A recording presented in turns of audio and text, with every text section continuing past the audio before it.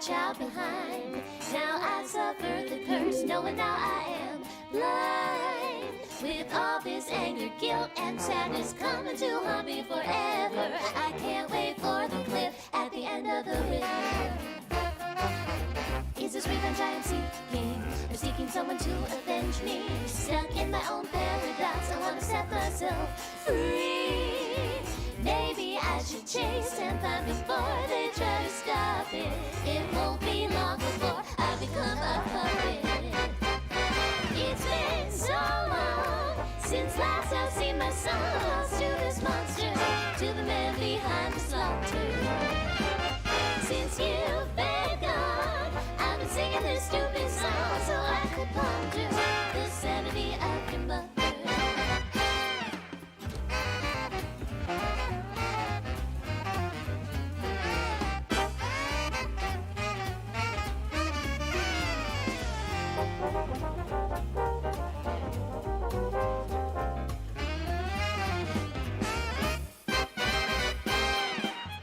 I wish I lived in the present with the gift of my past mistakes, but the future keeps luring in like a pack of snakes. Your sweet little eyes, your little smile is all I remember. Those fuzzy memories mess with my temper.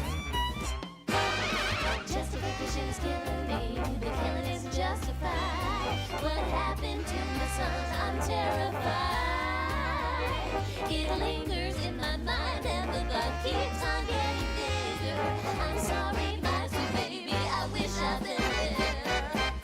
It's been so long since last I've seen my son lost to this monster, to the man behind the slaughter.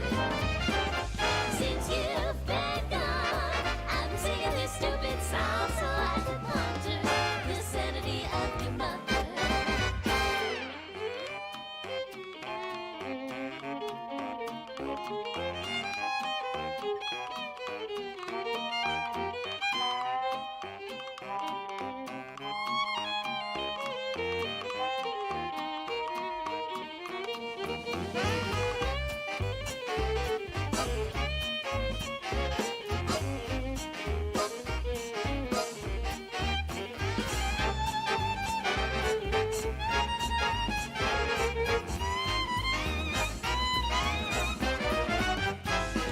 It's been so long since last I've seen my son lost to this monster, to the man behind the slaughter. Since you've been gone, I've been singing this stupid song so I could ponder the sanity of your mother. So I could ponder the sanity of your mother. It's been so long.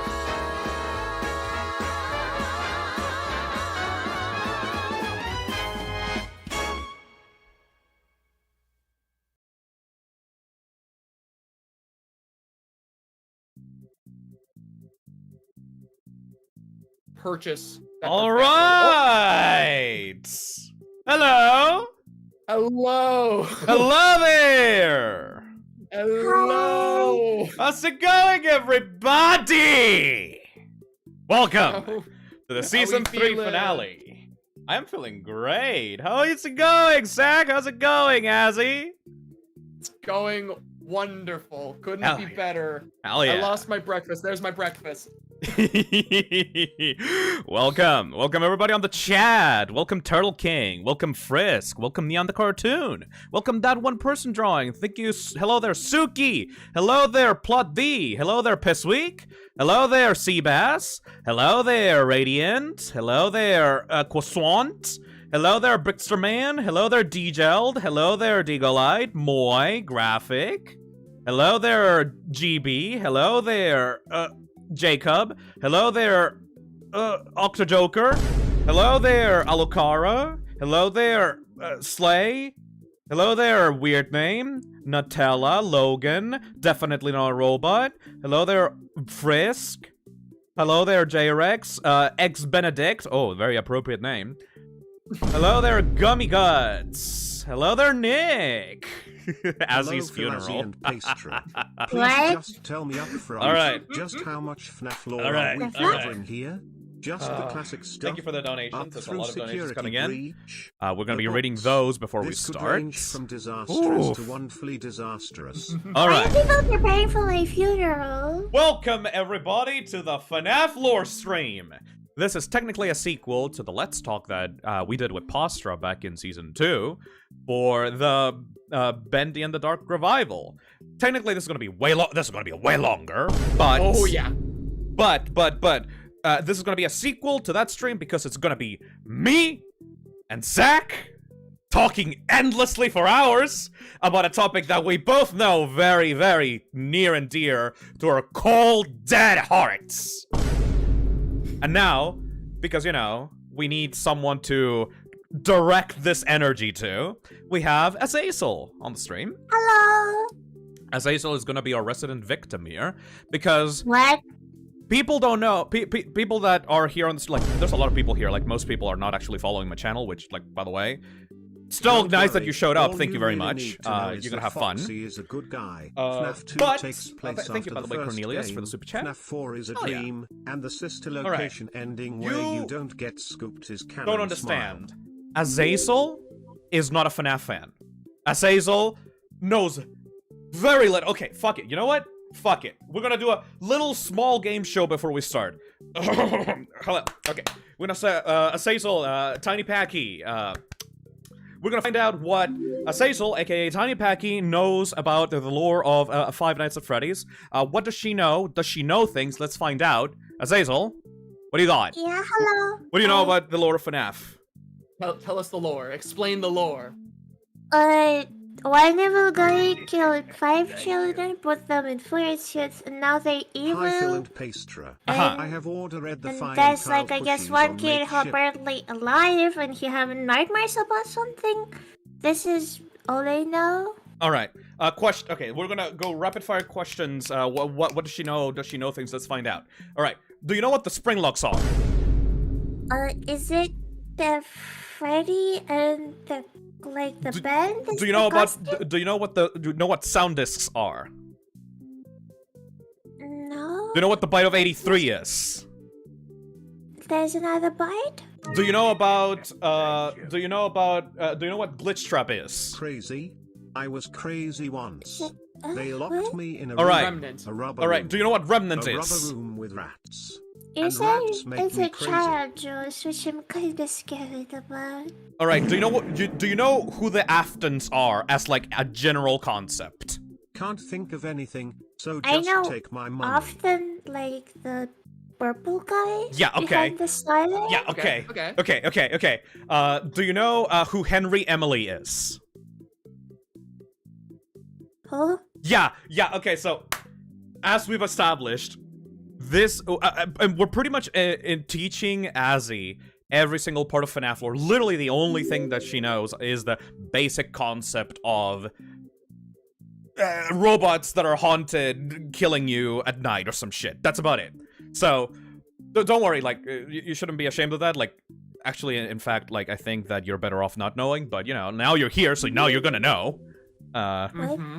So, we are going to be, me and Zach are going to be essentially taking you through an entire, like, history of the community. Like, it's gonna be like 9 years of history condensed into a single stream.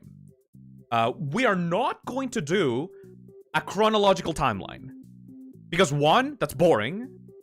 Second of, like, at the very start of the chronology, there's not much going on, honestly. And second of all, it's actually more confusing if you explain to someone the FNAF lore through the chronology.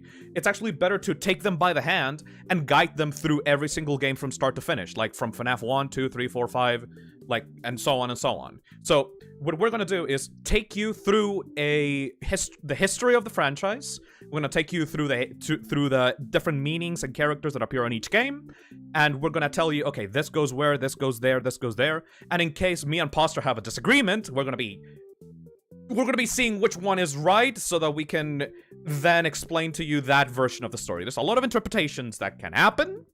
I think I have some pretty controversial opinions, especially at the end of the chronology. I already know that I'll disagree with Zach in about 2 specific We cases. need a There's probably going to be five more. If someone Probably. wants to make that And _fi smug. We are also we're gonna bring up the books as little as possible. We made an executive decision on that. There's a lot of crazy shit that the books add that's honestly not really that important.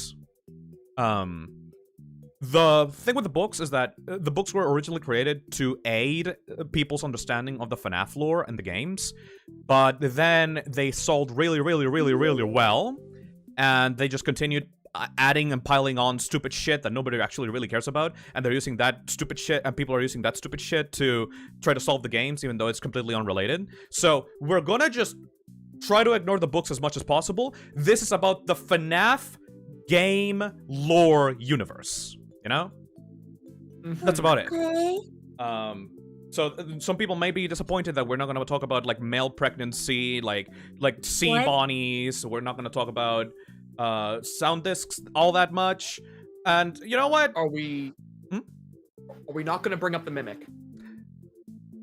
Are we not going to talk about the mimic? We may have to bring up the mimic at the end, especially at the end of on the ruins section, just in case. Like we're gonna do like a little like theory about what's gonna happen next, you know? And we are gonna bring up the mimic because that feels important, especially when it comes to like the lore of Security Breach. Holy shit! Thank you for that big donation. Holy shit!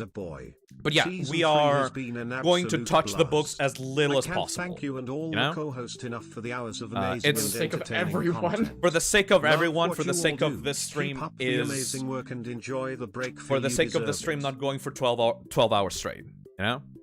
Don't worry, there's still some crazy shit. We're still gonna fight a lot. Like, we are going to basically go into the afterlife and like eternal punishments from hell that may also be a dream.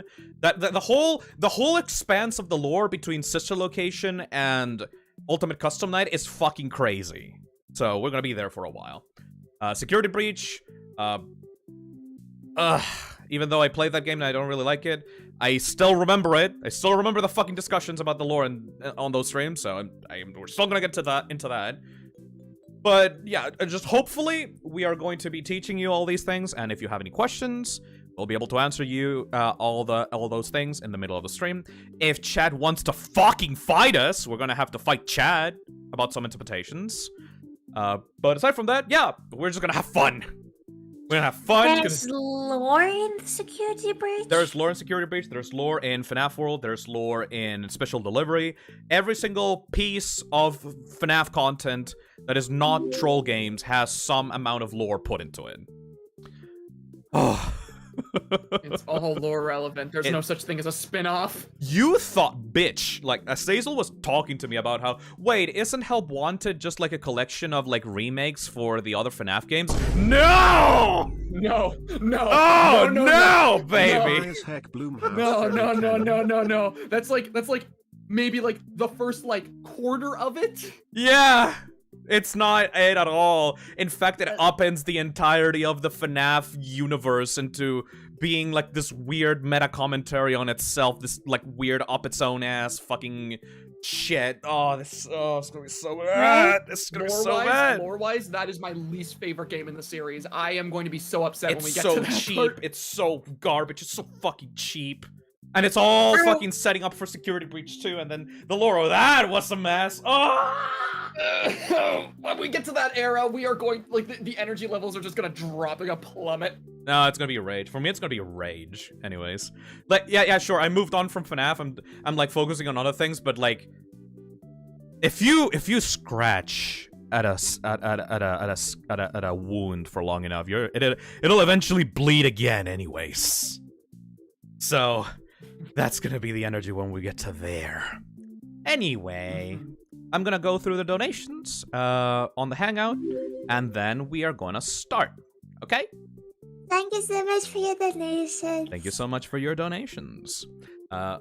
Right now, we are gonna thank Just Knight for the €5. If there was an RPG where Fi recruits Toxic Zone is called Phisnom's Revenge, what would Fi be out for revenge for? Probably someone taking their fucking sandwich in the middle of the street. Fi is very petty. It would be a very minor, inconsequential thing. Thank you, Lori Gitchy, for the £2. Welcome to Five Nights at Freddy's lore, Azazel! Thank you. Thank you. Hey Fhisnom. Hi Hold on a Pastra. second. Thank you for two are the a thank you for the hilarious donation, duo. Snoodle. Thank you. Always excited to see more Yeah. of you two together. Hell yeah. Oh, and hey Azazel.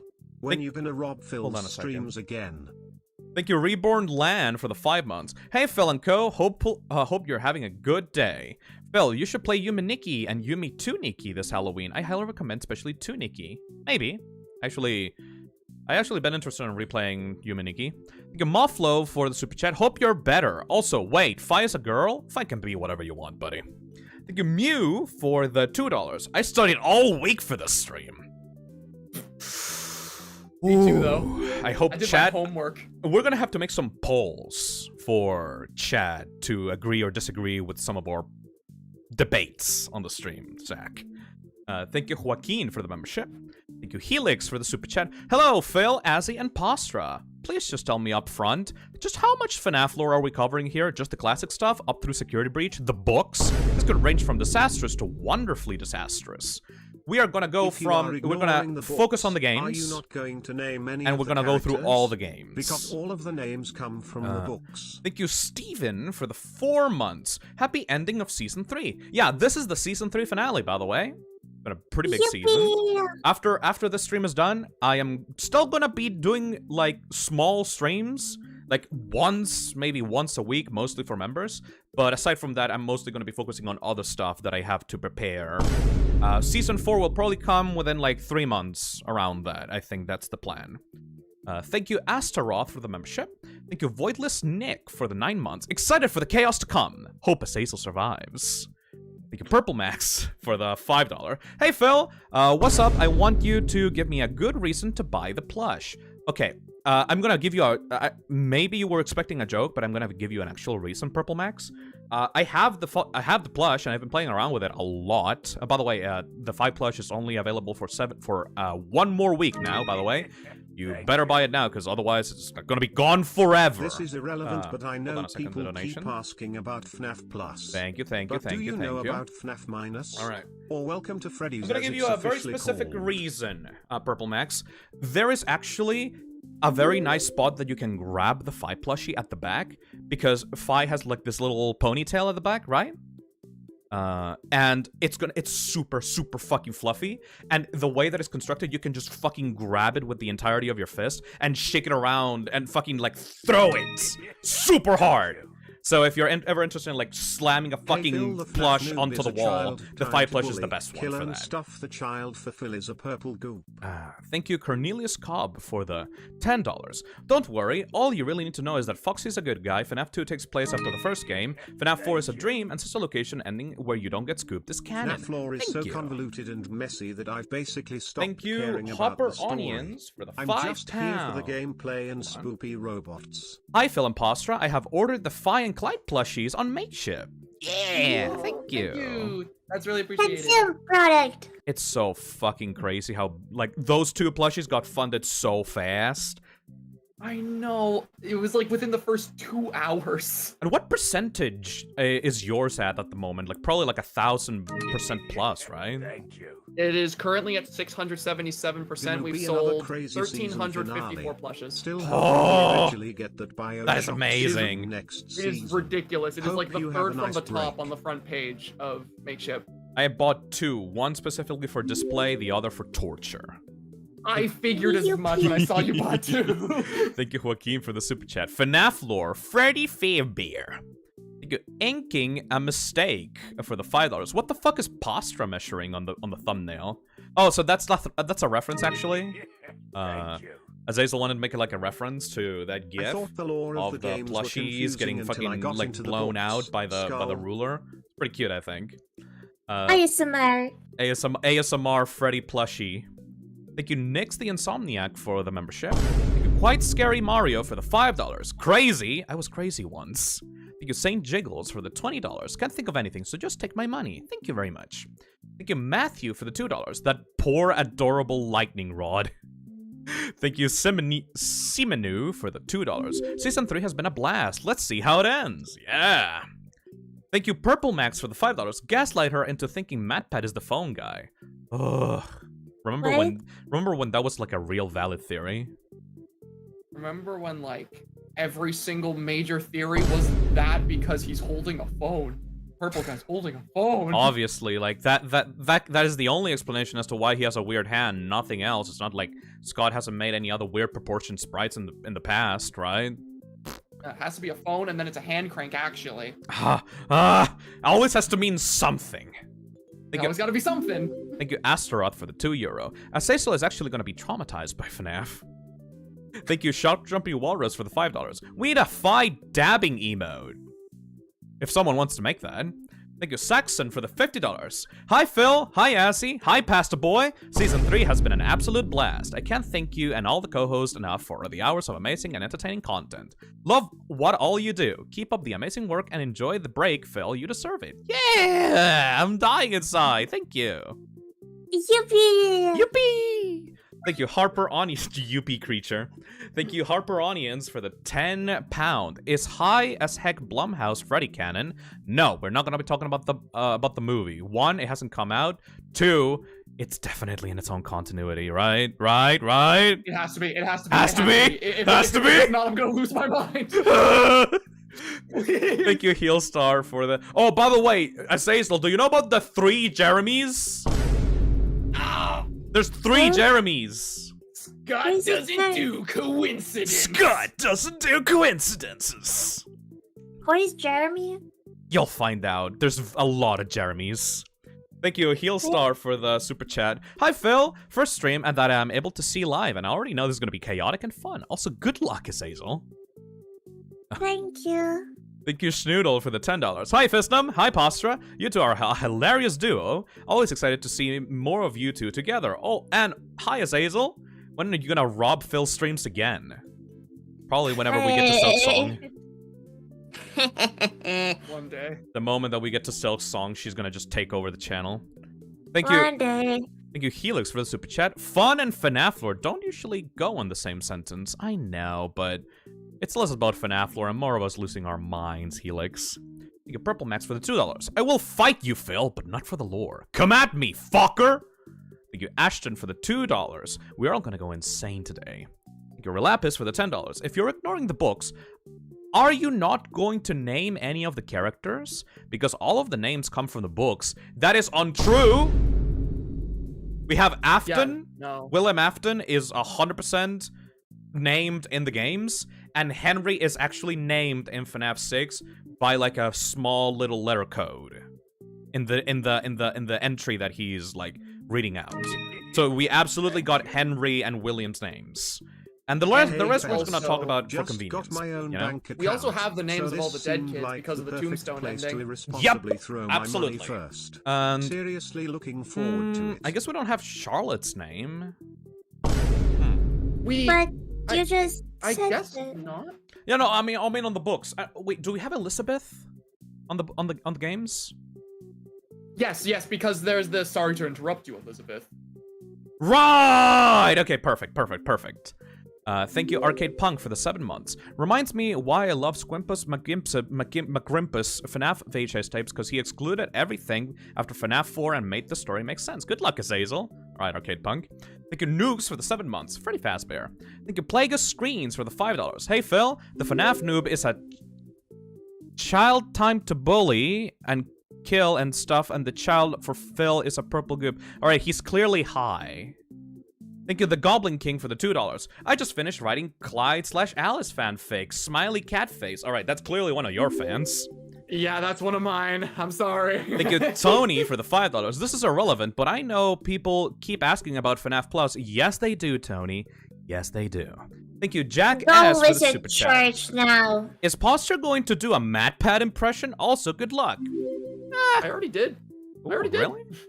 I did the friggin' Scott doesn't do coincidence. That's a Matt Pack quote. Scott doesn't do coincidences. We're gonna we're probably gonna need that, but when we get to the GT live stream portion of the stream. Oh. Thank you, Tony Sonic, for the $5. FNAF lore is so Triple hold on a second. trouble, usually Thank the theory you. fighter. Thank you, Tony Sonic, for the $5. FNAF lore is so convoluted and messy that I've basically stopped caring about the story. I'm just here for the gameplay and the spoopy robots. Same here. Thank you, Sen, for the $5. I thought the lore of the games were confusing until I got to the books. Skull emoji. Thank you, Purple Max, for the $5. Hazel. No, it's a Saisel. Get it right, fucker. I want you to remember these last moments of sanity. This will haunt you for exactly 10 years. You will never forget it. Good luck! What the fuck? Thank you, Chucky Skip, for the £5. Gonna be another crazy season finale. Still hoping we eventually get to that Bioshock stream next season. I will. Promise. Hope you have a nice break. Thank you. Thank you, Holler, for the membership. Thank you, Big Meme, for the $2. I gaslit myself into believing FNAF ended at 6, lol. Okay, Sack? Postra? Sack? Do you agree with FNAF should have ended at 3? I used to think that, but honestly, I don't really feel that way at all. I think FNAF 3 is the most, like, is like one of the most satisfying endings, but I think, like, Pizzeria Sim felt more like a true ending to the series, and I like the games we got after 3 enough that I don't want them to just not be there. FNAF 4 is... FNAF 4 was completely redeemed in my eyes, and in my opinion, the FNAF 6 ending is like the fucking end game of the fucking FNAF community, you know? We're gonna look at that ending on the stream, by the way, so that Cecil can fucking experience it. Sorry? No, we're just gonna bring up a bunch of videos in case that she's lost on this kind of stuff, you know? No, yeah, though. I absolutely agree, though, that, like, I at one point thought FNAF 3 was the best ending, but, like, no, I think Pizzeria Sim is absolutely, like, the pinnacle of where that series should have just stopped, or at least the lore should have. And then Ultimate Custom Night would be, like, the epilogue, I guess. Scary. Yeah, Also, just a fun little nice epilogue day. to really, like, Smiley end face. things off and give you, like a fun little send-off for the community.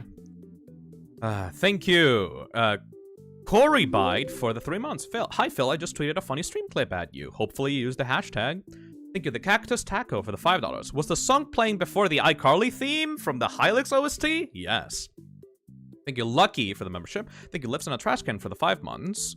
Pastra, with the types of characters you adore, may I introduce you to Barnaby from an upcoming game, Billy Bust Up? I feel like you would like the him. FNAF lore perfectly No as idea the what that story is. is just one giant Check this ink character blot. out. Barnaby from Billy Bust Up.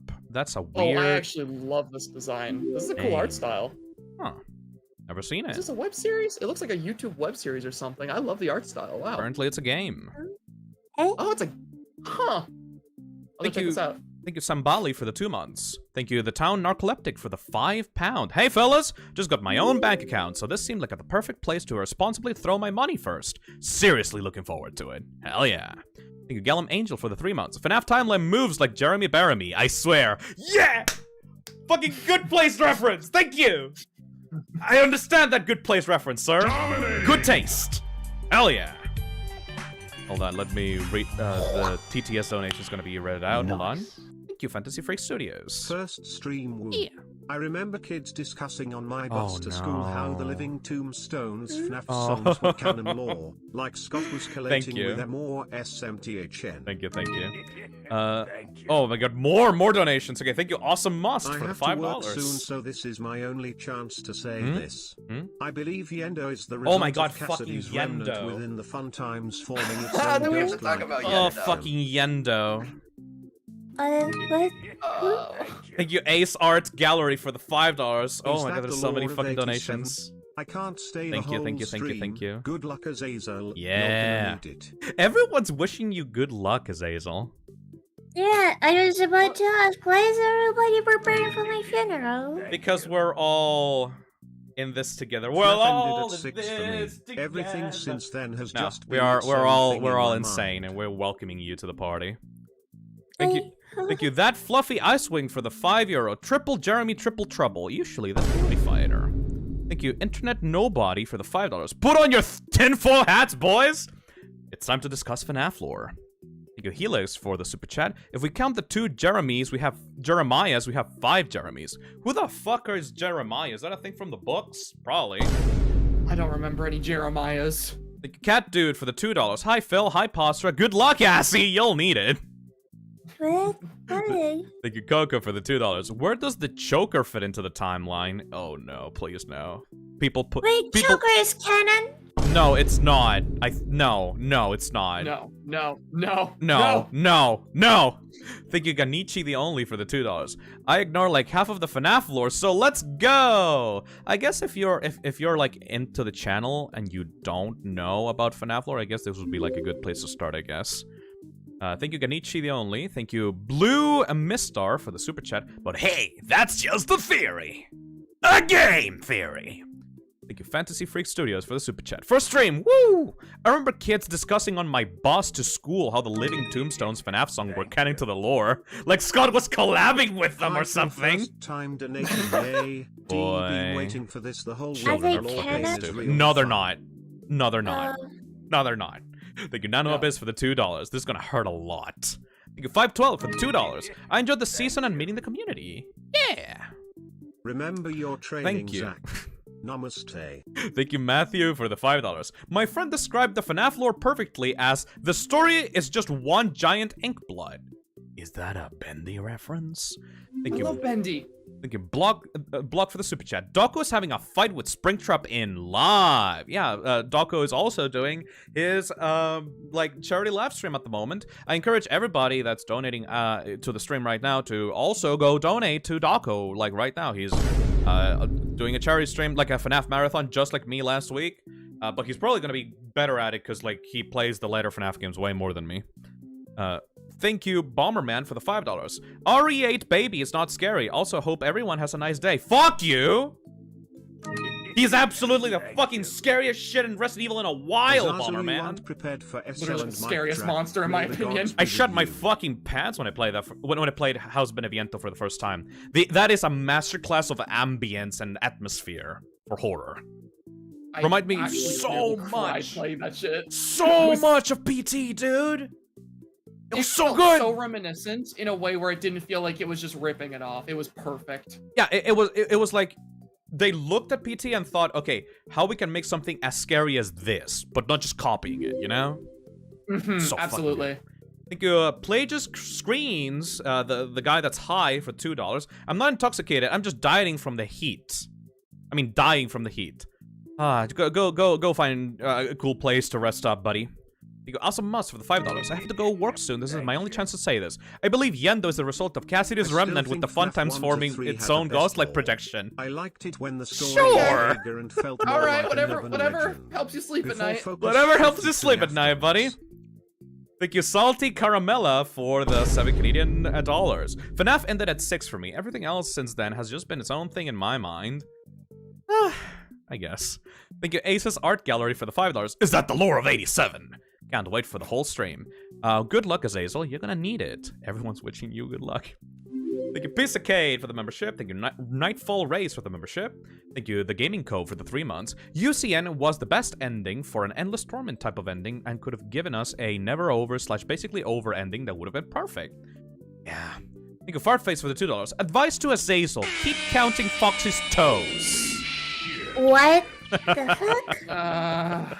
Don't worry about the toes. Backpack just loves toes. That's all you need to know. For her sanity. I'm not sure if I have to know that.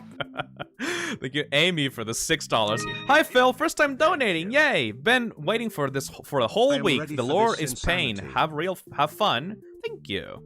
Thank you, Purple Max, for the $5 again. Phil, I want you to know what you're doing after. What are you going to do after this stream? Roblox, Fortnite, LOL. Well, at least I can give my wallet a break. Thank you. I'm not gonna do that shit. I already did Fortnite. Thank you, Demuted, for the $5. Remember your training sack. Namaste. Freaking Demuted. I need to tell you this before we continue. Yeah. Demuted and I the other night, he VC'd with me because him and I were streaming yesterday. Yeah. And I told him every single point in this stream that I thought you and I were gonna argue about, and he helped me brush up on my lore facts so I could better argue shit today. Good. So he trained me well. I'm ready for this. Actually, hold on. Can I get it from you? Like, what do you think we're gonna disagree on exactly? I still think we're gonna disagree about the toys. Yeah. Even more so because I did my homework on that. Yeah. I think very much so about that. We're gonna disagree about Molten Freddy, I guess, because now I'm finding that out. Yeah. Let me pull this up. I think we're gonna disagree on those two things. I feel like I feel like we're going to disagree at some point about something related to like FNAF 4 and Sister Location. I just feel like the story of those is so messy and all over the place. We are bound to disagree on our interpretations there. Yep. And I personally think that we are also going to disagree on... There's got to be something related to Security Breach, because there's stuff in Security Breach that's just so messy, and you said you've had hot takes about the lore and whatnot, and that does not inspire confidence for our agreement. Absolutely. Well, I'm mostly just gonna... The fucking robot kid shit is so lame. Anyways. Thank you, Korek the Mad, for the 8 months. Good luck, Azazel. You'll need it. Thank you, C-Mails, for the £5. I still think FNAF 1 through 3 had the best lore. I mean, yeah, it's the most straightforward, I guess. I liked it when the story was vaguer and felt more like an urban legend, before focus shifted to the Aftons. Thank you, Ace's Art Gallery, for the $2. I will pay good money to make the Choker cannon. Why? Always found it weird Why? that the whole franchise takes place in Hurricane. Hold on a Wait, second. will be there fake a Google 5-themed Maps choker? Also, why Hurricane? I don't want to bring that out into the world. Thank you, Ace's Art Gallery, for the, thank you, Jack the Trapthorn, for the $2. Oh God, I swear I this will is give you going to be 20 with insane. my first paycheck. You don't have to do that, but thank you. Thank you, Ostimus Alex, for the £5. Azazel, you're not prepared for SL and Mic Trap. Oh, Mic Trap. May the Mic gods Trap. be with you. The darkest era. The Wait. darkest era that Scott just said, whoopsie, I made a fucky wucky, I'm sorry. Fuck. Sorry, guys, let me just change that name real quick in Pizza Sim. There we go. Ugh. Thank you, Delta Wait. Command, for the membership. Thank you, Basil, for the £5. She doesn't know about the box! I just realized she doesn't know about the box! Oh, God, it's better that way. Fuck! It's better Yeah. that way. You talked about this before, but Oh, what's the box? You mean Go like the Mills. one? You'll see. Thank you, You Basil. mean To the do one away with from law like stream and FNAF the 2 TRTF with law like No! scary some point. puppets? No, not the puppets box. Not the puppets box. Box! Not the puppets box. Thank you, Basil, for the £5. I am ready for this insanity. Thank you, Dags, for the $50. That's a lot of money. Good luck, Azazel. Phil, you better give us all of this to her as compensation for her sanity. All right, I'll specifically add $50 to Azazel's tab. All right. Thank you for one Pastor Pleasure Eggs. Thank you, Crimson Knight, for the $2. When in the timeline did Super Cancer come from? That's not canon. Thank you, Wait, there was an animatronic nightmare apocalypse in the books. Is that canon? Probably not. Thank you, France, for the $2. Remember when Pink Guy was considered a thing? A-boss. Oh, thank God that that era is over. Thank you, Crystal Pop, for the $5. Found your channel this year, and I just want to thank you for all the amazing content. Season 3 was amazing, and can't wait for Season 4. Enjoy your break. You deserve it. Thank you. Thank you, Finger, for the super chat. Thank you, Uplin, for the $10. Thank you, Pizzacade, for the $5. Always found it weird that the whole franchise takes place in Hurricane, Utah because of that fake Google Maps listing. Also, why Hurricane? I don't know. Thank you, the Lazy Bot, for the €10. Can't wait for Phil to explain Fazgoo and Sea Bonnies. That is not on the table, but we're gonna mention it just in case as a joke later on. Oh. Thank you, Sen, for the $5. All I can say to Azazel is prepare to get a headache from how confusing this is. Also, F in the chat for everyone's sanity. Thank you, That Fluffy Icewing, for the €2. For many, the lore is a hole to get stuck on. Thank you, Backup Steam, for the $5. I feel bad for Azazel by the end because her mind's gonna go boom. Thank you, Barely Some things are Grover, better for the left 7 forgotten months. Forever. Remnant lol. occurs when you fly a drop into one eye and then go find him 13 times in 5 seconds. Wait, wrong game. I don't know what that reference meant. Thank you, Crimson Knight, for the $5. We need to do Wario's lore stream and the Return to Freddy's lore stream at some point. Thank you, Ace's Art Gallery, for the $5. Some things are better left forgotten. Forever. Thank you. Ah! FNAF lore also mentions something about a rainbow dash. Why are you crying? She doesn't know. Azazel. We haven't even started yet. Azazel, some things are better and left forgotten forever is when the creator of the series gave up on making a sensical story. When exactly? Around FNAF 4, after FNAF 4's release. Thank you, Bad Wolf A's, for the £2. Maybe set a safe word for Azazel if she's confused. Yo, Azzy. What? What word do you want to scream out if you're super confused and need explanations? Pickles, maybe? So, I live in an apartment. Nobody will hear me scream. If you're extremely fucking confused and anxious, just yell pickles. I think that'll be good. Choker. Also that, okay, yeah, choker. Thank you, Dr. Despair, for the $5. I think the FNAF lore also mentions something about Rainbow Dash? No. Thank you, Glasses Guy, for the $2. Apostrophe, found out about you have Roblox cosmetics. What? Yeah, there was some Roblox developers who wanted my permission to make Roblox cosmetics of my characters. I gave them permission. Yeah, Really? they're really good looking. They're really, really good, yeah. That's kind of cool. Hell yeah. Thank you, Purple Max, for the $5. Didn't want to get political, but was the death of Freddy considered canon? May he rest in peace. Thank you. Oh my god. We got like 1, 2, 3, 4, 5, 6 donations all in 1 second. Oh my god. It's been 40 minutes. I think we need to move on, guys. Thank you for the donations, but we need to move on. Shit. Thank you, Arcade Punk. Thank you, Meg. Thank you, Chanichi the Only. Thank you, Call Me Dude. Thank you, Topaz Rabbit. And thank you, Riarmush. We need to move on. Something. Thank you so much for your donations. Thank you so much for your donations. It's more art than a science here, folks. Alright. Alright. I'd do a deep voice every time you say William. It would be very where the fun annoying, begins. please. This is where the fun begins. Yay! Welcome, everybody, to the FNAF lore stream. Oh boy. Azazel's gonna be sitting here in the middle of the podium. He's gonna be taking all this in. You watching, Azzy? We have a PowerPoint presentation prepared for everybody. Just so that everybody knows. This PowerPoint is 90 slides long. 90! 90. And I made sure to condense everything together. So we're gonna be here a while! Remember when people argue If, what was the math if we you talk, did, like, if we talk on each slide for 5 minutes, this stream is gonna be 6 hours long. I hope you realize that. And we spent almost an hour reading donations at the start already. Yep. Don't tell her about the Springtrap and Alright. Arena's book So, stories. like I said before, this is how it's gonna go. We're gonna go from game to game, release order, not chronological timeline order, release order. Thank you.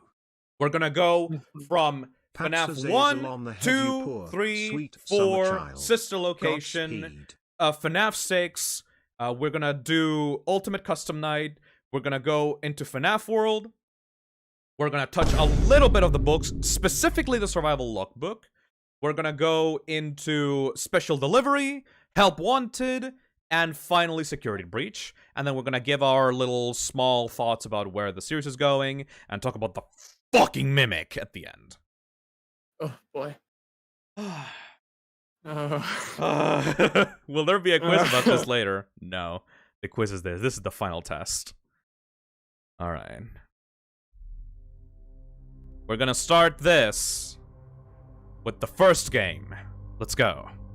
Welcome to Five Nights at Freddy's. All of the FNAF lore explained. This will also be useful for you on the chat if you don't know anything about the series. First of all, before we start, we have to give a little background detail on what the series is about and who created it. This is Scott Cawthon. You know who Scott is, Azzy? The final boss of FNAF World. No. Scott Cawthon is a real human being of flesh and bone. He also goes by Anim Dude online. He is a game developer, like a very a very accomplished game developer. He has been making games since the early 2000s. He uses Click Team engine to make all of his games, and throughout his game development career, he has been making hundreds of games. Like hundreds of games. Most of them are mobile games, you know? Sure. What is it, Zach? Oh, I was just saying, like, this man, if you look up his Wikipedia page, like, you are not exaggerating about the amount of games this guy has made. Like, there's platformers. He made, like, slot machine games at one point. Yes.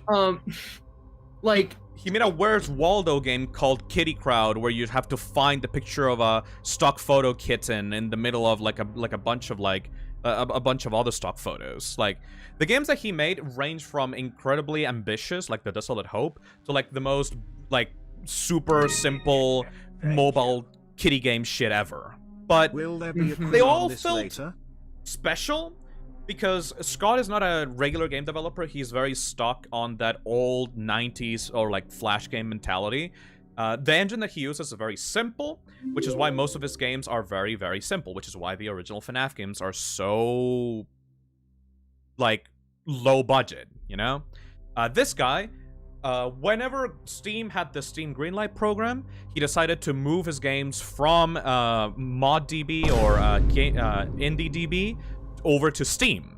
And one of the first games that he brought over to Steam is Chipper & Sons Lumber Company. Yeah, the thing in the middle? You see? Assy? I thought is it the FNAF character? No, that's not a FNAF character. That's Tyke, the main character of the game Chipper & Sons Lumber Company. It's a very small game. It's like a little simulator tycoon game where you have to chop wood and stuff like that. FNAF lore explanation is not platonic behavior. You only what do happened that after is marriage.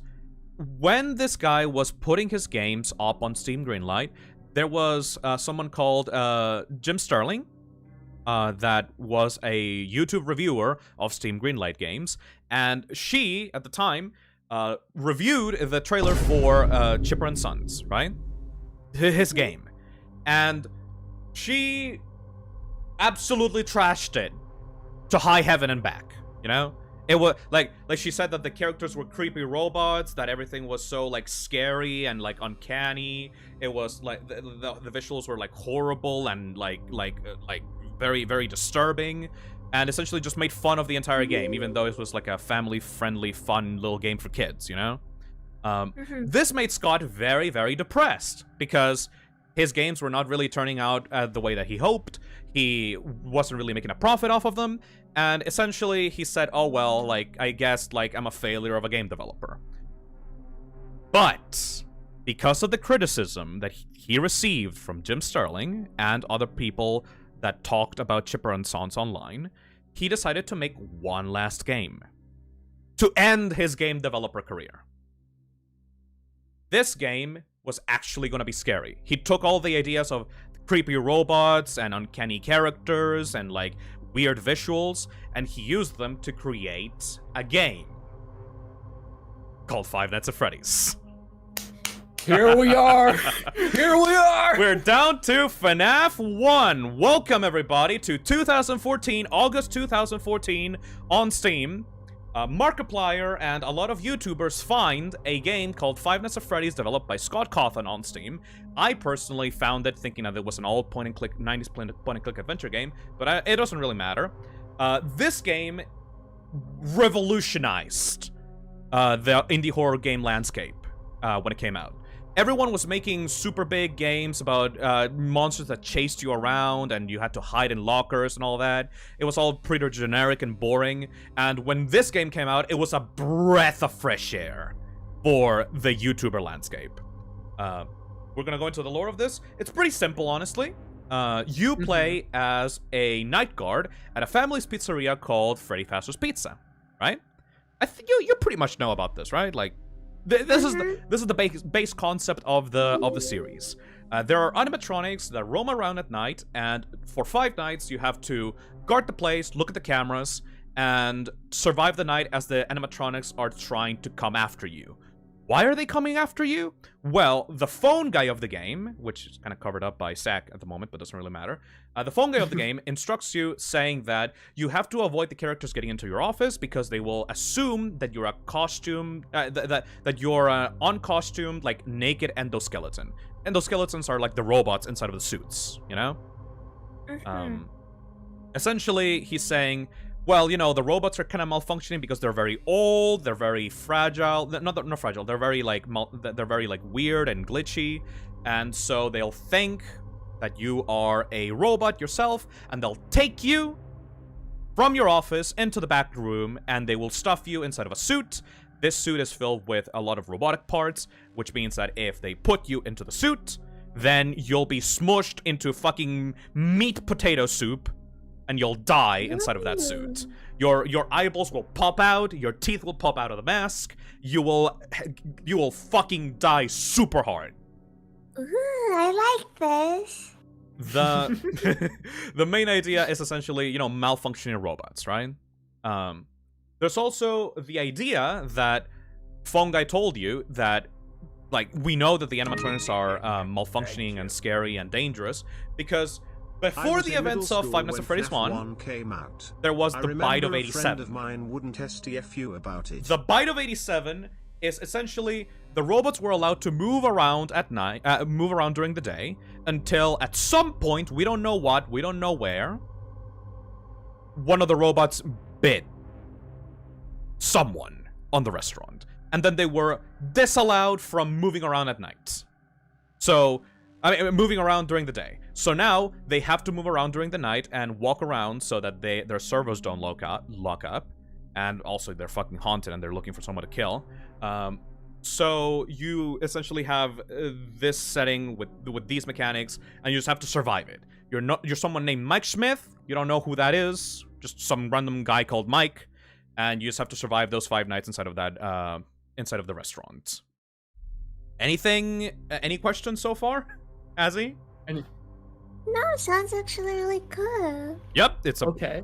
It's a pretty solid. It's a pretty solid like basis for a game. You know, it's like not really that, doesn't really have that much depth, doesn't really have that much like complexity to it. It's just a haunted building with some creepy malfunctioning robots that try to kill you for 5 nights. Then Yippee! in comes a character called Golden Freddy. You can see it here on the screen. Golden Freddy is an apparition that sometimes appears in your office at random. It's very rare. I think the chance is like 1 in 100,000 chance that can appear in your office, right?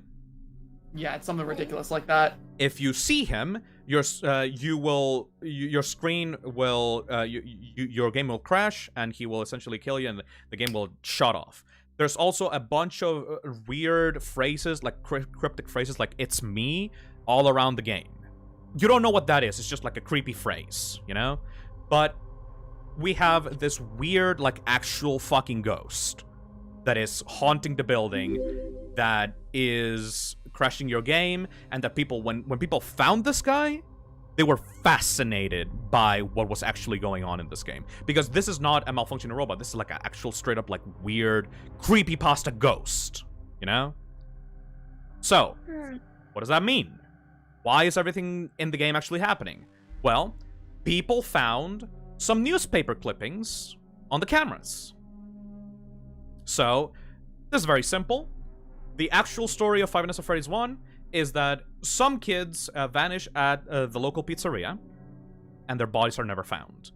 Apparently, 5 children were lured into the back room of the pizzeria at late hours of the night by a man, or like by someone dressed in a mascot costume. This man is not really explained who he is. We don't really know what his deal is, but he just put on a mascot costume to like earn the kids' trust, and then they disappeared. Oh, what the fuck? Oh, There we go. Oh, no, all right. That's not Go how it back. ended. There's also the little detail that after the incident, there were sightings of blood and mucus coming out of the animatronics. They were likened as reanimated carcasses, which put everyone's brains into overdrive and thought, "Oh fucking shit! The guy that lured the 5 kids into the back of the restaurant killed them and put their bodies into the suits, into the animatronics. That's why they're so angry and vengeful, they are looking for revenge for being killed by one of the employees at the restaurant. You know? Sounds good. Also, you learn through these newspapers that the pizzeria is about to close down. It's a failing business. Nobody comes to the restaurant because of the incident, because like the place is so fucking unsafe for children. Hello, so Pastry and Azazel. The local pizzeria would close by the end of the year. Hope y'all are doing well. Right now, in the timeline, FNAF 1 takes place in around November. So, by the end of your shift, or by the end of your time in the restaurant would be closed. There's a quote by the owner of the pizzeria that says, "These characters will live on in the hearts of children. These characters will live on." So there's a CEO of the restaurant of Fazbear Entertainment, which is the company that owns Freddy Fazbear's Pizza, saying that we will unfortunately be closing, but these characters will still be in the hearts of children. They will still be remembered, even though of the tragedy that happened so many years ago. You know? Sounds pretty good to earn something. This game has the paycheck that you get at the end of the game has the years blurred out, right? It has like 11, 13, XX, you know? So you don't get the year of when this happened, but people were able to actually decipher when this game happened based on the minimum wage of the paycheck.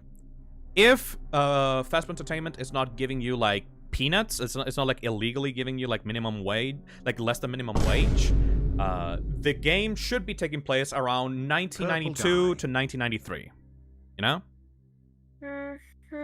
So that means if the Bite of 87 is, you know, part of the whole haunting process, then that means that the children must have died at least around 5 to 6 years before the events of Five Nights at Freddy's, you know?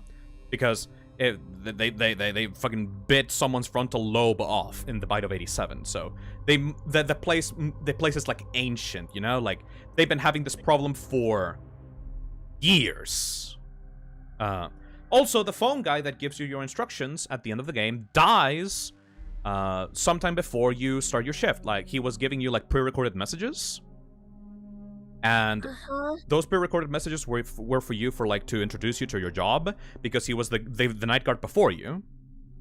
And he dies at night 4 because all the animatronics are like coming after him, and I guess he was too distracted giving you the instructions of what was happening.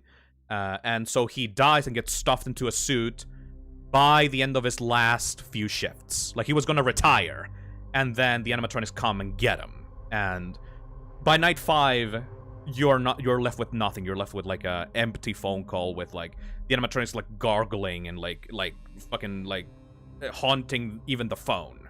Like, the place is fucked. You know? Wait, which animatronic the phone guy became? None, actually. None. Even though he was stuffed into an animatronic suit, the phone guy never returned after Five Nights at Freddy's 1. He just died. Okay. Like, a lot of people thought that he was gonna become someone, but no. In retrospect, phone guy tells you what's going on the restaurant. He has been a guard before you. He knows everything how to deal with the robots. And after like a night before his last shift, he dies by the hand of the animatronics, and he gets stuffed into a suit. And eventually, because the company are a bunch of assholes, they scrub everything to do with his death. They clean up the blood in the backstage area, and they dispose of his body, and he's never seen ever again. That's actually kind of cool. Yeah, I like that. The Fazbear Entertainment are assholes. They don't care about the death of any of their employees. The only deaths that they care are about customers or children that would make the news for newspapers in this universe, you know? Deaths of the actual employees, they don't care they don't care at all, you know? They pay you minimum wage, they treat you like shit, and then if you die, your body is scrubbed away and hidden. Yeah, they literally even say that in a phone call. The phone guy literally tells you that, like, in case of an incident happening, you just bleach and clean the premises, and then you act like it didn't even happen in the first place. Yes.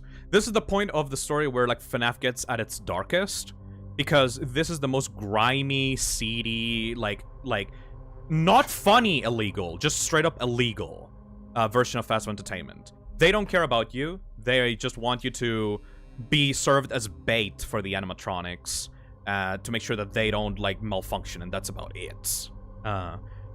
You're not anyone special. Business. You know? I mean, yeah, you're just a security guard. Yes, you're just a good old schmuck that got roped into all of this. That's about it. I like this. Yep, very simple. Very simple, right? Yeah, I know we're just, like, explaining the lore, obviously, and we're not, like, this isn't so much about, like, either, like, praising or criticizing a lot of lore stuff, but, like, can I just say, too, like, I loved being a part of the community when FNAF 1 was just getting started with, like, its lore and whatnot, because, like, I always thought it was neat that you had an explanation for everything that was going on that wasn't inherently supernatural, so that when you found out about the supernatural stuff, rather than explaining something that didn't make any sense without those little clues, it actually just recontextualizes everything that happens through the game, and you realize, like, it explains stuff so much better than the explanation you were originally working with. I feel like that's something a lot of, like, indie horror games that try to have the super cryptic lore miss about what made FNAF so effective, was you had that explanation to begin with. Yes. The thing that made Five Nights at Freddy's interesting at the start is that you had a base story that was serviceable on the surface. But if you really dug into it, if you really scratched below the surface, you'll be able to find out so much more creepy shit underneath, you know? Like dead bodies, like killers, like luring victims into the back rooms of restaurants, like characters being swept under the rug and, like, their bodies being like cleaned out for, like, the next schmuck to come over.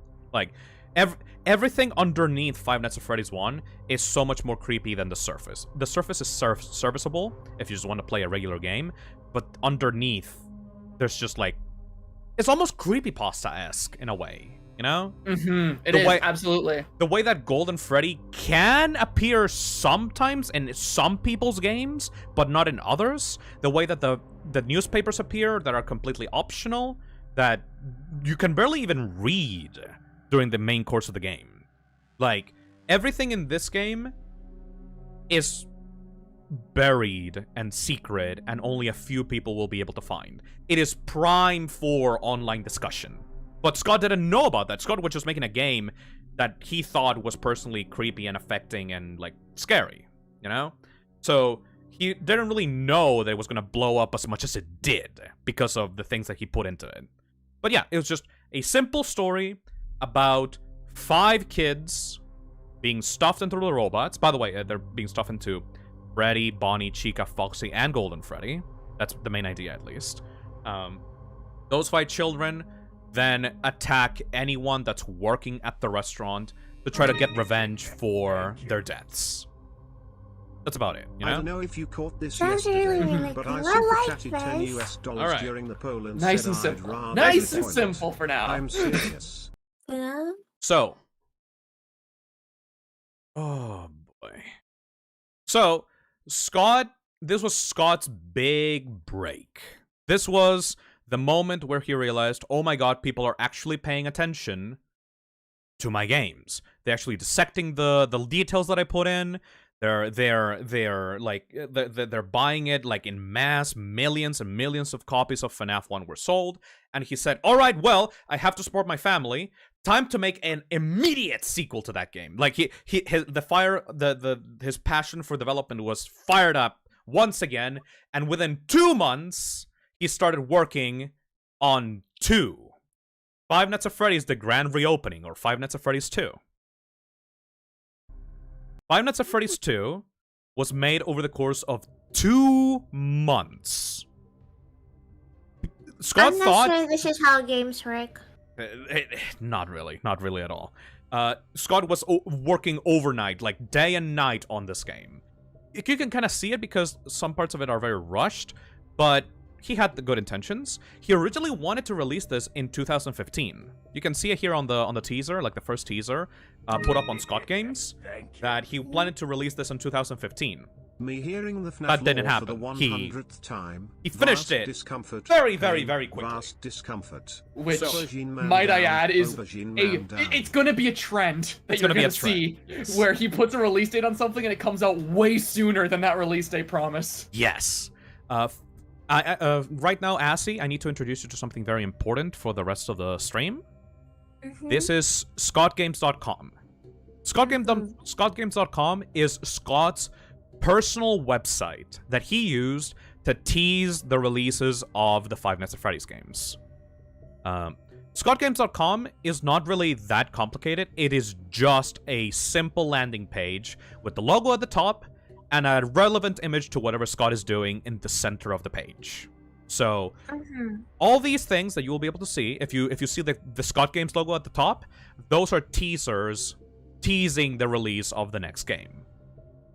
Are they even important? I thought they were talking about lore. They are very important, especially during the later games. Scott got very playful with the fans, especially because people were fascinated by the lore. So he put a lot of details, secret details into the website that people would be able to unlock and make theories off of afterwards. But yeah, so during the course of FNAF 2's development, Scott released these teaser images for the game. It first showed a weird, way more detailed Freddy, an updated Freddy model that looked to be like almost broken at the arms, but we couldn't really see why. Then we got the teaser with Withered Bonnie and Toy Bonnie. These are two different versions of Bonnie, which made people think that the game was going to take place in a new location with the old robots, like, being there for some reason. We got teasers about Foxy. We got teasers about the office that you can see in there. People thought that this was going to be a 3D game originally, because no place to run and only one place to hide. People thought that that teaser was made in like a 3D engine, you know? This is an appreciation donation for the mods that Remember work that tirelessly so to keep well, the and I chat remember safe. there was Thank you for there was a your little hard alarm work. box in the puppet teaser, and people thought that was the Foxy alert. Yeah. We also got the reveal of a brand new character. Aside from, like, the new versions of the characters, we also got a reveal of a brand new character, which seemed to be like a weird marionette puppet thing that appeared on one of the cameras. People didn't really have much context to this until the game came out, which was very soon. So, now we move on to the release of Five Nights at Freddy's 2. Yippee! Oh boy. So, Oh boy. first of all, this on the surface is the exact same premise as the first one. You are another security guard looking for a job in the grand reopening of Freddy Fazbear's Pizza. You know how it was said that the pizzeria was going to close by the end of FNAF 1? Well, now, apparently, it's reopening again. Vintage Pizzeria given new life. Come be a part of the new face of Freddy Fazbear's Pizza. What could go wrong?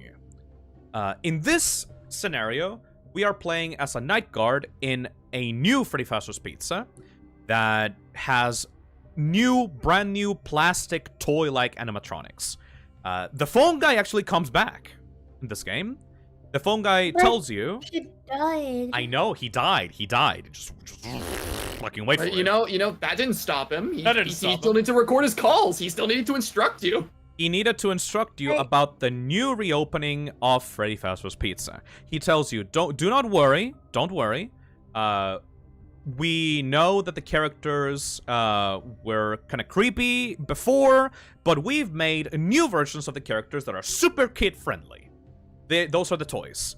And then the old characters are kept in the back, in the parts and service room of the restaurant. Thing with... Why? For parts. They're mostly used for, like, parts. Like, if one of the animatronics needs repair, they're gonna take one of the old versions of the animatronics and they're gonna rip parts of them and they're gonna use them for the new animatronics. But the new ones are super kid-friendly, you know? They're not gonna be... They're not gonna be, like, any dangerous or anything, you know? Okay. So, the thing that happened is that... Before you came along, there was actually another night guard that worked in before you.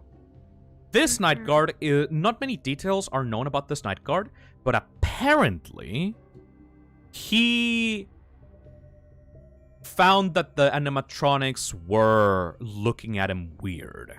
That they were trying to get into his office, that they were like slightly a bit aggressive.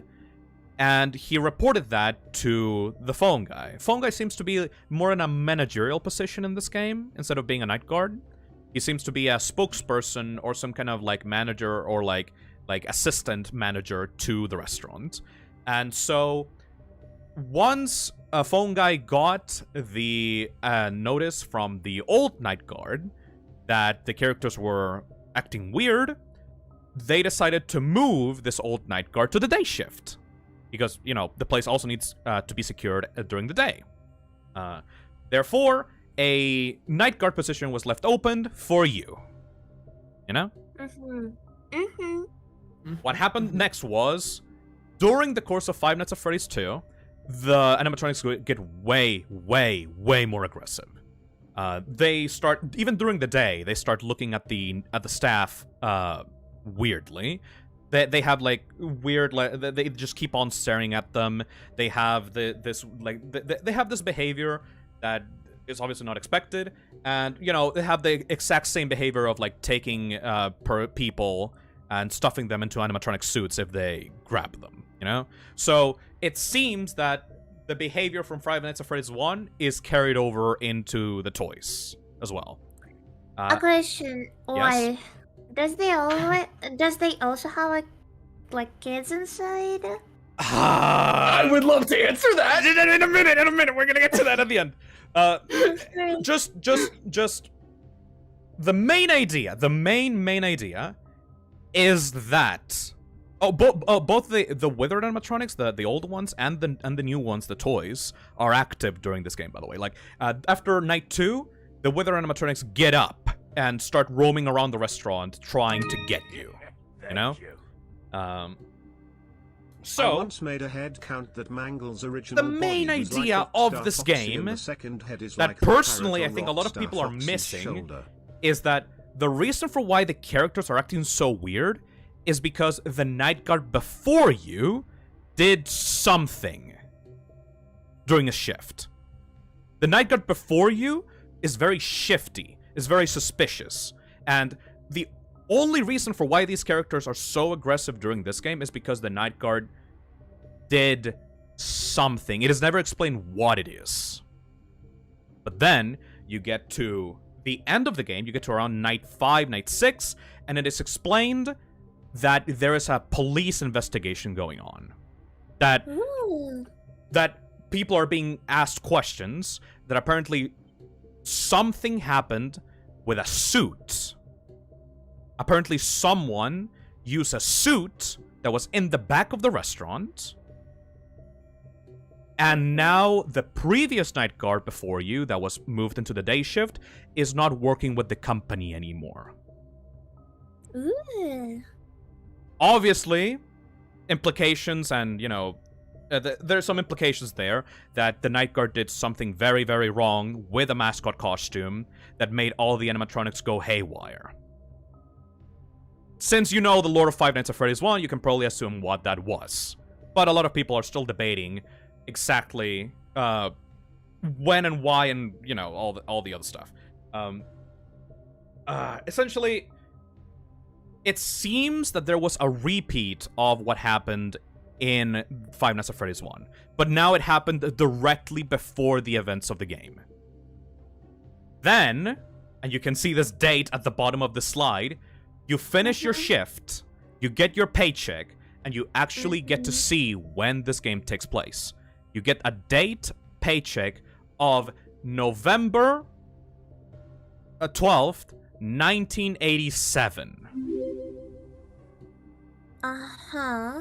Which is years before the events of Five Nights at Freddy's 1. Five Nights at Freddy's 1, like I said, was in 1992, 1993. This is 1987. Which means that the reason for why Phone Guy is alive is not because he survived the events of Five Nights at Freddy's 1, but because this game actually takes place in the past. Uh-huh. In Okay, 1987. I kind of get enough. Right? Mm-hmm. Which means that the previous night guard that you were hearing about during the events of the game was the one that used that mascot costume to lure in the kids to kill them before the events of the game. You're playing the moment where the kids are lured, killed, and then possess the animatronics. Oh, that's actually kind of cool. Yes. This is a thing that Scott does a lot. Scott takes a lot of the key plot points that people keep talking about in the current game, and then he evolves them and addresses them in the next game, you know? That's So, actually kind of cool. what were the main things that people were talking about in the... and Five Nights at Freddy's 1? They were talking about the bite of 87, and they were talking about the missing children's incident. And the murderer that dressed up in the mascot costume to kill them. You know? So those were the things. No. Those were the things that are addressed in Five Nights at Freddy's 2. There's also a bunch of new shit! So, aside from that main plot, there's also a bunch of other details that we can discuss. For example, the shadows. There are little shadow animatronics that appear during the course of Five Nights at Freddy's 2 that are not explained who they are or what their purpose is. They seem to be just like the same as Golden Freddy on the first one. Just rare events that appear very rarely for people's playthroughs. There's also some Easter eggs of like paper pals, like props moving from camera to camera.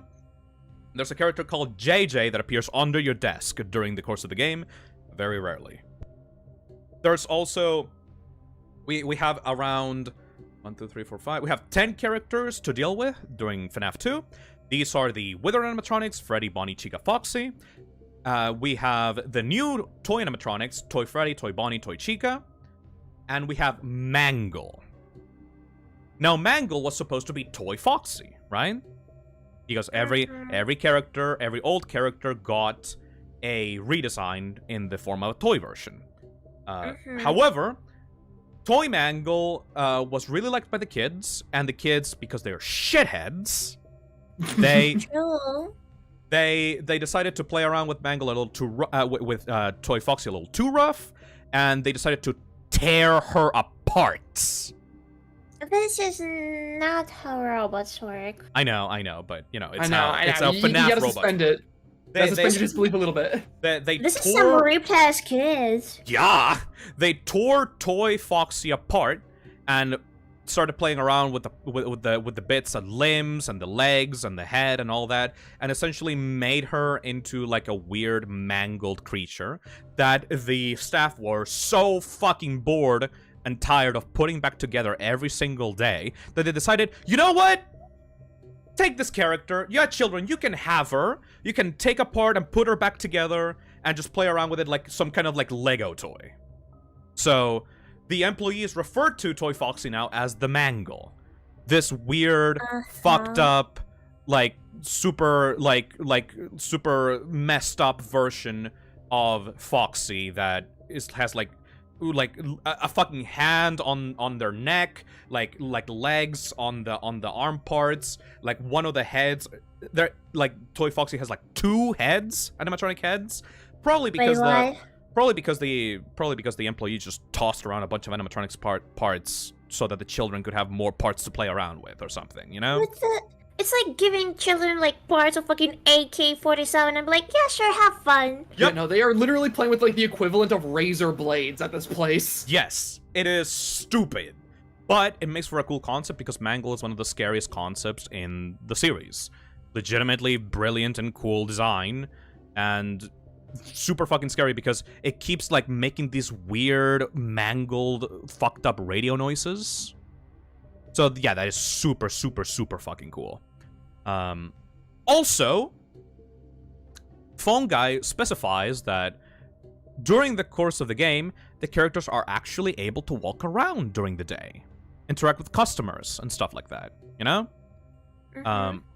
Seems like the animatronics are actually still able to walk around, which means that this happened before the Bite of 87, because after the Bite of 87, the characters stopped being allowed to walk around during the day.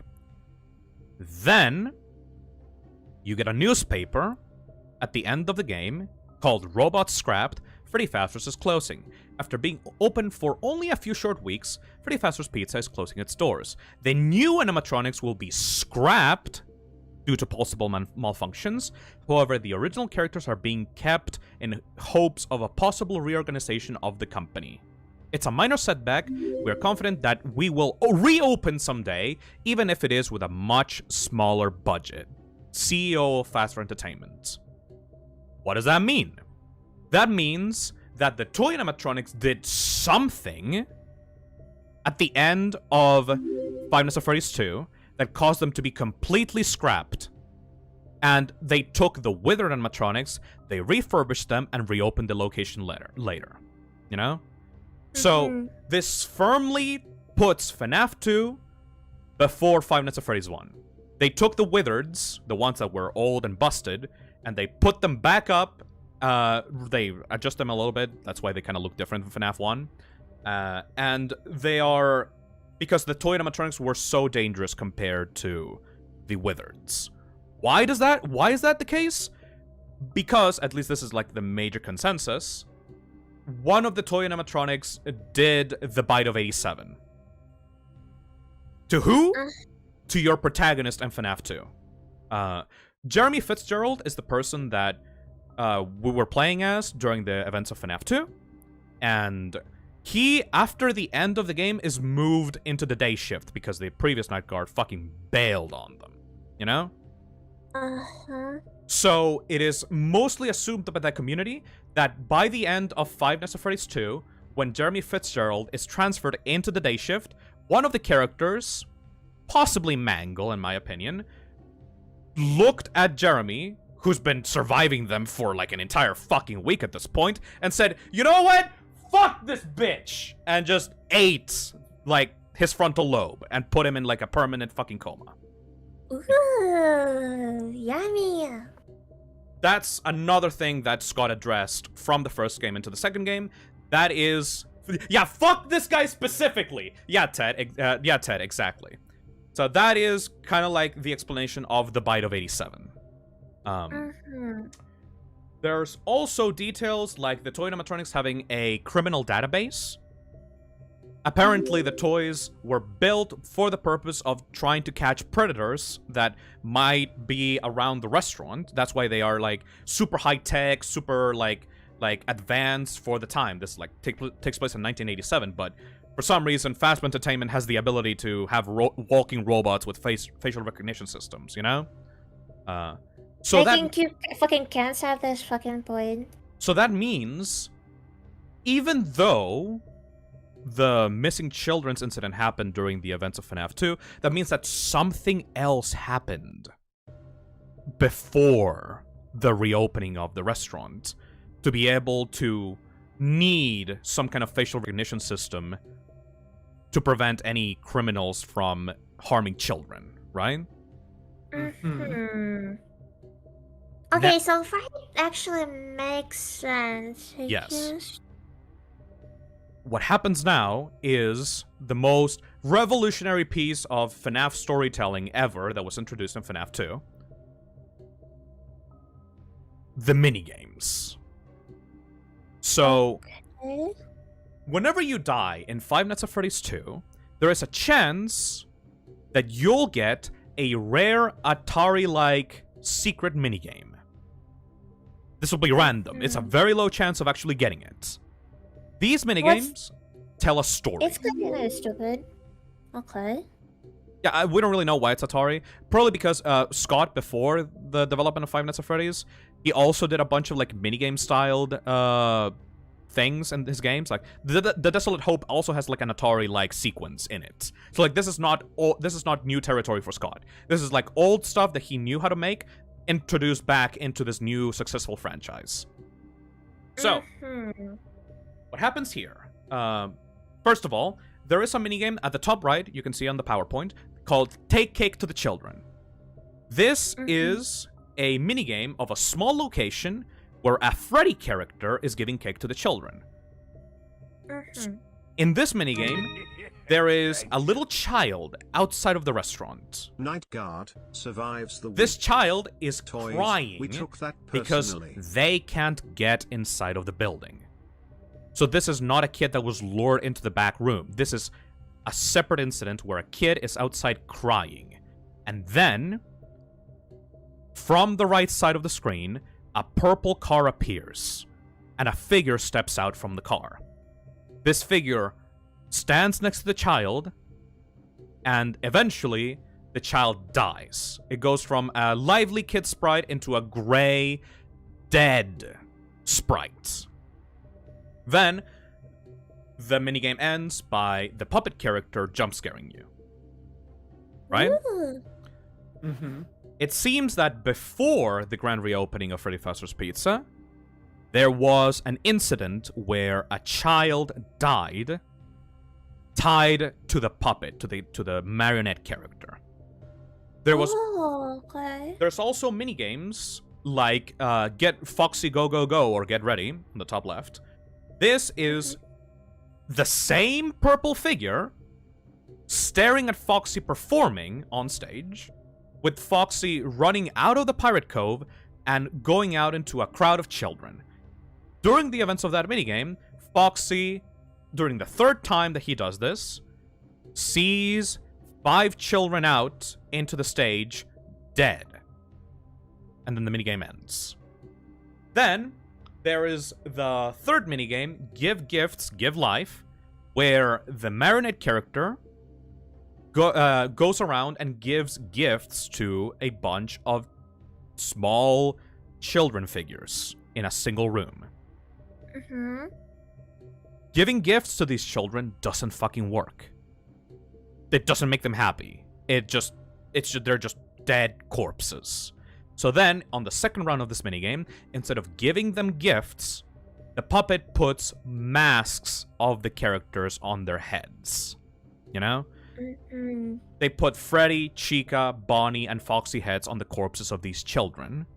And then at the very last frame of that, there is a single 5th kid in the middle that appears for one frame, and then the jump scare of Golden Freddy happens. And then finally, we get to the biggest minigame of all, Save Them, which is of old Freddy walking around the FNAF 2 location, following around the puppet somewhere, and then being attacked by the purple figure, once again, wearing a badge. There are little messages that are spelled out throughout all these minigames. In this minigame, it's called Save Them. S-A-V-E-T-H-E-M. Save Them. And then, if you're caught by this purple figure, there is a little response at the bottom left of the screen that says, you can't. Right? So, essentially, these minigames are giving you the story of what happened before the events of the game. Something happened at the old location with a kid and a man on a purple car that led to the creation, or like the haunting, of the puppet character. Then the puppet, after the events of that, helped out other 5 dead children by putting their bodies inside of the animatronics and linking them to the animatronics. Probably as revenge against the purple guy, the purple man, the purple figure that is responsible for their deaths. Then you get a minigame where Freddy, now possessed, walks around the FNAF 2 location trying to save the souls of the children. but he realizes that the man that he's looking for is now a security guard, and he can't really do anything against him. Seems like he's way too powerful for them to defeat, you know? Also, just to... I missed some stuff in here as well. We have BB, by the way. BB is like a small little toy thingy. It's like a little piece of shit. He doesn't really have much of a lore relevance. He's just like a weird little goblin kid creature that can't even kill you. He just steals your batteries. Okay, wait, he moves and then, like... Yeah, it's just another animatronic. He's just one of those small statue thingies that are like meant to like be selling balloons out in the main play area of the restaurant. He's still a toy. He's still considered a toy. He's called Balloon Boy, BB. He also seems to be... Why the fuck he steals the butters again? What? Oh no, Why the fuck? because he's too small to actually be harmful to you, you know? He's not like a big, scary animatronic. He doesn't have hands to grab you. He has little Lego hands, so he can only like fucking like touch like little pitter pats on your body. That's it. Like he can't really grab you and stuff you into a suit. Why you can just rip his hands off? Just grabs your flashlight and laughs at you because you're a dumb bitch, you know? Why you can just rip his hands off and just take the flashlight back? That's simple. It's just a child. That's a funny thing, right? Because like kids are able to rip Toy Foxy apart, but apparently the night guard can just like walk up and just fucking kick BB over and just grab the flashlight back, you know? It's kind of stupid, you know? I just personally think that's a testament to how sturdy Balloon Boy is myself. I just think he's an unkillable machine. He's made out of lead. Yeah. Yeah, he is a brick. You try to pick him up and he creates a crater if you drop him. There's the idea that the night guard himself is fucking like he can't be bothered to actually get up from his fucking chair and just grab the flashlight back. He seems to be just very passive, doesn't really talk, but he's just surviving, you know?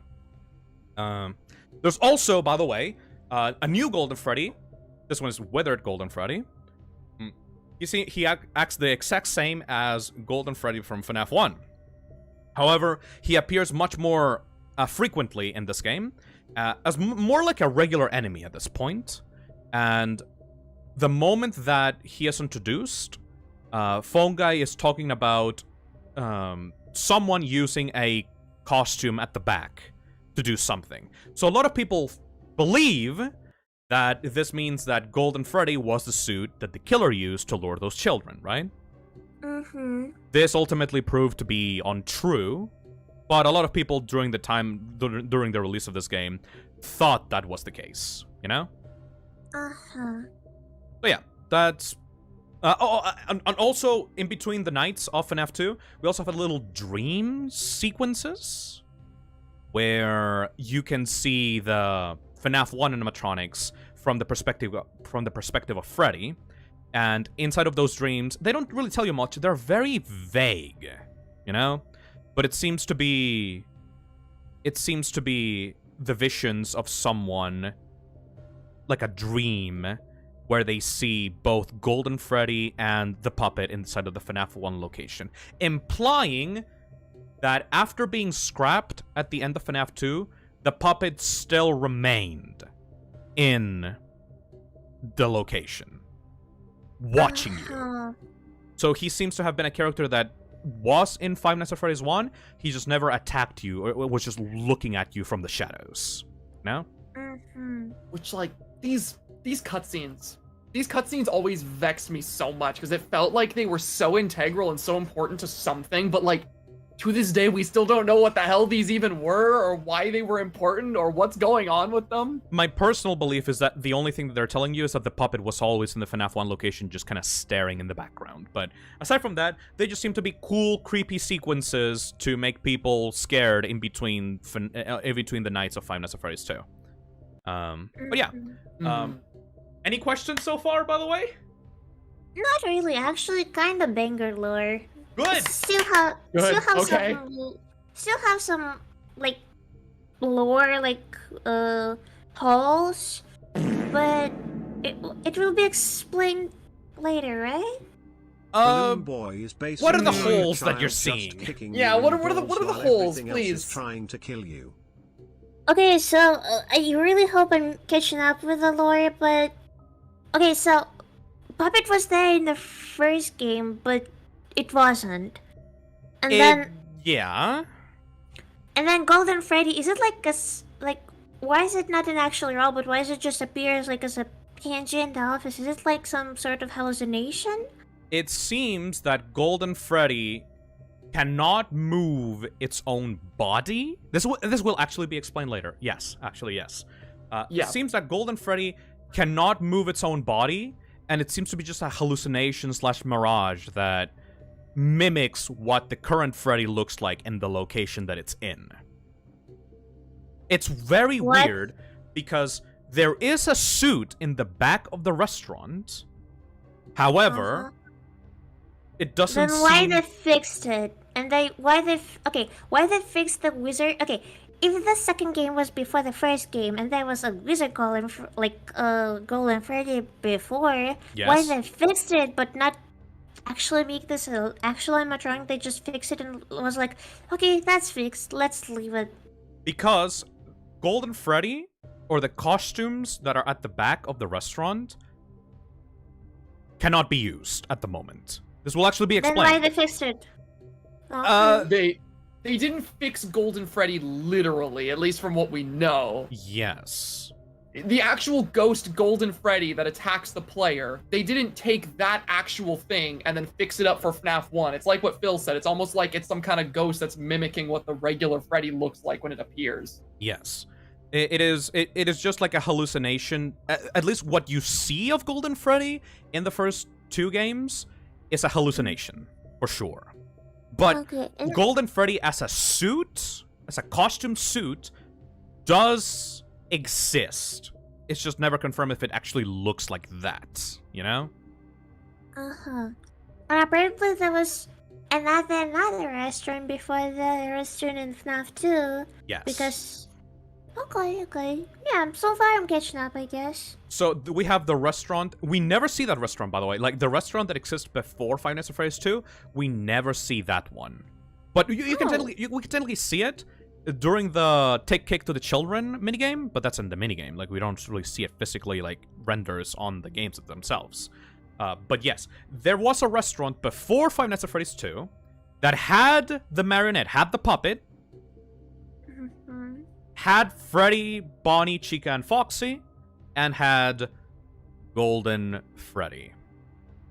And that restaurant was closed after an incident of a man doing some crimes on a child. And that's why the restaurant got closed, and eventually it was reopened with new characters with facial recognition systems. So there was an incident where this guy killed this child outside of the location, and that's why the kids, the robots are now made to be able to detect if there's any criminals nearby. You know? Also, you're telling me that fucking kids can rip apart Mangle, but then Mangle can easily just fucking eat alive a like grown-up man? Yes. Yes, that's what I'm saying. Yeah, that is exactly what. That is exactly what I'm saying. The power difference is fucking weird. Unless, like, the children of the Five Nights at Freddy's universe are, like, the fucking Hulk.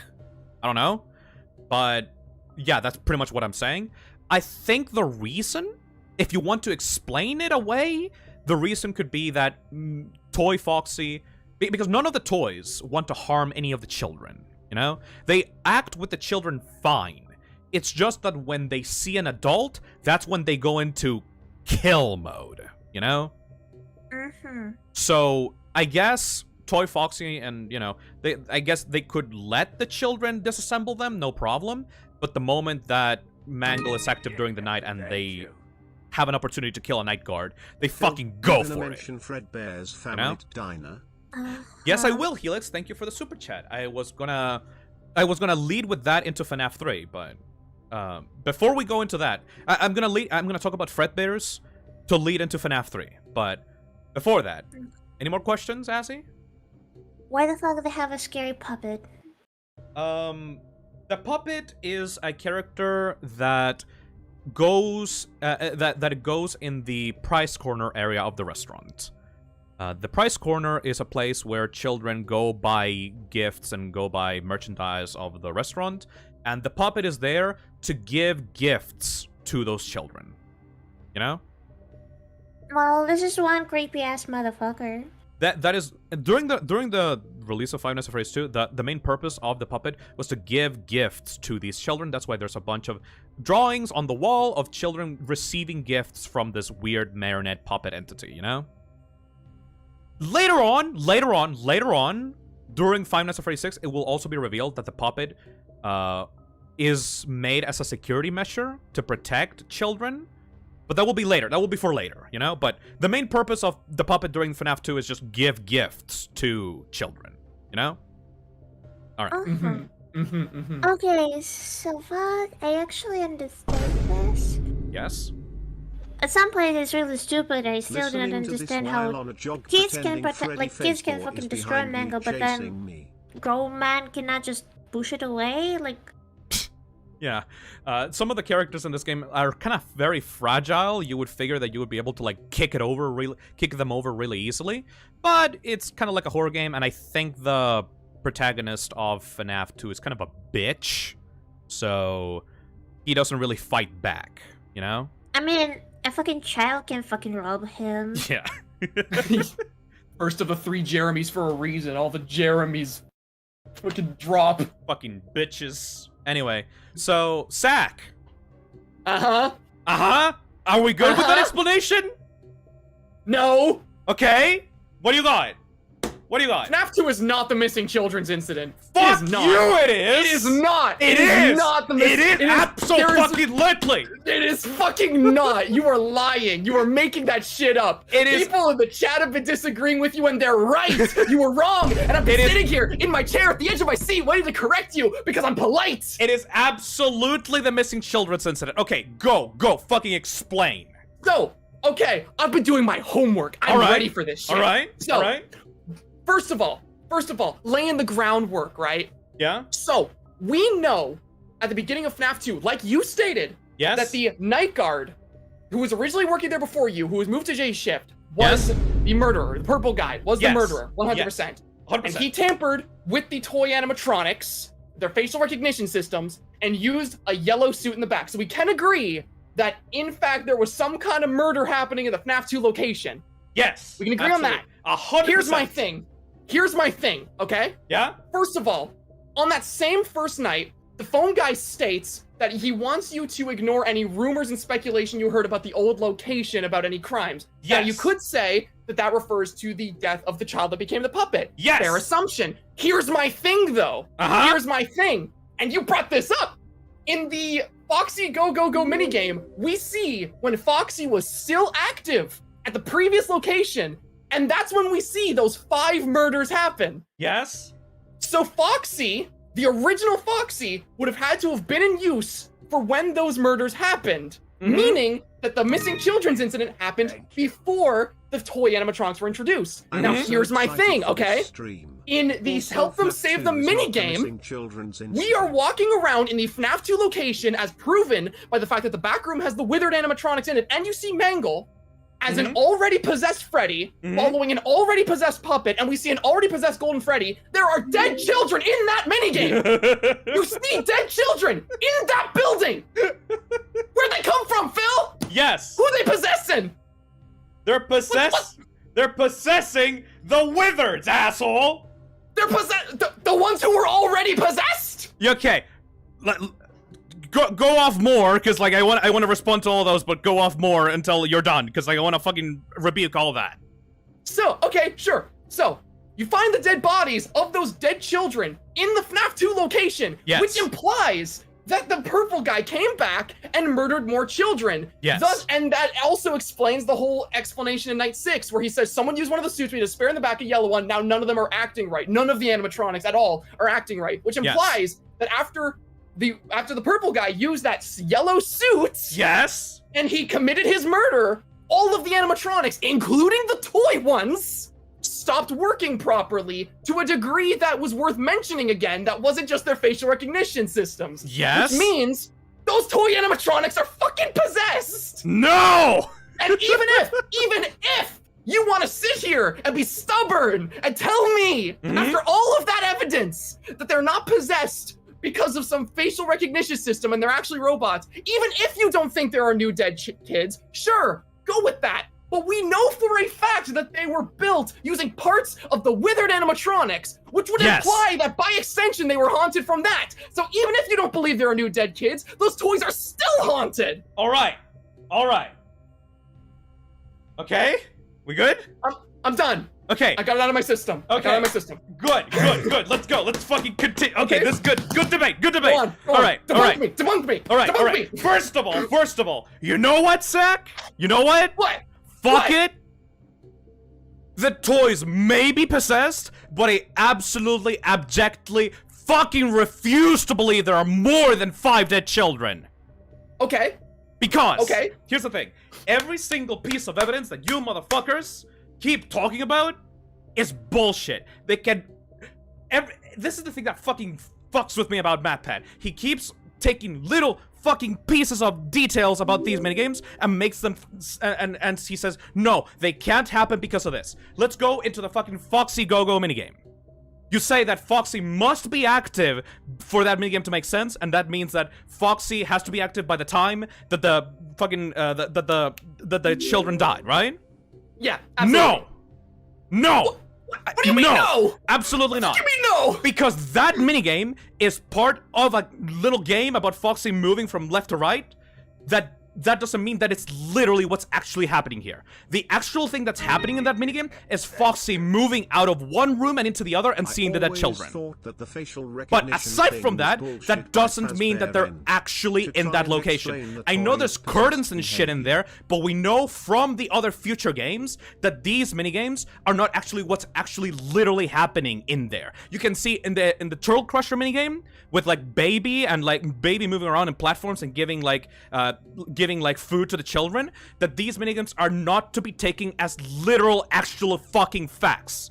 This minigame, the Foxy Go-Go minigame, can easily be taken as Foxy running through his programming, thinking that he's inside of Pirate's Cove, and then finding the dead children when he's moving outside from the parts and service room into the main location of the pizzeria and finding all those children corpses in the FNAF 2 location. How's he moving if he's not haunted yet? Because he's running his programming as a regular robot. What do you mean? The toy animatronics literally had it stated in FNAF 2 that them being able to move was a novelty of those animatronics. The FNAF 1 animatronics and the Withers could not move before they were possessed. Then so how the fuck is Foxy actually moving in the first place? Foxy's programmed to do that. On stage. Yes, this was the murders happening when he was an active animatronic currently being used. But the minigame itself is Foxy moving from one room to the other. That's the whole point. Foxy is doing his routine. That is what he's programmed to be able to do. Yeah, and he does that routine when he's still active in the pizzeria. Like, we have seen some of these minigames happen again later in the lore, exactly as they're depicted in FNAF 2. Like Foxy is absolutely not fucking Foxy is absolutely not fucking haunted in that minigame, because this minigame that you're talking about is the minigame that you say happened in the other location. So like, yeah, no, regardless of anything, Foxy's not fucking haunted in that minigame, but he's still walking around. So it means that, yeah, it can absolutely happen in the FNAF 2 location before he got haunted. Absolutely, 100%. And also, by the fucking way, there is no actual proof ever after the release of FNAF 2 that there were ever more than 5 dead children that were lured into the back. Absolutely none. There's no mention, no ghosts, no little asides, there's no gravestones. It is always 5 children and the puppet. It is always 5 children. Don't possess anything. The idea that FNAF 1 FNAF 1 introduced was the one that Scott built up upon in FNAF 2. There is just one set. See, okay, here's the thing. I do agree with you that it is weird that those missing children just don't get brought up after Not even in FNAF the books. 2. Not even in the books it happened. There is no point in the entirety of the fucking series that there were ever more than 5 dead kids that were lured into the back plus the puppet. Ever. Thing is, those don't get brought up after the fact. Also, but there's still so much. If you're gonna fucking stuff 5 additional plus bodies into the characters, where the fuck are the bodies of Mangle and BB? I don't think they were the toy animatronics were literally stuffed in the toy. Like, I don't think the kids were literally stuffed in the toy animatronics. And to help them save the minigame, you find the corpses around the pizzeria. Yes! Like, it is very plausible to believe that they just hid those bodies because of the police investigation that was happening. No, we you know agreed what in happened? the previous thing that Fazbear Entertainment does that. They hide bodies. Puppet saw the bodies because, like, here's the thing. A lot of people think that William Afton, or like the purple guy, took the bodies of the children and stuffed them into the animatronics. That's fucking bullshit. He never actually did that. He just laid them out in the fucking floor of the restaurant. What happened afterwards was the puppet going around, seeing what happened in the restaurant, like being reminded of what she went through in the original location, taking those bodies into the back, into the give life minigame, and stuffing those bodies into the withered animatronics. And then those later get seen by the fucking Fazbear Entertainment, and they get those bodies taken out and refurbished for FNAF 1. There are only 5 bodies. Somehow, in this timeline of events you are describing, where the puppet is finding these bodies and, you know, possessing them, we see an already possessed Freddy and an already possessed Golden Freddy finding more dead bodies. Yes! How? Explain that to me. Because they are not literal! They're not literal. That's what the minigame is supposed to represent. Every single one of these minigames represent something, has a certain purpose, but it doesn't mean that those events literally actually happened in that order. Especially, by the way, the puppet could be luring like the Freddy animatronic around the pizzeria, trying to ask Freddy for help to help with those dead children until like until the purple guy comes in and like deactivates Freddy. Like, those minigames are not literal actual events. Like the take cake to the children minigame, we know for a fact that that location was not a single fucking room, you know? We know for a fact that Mangle moving around, like BB's not even in that minigame either. Like, these minigames are not accurate to real life events. They're just meant for a purpose. The take cake to the children minigame was meant to show the death of the puppet kid. The give life was meant to represent the puppet giving life to the children by stuffing them into the suits. The Foxy Go-Go minigame was meant to show the connection between the purple guy and the 5 dead kids, because, by the way, without Save Them, there is no actual fucking way to show that the purple guy killed those 5 kids. So that the Foxy Go-Go minigame is specifically there to link the purple guy to the 5 dead children. And then Save Them is meant to show that the purple guy that's working there with the security badge is like the old guard before the events of FNAF 2, is the one that actually killed those children. See, but there here's the are only problem. 5 dead Purple kids! Guy may have killed 5 See, but more here's the kids, problem, but he is you're just left saying, them on the okay, ground so as you're released claiming that children. the children They weren't didn't literally get stuffed stuffed. into these suits, They right? didn't Yeah, possess their toys. well, They they just did got something tossed with the aside suits if they and the even children. existed. It is So they weren't literally.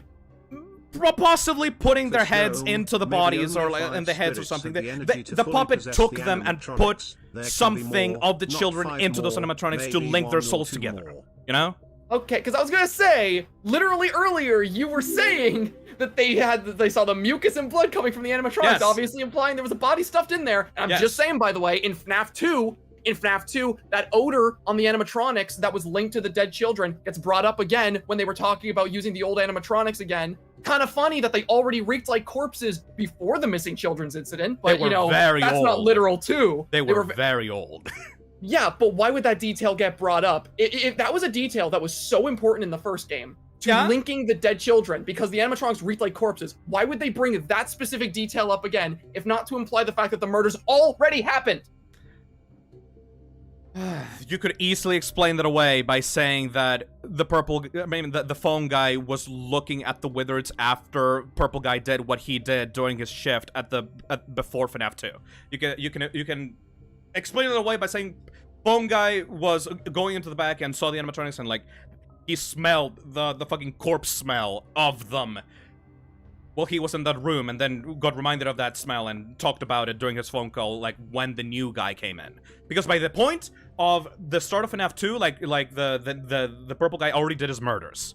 By the way, the whole idea with, like, someone used one of the suits, they found, they found a yellow one, someone used it.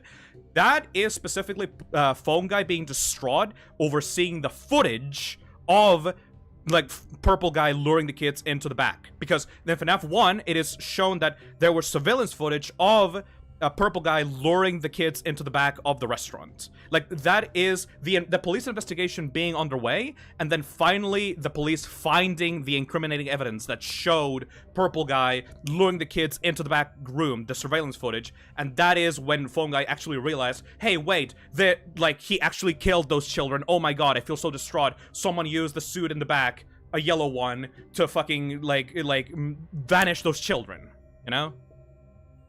That's how it works. In my mind, it completely fucking works like that. Any single other way of looking at this would super complicate the timeline this early on.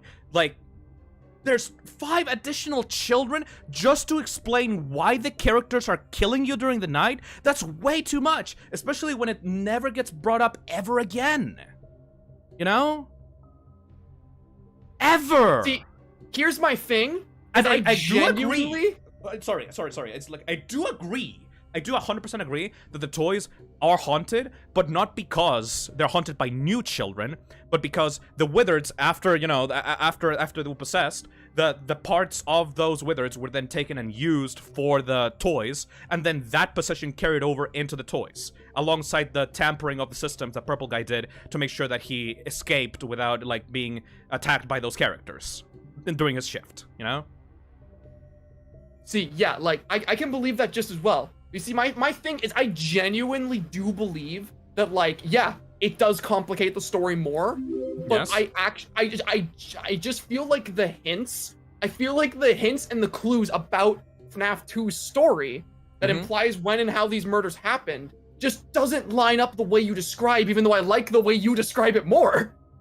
The reason for why people refuse to believe that there can only be one set of murders is because they're trying to make sense of very minor details of minigames that are not meant to be taken literally. That's the problem with MatPat that overcomplicated this entire fucking timeline. When you take details of these minigames seriously, everything gets stupid. Like, do you really believe that Baby is going around platforming in a candy land? Like, looking around, like, giving, like cakes to, like, cupcakes to, like, little children? And then eventually, like, Elizabeth comes into, like, this weird candy land and, like, gets killed by Baby. No, that's just a minigame. That's just part of how the game works. That gets twisted into being a metaphor or being, like, a little, like suggesting what actually really happened in real life, you know? But it's not literal actual events. And, like, the thing is I agree with that when it comes to how Sister Location did it, but at the same time, like, with like the take cake to the children, right? Yes. We see that minigame in FNAF 6. We see those events perfectly recreated in, like, another moment in the story. Like, every single hint alludes to the fact that the take cake to the children minigame is a very accurate representation of what happened. Yes, and it is actually brought up again during FNAF 6. Canon, in a much more detailed way. But it feels like yeah, these aren't like one-to-one recreations of these exact moments. I obviously agree with you. No, the dead children weren't, like, in a friggin' box in the void. Yes. Whenever they were stuffed. But I feel like the setting and the events that transpire are deliberate, even if they aren't completely literal. Like I really feel like Foxy, like, coming out of his curtains and running and seeing a bunch of dead kids. I feel like anyone who sees that more realistically is going to assume that happened when the FNAF, like, the withered animatronics were still being used, before they're going to believe that he's running through his Showtime protocol and he's going out while he's withered. Like, that feels like a lot of stuff that's just being brought up to make the theory that the missing children incidents happened in 1987 make more sense, rather than, like, what's being presented. Well, that's how I view it. That is my personal interpretation of what is actually happening in that minigame, because the actual literal reality of it is that the minigame itself doesn't matter. The only details that matter are Purple Guy being linked to 5 dead kids and in that minigame. Like, the actual details of Foxy moving around and playing a game where he, like, moves from left to right don't actually matter, you know? I don't actually believe that minigame ever actually really happened. It's just to show the 5 dead kids being linked to the Purple Guy. Right, yeah. And by the way, we are going to now put a poll, first poll on the stream, where we're gonna ask the chat which one of us is correct, right? Yeah, absolutely. We're gonna make a poll, and then we're gonna move on to the next game, and while we talk about the next game, we are going to see I what the swear chat to thinks God, about I'm this losing discussion. brain cells You know? from Okay. Astra and Yeah. Phisnom. So, Yeah. but that was good. That was good. But that was good, buddy. That was good. I was waiting for that for a week. I had to get that out of my system. Hell yeah. That was great. That was great. All right. Let's see. How many dead kids are there? And we can put 6. And then we can put 11, right? Sure. Yeah, that makes sense. All right.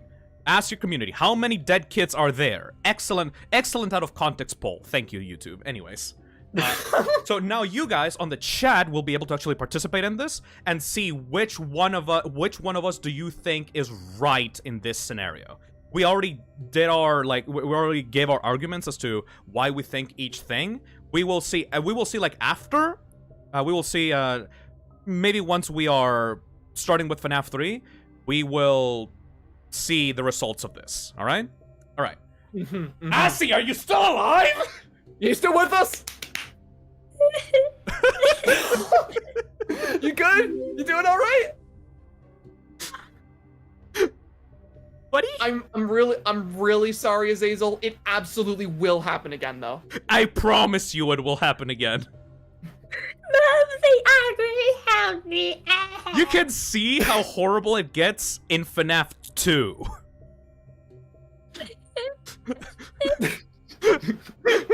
Assy, are you okay?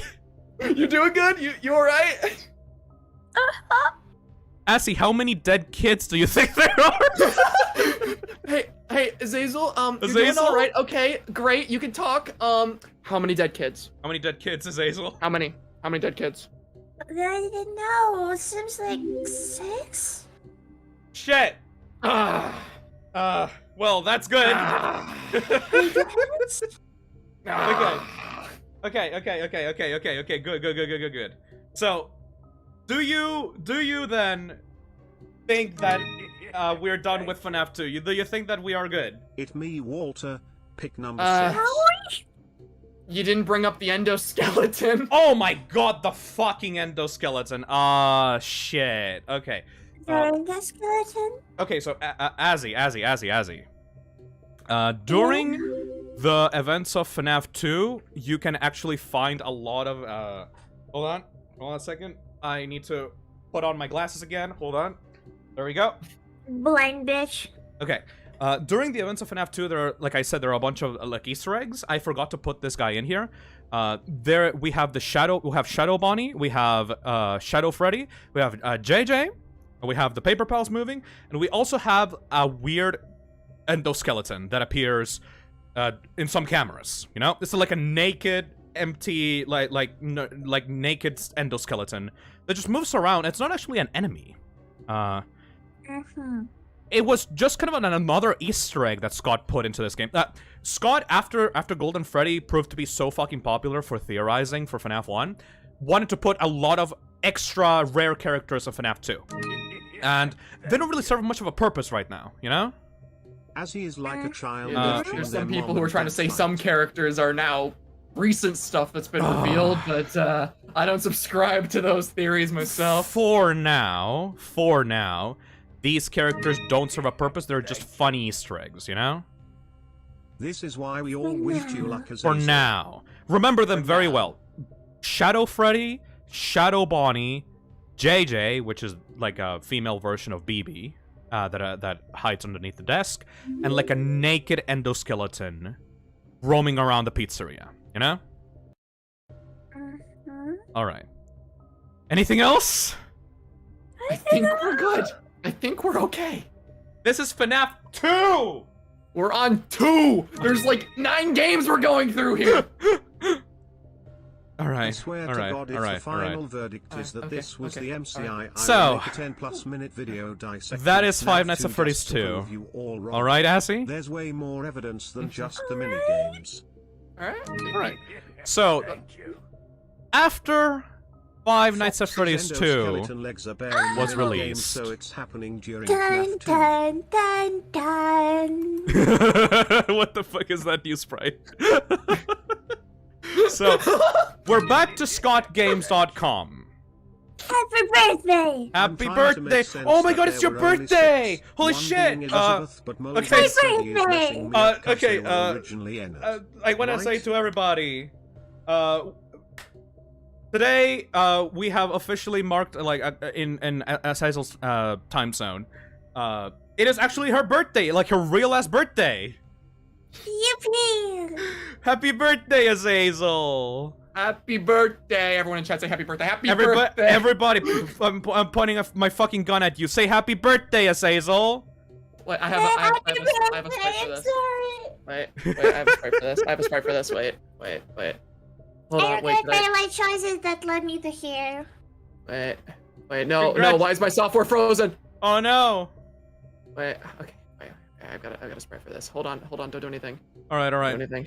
Congratulations, Azazel. We've only gone through the second game, and right now it's your birthday. Alright, so we're wishing Azazel a happy birthday, right? Yes. Right. Oh, Right. Shit. Hold Right. on. Wait, move me up. Alright, hold on, sec. There we go. Yeah! Good! Happy birthday, right, guys? Happy birthday, right? Birthday! Right, guys? Birthday! Right? I don't want to do anything. You'll Birthday! regret. Birthday! Happy birthday, right, guys? Right, guys? Everyone wish Azazel a happy birthday. She's very nice. She's a very good friend. Very nice, very sweet person. Very kind person. Right, guys? Happy Right, guys? birthday. Right? Wish her, you have to wish her happy birthday right now. Right now. Good job. Good job, guys. You're doing great. You're doing great. I can put this away now. Put this away now. Birthday money for Azzy. Birthday hey, money guys, for look, guys, Assy. Hell yeah. Look, guys, a cute little Clyde plush. Oh, look at that. Nothing bad happened. Good. Oh, look at that. Happy birthday. Happy birthday. All the money will donate will go to my therapist today. Thank you. You will need it. We're only at FNAF 3. Happy birthday, Azazel. All right. Very good. Very That was good. the most, like, actually sad whimper I've heard yet. Azzy. You're a very nice friend. Thank you for being here. I really appreciate you. You're a very close friend of mine. Thank you for everything you've done for me. Thank you. Thank you.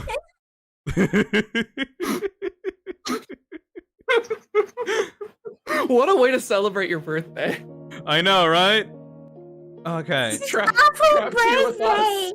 Happy birthday, Azzy. Happy birthday. And by the way, this is not one of those jokes like, oh, it's Phil's birthday, like the 5th birthday this month. No, it's actually Azazel's birthday. After the stream is over, I'm gonna buy you some ice cream and we're gonna celebrate properly, alright? I need some alcohol after that. I will get you some rum raisins ice cream. You'll probably get fucking drunk off of that. Guess I had vodka wouldn't hurt. Hell yeah. Alright. Alright. So, now we are at Five Nights at Freddy's 3. After the release of Five Nights at Freddy's 2, Scott Cawthon put a offline text on his website. People were waiting for the release of the next game. People brightened the image of the offline text and saw a little 3 at the bottom right of the screen. Yay, right? Five Nights at Freddy's 3. It is... Five Nights at Freddy's 3 is very different from the other 2 games in the franchise. The first proper teaser for it is I Am Still Here, which shows a weird, moldy, golden character with bright, piercing white eyes looking directly at you. During the release of these teasers, people thought that this weird character was the full Golden Freddy. You know? The real-ass Golden Freddy. The non-hallucination-based Golden Freddy. The one that the killer used as a suit to kill the children, even though, you know, the 5th child is obviously inside of Golden Freddy. Anyways, there was also the detail in FNAF 2 that I almost forgot to mention of Fredbear. So, Gave Azzy PTSD and drum ice cream for their birthday. Phone Guy, during the phone calls of Five Nights at Freddy's 2, after the whole shit goes down with the dead kids, mentions that they are gonna try to look for new hires for the restaurant. Right? I don't know how to Because vote you're for the only number of one that's kids, but I currently feel like guarding the both sides location, of and the you're gonna be argument are moved into the day interesting shift. perspectives. Also, happy birthday, So, Azzy. to be able to find new hires for the company, they're gonna be looking at the previous employees that were working at Fredbear's Happy Family birthday, Diner. Zazel. Here's some money as a sorry and Fredbear's Family congratulations. Diner, at the time of FNAF 2, was just a name. People weren't even sure that it was an actual real location. But Fredbear, a lot of people theorized, was the actual true name of Golden Freddy. Seems like something happened at a very old, possibly one of the first locations of Fazbear Entertainment, before Freddy Fazbear's Pizza came about, before the first location, called Fredbear's Family Diner. Some kind of new, some kind of alternate restaurant that had golden suits. That was the theory, at least, at the moment. You then have these new teasers for the game. You have a box with the scrapped toy animatronics in it, and a bit of the wizards. You have purple text that says "He always does." You have apparitions. You have burnt apparitions, or like weird new forms for both the toys and the wizards and the classic animatronics, all apparently showing up in the third game. And apparently all these creatures are, like the teaser at the bottom right says, all in your mind. And Now, fun. Sorry, I don't mean to interrupt, but I'd like to throw something else out there.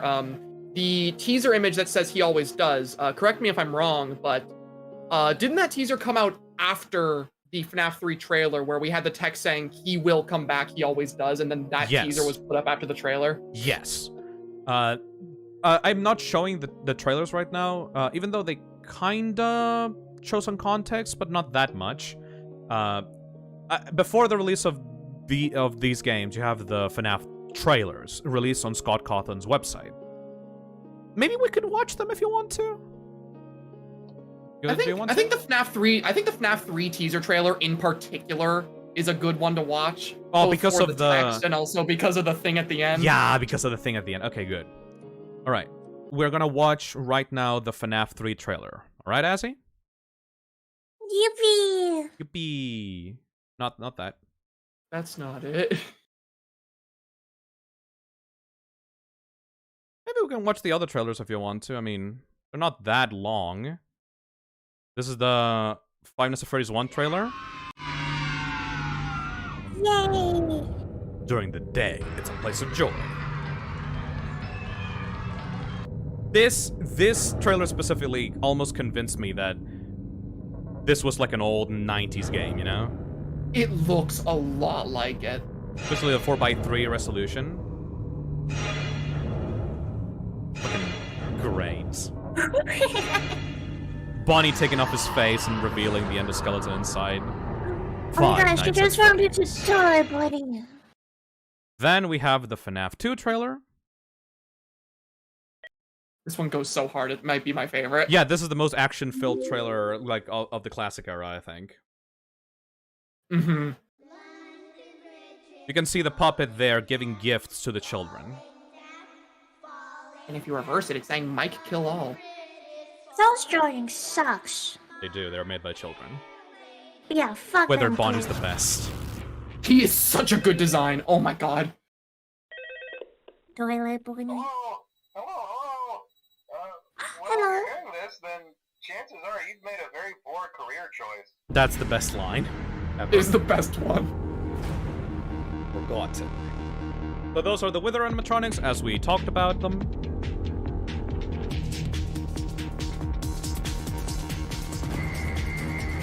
The music is so hard. I love the soundtrack so much. The panning around to these, like, those old characters, and then the new one comes up. Yeah! This is the new restaurant, by the way. And the regular stuff is designed hilariously. Redesigned. Reactivated. For the Withers. Malfunctioning. For all of them, really. And Zero Doors. Yeah. Did you know that he's screaming freedom when he comes out of the doorway? Yeah, Azzy, just so that we don't overcomplicate the stream, we are kind of ignoring a bunch of dumb theories that turned out not to be correct from the times of the release of these games. There was like a bunch of dumb theories about like the animatronics like screaming freedom and their jump scares and stuff like that. Because people were like on that fucking like secret message grind and the original and the first few like years of theorizing. This is the trailer for Five Nights at Freddy's 3. I think this is personally one of my favorites. I just love the entire tone of this entire game. It feels so sinister compared to everything else. Yes. He will come back. Yeah.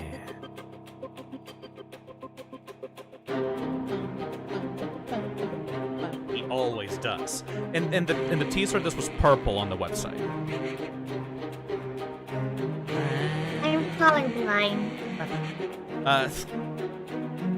Kind of unfortunate for to learn about a series with a purple-hued killer.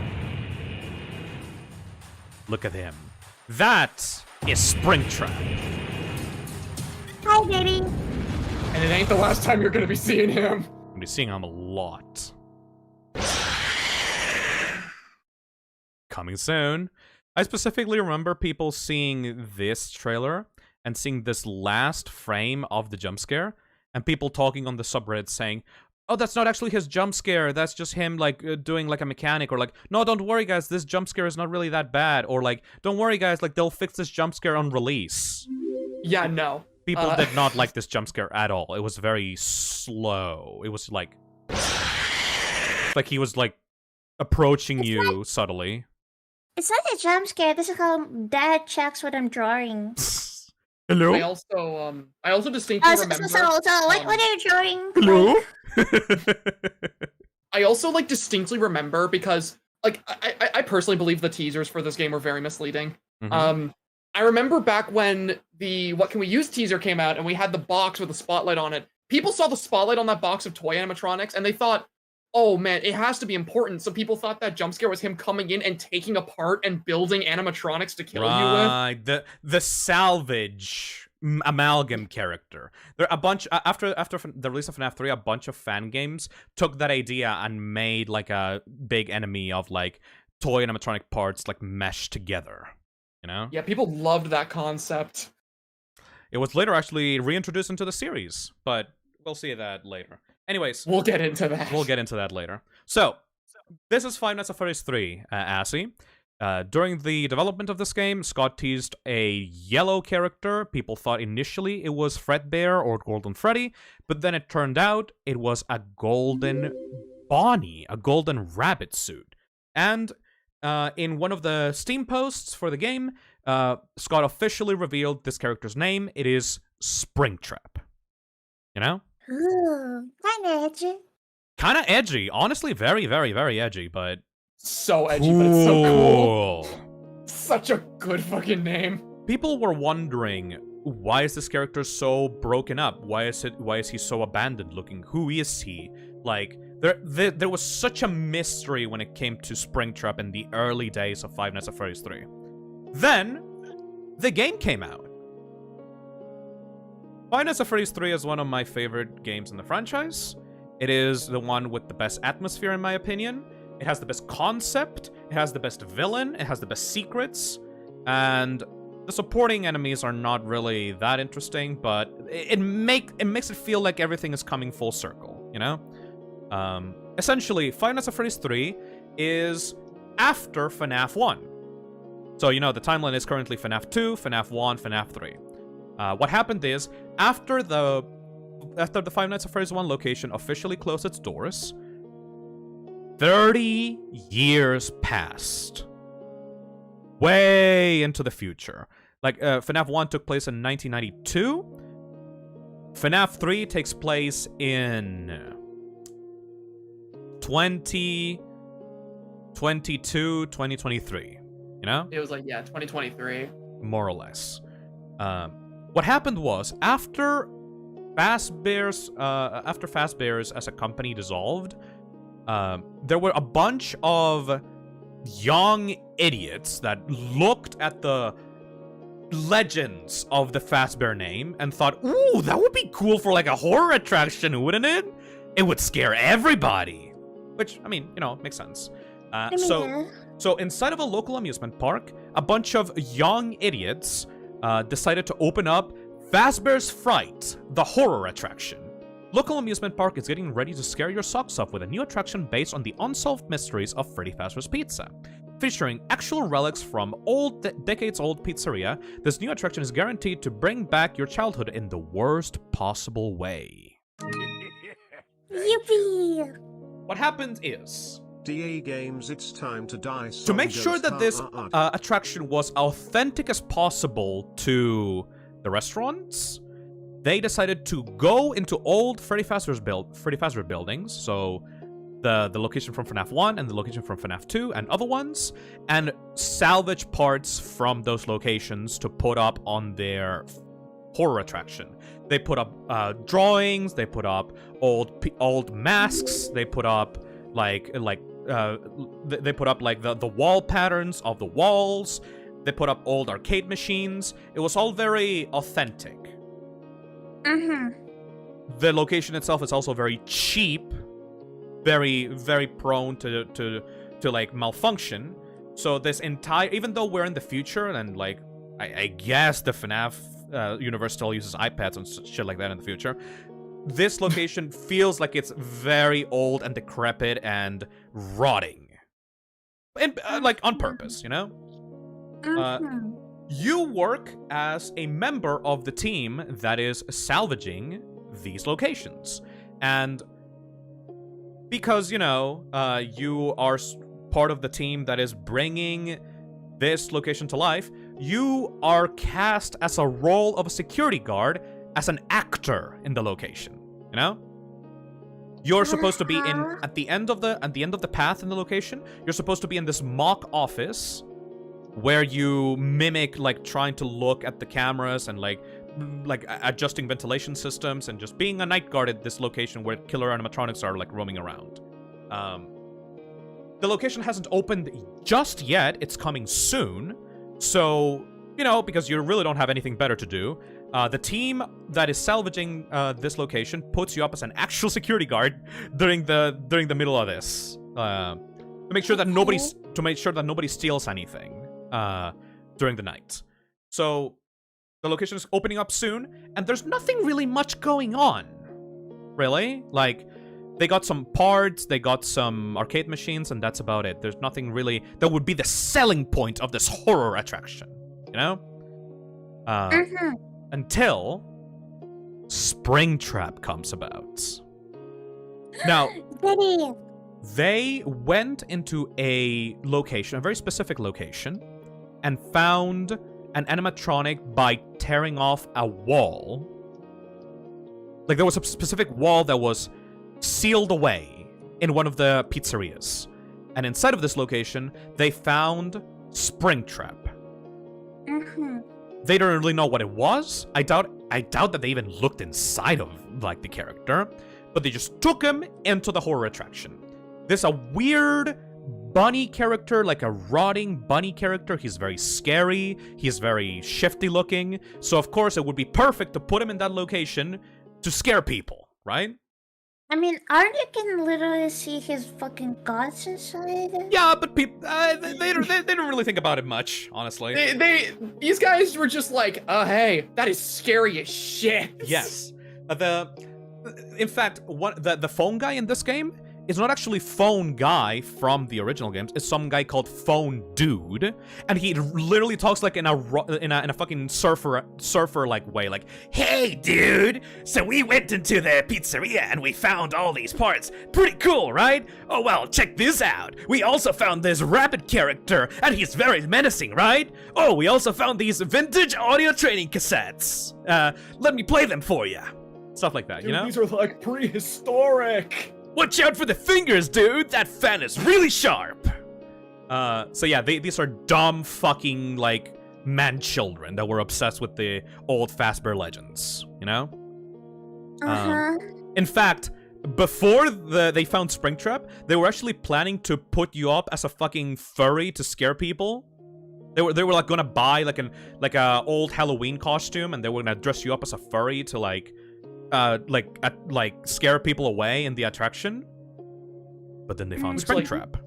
That also reminds me too, I'd like to just bring up, this is not too important, but like one thing that always gets me about those phone calls in particular is the fact that he states that they had found some costumes before Springtrap from an old location, but then he says, then again, it might be another crappy cosplay, which implies that after all the Fazbear murder happened, a bunch of insensitive people started cosplaying the animatronics. Yes.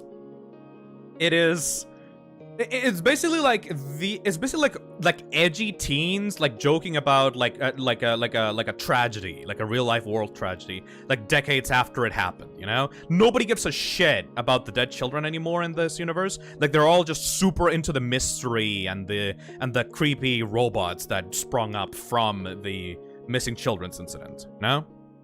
Yeah, just like real life. Just like real life, really. It also parallels the whole, you know, people being obsessed with the lore, with Scott and the FNAF games and stuff like that, but that won't be relevant until later. So, what the fuck is Springtrap, Ryan? That's the main mystery of Five Nights at Freddy's 3. What the fuck is Springtrap? Obviously, everybody knows. Everybody knows. Here in the chat, everybody knows. No, it's not a mystery anymore. It's like, it was a sled. Like, this mystery is already solved, but if you went into Five Nights at Freddy's 3 without like knowing what it was about, and you were interested in Purple Guy and all the other stuff from the other two FNAF games, this was the main mystery to solve. Who is Springtrap? Phone Dude, alongside finding Springtrap, they also found some old audio training cassettes for the restaurant, and he finds it really fucking funny to put those tapes on the loudspeakers around on the horror location, so that you'll be able to hear it. So, what is actually in those training cassettes? Well, after the second night, you actually hear the voice of your old friend Phone Guy in those training cassettes. He's back! Apparently, I think they were true crime podcasts talking about the missing children incident in the FNAF aside universe. from being a guard, aside from being some kind of like manager or assistant manager, he was also the voice that helped people through their performances in the locations. So what is happening here is that Fazbear Entertainment, aside from having animatronics for their restaurants, also had what they called spring-lock suits. Spring-lock suits are yellow suits based off of the existing characters that, aside from being animatronics themselves, aside from being robots, they also double as wearable costumes. Sound really unsafe. You can go inside of this costume that is a robot. You need to use a little hand crank to be able to crank the animatronics parts open and then slowly climb inside of this costume so that you can wear it, and then the animatronic from the stage can then come to life and interact with the customers outside of the stage. You know? It's very inventive, actually. It's like a pretty cool concept. Holding up with the insanity? Not really. But it is incredibly, incredibly unsafe because, as we said again, inside of this costume, there's a bunch of robot parts that could fucking crush you at any point. If you have to be very, very precise when you wind up the spring locks that keep these robot parts away from you, because if those spring locks loosen up at any point, if there's water that drips down on them, if you sweat too much, if you move around, if you do a fucking cartwheel, whatever the fuck, those spring locks may loosen up, and then the robot parts of the suit will crush you to bits. Why you cannot just I'm join the feeling costume Zazel's itself avatar without the pretty hard robot in jail. inside? Because the CEO of Fazbear Entertainment is a fucking menace. It was just I like love them. Can I work for them? the way I always describe it is like, think about just the idea that they were just obsessed with immersion to the point where they didn't want a noticeable change between an animatronic swapping to an actual costume. Like kids would notice the shift, but if it's one suit that's being worn by both, nobody notices the difference. They look the exact same. Yes. That's more or less the selling point of the spring lock suits. It's a fucking stupid. So what happened? Well, you know, inevitably, you know what happened? Hey Phil, this Somebody is the last donation I will be almost, making. either Family just almost or decided to actually go down fucking to died in Vampire, those and suits. so, yay. You know? I will watch and can't wait. What It happened feels like was, I see the end of during the a era. performance- Can't wait for S4. During a performance, somebody did a fucking funny jig inside of in the show stage or like something, and the spring locks actually went off while someone was inside of that costume.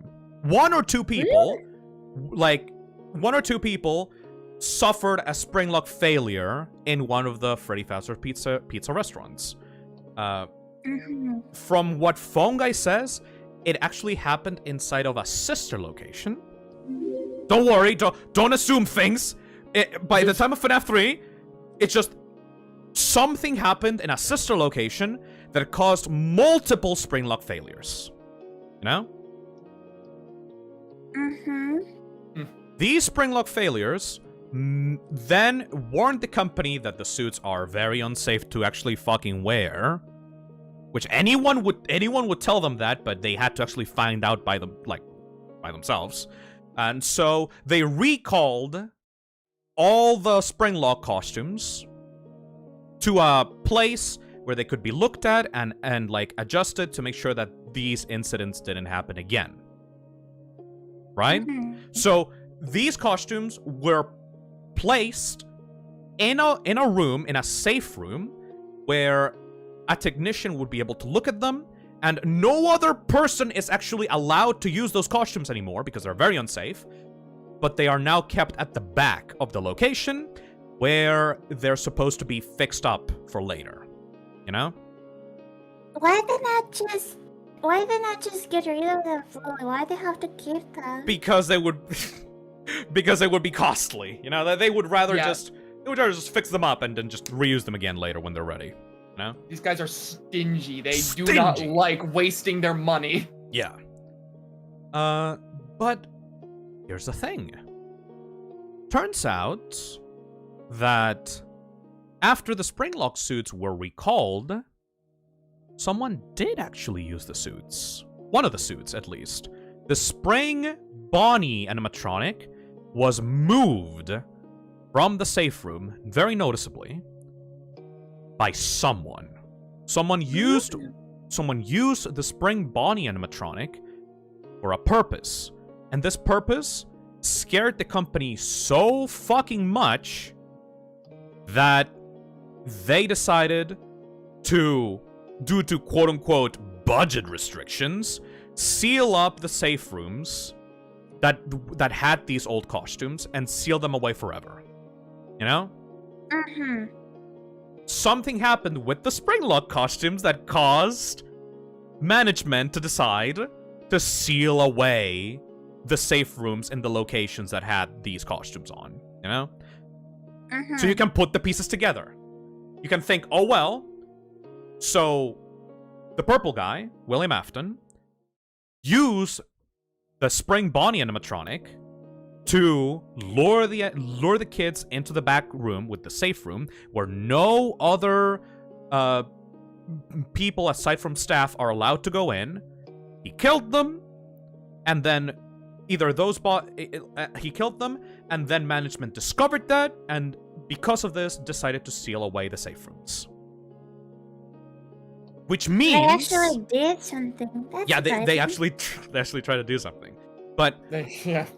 this means then that the suit that you're actually fighting in in FNAF 3 was the suit worn by the killer, the purple guy. Oh boy. Okay, that's actually kind of cool. Yeah, it gets even cooler, actually. It gets even fucking cooler. Ooh. Because in between the nights in Five Nights at Freddy's 3, you get more minigames. And in these minigames, you actually play as the characters from the FNAF 1 location. The characters are then awakened at night by a strange, shadowy figure. A purple Freddy that says, "Follow me." The characters follow this shadow Freddy around on the building, and then once they get into a place that was not actually in the original FNAF 1 map at the top right of the building, they are taken. They are ambushed by Purple Guy, and they're dismantled on sight. They're like they still can't go against him. Purple Guy immediately ambushes them and destroys them one by one, bit by bit. First it's Freddy, then it's Bonnie, then it's Chica, then it's Foxy, all individually lured into the back where they originally died by Purple Guy again. Yippee! When is this exactly happening? It is implied that this is happening after the closure of the FNAF 1 location, because this building seems to be in complete disrepair. There's like water pouring through the ceiling, there's rats everywhere, and the bathrooms are locked away, like locked off by boards, you know?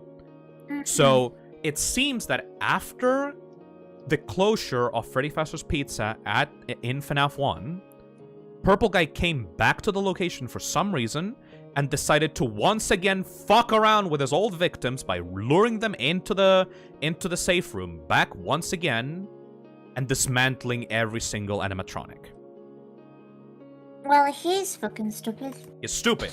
Especially because he's a dumb guy. In the final time he does this, after night 5 in FNAF 3, there's one little spirit left that is not able to be dismantled by Purple Guy. This is the spirit possessing Golden Freddy.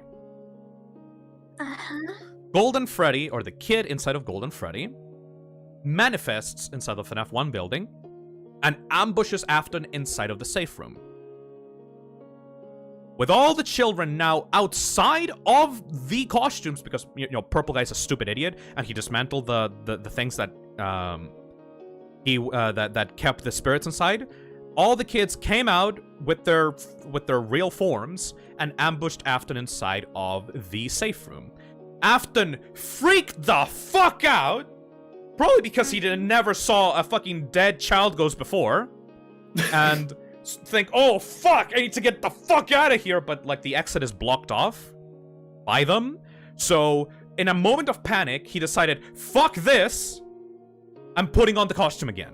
I'm going into the old costume that I used to kill all of them, and they're gonna be intimidated by me. I have such a big dick. Holy shit, I'm so smart. I'm going into this costume, and they're gonna be so scared of me because I am Springtrap. I am the big killer. They're gonna fear me.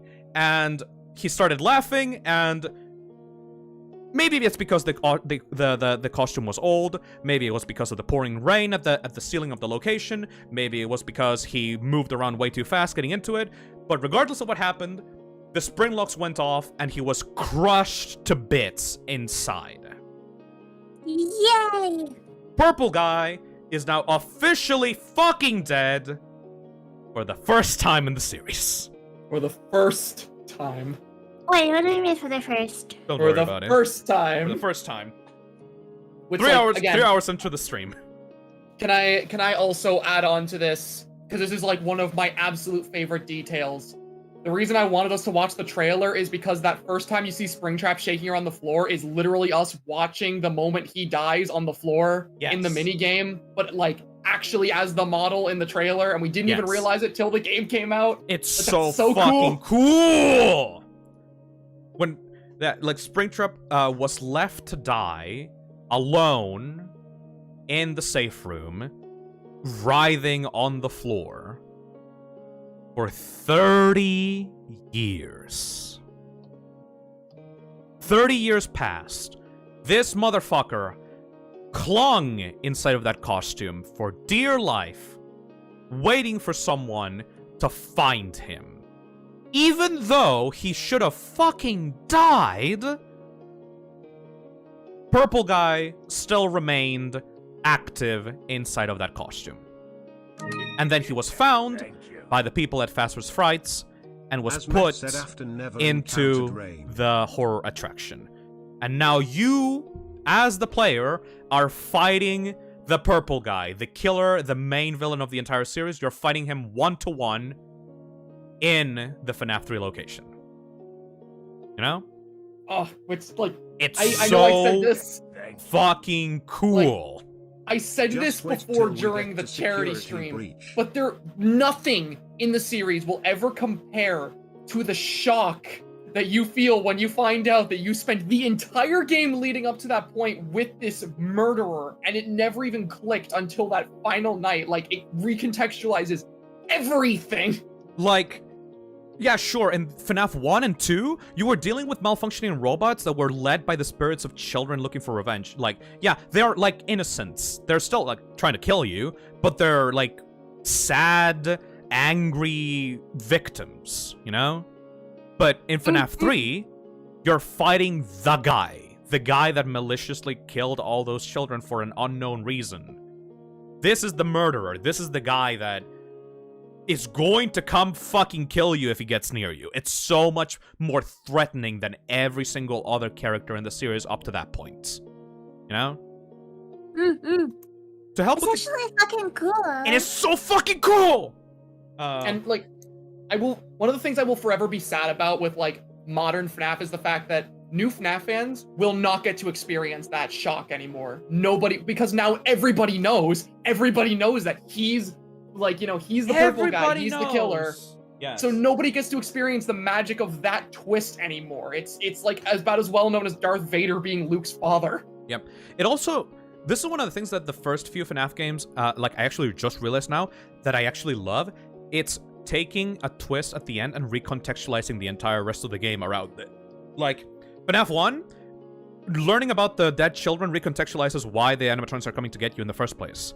FNAF 2, learning about the date recontextualizes the context of the entire game. You think that it's after the FNAF 1. No, it's actually in the past, in 1987. You're seeing the events of the missing children's incident happening, like, in front of your eyes. FNAF 3, it recontextualizes the threat that you've been facing throughout the entire game. Springtrap is not just another animatronic. It's actually the main villain of the series. Like, that's great. That's great storytelling. You're taking the main events of the game and you're giving them a new purpose and meaning. It's so fucking cool, you know? That's, like, that is the thing that always gripped me about, like, FNAF's story, that I feel like a lot of... I know I bring up, like, a lot of indie horror games try to recapture what made FNAF's story work to, you know, have a story that people find compelling and theorize about. And that's the thing they always miss, is, like, with FNAF, the story isn't just, you know, clues and Easter eggs. It is some kind of twist or some kind of crucial piece of information that completely changes everything about the way you view what you were just experiencing. Yeah! Like, it's just so cool. It's so fucking cool. Finally, I guess some additional details about FNAF 3 before we move on to the true ending. Alongside Springtrap, the main character also experiences hallucinations of what are called the phantoms. You know? Oh, the watermelons. The watermelons. The weird, burnt animatronics that are not actually real and can't actually kill you. These characters seemingly are all in your mind. They are ghosts, visions of the past, brought about by the bad working conditions inside of the Fazbear's Fright attraction. they seem to imply, if they're all in your mind, that the character that we're playing as in FNAF 3 existed or was working at the FNAF 2 and 1 locations. Because you see visions of both the FNAF 2 animatronics and the FNAF 1 animatronics, you know? So there's this little nugget, there's this little implication that even though you're playing as a character with different names over the course of these games, that there seems to be a shared history between you and the locations that will not be brought up until later, but just keep that in mind. The phantoms at the very least currently just seem to be hallucinations of the character's like worsening mental state as he keeps working inside of this location, fighting this weird zombie mecha furry robot. Finally, aside from all of this, we also have secret minigames. Because if you finish FNAF 3, normally, you get a bad ending where nothing really changes. It's just, you get a screen of the characters on, like, the character heads on the floor. And that's it. It just says bad ending. But the community actually found out that there are secret minigames in this game. These minigames can be accessed through very cryptic hints that you get during the main minigames of FNAF 3. These minigames are BB's Balloon Adventure, a Mangle's Quest, Stage 01, Chica's Party, and a weird Shadow Bonnie minigame. These minigames seem to be the part of the arcade machines of the FNAF 3 location, but it was never outright confirmed. But the idea is, if you play these minigames and you break them, you break out of the confines of the game, you're able to find secret areas that lead you to different children. These children can then be given cake. And then once you give them cake, they wake up. And then the minigame ends. What does all of this mean? According to the logic here, the main character that you're playing as, seems to be trying to use Fazbear's Fright as a way to free the spirits of the dead children that are seemingly still haunting the location. All the parts are the drawings, the costume bits, the metallic bits that all are strewn about Fazbear's Fright. They all have this weird haunted essence, even though they can't move. You can like, it is their presence is still felt in the location. And so the main character goes through these minigames, tries to like summon the children all in one place so that they can then be freed, you know? The look of the phantom animatronics also is something important to keep in mind because they seem burnt, right? They seem like burnt, weird, rotting, burnt like corpses, even though the main costumes around the FNAF 3 location seem to be fine mostly. They don't seem to be like really withered or anything. They seem to be like pretty intact. So that's weird. Eventually then, once you go through these secret minigames, you will be able to do something called the Happiest Day, in which you play as a kid with a puppet mask, and you go into the back of the location, where there's a table, and you put a little cake on the table with all the 5 children around. Freddy, Chica, Foxy, and Bonnie, and a kid with a golden Freddy mask all celebrate a birthday. And after the cake is put on the table, their sprites vanish, and the balloons above their heads are set free into the sky, implying that the souls of the children inside of the animatronics have finally been freed. Then, at the end of the game, the whole location burns to the ground. It is implied that it was because of faulty wiring, But considering the visions of the phantoms and the Happiest Day minigame, it is implied that your character purposely burnt the entire location with Springtrap inside. Ooh. It seems that, according to the logic of the games, doing a ritual that will bring the children happiness and then burning everything that is related to them in some way will set their souls free. And then hopefully also fucking kill Springtrap, because, like, he's a fucker. It burns. Fazbear's Fright burns to the ground. A new local attraction based on an ancient pizzeria chain burned down overnight. Authorities have not ruled out foul play, but at the moment it seems to have been caused by faulty wiring.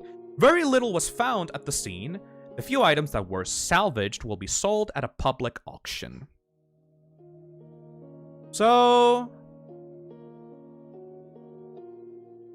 that's Five Nights at Freddy's. At least the original trilogy. Oh. If you wouldn't mind, though, there are 2 details about FNAF 3. Actually, there's like 3 things I'd like to bring up before we move on to 4. Yes.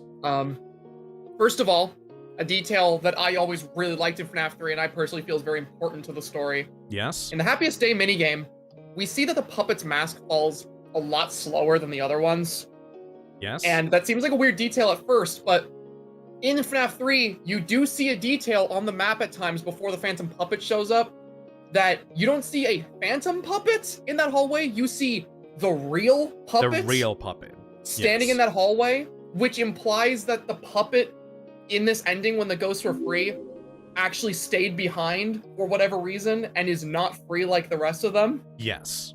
The main idea is that just like in FNAF 2 with the dreams that implied that the puppet was stalking the FNAF 1 location, it is also implied that the puppet is also stalking the FNAF 3 location as you're inside of it. And he is like watching and protecting the children from Springtrap while you're still, trying to fight him, The puppet seems to be a protector. Whatever happened that caused the puppet to become such a fierce, like nemesis of the purple guy, made him so that he is determined to both get revenge on Springtrap, on the purple guy, and also protect the children. It is maybe applied that the reason, like, all this weird, like, ritual that brought all the children together and made them happy was also helped by the puppet, It's very cryptic. Like, that's the thing about FNAF 3. All of its minigames are not real actual events. They're just cryptic metaphors for what is going on that is somehow helping the children.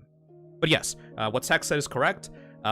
The puppet still seems to have some kind of presence within FNAF 3, though it is very muted by comparison. Yeah, absolutely. And Okay, so Raya, I'm catching up. Yes. And now I have a question for you. I have a question for you, Phil. Yes. And I'm really curious about your answer. Yes. Which ending do you think is canon? Which one? Which one is it? Could we leave that until Sister Location? Because I think Sister Location answers that. Sure. Yeah, we can save it. Okay. Prepare. Scott once got an interview about which of these endings are canon, the bad ending or the end. He said that he was not going to answer which of the endings of FNAF 3 was canon. You can see here, by the way, the bad endings at the top. That's the ending with the lights of the characters' eyes still on, bright, implying that they're still trapped inside of their costumes. And the true ending, the one that you do after the Happiest Day minigame, are them with their eyes completely out, like completely dark, implying that the souls have moved on, So the end is canon, right?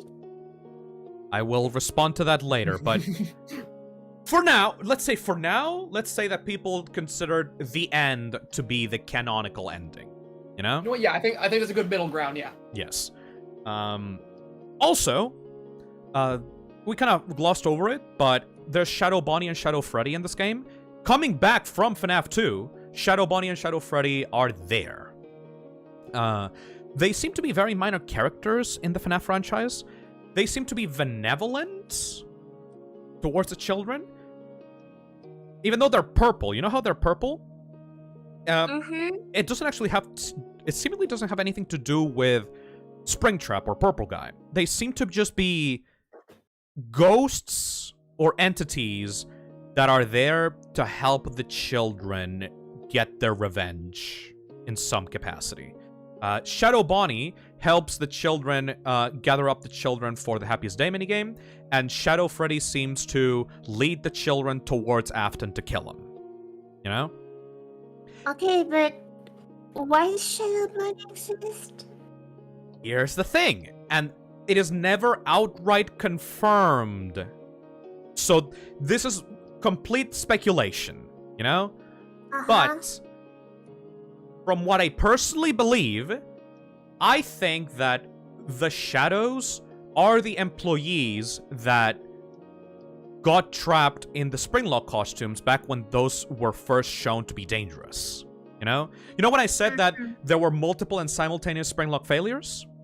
I believe that the Shadows were those failures that caused the employees to either die or be severely injured inside of those costumes. And then, because of that, they took the forms of Shadow Bonnie, aka a victim that died or was attacked or was like harmed inside of a Spring Bonnie costume, and Shadow Freddy, a victim that was harmed or died inside of a Shadow of a Spring Freddy or a Spring Freddy or Fredbear costume. You know? Wait, No. is one of them can be a phone guy? No, they're not phone guy. Oh. They're not phone guy. That is my I mean, personal yes. belief on it, but it's not really 100%. I'm not really 100% sure on it, but that's my personal interpretation because otherwise there's not much of a origin for the Shadows. You know? I was gonna say, actually, funnily enough, I was gonna bring up what my theory was, and it was exactly that. So we actually agree on that. Hell yeah! Assy doesn't have to cry for this one. Good. We don't have to fight over their identities. I've always thought that since FNAF 3 came out that they were the Springlock victims. She will cry in FNAF 4, but yes, for FNAF 3 we're all good. For FNAF 3 we're all good. The reason for why I also believe this is because of the way, once again, about the way that Scott does his stories. He always takes plot points from the past game and expands on them on the sequel game. So you had the Shadows on FNAF 2, and then you have them back again in FNAF 3, and you have a phone call with Phone Guy that implies that someone got trapped inside of Springlock costumes. So the only thread left for the Shadows would be that they would be somehow tied to the Springlock failures that initially put the Springlock costumes inside of the safe room. It is also, like, it just kind of makes sense in my opinion, you know?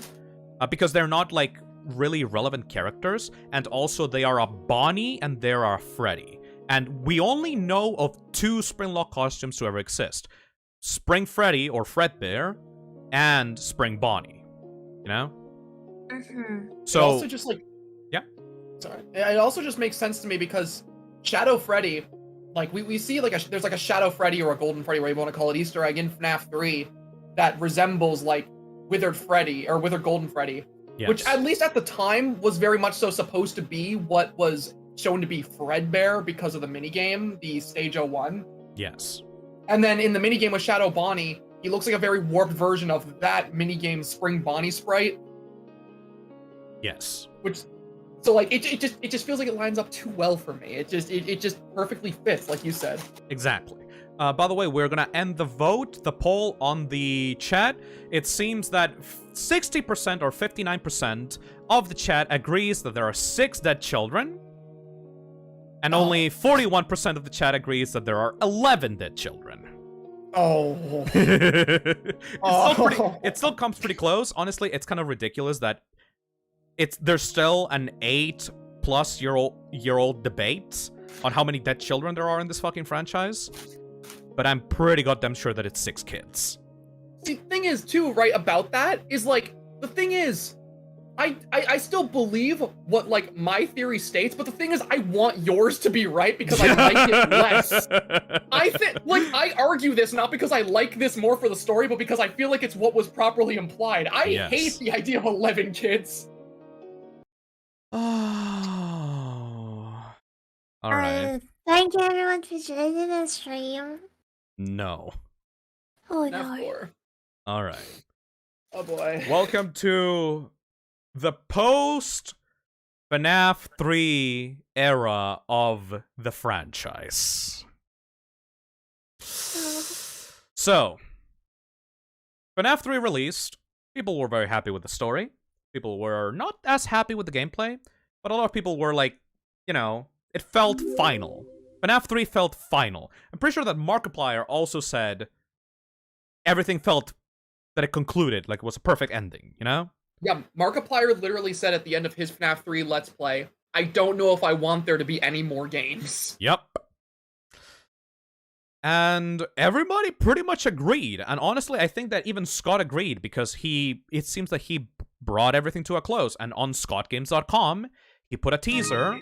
Not a teaser, but it felt like he put a final, like, this is Freddy's hat, this is on the ground, it's over. In the series, even you know? after 7 years, the secret locked box, the bite of 83 Oh, versus 87. everybody that's currently on the chat, go talk on your fucking Discord service and go warn your friends. This is when it gets fucking stupid. This is where shit hits the fan. This is the descending arc. This is where we start losing our mind, pulling our hair out. No more happiness. No more happiness. When they were alive. Wait, you haven't been losing your mind before?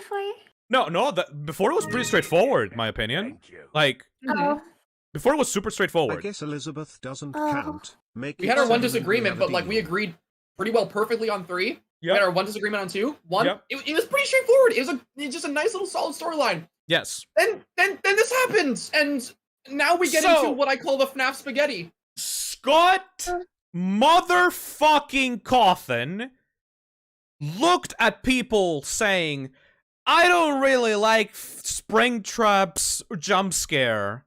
He is boring. That wasn't really a good jump scare at all. It was kind of meh.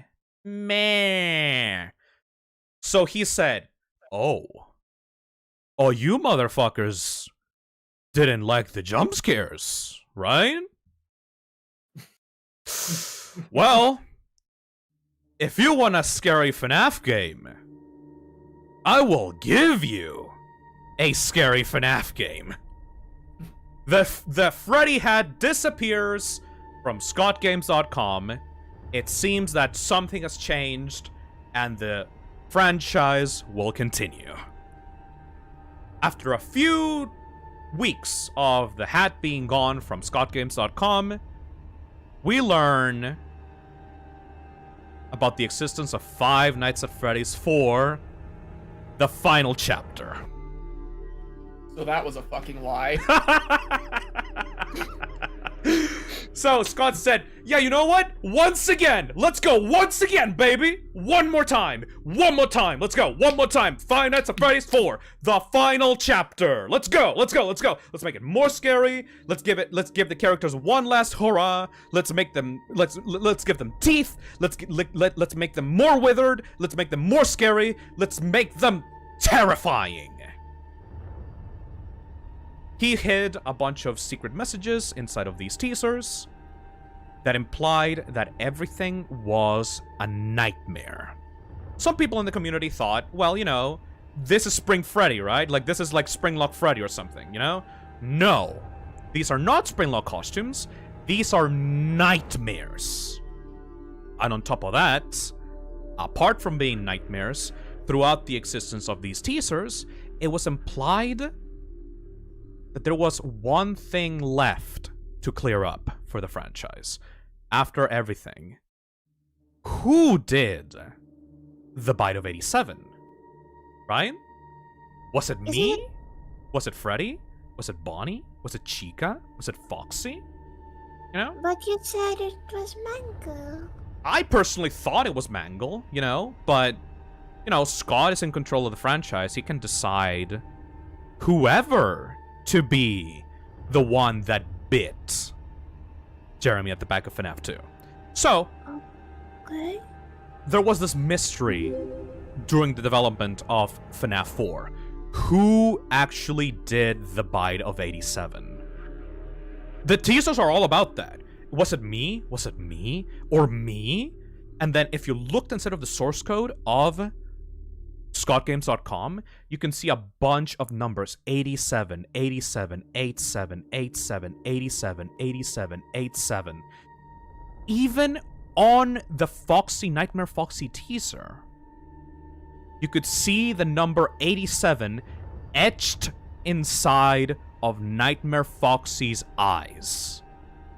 This final game, this final Five Nights at Freddy's game, was going to be about the bite of 87. I'm already pissed. Like, you're just building up the sales pitch, and I'm getting angry.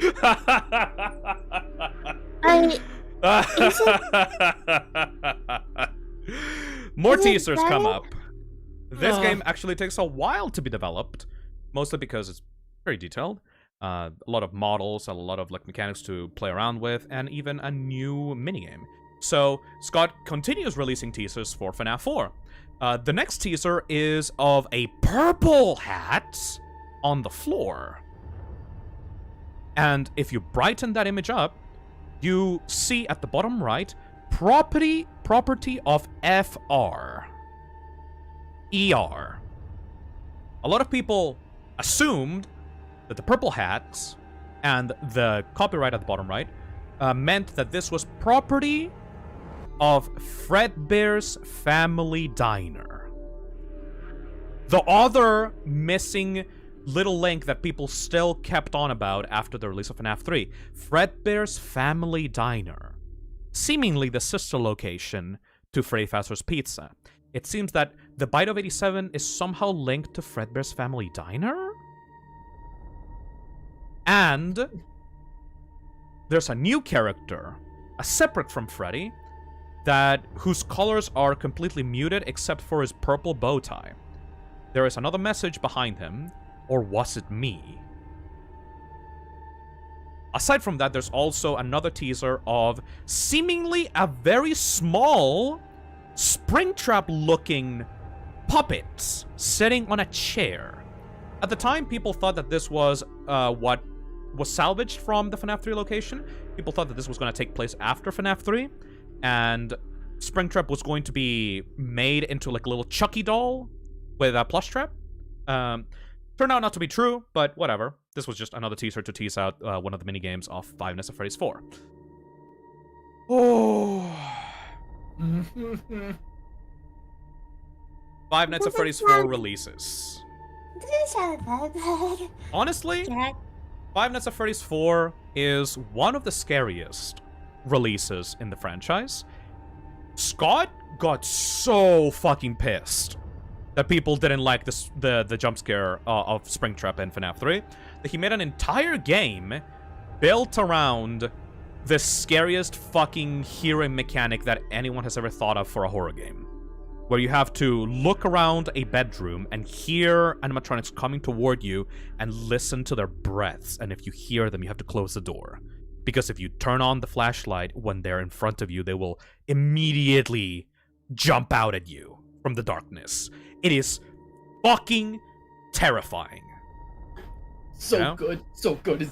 It's my favorite FNAF game. It is my favorite FNAF game. We're actually gonna look at the trailer for Five Nights at Freddy's 4 right now. I think it's time.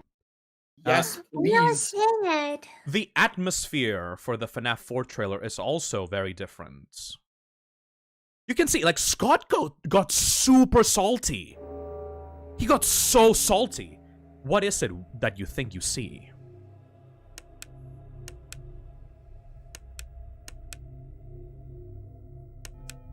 Dun, dun, dun. What game do you think you're playing?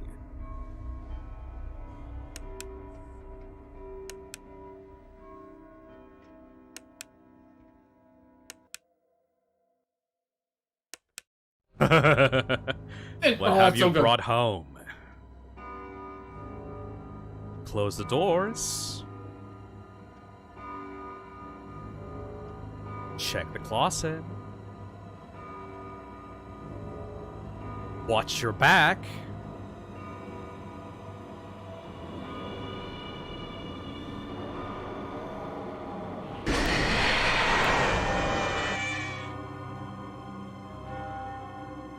Bro was salty, so he used the salt to cook. Absolutely. Every single time somebody tries to spite one of Scott's games, he makes something scarier. Yep. And this is arguably scarier than FNAF 1. The ambience is peak. All the details, like the story of this one is fucking peak. You know? I was hyped for FNAF 4 in was summer so school in 2015. Good. I remember watching the atmosphere trailer was on like my phone everything in my grandma's got living turned room into before up leaving to for summer 11. school that You year. know? Mm-hmm.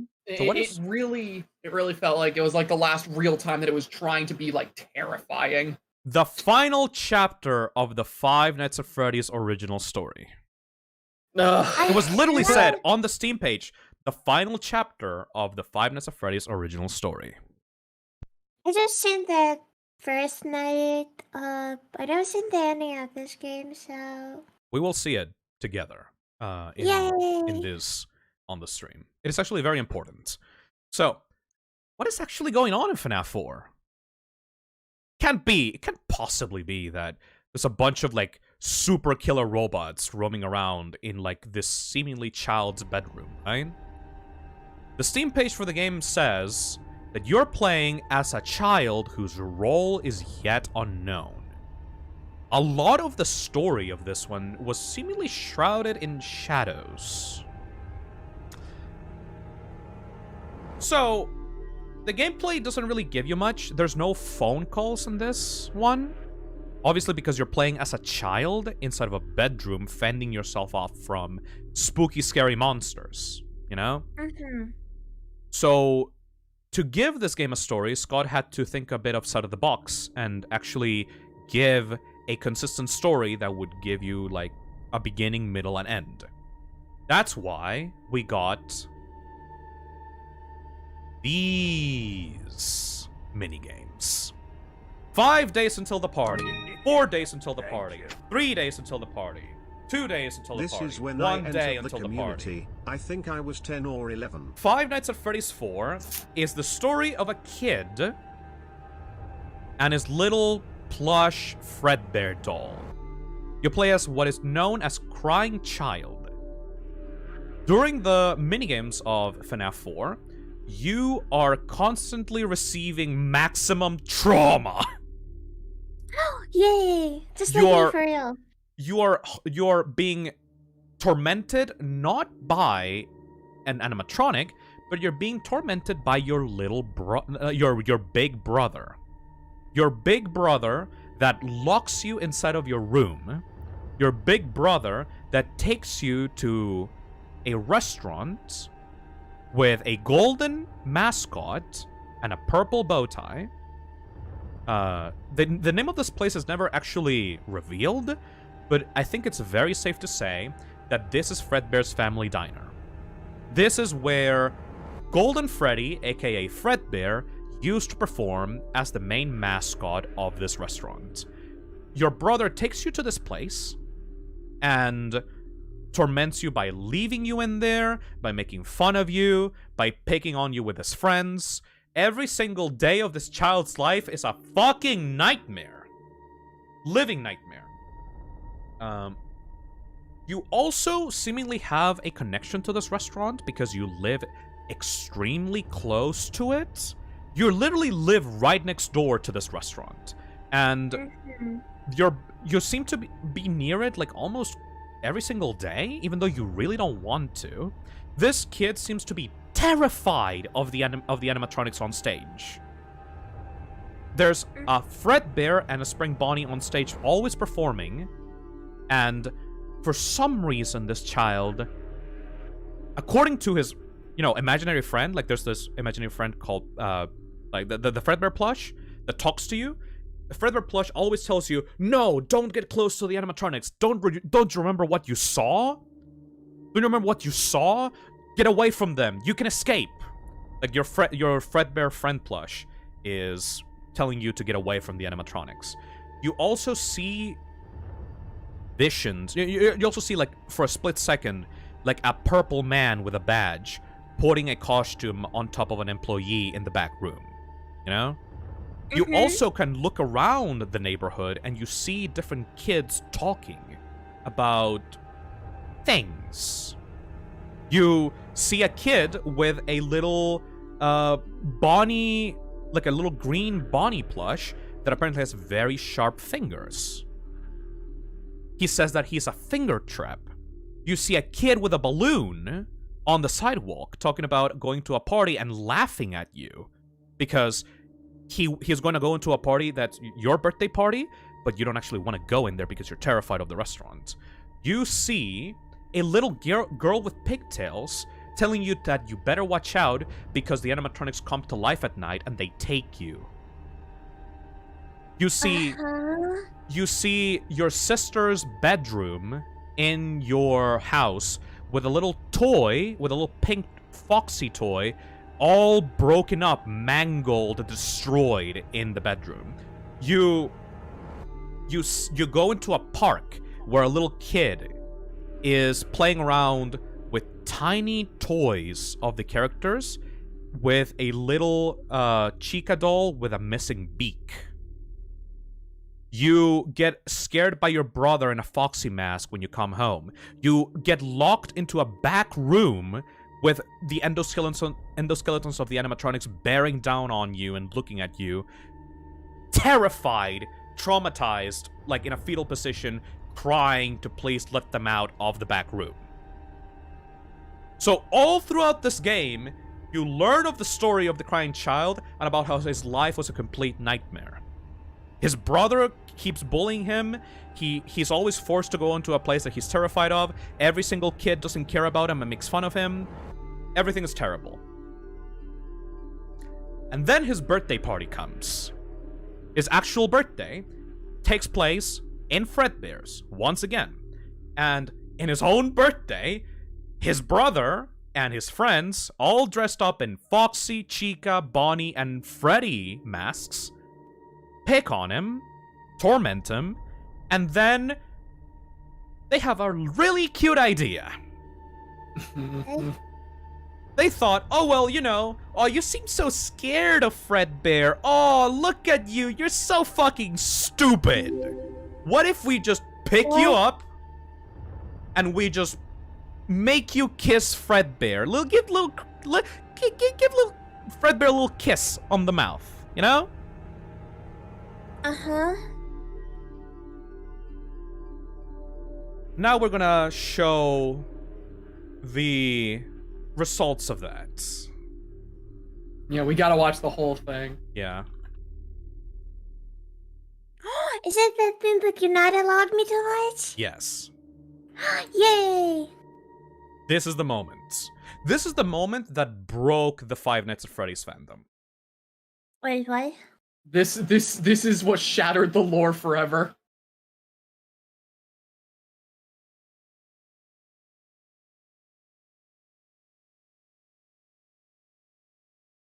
Oh boy. 0 days until the party. Just like today, it's my birthday. It's your birthday. I like that. I like that on the stream. It looks like the kids are like bearing down on a Sazel. If the podium was just moved a little bit to the left. Wow, your brother's kind of a baby, isn't he?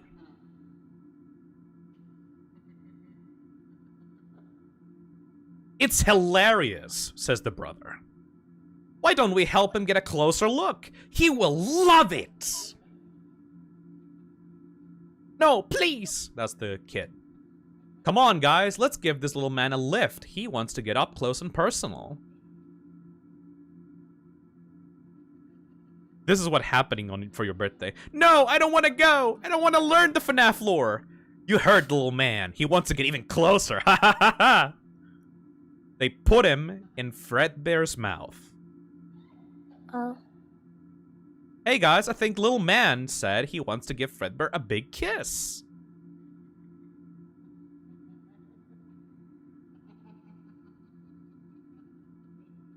On 3, 1, 2.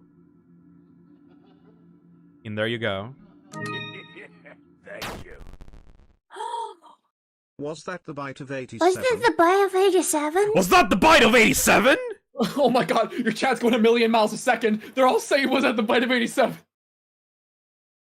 I have some bad news for you. Was that the bite of 87? Wait, so it was, right? I mean...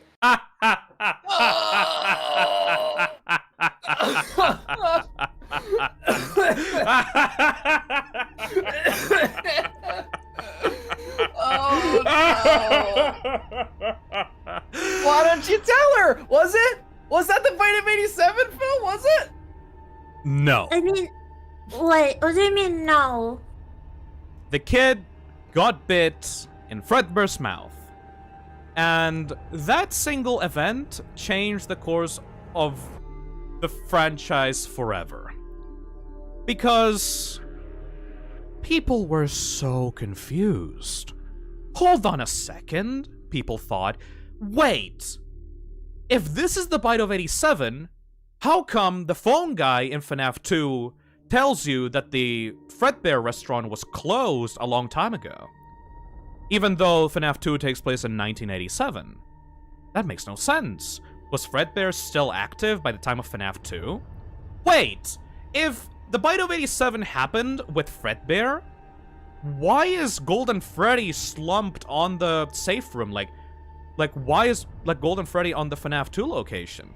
Hey, wait! If this is the bite of 87, then what happened to the toy animatronics? Why are they being scrapped? And then, someone finds a little Easter egg during the minigames of FNAF 4 of a little TV show called Fredbear and Friends. There's a date at the bottom of that TV that says 1983. People realized, wait, does that mean that there are 2 bites? So, wait a second. Why would Scott tell us about 1987? Was it me? Was it me? Was it me? Was it me? Why were there so many codes and why were there so many implications that this was going to be a game about the bite of 87 if it didn't actually happen in 1987? What's up with that? What the fuck? Why is that? No, I think that the bite happened in 1983. No, I think that it happened in 1987. No, 1983, 1987, 87, 83, 87, 83, 87, 83. Everyone was going fucking nuts because Scott never clarified this. People thought that the Fredbear and Friends date on the TV was copyright for a show that happened 5 years before. It was fucking pandemonium. A retcon was 87 actually the bite of 83 and Phone Guy just remembered it wrong? What is going on? This is so confusing. I don't understand why this is happening at all. So, Five Nights at Freddy's 4 is the most cryptic game in the franchise because aside from the main story that it's telling you, its place on the timeline is so vague. It is so vague, in fact, that people realized, wait, nightmares. Creatures that are coming to kill you during the night. Little green plush dolls. Little robots coming to kill you inside of an office. Wait a second. In the office of the kid in Five Nights at Freddy's 4, there is a purple fan. Wait a second. There's a purple fan on the office. And there's a little purple robot. And there is a phone. Like a toy phone in there. Wait a second. Yeah, the kids are talking about finger traps, and there's a guy, and there's like a little kid with a balloon, and there's shadowy figures stuffing employees into costumes. Wait a second. Why is there a mangled pink toy of Foxy in the bedroom? Why is there a girl with pigtails telling you that they're gonna come and get you during the night? If this is 1983, wouldn't the missing children's incident not have happened by this point? So all of these little tiny pieces made everybody think that Five Nights at Freddy's, in its entirety, was not actually real. It was just the dying dreams of a kid in his hospital bed. After the bites that put this little kid in the hospital, there is a cutscene with him in a void talking to Fredbear. Actually, I will once again show that cutscene on stream so you can get a better idea for it. Is it the box you've been talking about? No, that'll be later. This is what happens. I love it. On stream, it's like Markiplier talking to the crying child. No. No, but this is the FNAF 4 Wait, and... kid, was it the bite of 87? Was it, kid? Tell me, kid! I need to know! Was that what happened to you? So, in this void, the kid hears a voice that's colored in the exact same color as his brother's voice in the past dialogues. The brother speaks to the child, saying, "Can you hear me?"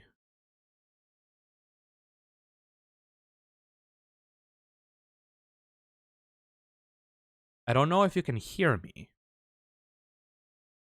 I'm sorry.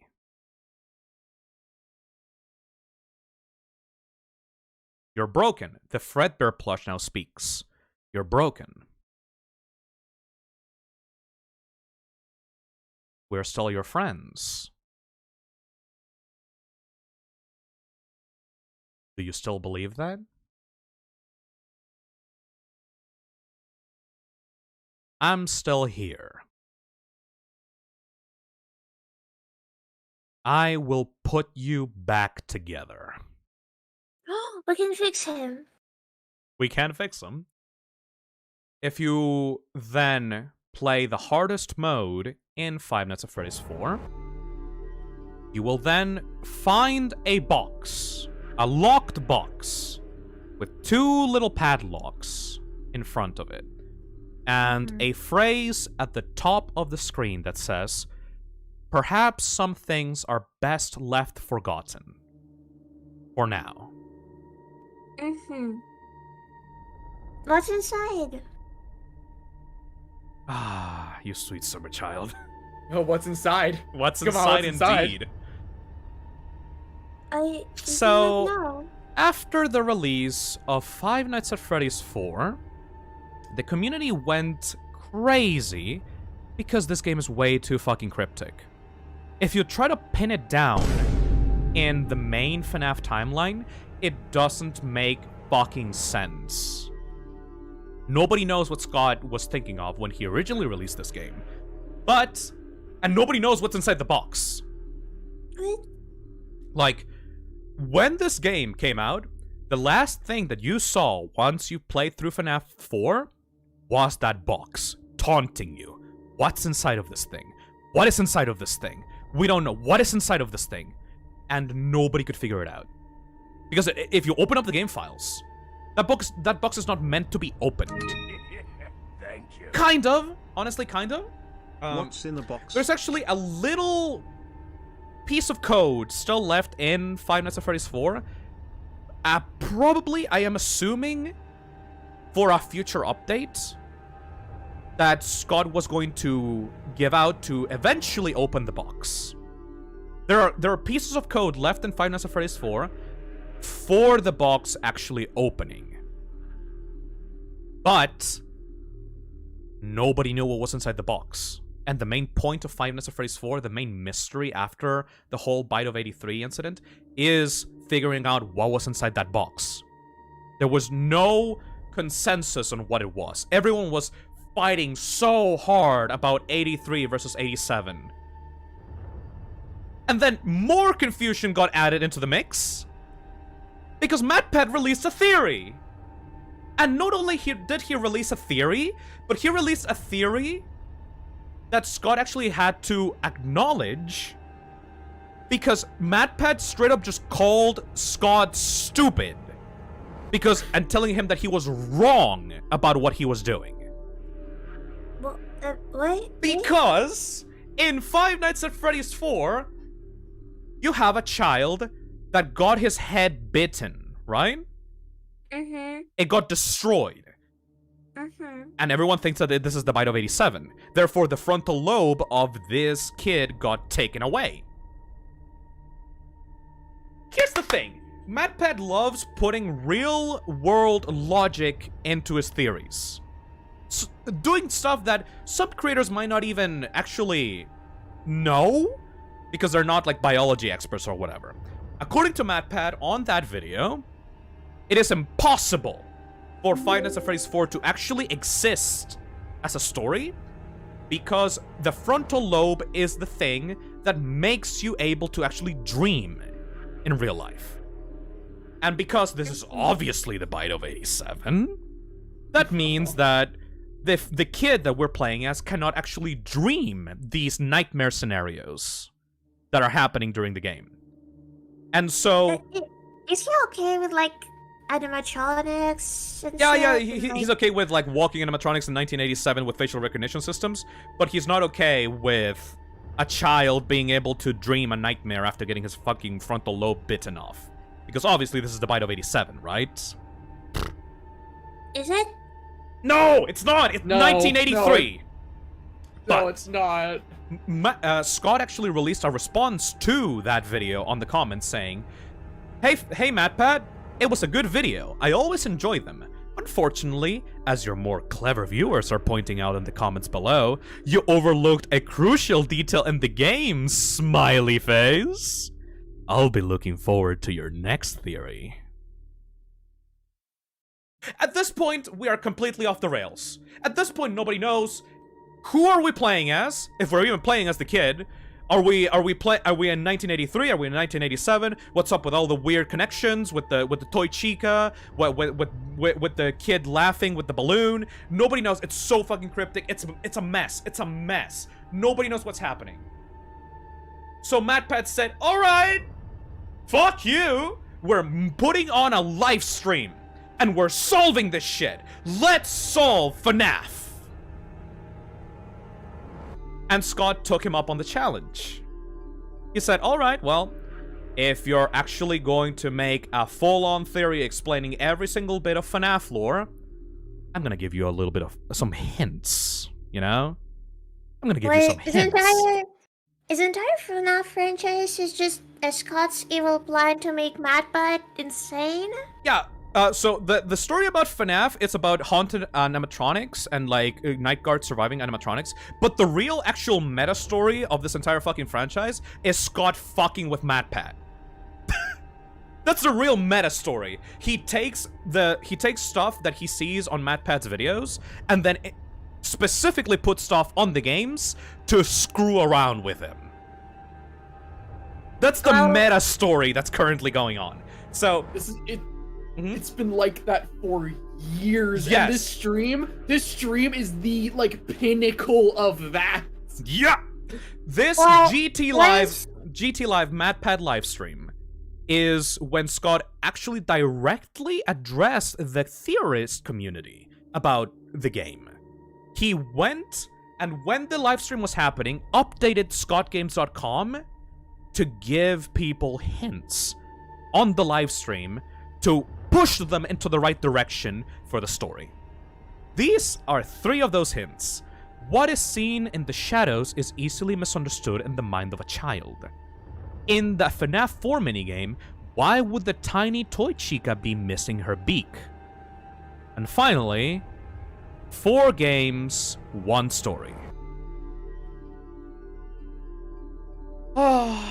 this is gonna suck. So, what happened essentially after this live stream was, MadPad obviously took those hints to heart. He looked all over Five Nights at Freddy's 4 once again, and came up with the theory that everyone hated. I mean, which one? Dream theory. What? Dream theory posits that the entirety of Five Nights at Freddy's, all of the games in the franchise, were actually part of the dying dreams of this kid. But, wait, isn't he said it's not possible? It's not, unless you're dead. If you are a kid that died after the bites, you are then... It's possible that this kid is either dreaming, in a coma, or in some kind of scenario where he is imagining all these things that happen. You know the bite of 87? Mm-hmm. The bite of 87, in this theory, is not actually real. It's just another allegory for what happened to the child. The bite of 87 is not actually consistent, and the frontal lobe being missing is not actually a real plot point. Therefore, the dream of this kid is still valid because it's not an actual frontal lobe being ripped out. It's just a dream. It was just an allegory for the child being bitten by Fredbear. Things like the kids on the playground, these kids like BB, like the child could represent BB. The spring, the little plush trap, like plush would represent like plush trap and spring trap. The purple man might not actually be real. Purple man as a killer could not actually be real. Maybe he's just a shadowy figure on the backstage helping another like performer put on his costume. Like purple guy might not even be real. Like, it's what is seen in the shadows is easily misunderstood in the mind of a child. He might just be a regular dude, and the mind of this child just made him into this sadistic killer because he overheard from the girl with the pigtails that the animatronics come to life at night and then they'll take you if you get close to them. The mangled toy on the sister's bedroom could represent Mangle. That's how he got the idea for the FNAF 2 Mangle. Everything was roped into Dream Theory. Into this fucking not satisfying mess. And obviously the ending, the happiest day minigame, would represent the child finally moving on and dying after succumbing to his, like, you know, injuries or something. Or, like, passing on from the afterlife. Stuff like that, you know? And that is so fucking lame! It was awful. It was so lame. So bad. So fucking It lame! took that one theory, by merely existing, trivialized the lore of every single FNAF game except for 4. It made it so every game but 4 was useless. Yep. Like, you know that story about like Springtrap and how cool his defeat was and how like karmic his death was inside of like the Springlock suit. All of it was just made up by a child. What? Child, Dream Theory. Fuck you. It's not real. But, huh?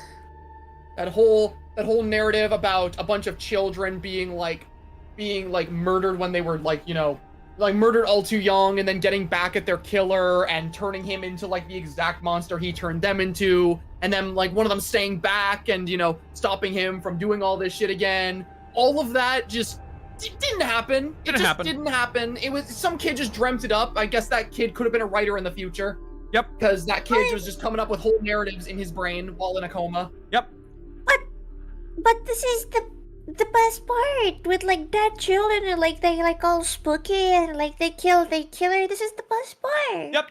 But fuck you, dead child. Bite of 83. Fuck you. Wait. So So after all that happened, Bite of 87 never happened? according to Dream Theory, no, it was just part of the dying child's dream.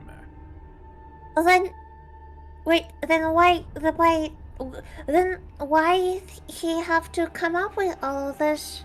Because metaphors, metaphorical bullshit. Ooh, look at the parallels. Look at all these parallels. Look, guys, I'm so cryptic. Look at me. Like, please theorize. This is so cryptic. I'm so smart. Look at all these details that I put into the game. Oh, why is Tiny Toy Chica missing her beak? Oh, I'm so spooky. I'm so cryptic. Make all theories. Oh, please, guys. Isn't it cool how there's a grandfather clock at the end of the hall in the FNAF 4 house and you hear that chime every single time you beat a night in the FNAF games? And what about the box? You want to know what's inside the box? Oh, hey, what's Azzy. inside the box? Azzy.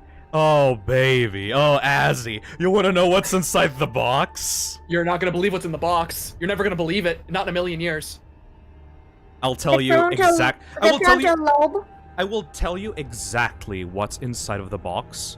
What was always inside of the box from beginning to end. Inside of the box was whatever the community wanted it to be. Wait, the fuck? Because the way that Scott makes games is he gives people vague, cryptic little details and then waits for MatPat to come up with a good explanation for what is happening. And then he sees the reactions of people on Reddit and sees, oh, people like this MatPat theory? Oh, very well, very well. Yeah, yes, I will write this down and I will make it canon. Like I will put this and I will clarify this on the next game. Like, oh, you got it right. Oh, yes, yeah, everyone likes this. Excellent. We're gonna put this in the game. He wanted to wait until people found a really cool thing to put inside the box. That's really it. That's it. That's it. Can we put a frontal lobe there? Maybe. Like it could have been a broken up plushie. It could have been a badge. It could have been so many things. But it doesn't matter. Because what the box represents is just the mystery and people agreeing to what the end goal of the mystery is. Scott himself admitted in an interview after all these games came out that the context of the box changed multiple times. And that is true, because the community's perception of what was in the box changed over and over and over and over and over again. He never wanted to open up the box because the community was so up in arms about the story of FNAF 4 because it was so vague that there was never a satisfying explanation for what was actually happening. Therefore, Scott made a post on Steam saying that the contents of the box would remain closed forever. Nobody was happy with the story of FNAF 4 because there were so many loose threads and you could interpret it in so many different ways that Scott felt frustrated and he didn't have anything actually too cool to reveal at the end in an update. So he decided, I was planning to open up the box for you guys. But now that everyone is unhappy and, the pieces haven't been put together, what is inside the box? The pieces put together, the pieces of the story. Well, I guess you guys didn't figure it out, so the box will remain closed. Shocker, a question. Why the fuck was the box there in the first place then? Because Scott wanted to add one little last thing to make the community theorize about this game. This shit ton of things to theorize all about. Yep, but he wanted to put one last thing. Golden Freddy back in FNAF 1? Scott did an interview about FNAF 1 way back in the day when that game came out. People asked him about Golden Freddy. And Scott's response about why he put Golden Freddy in the game was just, I guess it's a mystery. Sometimes things just happen, smiley face. Scott just puts these random little details in the games that he makes just for fun. But since everyone cares about the story, they overanalyzed this box over and over and over and over. It's bait. It's just fucking bait. Okay, oh my fucking god. This is I was 2 years in script writing classes, and one of the first lessons that you learn when you write a story, no matter what the fuck you tell and do not tell to your viewers / writers like whatever. You always have to know the answers even to the stuff that have been mystery. Yes. You showing this and basically like going and sitting next to your fence and be like, oh yeah, also do not know what's happening. It's like fucking after your writing. Yes. Like, you know, Lost. And person with that voice telling you that, Scott, this is like some skill issue at this point. Like, you know, Lost, the TV show Lost? It has the exact same issue. Lost, the TV show, was like a 2007, around that time, mystery TV show about a bunch of guys being stuck in an island. And the people that made that show put a bunch of cryptic little details that made people theorize about what was actually going on in that mysterious island. But guess what? The real secret to everything is that they didn't know what was going on in the island. They were just waiting for people to guess the right thing that they will be able to write into future episodes. That's the problem. That's what's in the box. What's in the box is anything the community wanted it to be. But the FNAF 4 was written so cryptically that nobody can come to a consensus. Nobody can put the pieces together and gives Scott a thing to reveal at the end. It was frustrating for everyone. Yeah, for MatPat, for Scott, for the community. Oh well, there's just a good script in this fucking box apparently.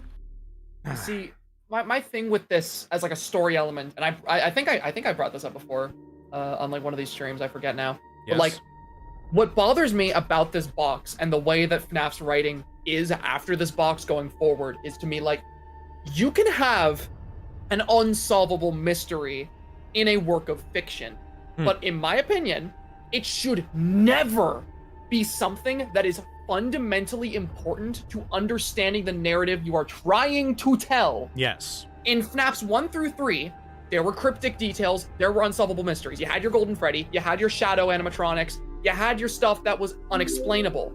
But those things existed alongside important narrative details that you were given to fundamentally understand FNAF's story. Even with the first 3 games where you didn't understand what was going on completely, you understood what you needed to get what the narrative was. By the time 4 rolled around, those details are being taken from you, and you are being explicitly told you guys didn't solve it in enough time, so now you're never getting what the actual narrative of this game is. You will never actually know what the fuck the story is now, because I've decided you're not going to get those details. And that's infuriating! That is so annoying!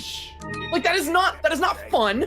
That is not good for theorizing. Toby That is Fox, genuinely the just mystery writer, frustrating Jester. and bad writing. Yes. And like, I love these games up to 4. I really do. 4 is my favorite still. But introducing something that is so fundamentally important to the narrative and then just not giving away the answer to that is awful. That is terrible writing. Yep. Like, holy shit! Yep. Never do that. So, that is Five Nights at Freddy's 4, essentially. It is the point where not everything starts going downhill, but the point that people realize that Scott may actually not be as smart as everyone thought he was. All those little smiling, winking faces, maybe that's just someone trying to be cryptically vague so that later on someone else would be able to do the work for him, you know? I guess. But whatever, it's the end, right? It's the final chapter. I mean, it wasn't that bad. It wasn't that bad. Like, if you left it at this, would have been fine, right? Thank you! The end! Thanks for playing. Everything has been concluded now. Nothing else will happen. Thank you for everything. There's a big render of everyone in Scott Games site. Yay! Celebrating FNAF! Look at the Nightmare animatronics, look at Fredbear, look at Classic Freddy, look at the Wizards, the toys. Everyone is here! Okay, thank you everyone for joining for this stream. I'm gonna head over and go my thing. No. We're halfway through! We're halfway through this. We're still going. But it's at the end. It's all over. It's all over, but we're halfway through, but we're at the end. We're halfway through. But it's over. So, I have to call my therapist. the Five Nights at Freddy's original story is over. It was fun. I mean, 4 games. The last one was pretty cryptic, but whatever. We can move on, right? We can have fun. It's over. It's over. It's over. Like, It's over. It's No, that was over. the final chapter. It was the final chapter of the original FNAF story. It's all over. Now we just get to do the epilogue portion of the stream, yeah. Azazel, how are So, you feeling? after the release of Five Nights at Freddy's 4, because Scott, Scott is really good at horror, but he doesn't really like horror games. He's more like a RPG, happy-go-lucky man that makes games for family-friendly games for children. He loved, like I said at the beginning of the stream, he loved making those old games, like Sit and Survive, like Chipper and Sons Lumber Co., the Desolate Hope, Pilgrim's Progress. Those are all really nice games, Phil, you've been dodging this the whole stream. Get Hazzy a therapist. So Scott thought, well, I do have the FNAF IP, and it is extremely profitable. Everyone loves the characters. So why not try to make one game for fun, This game would actually be inspired of another series by Scott Cawthon called Legacy of Flan, where a bunch of little Flan characters with different textures were part of a party and had to go around like a big map trying to fight off some evil or whatever the fuck. Scott took the idea of an RPG and injected FNAF characters into it. After the big thank you image was revealed, little by little, characters inside of this thank you image were replaced by little tiny cute versions of themselves.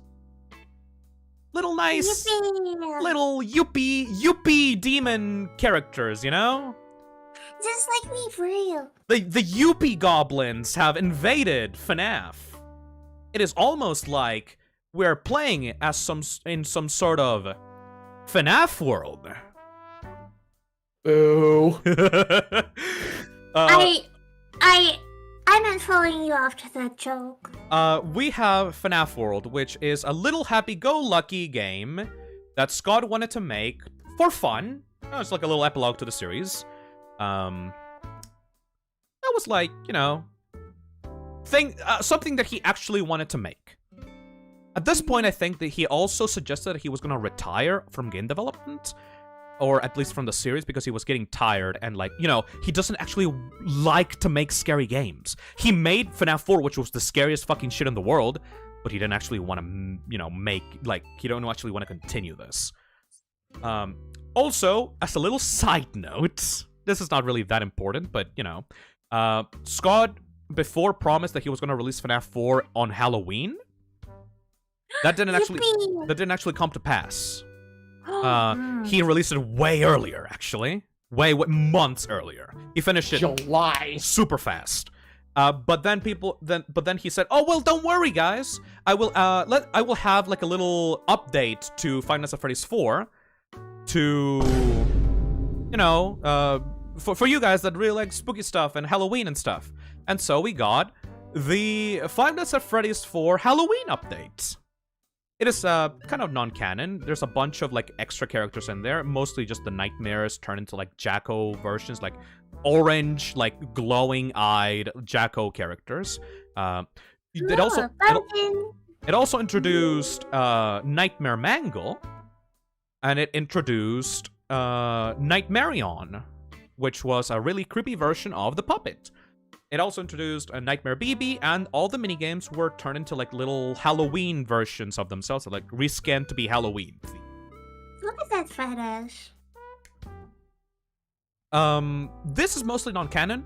It's just for fun, There was this little wrinkle that apparently, according to Scott, Nightmare BB could be canon, and eventually he integrated him into the main game.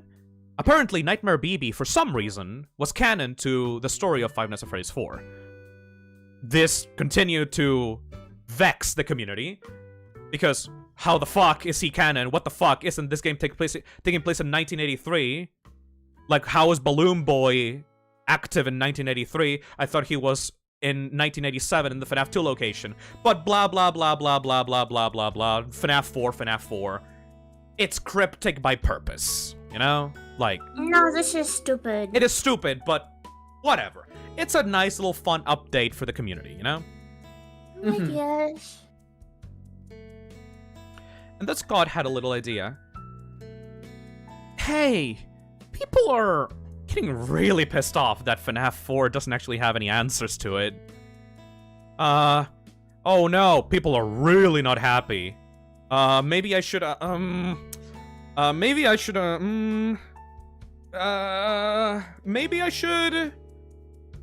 put, I think I can do something with FNAF World. I think we can give it a little bit of lore. Oh my god, Joker. I knew you were gonna say it, but I didn't want to hear it. Joker, a question. Yes? Does FNAF lore, like FNAF World, have a lore?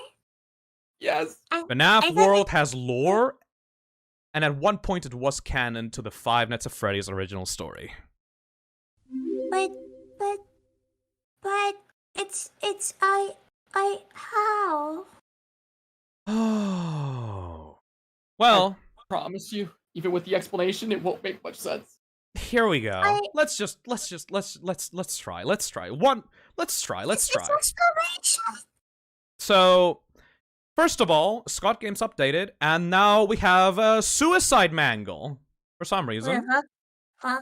So, there was a new site that came up during the development of Five Nights at Freddy's World, where Scott put up some really cryptic and weird teasers. FNAF was a better RPG than FNAF World. It even though this game was supposed to be, Scott you know, family friendly and fun, it actually had some of the most cryptic, creepypasta-esque, like, teasers. These two were very, very, very, very concerning. It had the vision of Adventure Mangle hanging by the mouth to the ceiling with a secret message at the bottom saying, "See what you've all done."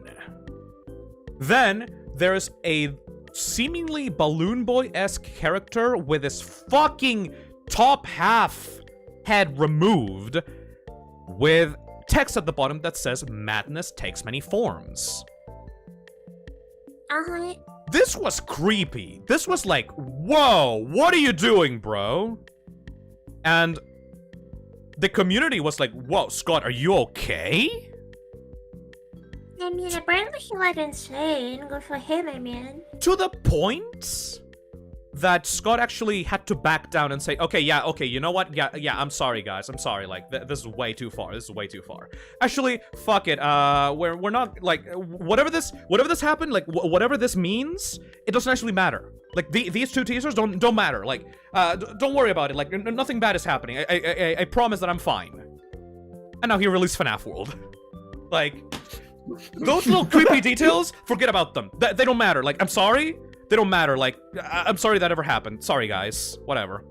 Bro had to fucking backpedal. No, it's like posting, you know, like, it's like posting, like, all those fucking amateurs with, like, sad Vooloof, you know, sitting in the rain and be like, I don't want to leave anymore. Anyway, guys, it's fine, I'm fine, you know, yes. fine, anyway, like, you know. Scott had his, like, fucking, like, black profile picture on Twitter moment with that, and then realized that people fucking got really actually scared for him, and then backed the fuck up. So he was working on FNAF World throughout all this time. He was thinking about making a cute little RPG family-friendly game. He thought about adding lore to it. He thought about making it a little bit scary. And all of those things got merged together awkwardly into this weird fucking amalgamation called FNAF World. It was released on Steam initially, and people fucking hated it. They hated it. A lot of people, especially like YouTubers like Jim Sterling from the Jimquisition, the person that was responsible for the creation of Five Nights at Freddy's in the first place, played this and called it fucking awful. Again. Everyone hated this game because FNAF World is a piece of shit. FNAF World does not have any kind of fucking relevant story like an RPG would. It doesn't have, like, any relevant characters aside from Fredbear. It's just a bunch of, like, disconnected locations with, like, copy-pasted trees and walls all over. It's so fucking bad. The combat system is so awful. There's no proper leveling. There's no skills for the characters. There's, like, 50 plus fucking playable characters everywhere. It's so goddamn awful. The story is nonsensical. You know what the story of FNAF World is? The story is, oh, hello, Freddy. I am Fredbear. Something wrong is going on in animatronica. You need to find out what is wrong. Apparently, there is a corruption that is making all the FNAF characters from your favorite series, Five Nights at Freddy's, go evil. You have to help, beat some sense into them and find out what's wrong with animatronica. Then, apparently, the game gets meta. The game starts to refer itself as a game. Fredbear starts to tell you to go into glitched locations and go underneath the game's code, like reveal what's like behind like the game's security system. And at the very end of Five Nights at Freddy's World, you get to fight Scott motherfucking Cawthon. Purple guy did it. Like, okay, I guess that's cute. Fun fact, FNAF World is like Scott's like vent project, because when you get to him at the end of FNAF World, he starts saying, oh, you guys, oh god, you keep asking for more. I keep giving you everything you want, but you still complain. I can't believe you. Let me show you who the real Puppet Master is. And then he transforms into this giant Scott Cawthon creature and like says, it was fun being the Puppet Master, but now I grow wary. It is time to put you in your place. Oh. Okay, so basically he went from his fucking dark profile picture to, I don't know, some like fucking lion profile picture with like... He started calling himself the Radiance and started saying, I am the Puppet Master that have controlled everything from the very start. I am the Alpha, I am the Omega, I am the ultimate life form. Like, it was so fucking cringe. Also made FNAF World Bitch played fucking Sonic the Hedgehog. Yeah, like, that was like the weird thing was like, FNAF World was like presented as like this cutesy little fun side project. But, like, a lot of the dialogue that Scott wrote in it felt, like... personal. Very, like, yeah, it felt very personal and angsty, and I'm like, I cannot read the vibe of this game at all. It seems to be... This game seems to have been a vent project for Scott after being frustrated that nobody gave him a cool story for Five Nights at Freddy's 4 and nothing to put on the box, you know? Like, this that's what it really feels like. This was, like, petty. Like, once again, Scott Cawthon goes petty mode and makes something to, like... fucking like show people, oh well, if you don't like my story, then I will not take myself seriously now. Like, oh, look at me, I'm the Puppet Master, look at me. You know, it's like that one friend in the friend group that, you know, all of you having fun, and then the friends start complaining about, oh well, it's sort of nice that you would like call me after like I ask you, like you know. Yeah, being all passive aggressive. Yeah. Well, that was a short lore for this game. We're still halfway through, so still halfway through World. Still halfway through. What? So, guess what comes back? Guess what comes back? So, you know when I said that there's lore in this game? There is. There is actual lore that very specifically goes back to Five Nights at Freddy's 4. Because again, Scott is still not over people not liking his story. So, inside of Five Nights at Freddy's World, he put some shit in it! He put some cryptic shit in it once again! We're coming back, baby! There is a set of yellow eyes that greets you at the start of the game that says, everything that happens out there has an effect here. Do you understand? This is a safe place. This is a sanctuary. But something has gone wrong, and now it can be seen here. Something went very wrong. That's why I am here, but I won't let the same happen to you. I will put you back together. The line that Fredbear plush told the crying child as he was dying at the end of Five Nights at Freddy's 4. So, So, what's FNAF World? I don't know, probably someone getting high because I'm not getting shit. Five Nights at Freddy's World is technically just another one of those cryptic minigames where you put little sprinkles of lore in there, you put little vague minigames to make people theorize about what is going on, you never really give anything concrete out, and you just make people talk more and more and more and more.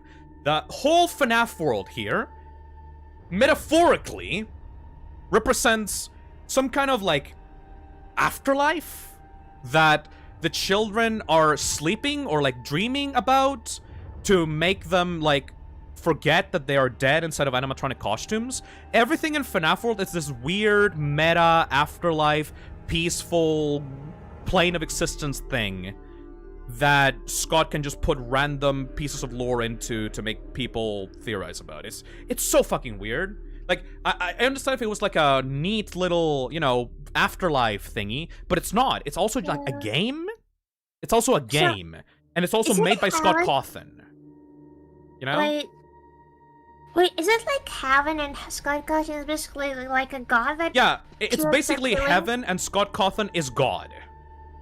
Like, for real, though. So it isn't because it's a game. Like, it is aware of the fact that it is a video game that actively breaks the fourth wall and has an impact on other games. Apparently, not only is it a game, but also affects the real world as well. It's stupid. It's stupid. It's stupid. MatPat couldn't even figure this shit out. Like, MatPat gave up. Like, he just took the minigames and the cutscenes of FNAF World and made a theory out of that. He never touched the main game of FNAF World because it's so fucking weird. You know? I'm late to the stream, but like, hello. This is basically both yours and this is basically plushies, if the way. afterlife Can't was wait built for on them the to be fourth wall. invading my walls. You know? Like, if the afterlife was, like, on the fourth wall. Like, apparently, like, people that die in the FNAF universe go to heaven, and heaven is, like on the fourth wall, like, and all the fucking angels and shit can see that they're in a video game world or some shit. Like, and apparently Scott Cawthon is God in the FNAF universe or something. Like, it's not confirmed. Like, I can't give you the story here because the story is just vague, stupid bullshit. Well, Scott Cawthon is a Christian, so... The only real thing that you can, like, reasonably grasp with the FNAF World lore is, like, those screenshots on the bottom that are detailing you, like, creating the FNAF 3 minigames for the good ending. So, that is the one thing where you can reasonably grasp that's what it's telling you. So what's happening here is that throughout FNAF World, you have a secret side objective if you talk to the Fredbear plush. You talk to the Fredbear plush by waiting around on the dialogue screen of Fredbear for a few minutes, and then the secret plush Fredbear will talk to you and says, "You don't really believe what's happening, do you? There is a task for you to complete. You have to leave breadcrumbs for him to help him find his way." And then you go around FNAF World and you, like, find little clocks that take you into minigames, and these minigames are somehow tied to the FNAF 3 minigames that set the children free at the end of FNAF 3 in Happiest Day. Like, you're putting BB on, like, a square, like a drawing. You're putting codes into, like, the arcade machines. You're putting cupcakes that you then find in the FNAF 3 nights. You put the codes on the wall for the pad to access the Stage 01 minigame. You put Shadow Bonnie on a desk or something like that. It's all about connecting the FNAF 4 crying child to the ending of FNAF 3. And then after you do all of that... Wait, what does FNAF 3 have to do with that? Oh, box! The box. So, you're actually obscuring this, so let me... Hold on, fuck. Let me move you a little bit. Oh, sorry, I am in the box. I mean, you could change yourself to, like, the regular sprite if that's okay. Like, people are thinking that we're explaining this shit to Markiplier. Oh! Maybe there. I will be the bite of 87. Anyway, so the ending of the secret true path of FNAF World has a cutscene where the little yellow dot eyes, aka Fredbear plush, talks to you and says, thank you very much. We are still your friends. Do you believe that? The pieces are in place for you. All you have to do is find them. Rest. So... that means that the person that is playing FNAF World is secretly helping the Fredbear plush, which was apparently not an imaginary friend. We're helping them put pieces in FNAF 3 so that we can help the crying child put himself back together. What?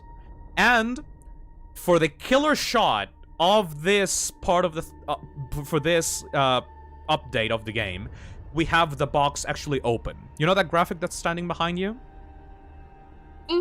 That is the box. Open in FNAF World. In the code, on the files, on the code of the game, it's just there, sitting there, open. So what's inside? Almost as if it's implying that FNAF World is what's in the box. Well, that was a lame discovery. Apparently, FNAF World, the game, is inside of the box. And inside of FNAF World are all the pieces put together. So, the pieces are in FNAF World, and you use them to set the ending of FNAF 3 up to free the missing children. But why would the missing children matter? Because the missing children are just dead kids that got stuffed into Freddy, Bonnie, Chica, and Foxy, and Golden Freddy, right? Why would that matter for the crying child that died in FNAF 4? Why would that matter at all, right? It's almost as if this game is implying that the crying child is Golden Freddy. Uh-huh. So the crying child possesses Golden Freddy? But that doesn't make sense. Then how could a fifth child also be haunting Golden Freddy? Oh boy. And now another debate springs up in the community. It brings up, wait, does that mean that the crying child was also the fifth dead child? No, okay, wait. Who is actually the crying child? Was he Shadow Freddy? Maybe? Was he Shadow Bonnie? Was he Fredbear? Was he Golden Freddy? What is up with the crying child? Why are we trying to put him back together? How are we putting him back together? How is the ending of FNAF 3 tying to FNAF 4? It's stupid. Like, it was such a mess to be a it part was of a the community. mess. It was a mess. Like, what are you telling me? Are you telling me that the crying child is Golden Freddy, but didn't you forget that it was the fifth child? Like, I mean, unless they're both the same thing. But why would setting him free in Happiest Day put him back together? Like, the pieces are in place for you. You have to put the pieces back together. That is such a cool line, right? But it doesn't actually mean anything, because what does that mean? Like, are you gonna rebuild the crying child? Like, what are you trying to do here? Are you gonna set him free? Like, how did you know that setting him free would be like setting all the children free? Aren't all the children the crying child? Like, what the fuck, Scott? It was just a mess of ideas, and it was like it felt like when FNAF 4 wasn't working with the hints he included, he just started throwing in more and more and more and more hints so that somebody somewhere would string together a story that the games could continue from. Yes. And then nobody did, and that's when he's deemed FNAF World like a horrible failure upon all the criticism, because what the game was almost intended to be narratively just didn't work. It didn't work. Like, what you're telling me doesn't work. Like, this is the problem. Scott threw in a bunch of details that were completely disconnected from each other and expected people to make sense of it, because he didn't, because the entire, and it didn't work because the community wanted to put all the details together in one big package. It was all just one big story, like 4 games, 1 story, you know? Scott was implying that it all made sense and it all fit together. But it didn't. It really actually just didn't. He was just looking for someone that could do it for him. There's so many details that contradict each other by this point. It is impossible. Is there a story to continue with? It will continue, but by this point, this is the FNAF spaghetti. This is what FNAF 4 and World did to the franchise. You know the perfect little ending of FNAF 3? Can't wait for the movie to make this even How more everything got wrapped up complicated. and how like all the children were set free and everything else. So apparently the FNAF 3 ending wasn't about that. The FNAF 3 ending was about the crying child somehow. Like, it made everything so much more confusing and exasperating, you know? So we were like, yeah. Sorry.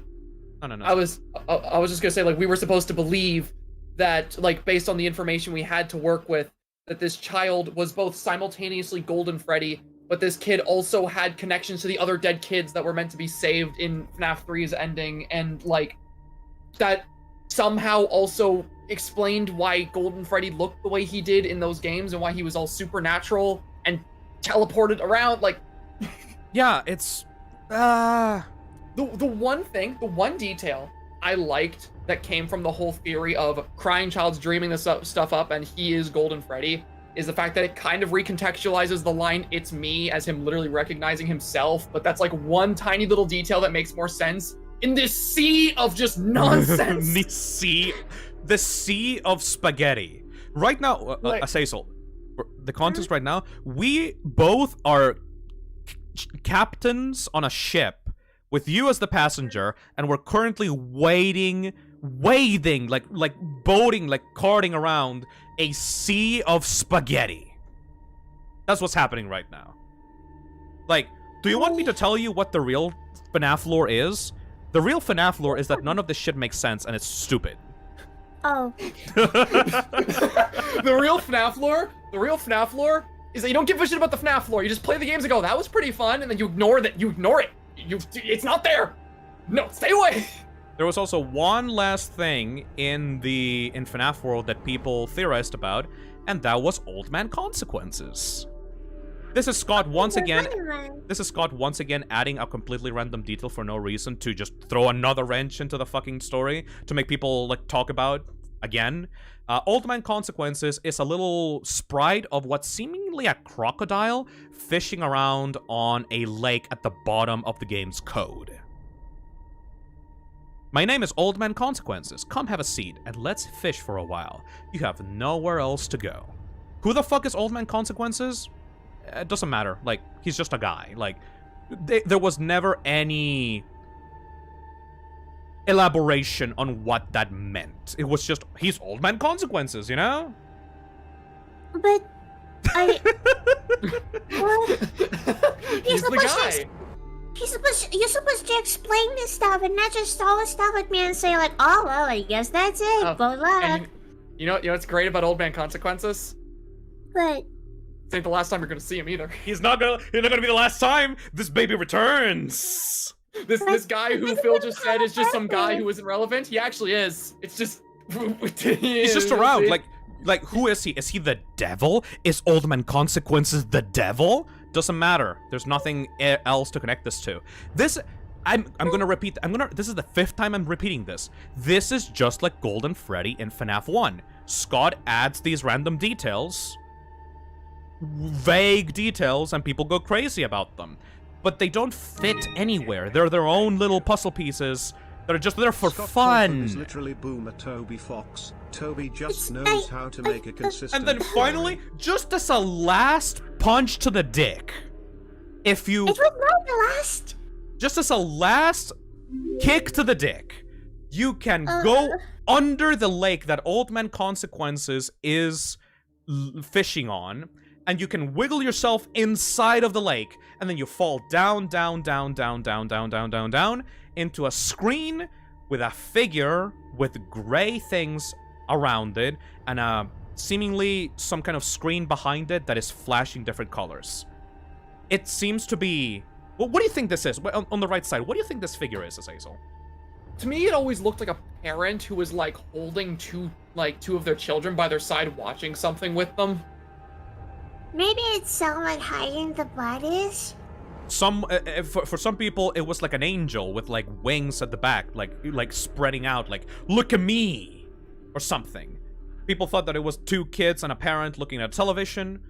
Fun fact: at this current time, Scott also had two kids.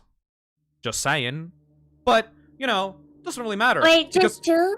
Just two, but then later he had more kids. But yeah, just like.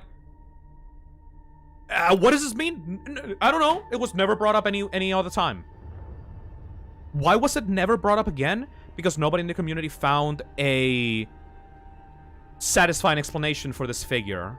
So he was just forgotten about.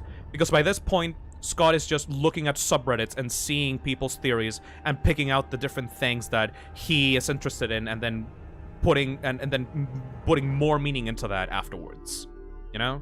Like, there is no clear intent here. It is just random bullshit for fun that the community is going crazy about. Because everything, for the community, everything must make sense. Everything needs to be 100% airproof. Scott does not make mistakes. Scott doesn't do coincidences. MatPat said that in the one of the few very beginning theories that he ever made for the channel for game theory. Scott doesn't do coincidences. Or maybe he just do drugs. And then the additional line that MatPat said, Scott doesn't do jokes. Therefore, MatPat set everyone into a wild goose chase where they had to make every single little bit of this entire franchise make sense. You can see how much of a problem this is, right? Yeah, I'm highly disappointed in this franchise. Scott doesn't do coincidences. Ain't that right, Jeremy? Even though Golden Freddy was just a random thing he threw into FNAF 1, it's always been like this. Like the reason for why people got tired afterwards is because it kept happening over and over again. But back when FNAF 1 came out, Golden Freddy was this. It's just that it didn't have years and years and years of detail put before it, you know? Yeah, like that is just always how Scott has created these games, was including details kind of just arbitrarily and seeing where those details take him. It's been a thing since the first one, and yet a lot of like community members like MatPat made it seem like everything was intentional and placed in this massive like pre-planned story. Yes. And it just kind of created this weird spiraling thing where Scott was including details for people to find, and people thought those details were intentional because of the way we talked about Scott in the community, which led Scott to make more of those arbitrary details, but then more people thought those arbitrary details were planned, and... Yeah. It's a vicious cycle of spaghetti. Just like a drained spaghetti cycle of nightmares and fucking nonsensical memes and bullshit. It's like a snake eating its own tail, like... Oh my god. So now we move on to FNAF World Update 2! Woo! I love this one. FNAF World was so fucking bad that Scott actually was ashamed of it and took it down from Steam. Originally, FNAF World was like, what, $10? It was a $10 game, yeah. $10 game. Scott took it off and refunded everyone that purchased FNAF World, which, by the way, good fucking job. That's really nice. And then put it up for free on GameJolt. He promised that he would improve the game, would take community suggestions, and would, in general, just make the game a better experience for everyone. So, after the release of FNAF World, and after it got taken down, and after it got put on GameJolt, he also decided to add an update to the game. FNAF World Update 2. This update is just a bunch of funny minigames. There's like a minigame where like it's parodying like Sonic.exe with Foxy.exe. There's a I Wanna Be the Guy inspired like minigame where like you move around this super difficult platformer while a rainbow is stalking you and calling you a bitch and a dumbass. There's like a Foxy Fighters minigame where like Foxy and his friends go around on the sky, like shooting down like enemies and stuff like that. It's just a bunch of fun minigames, you know? But by the time that FNAF World Update 2 happened, something fucking cracked in Scott's mind. He decided, well, nobody likes me making funny, family-friendly games.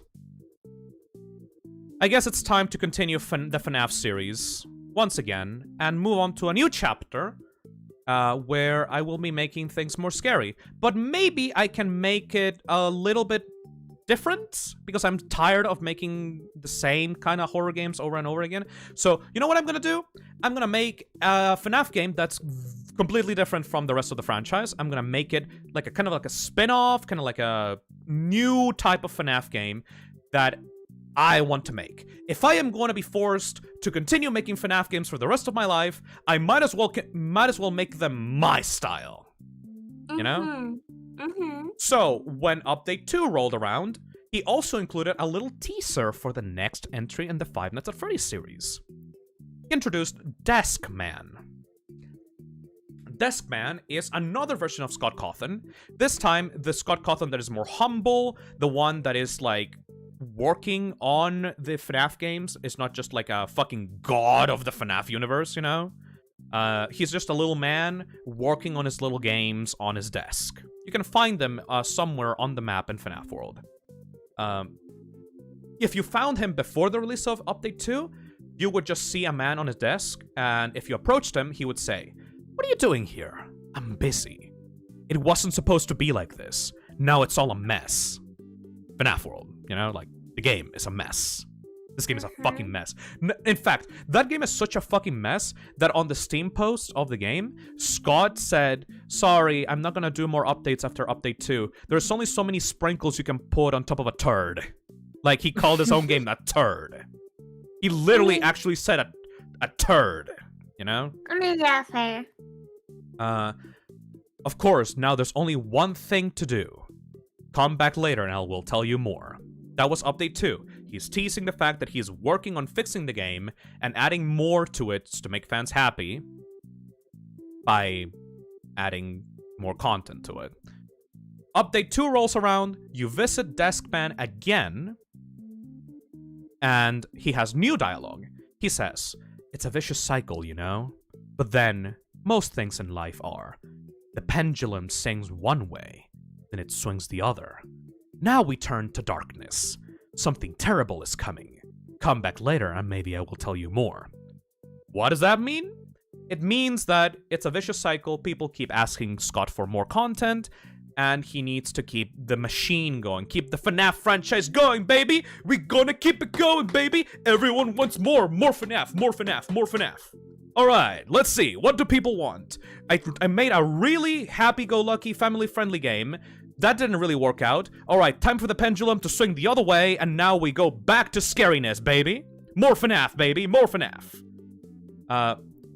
Once you finish FNAF World Update 2, you can come back to the desk man, and he will tell you, "I'm impressed. What are you doing here? Can't you see that I'm busy? You deactivated my games?" I didn't know what else to do. I just threw around a bunch of bullshit. I don't want to disappoint people. But something terrible is coming. Her name is Baby.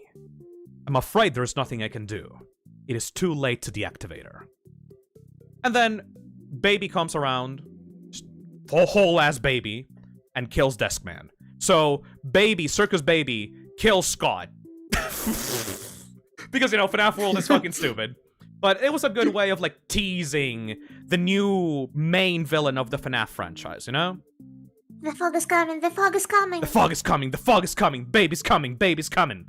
I think this is like a metaphor for Scott's, like, dedication to the franchise, and he will literally fucking, like, die to continue the franchise at all costs to make people happy. Like, it's just another metaphor for Scott being edgy and being like, you know, people keep demanding stuff from me and I will continue to deliver as long as they're happy. He literally said at one point on Reddit that he will continue FNAF until people are tired of it. I mean, nobody asked for it, but thank you, I guess. Everyone asked for it. I mean, like, there's, like, dozens and dozens and dozens of, like, 13-year-olds online that keep asking Scott for more content. More. So now we get to Five Nights at Freddy's 5. Sister Location. Oh, My I least do. favorite in the main series. My least favorite game.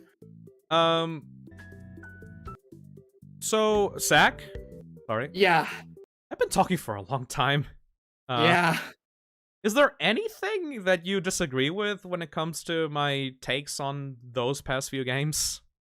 So, for FNAF 4 and FNAF World, funnily enough, I actually agree with pretty well everything you had to say. Yeah. When it comes to FNAF 4 and the whole thing with Dream Theory and the box and all that, yeah, I that's pretty well what I was thinking during the whole thing. And with FNAF World, I mean, that game was a shit show story-wise. It's pretty hard to come up with anything tangible for it. So it's hard for me to disagree or agree with anything really. With that game in mind. With this one though, this one that's coming up. Oh baby, time to fight again. This one is the one I'm most heated about. Yeah. I fucking hate this game. Oh, I hate this game a lot. Oh, this fucking game. So fucking bad. Hate this one. I hate everything it stands for narratively. I hate playing it, but obviously that's not what we're here to talk about. Everything from this game about a narrative standpoint vexes me worse than anything this series has. Except maybe what we get in Help Wanted. Oh yeah. Alright. Let's fucking go! I hate this game so much. Alright, welcome to Five Nights at Freddy's sister location. Fun fact, there was never just one. What does that mean? This is not Fredbear's Family Diner, this is a new location. This is Five Nights at Freddy's sister location. The sister location of the Freddy Fazbear's Pizzeria. I will point this out, this will make no fucking sense later, but alright, just whatever. So, what is sister location? Throughout the development of sister location, there were a bunch of teasers that showed off completely brand new characters. You can really tell that Scott just wants to make something new, right? New characters. Circus Baby, Ballora, the Biddy Babs, Ennard. These are new characters in a new setting, very sci-fi-esque. Fun fact, Scott Cawthon is a very huge fan of sci-fi and like super advanced, super detailed technology. He implemented all of this into this new game. A lot of people during the release of Sister Location didn't actually know what to make of this. It was like super futuristic, super different from anything we've seen before. And of course, new character Baby, they assumed that she was going to be like the new main villain of the series. Afton is dead. Afton is burnt alive. Move over, Afton! It's time for Circus Baby. If only. They thought that it might have been a reboot of the series even. A lot of people thought that these characters lived inside of a bunker, some kind of weird experimentation facility, which reflected on a lot of FNAF fan games at the time about how everything's now super high tech and everything's inside of a bunker and there's a lot of sci-fi imagery and everything. This is all where that shit came from the fan game side. Do you remember too how when this game was first coming out, a lot of people also believed that this game was not canon to the first 4 games, but was rather a continuation of the book stories. Oh, yeah, right. Around this time, before this game picked up steam, the Five Nights at Freddy's Silver Eyes was released in 2015. That is a book novel adaptation of the FNAF games. It told the story of a girl called Charlotte finding out an abandoned Freddy Fazbear's Pizza inside of a mall, and discovering the mystery and fighting off William, and it's just a book adaptation of the FNAF games, you know? No, I do not. I didn't write it doesn't really matter. It doesn't really matter. You know, it just people thought that the main story was over with, and now we're moving on to a new chapter in the franchise. You know? Okay. This was interesting. I was very interested. Oh my god, you're doing something new. You're moving on to a new chapter. There's new characters. It might be really good, right? holy shit, this is completely different. The characters look so sci-fi and modern and like futuristic. Was this after FNAF 3? What is happening? Scooty, the mortal super chats $5 says, get it out of the way, adult theory. Okay, No, so, no, we will not talk about that. just a small little thing, So, A question, what is adult theory? No. okay, so Kane Carter. Okay, no, mate, let's continue, please. No. Kane Carter No. was a really active Reddit moderator at the time. And made a little theory that apparently the sister location actually takes place inside of a futuristic like rental place where you could rent out animatronics to do sexy dances for adults. It is happening. They could be rented out to private parties for like adults or something. So the reason for why he thought that is because of a bunch of like little details, like Circus Baby having like a seductive voice and like the characters. Okay. The characters saying like there's a little bit of me inside everybody. It's like don't hold it against us. Like there's a bunch of little tiny details that made Kane make a theory about how these animatronics were rented out for adult parties instead of children's parties. Wait, is that the stripper club Dag's been talking about? Yes, there's a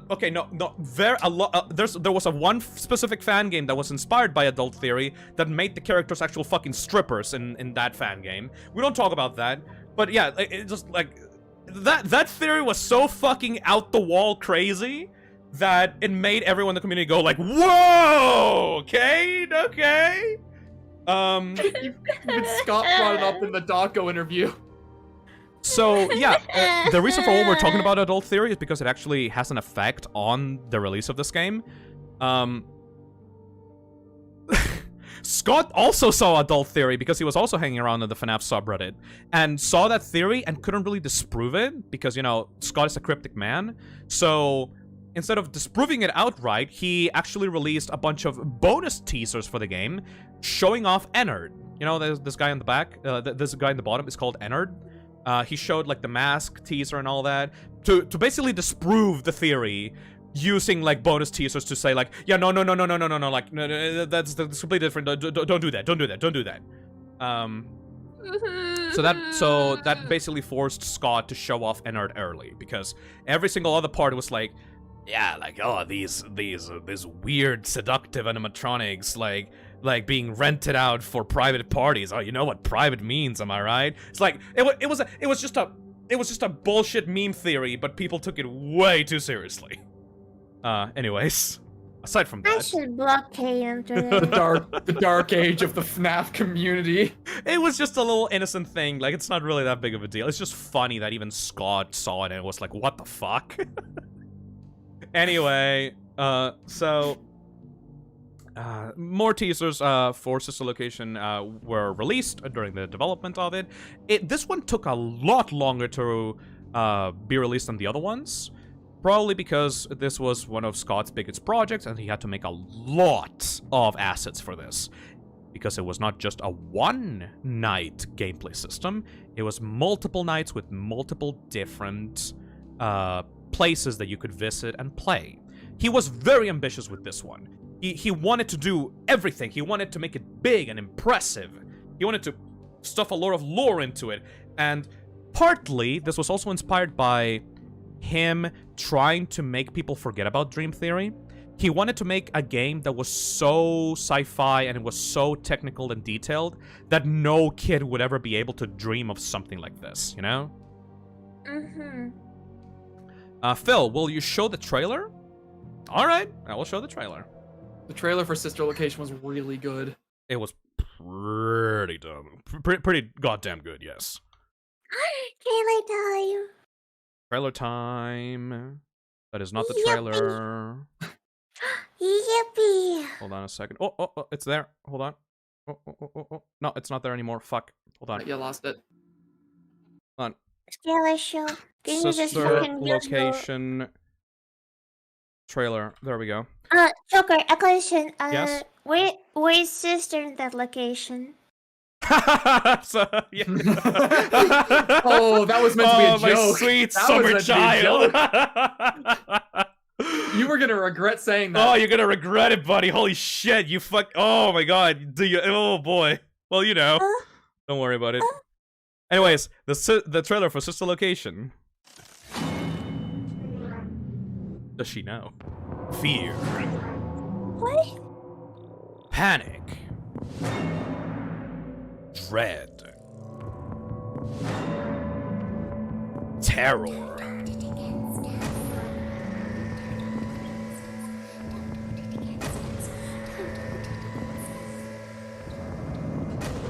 Yeah. God, this made the game look so fucking cool. This shit still Deep gives me below chills. ground.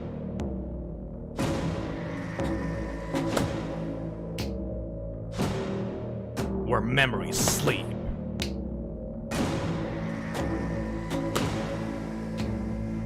Are you from? Anger is restless. When law can't get even more And secrets don't keep. gets even more confusing. Good luck. May God have mercy on your soul.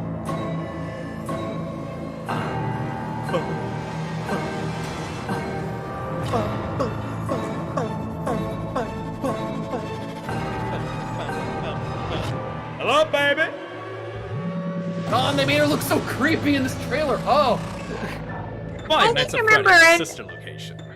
I didn't remember Understood look that good. The game. Okay, This now fall. like. You don't know what we've been through. That's fucking sick. Anyway, that trailer is so much better than the actual game. The trailer made that game look so fucking good. Yep. And I hate it so fucking much for it. It was actually trailer Okay. 1 because Scott was planning to make a trailer 2 at some point in the future, but decided against it afterwards. So, question. Will you answer my question about my sister? Yes, I will answer that in a minute. We'll Alright. get to that. Alright, so Uh-huh. one teaser that is very notable about Sister Location was the cancelled due to leaks teaser. What does that mean? Sister Location was, because, you know, Scott is a troll, he decided to put cancelled due to leaks on scottgames.com, leading people to believe that Sister Location, aka FNAF 5, was cancelled because someone leaked Because- it. Because of a doll theory? No, but maybe. But, like, no, like, he led people to believe that the game was outright cancelled because someone leaked the contents of the game. That is completely untrue. That was never actually a thing, but people freaked out anyway. And then someone turned up the contrast on that image, and they actually found a newspaper entry. In other news, the grand opening of Circus Baby's Pizza World has apparently been cancelled due to reported gas leaks in the building. Sources close to the establishment questioned the report, saying that strange activity around the area at night suggests something else is to blame. One local quoted saying, "Everything just stopped. There was so much excitement built around this place opening, and then they just stopped talking about it. There was only a handful of people that ever went to look at the inside. Blah, blah, blah, blah, blah. Guess they weren't quite as ready as they thought they were." A tenant from across the street claims to have witnessed a large group of cars surrounding the building during the night, and large pieces of equipment being taken out of the building under tarps. A few weeks later, the building was for sale. There is no comment yet from the local entrepreneur who financed the venture. But what the fuck is happening, right? Well, first of all, this is why we're doing the teasers, Azzy, because as we go over time in this fucking retrospective or whatever we're doing here with the lore, Scott started putting a lot of actual real lore that you need to understand in the teasers for the game. You Yeah, know? like, you need to understand, right? This piece of lore right here, that the location was closed due to, like, some kind of gas leak and whatever. You never hear this in the game. Ever. It is never told to you even once in the game. You only learn this from this one teaser. That is just, it is completely crucial information that's completely left out otherwise. Yes. But nobody's checked. What if I'm just playing the game and they now saw the teaser? Fuck you. Yeah, sucks to be you. Fuck you. You're now completely left out of the loop because this game is not made for you. This game is made for super theory fans that want to know what's going on and YouTubers that want to scream at jump scares. That's what this game is made for. This game is made for the super fans that have followed the game since its inception and know every single bit of lore about it, even though nothing makes sense. You know? Sucks to suck, idiot. And I'm this so sorry marks for like, you too. The thing is, too, this marks the beginning of a long cycle because this continued with later games as well. This game set the precedent for this shit, and it bothers me a lot. It bothers me so much. Why is the game called Five Nights at Freddy's Sister Location? Because there was this place called Circus Baby's Pizza World that used characters from Freddy Fazbear's Pizza. This location, Circus Baby's Pizza World, was closed at some point in the past. It was closed. This thing never even had like more than a single day open. So are we actually in Circus Baby's Pizza World? Are we inside of the restaurant that this like newspaper is talking about? Like are we going into the sister location and actually figuring out what's happening and why it was cancelled, you know? No, fuck you! We're actually in a completely different place. Welcome to Circus Baby's Entertainment and Rental. Wait, so Adele Theory was right? No. Okay, basically, after the closure of Freddy Fazbear's Pizza, aka FNAF 1, a new company, a new entertainment venture was created. This was Circus Baby's Entertainment and Rental. A place where it's like a small little underground facility where animatronics like Baby, Funtime Freddy, Funtime Foxy, and Ballora are kept and tested on, and then they are rented out to private parties for kids' birthday parties and stuff like that. Like, nobody is coming to this actual place. This place is just to hold the animatronics in place and, like, until, like, their schedule tells them to, like, go and be shipped out to private parties, you know? Okay. So, Doesn't since you sound guys that are good. talking about So, sister location, this I is got to ask stupid. the ultimate question that he Hold on a second. couldn't answer in Sorry, the official I mean, this literature. isn't Where that would you bad in place the sister paper. location No, this in is the timeline? stupid because Circus Baby's Pizza World is the sister location to Freddy Fazbear's Pizza. Circus Baby's Entertainment and Rental was a location that opened up after FNAF 1 took place and, like, Freddy Fazbear's Pizza is over and closed. This literally only existed because the FNAF 1 pizzeria was closed up and Fazbear Entertainment was done for. Like, this shit is not a sister location. This shit was built off the remnants of what happened with the failure of Freddy Fazbear's Pizza. But for some reason, the game's still called Sister Location.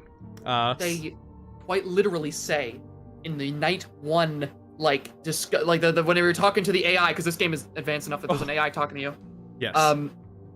The AI tells you that after the closing of Freddy Fazbear's, the stage was set, no pun intended, for someone else to come and buy, like, these characters and whatnot and use them and repurpose them. So it's like, it's more like a grand reopening again with, like, a new brand name than it is a sister location. Yes. They're just recycling characters and concepts for this place. And here we go, baby. Here we go on the intro of this game.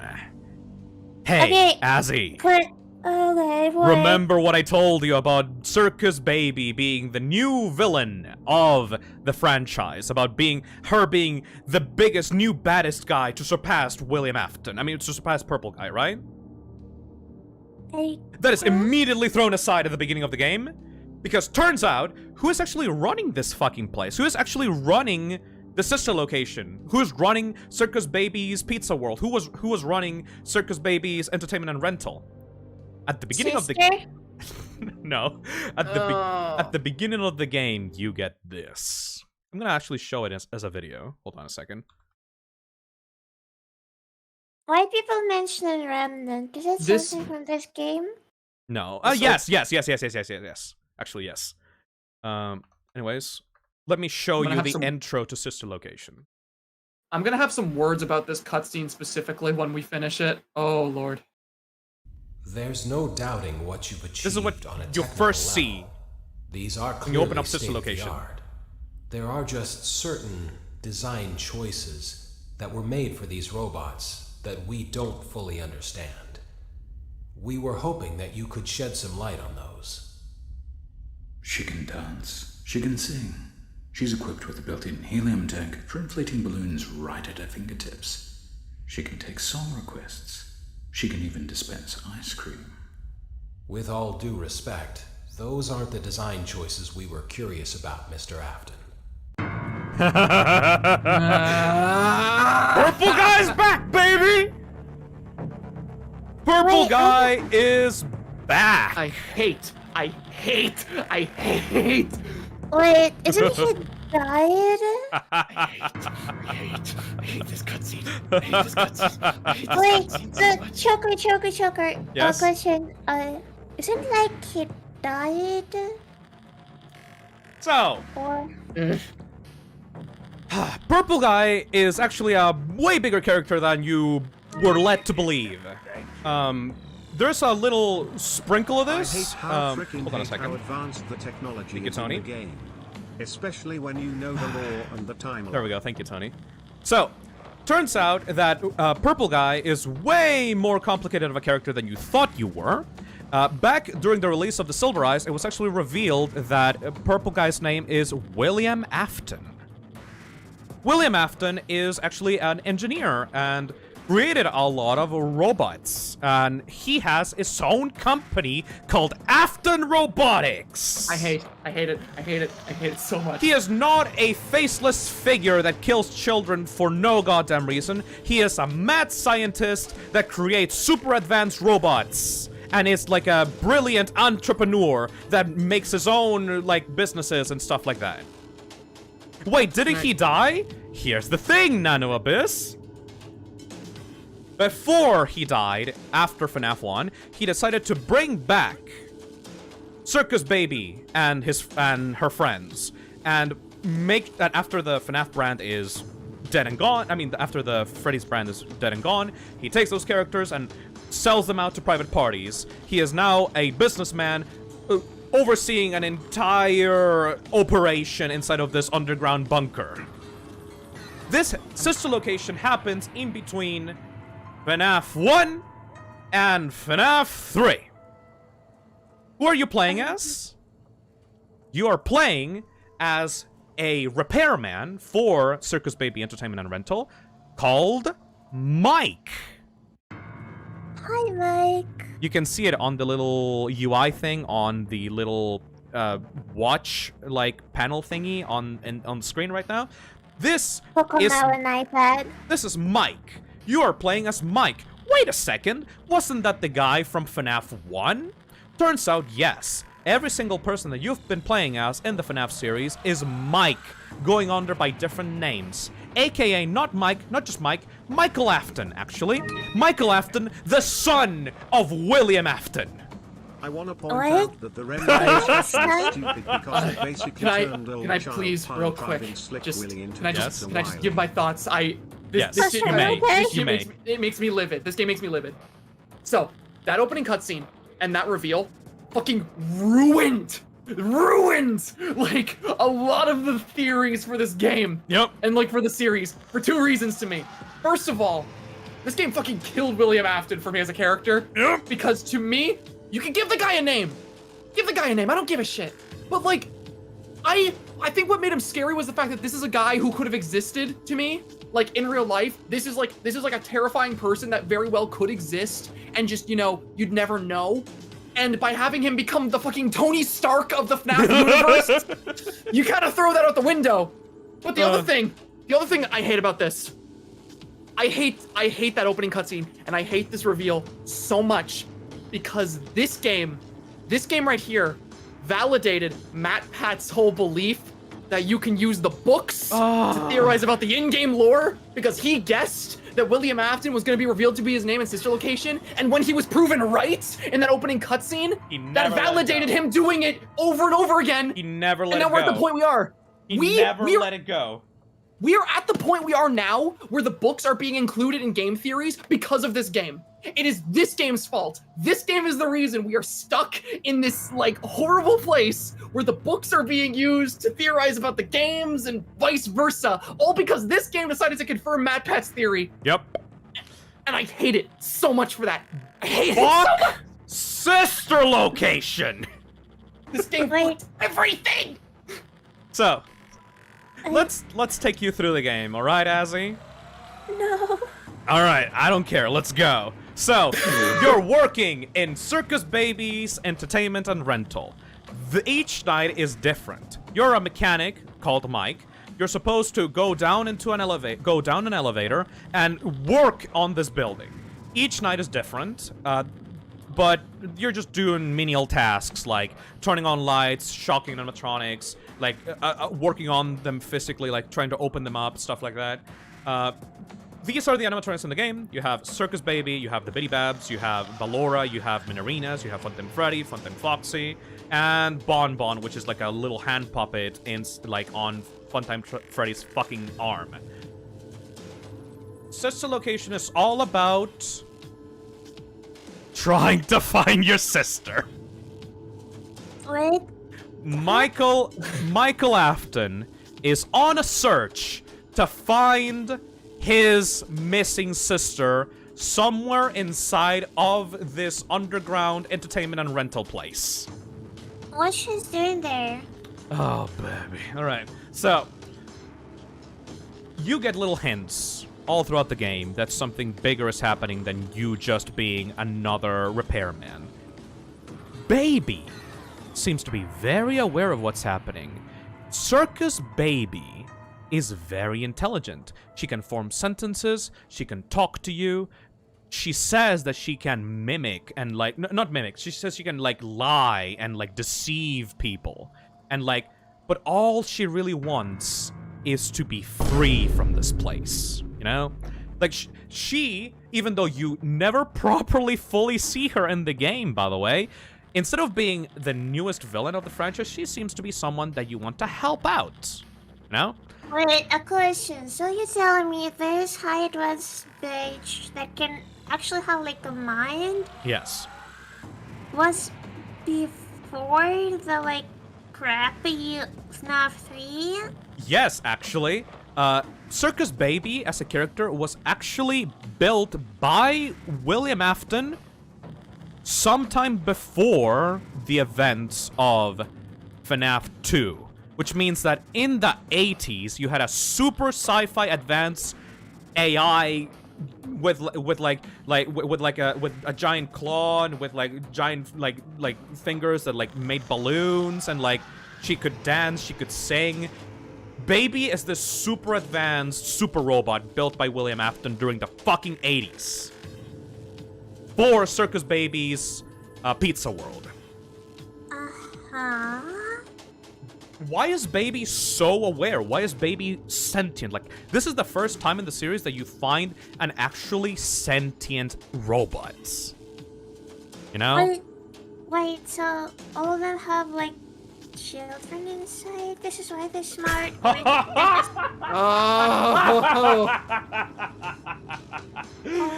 Good question. Good question. So, great question.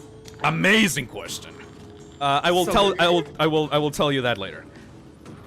So, yes, these children, these robots are sentient and can be talked to, can be interacted with, but they're all fucking murderous still. They're all still very much murderous, except Baby. Why? I don't know, Why? if they find you, they kill you. That's about it, The game doesn't really give an explanation. It's by this point in the series, you already know that this game is filled with killer robots. Why even give an explanation? Because other robots actually had a motivation and reasons. Yeah, but no, fuck you. These are just evil robots that want to kill you at sight. Except Baby. Baby tells you that she needs your help. Baby tells you that you need to listen to her. Baby tells you that something more is going on and that she knows why you're here. Oh boy. So. Why Pastor crying? So. Lord, give me the strength. A bunch of bullshit happens in Sister Location. It's a bit too much to get into, honestly. But at the very end of it all, I'm gonna have to skip around these PowerPoints a little bit. Anyways, you find out that the sister location, Circus Baby Entertainment and Rental, is actually underneath the FNAF 4 house. I hate everything. This was the thing. It drove me over the edge. It's not a nightmare, baby. It's real. It is real. FNAF 4 is real. You took the game where the entire point was you were in a nightmare and you were being pursued by nightmare versions of these animatronics. And because of the dream theory being so hated, he decided to retcon it to be that they were real. How? Not only. How the fuck is okay? Why is it under? And if it means that nightmare animatronics are real, where are they? Why they move? Okay, so first of all, you know FNAF 4? Yeah. We're gonna add some retroactive details to FNAF 4 now. So, you know the kid, the crying child? You know his brother? Turns out those were Aftons. Those are part of the Afton family. Turns out that the house that you were in was William Afton's property. Crying child was William Afton's son. The brother is William Afton's son. The sister is William Afton's son. I mean, daughter. These are all the Afton family. Welcome to the Afton family. Now, this is a new level of stupid. You're actually playing as the brother in most of the FNAF games. You're playing as Michael Afton, who, after killing his brother, became so wrecked with guilt that he decided to protect and, essentially punish himself and try to make amends by trying to help out his family and see what his father was uncovering. Because apparently, his father was a mad scientist that was making sci-fi robots in his fucking basement. Let's not forget the fact, by the way, that the Fredbear plush in Five Nights at Freddy's. Later, please. That's okay, you want me to wait with that? You want me to wait with that?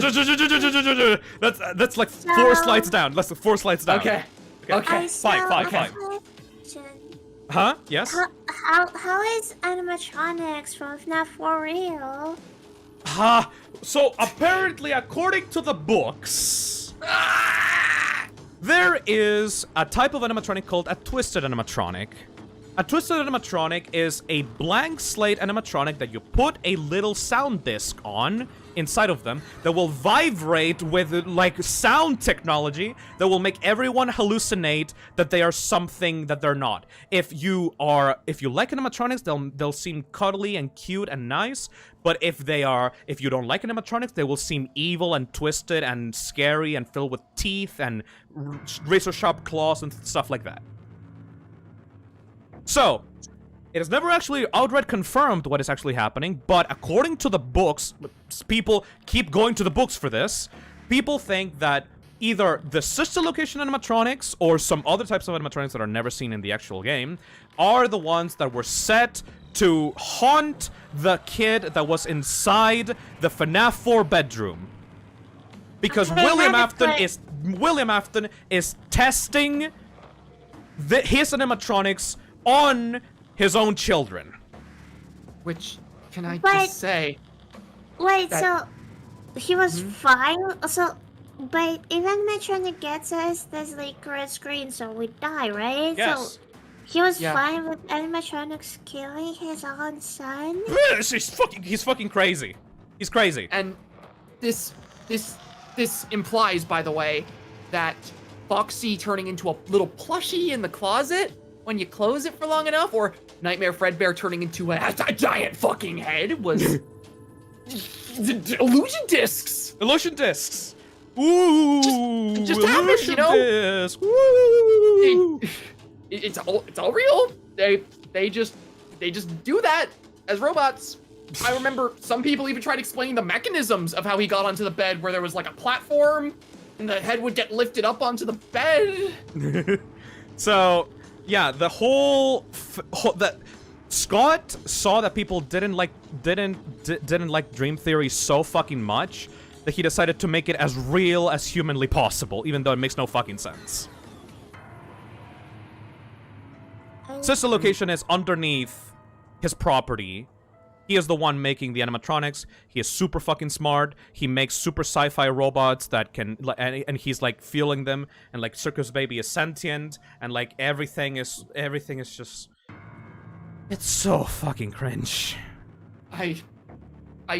Words cannot describe like the vitriolic rage I felt when I first played this game, and I realized that my favorite FNAF game was retconned into the ground and retroactively ruined, never to be fixed. Well, we'll get more details onto that later. We need to keep going with actual sister location. So apart from that, you also get little tiny like cutscenes in between the nights of sister location, where Michael is on his house looking at a little TV show called Immortal and the Restless. You know, this is just like a little for fun like sitcom like between a vampire and Clara, like his like wife, and their son, which is like a half vampire, half human thing. These are like metaphors for William Afton and his son Michael Afton, because you know they're purple. You know the purple bloodline. You know, like his son is half purple. Yeah, kind of like that. No, oh my god. I was about to say that joke is going to have horrible consequences. Yeah. Okay. So, yeah, but these are just like little TV show thingies that Michael watches in between his like shifts at Circus Baby's Entertainment and Rental. It is kind of fucking funny, honestly, and he seems to actually closely relate his experiences to Clara, because Clara is exasperated at his husband because his husband is a fucking idiot. So yeah, like he loves that TV show. It's just a little cute little detail like that. Anyway, so after all that, hold on, no. It was revealed, okay, what is fucking happening though? Like what, where's like Michael's sister? Why does Michael want to go down into this place and find a sister? Well, it turns out the last time that William talked to his son, Michael, was to tell him, hey dude, so I made some mistakes. I actually know where your long-lost missing sister is. You need to go down into the basement and check out this little place that I have. Maybe go find, like, go get a job in this place and maybe you'll find her sister. Who knows, you know? Okay. And then William Afton fucked off the house. He was never seen. He went completely missing. What actually happened to Michael's sister? Why are we trying to find her? Well, turns out, you know when we talked about Circus Baby's Pizza World being closed due to leaks? Mm-hmm. That was a lie. It was actually the death of Elizabeth Afton, Michael's sister. What happened on the day that Circus Baby's Pizza World was canceled? Basically, Baby went around giving like cupcakes and like funny stuff to the children, and you know, this was just like being programmed as she is to entertain children. Then, after all the children left the stage, Circus Baby saw Elizabeth Afton in front of her.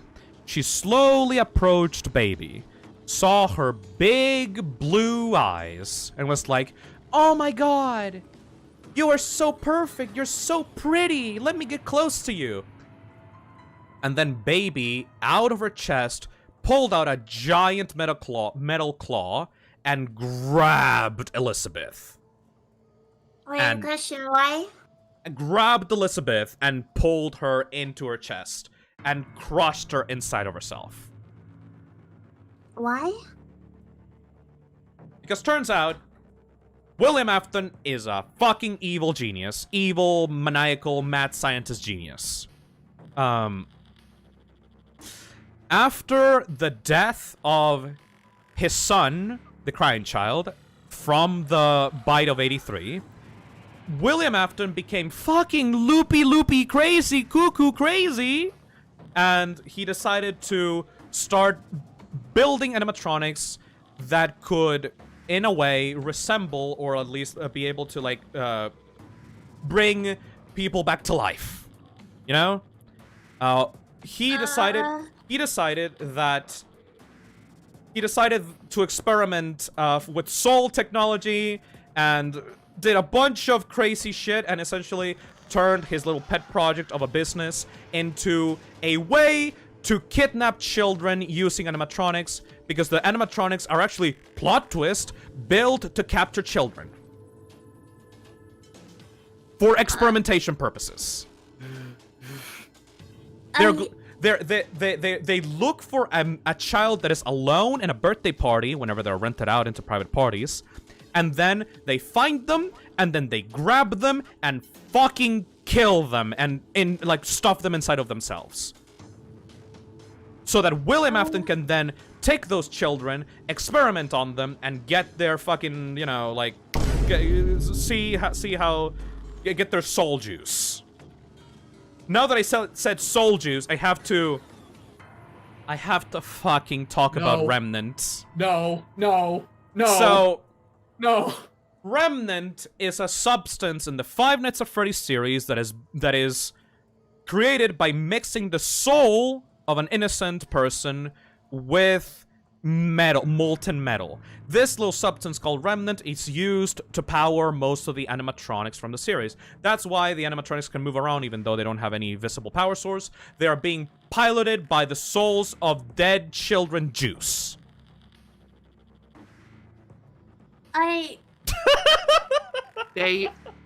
You can't make this shit up. Scott Cawthon actually gave a scientific explanation to ghosts. He explained the supernatural with science. My head actually hurts from that. So now you have Elizabeth Afton, who's like a brat. Like, Elizabeth Afton was like the brat of the Afton family. She's like, Daddy, can I go please see your project? Can I go see her? Can I go see Circus Baby? She's so pretty. Didn't you make her just for me? Oh my god, Baby's so cool. I want to go see her. And obviously, William didn't want her to come see Baby because Baby is a fucking murderous machine. But she snuck into the opening of Circus Baby's Pizza World and, like, was alone with Baby for like a few minutes. Therefore, she instantly died inside of her. This also then fueled Baby and changed her eyes from blue to green. Baby is now possessed with the soul of Elizabeth Afton, William Afton's second dead kid. Which, he's a great dad. William Afton made a robot designed to murder children that he designed to look like his daughter. He brought that daughter to the grand opening of this place where that animatronic was, looked her in the eyes and said, "Daughter, you see that giant animatronic that I made just for you that is covered in glitter, smells like birthday cake, and is giving out ice cream? Don't you dare go near that thing. I'm gonna look the other way because I trust you so much, my loving daughter. I'm gonna look the other way. I'm gonna put on some headphones, and I trust that you will not go see that giant, beautiful, amazing animatronic, that spectacle of technology. You will not go see it. All right, I'm gonna go over here now. I love your daughter. Love your daughter. I'm gonna go trash talk my son or whatever. William Afton is so fucking stupid. Oh my god. Anyway, so yeah, Baby is actually secretly Elizabeth Afton, who is also combined with the almost sentient AI of Baby, and they both just kind of want to leave the underground bunker that her father put her into all those years ago. Fun fact. even though the Funtime animatronics are designed to kill children, they never actually do. The Funtime animatronics, who are specifically designed to murder and kidnap kids, never actually do, because they are robots put on stage and private birthday parties, which means that there's very little chance for them to have a moment alone with a child. Which, like, another detail about that always confused me about this game, right? Is that you can see from the blueprints of the animatronics that they are designed specifically to work as a team to kidnap children. Funtime Foxy can mimic voices, Funtime Freddy has the storage tank, and Baby is supposed to count how many children are in the room and take out anyone who's left. But they're individually sent to parties. Yes. So they're designed to work as a group, but they are never shown working as a group. Yes. So, therefore, even though William Afton had this brilliant plan to kidnap children and experiment on them using the Circus Baby Entertainment and Rental Place, and and specifically made animatronics that would kidnap children and like be taken to like his underground lab and stuff like that, he never actually succeeded in killing any children with it. Because the plan itself is fucking stupid, except his own daughter. Yes, like he had this whole puppet master plan to be able to kidnap children from all different corners of the city, and he never killed a single one because he's fucking stupid. Well, the only one that died was his daughter, and he was so distraught over Elizabeth's death that he immediately closed down Circus Baby's Pizza World. And he left his own daughter to rot in the basement of the house for 20 years? 20 years. Yeah. And yeah. So then, yeah, Sister Location happens. What amazing technology they had in the 80s. And we're not... it's amazing how we've gone this far and we haven't even gotten to talk about Ennard yet. Yeah, so... robots for the lols. In Sister Location's story, what the fuck is the actual plan of Circus Baby, right? Like, what do? Like, you're a giant killer animatronic. How the fuck are you gonna get away from this giant evil bunker place? Well... Baby thinks she's smart. Baby thinks she's so smart. So what she's gonna try to do is she is going to trick this technician, which, by the way, she doesn't recognize as her brother. She just thinks he's just some random schmuck. And he tricks him into following her instructions to the letter. Throughout the game of Sister Location, all the characters get sent into the scooping room. The scooping room is a room where animatronics that have recently come from private parties are disassembled by a giant fucking spoon that digs into their chest and takes out all their innards. That is the scooper. I'm an engineer, but this is not how engineering works. So, hold on a second, let me go back. This is the scooper. On the right side, this is like a giant claw. And, it's a screw reference. And it basically like scoops out the innards of the animatronics and then injects remnant into them to power them up. You know? Even though there's like not a needle or anything, like there's not a needle anywhere on the scooper. It basically, if this thing fucking scoops you, it will take out everything inside of you, and then it will inject it with soul juice so that it can continue being powered up. You know? It's a fucking stupid way of like doing maintenance to your animatronics, and it's actually so fucking bad that it actively damages them and hurts them. Like Ballora here on night 4 is being actively fucking destroyed by the scooper violently over and over again until she crumbles down, like almost broken by the experience. Because the scooper is a fucking stupid idea. I don't know why William ever thought it would be a good idea to actually use, but it's like a cool concept, right? So, yeah. The scooper is awful, and the animatronics hate the scooper. But, you know, whatever. So... What the animatronics end up doing to be able to escape this place is they kite you around, they make you stay with them for several nights, and then eventually, once all of them have been scooped up, they all form themselves into this spaghetti monster of a character called Ennard. Ennard is all the sister location animatronics all bunched up together in a bunch of mess of wires that moves around by itself. You know? Okay. Ennard was technically baby as well. Like, the baby that you meet in Night 4 is just a husk, and she's just tricking you into following Ennard into the scooping room. Why? Because Ennard's plan, aka Circus Baby's plan, is to put you in front of the scooper, activated, and scoop your fucking guts out. Everything inside of the person, they just fucking scoop it out. And then Ennard can go inside of you and wear you as a fucking meat suit. It's a cool concept, but what the fuck? Which, by the way, I would just like to state that Baby I guess apple doesn't fall far from the tree is a dumbass. Because Baby's entire plan is to manipulate you, the player, into trusting her enough to go into the scooping room so she could scoop out your innards as Ennard. Yeah. But this manipulative character who's trying to earn your trust kidnaps you. Yep.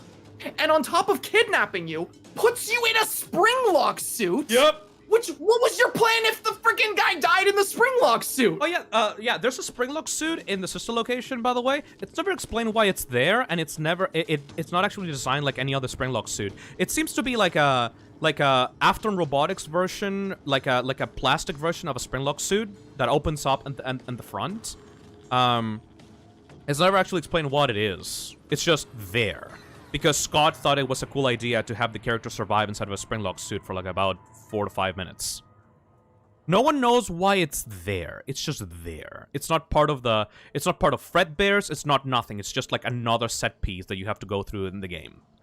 Well, a question then. Yes? If we die anyway, why, and they can literally kidnap us, why they cannot just kill us, scoop it us out, and then just leave without all this trust thing? Because the game wouldn't have happened.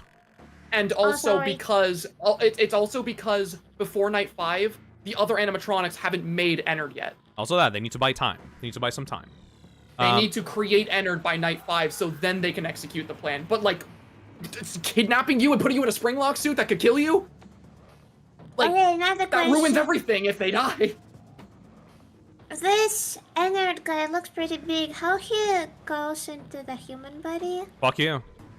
Oh, sorry. No, it's it is kind of implied that he sheds a little bit of his body afterwards, and like a little bit of him goes inside of you, like a little bit of spaghetti, not every single part of Ennard. Like, but like, you know, the model looks cool, but you know, like. Then why the fuck you have to create the entire Ennard thing? Because he needed to press the fucking button to scoop you. Also, yeah, no, literally, that's the reason for the whole body, is so they could push the scooping button. Yes. Also, in the ending of Sister Location, you look at yourself inside of a bathroom mirror, and then your eyes glow purple, which made people think that actually you're secretly the purple guy all along, and the purple guy was actually a robot in all this time, because like you see the bottom right, you see that picture of like someone looking at himself in the mirror. That people thought that meant that the purple guy was actually secretly a robot all along. That's untrue, but fuck you for even suggesting that, Scott. But yeah. I will never forget whenever I would see fan art of like Springtrap, but there was also Ennard inside of that corpse that was inside Springtrap. Yep. So we're not done with Sister Location. We're not even halfway done. What? No. It's been 5 hours. So, like we said, we have the blueprints of the Funtime animatronics on the top left. Those blueprints, which by the way you can't actually find in the game, those are like inside of the game code, but people found them anyway and read them out. But they're crucial to the lore, but no one ever fucking finds them. Those blueprints show that the animatronics are made to lure children. Are you going to mention the 2 engineers that die? Oh, Relapis super chats and says, "Are you gonna mention the 2 engineers that die?" Oh yeah, on night 5, the animatronics actually killed 2 other engineers that are working in like underneath, under that, like on that underground facility, and they string them up by their necks on front of the stage, and they're just hanging in there, just hanging out, just like dead. Why couldn't Ennard scoop the bodies of those engineers and go outside that way? Fuck you. The one theory I saw people state as to why they chose you instead of them is the fact that they thought you were William Afton and it was personal, but like... I guess. I guess they never say it. Yeah, so fair enough. You could be right. But even if it was William Afton, why what they have against William Afton? Well, I mean... Time for me to say something that's gonna piss off everybody, including Sack. Uh-oh. What? You know... they haven't been scoped because of William. They've been created, yeah, but they haven't even killed anybody. So, here's the thing. You wanna know what William was doing after he talked to his son? Well, he needed to find a way to power up the Funtime animatronics to actually do his whole business, right? Oh. I know what you're gonna Okay. say. So, you know the minigames in FNAF 3 where William Afton was going into the FNAF 1 location? Mm-hmm. And luring the animatronics into the safe room, and then disassembling them? Mm-hmm. So, what actually happened is that William Afton once again lured and tricked the children. He disassembled all the animatronics piece by piece, took their endoskeletons, and used those as fuel This stream for has their been Funtime going on for animatronics. hours. I joined in when I went to work, and I'm Like, 2 hours he away from Aren't closing FNAF 3 time. happen This has been a freaking after? crazy No, stream. I love those that, but minigames it's happened so after the freaking FNAF 1 location ridiculous. closed down. So, like, Okay. in between FNAF 1 and FNAF 3, William Afton went into the FNAF 1 location, grabbed the endoskeleton pieces from the animatronics, melted them together into Remnant, and then injected that Remnant into the Funtime animatronics to give them life and give them the ability to power themselves up to be able to capture more children. And then he died? So, No. yes. No. So, a lot of people think that those minigames in FNAF 3 happened all in the same night. That is untrue. William Afton had to go multiple trips doing that over and over again to power his robots. He took every single one across probably weeks of this building being operational, and he powered them up using that and made his whole business, like, actually function. Then he went missing because he tried to go back one final time and got himself spring-locked because he got ambushed by the spirits of the children one last time because he couldn't find anything else in the building. But therefore, Springtrap now exists and is, like, now trapped in the FNAF 1 location, and Circus Babies Entertainment and Rental continues going without him. So you're telling me basically all the animatronics in Sister location are some sort of reincarnation? All the animatronics of Sister Location are fueled by the remnant of the souls of the missing children. Which means that the ending of FNAF 3 is the bad ending because the children were never actually set free. They were all tricked again by William Afton into becoming fuel for his own creations. I literally can't with this theory. I will stop you because I think Chad is already like have your IP address to kill you. Chad? Same with Bastro. Sack? I know that you'll like this theory, but it is the actual fucking truth because a character in FNAF 6 literally tells you this is what happened. Is that why you were asking for my opinion about that cutscene? Yes. Okay, you know what? you know what? I could sit here and argue with you. Mm-hmm. I genuinely want to hear how that is explained in FNAF 6 before I can come to a consensus. So for now, I will just sit back and let that be what we're going with, okay? All right. Finally, we're gonna finish off. Sister Location's main game. You make me angry, Phil. It is literally the truth. Fuck all of you. Anyways. Oh, you're getting so cancelled. Okay? It is the truth, chat. Anyways, so there's also a secondary ending in Sister Location called the fake ending. That is like you have to do a lot of convoluted things to get, but essentially you in the final night in night 5, there is a little private room that you can go into, and if you disregard Baby's advice, you can go into this private room and find yourself inside of William Afton's private office. This private room is where William Afton watched over his children. Look at the screens on the PowerPoint presentation. This is where he watched all the torture and all the things that he did to the kid in FNAF 4. And you can even see in the office itself a little plush toy of Fredbear with a little microphone much, but you're 100% right. You know? Like, he essentially this office is implying that the little Fredbear plush that was talking to you in FNAF 4 not only is completely real, but actually it was William Afton talking to his son through the little walkie-talkie this whole time. Watching this right after catching up on Don't Starve lore is weird. Like, I'm just saying, that doesn't explain anything. It literally just makes more questions. We see that thing move. That thing is inside flowers and in the sewers like Pennywise. What do you mean? It's just a bear with a walkie-talkie. William Afton is keeping a tight eye on his son after he saw something weird happening. And is like monitoring him and scaring him and making sure that he doesn't go near any animatronics. He's using Fredbear to speak through the plush to him, and he's like making sure that he is essentially terrified for his fucking life. FNAF 4 is completely fucking real. So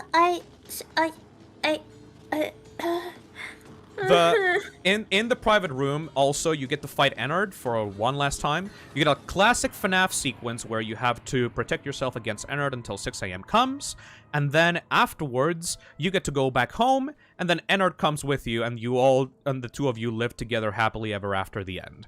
This is a fake ending, this is not canon. It's just like kind of a cool detail to add, so that people are like, for fan service purposes, for the people that love the original classic FNAF gameplay, and also to get those little details about FNAF 4 out into the world, you know?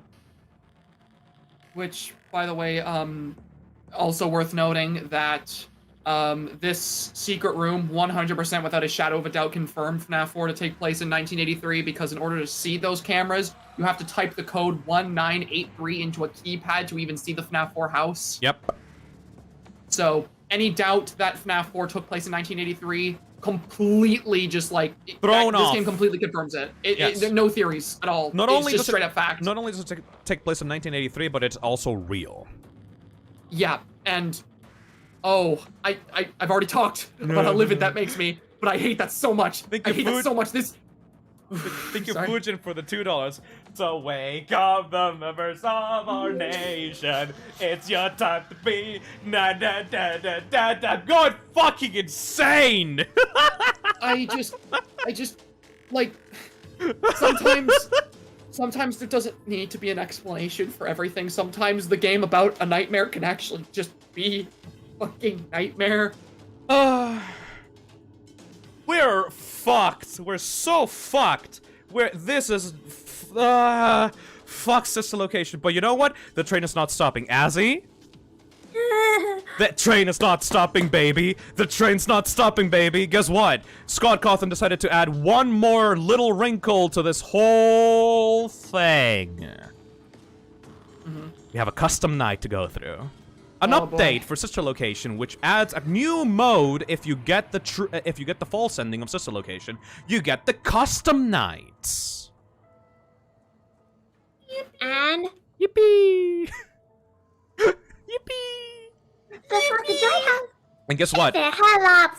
What that have to do with lore? You know the custom night, the custom night of the false ending of the non-canon ending has lore in it. Like integral lore, like lore that is so important that not only does it give, like, not only is it crucial to theories, but there's also teasers for future games alluding to these cutscenes in this custom night. Yeah! So, we go into the custom night, and we have a bunch of characters that are completely non-canon, made for fun. You have Bonnet, you have Yendo, you have Lolbit. There's no Circus Baby, by the way. Even though this is the game that was supposed to be Circus Baby's debut as the new main villain of the FNAF franchise, Circus Baby never once actually has a jump scare or tries to kill you in the game. Not even in the custom night. Not even in the non-canon custom night. Circus Baby never fucking actually appears as a threat. We actually had to wait until Ultimate Custom Night for the classic Circus Baby to even have a jump scare. And every time you finish a version of a difficulty version, or you finish on one of the missions in this custom night, you get a little cutscene of Michael Afton, the son of William Afton, walking around all happy and everyone like waving at him and be like, "Good morning, sir. Good morning, sir." Like blah blah blah blah. Like, "You're looking fine today." Blah blah blah blah. It's so happy. It's so nice. But it turns out these cutscenes are actually happening after the main ending of Sister Location, which means that this is not Michael Afton. This is actually Ennard wearing Michael Afton as a skin suit. And over time, as the weeks progress, as the days progress, Michael's body is slowly rotting. You can see the progression on the PowerPoint right now. His skin turns green, then slightly indigo, then purple. So, Michael Afton, the son of William Afton, the purple guy, now has completely purple skin. There is a second purple guy. The In one... this game, Yes? sorry. In this game series, that is all about identifying, you know, the colors of sprites and, you know, having the characters represented by certain colors, we have two characters who are a purple guy. Yes. One of which is a metaphorical purple guy, and one who is literally purple. Literally purple and has nothing left inside of him. What? And then, after he looks like a fucking after he looks like a fucking nightmare and everyone avoids him on the street, Ennard decides, "Oh shit, this plan isn't working out actually." And then Ennard, with the force of 1,000 suns, expels themselves out from Michael's body into a sewer. Yes? Okay, so what was the gang's plan again? Just wear him as a costume and just live happy after life and just find a wife or own husband? Yeah, live forever as like a normal human. I mean, they're stupid really children. They're super children. Like, they don't know what rotting means, you know?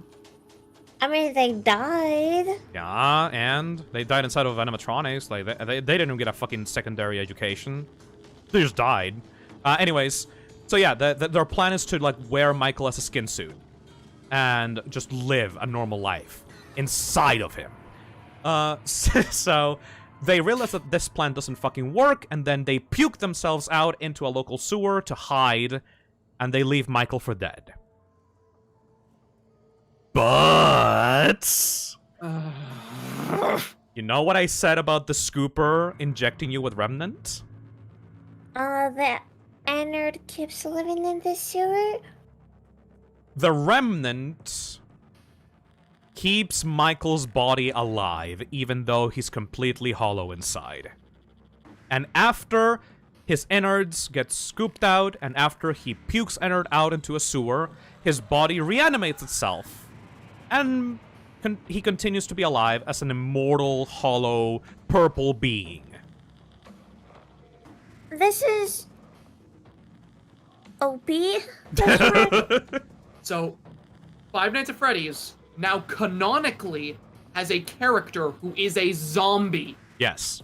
You're not. There is a canon zombie in Five Nights at Freddy's. You're in FNAF 1, 2, and 3. You're canonically playing as Michael Afton. 4 games, 1 story. It is the story of Michael Afton redeeming himself for being a fucking asshole when he was a kid and killing his brother. And then, essentially, he becomes a super mega purple zombie that is trying to stop the evil deeds of his father.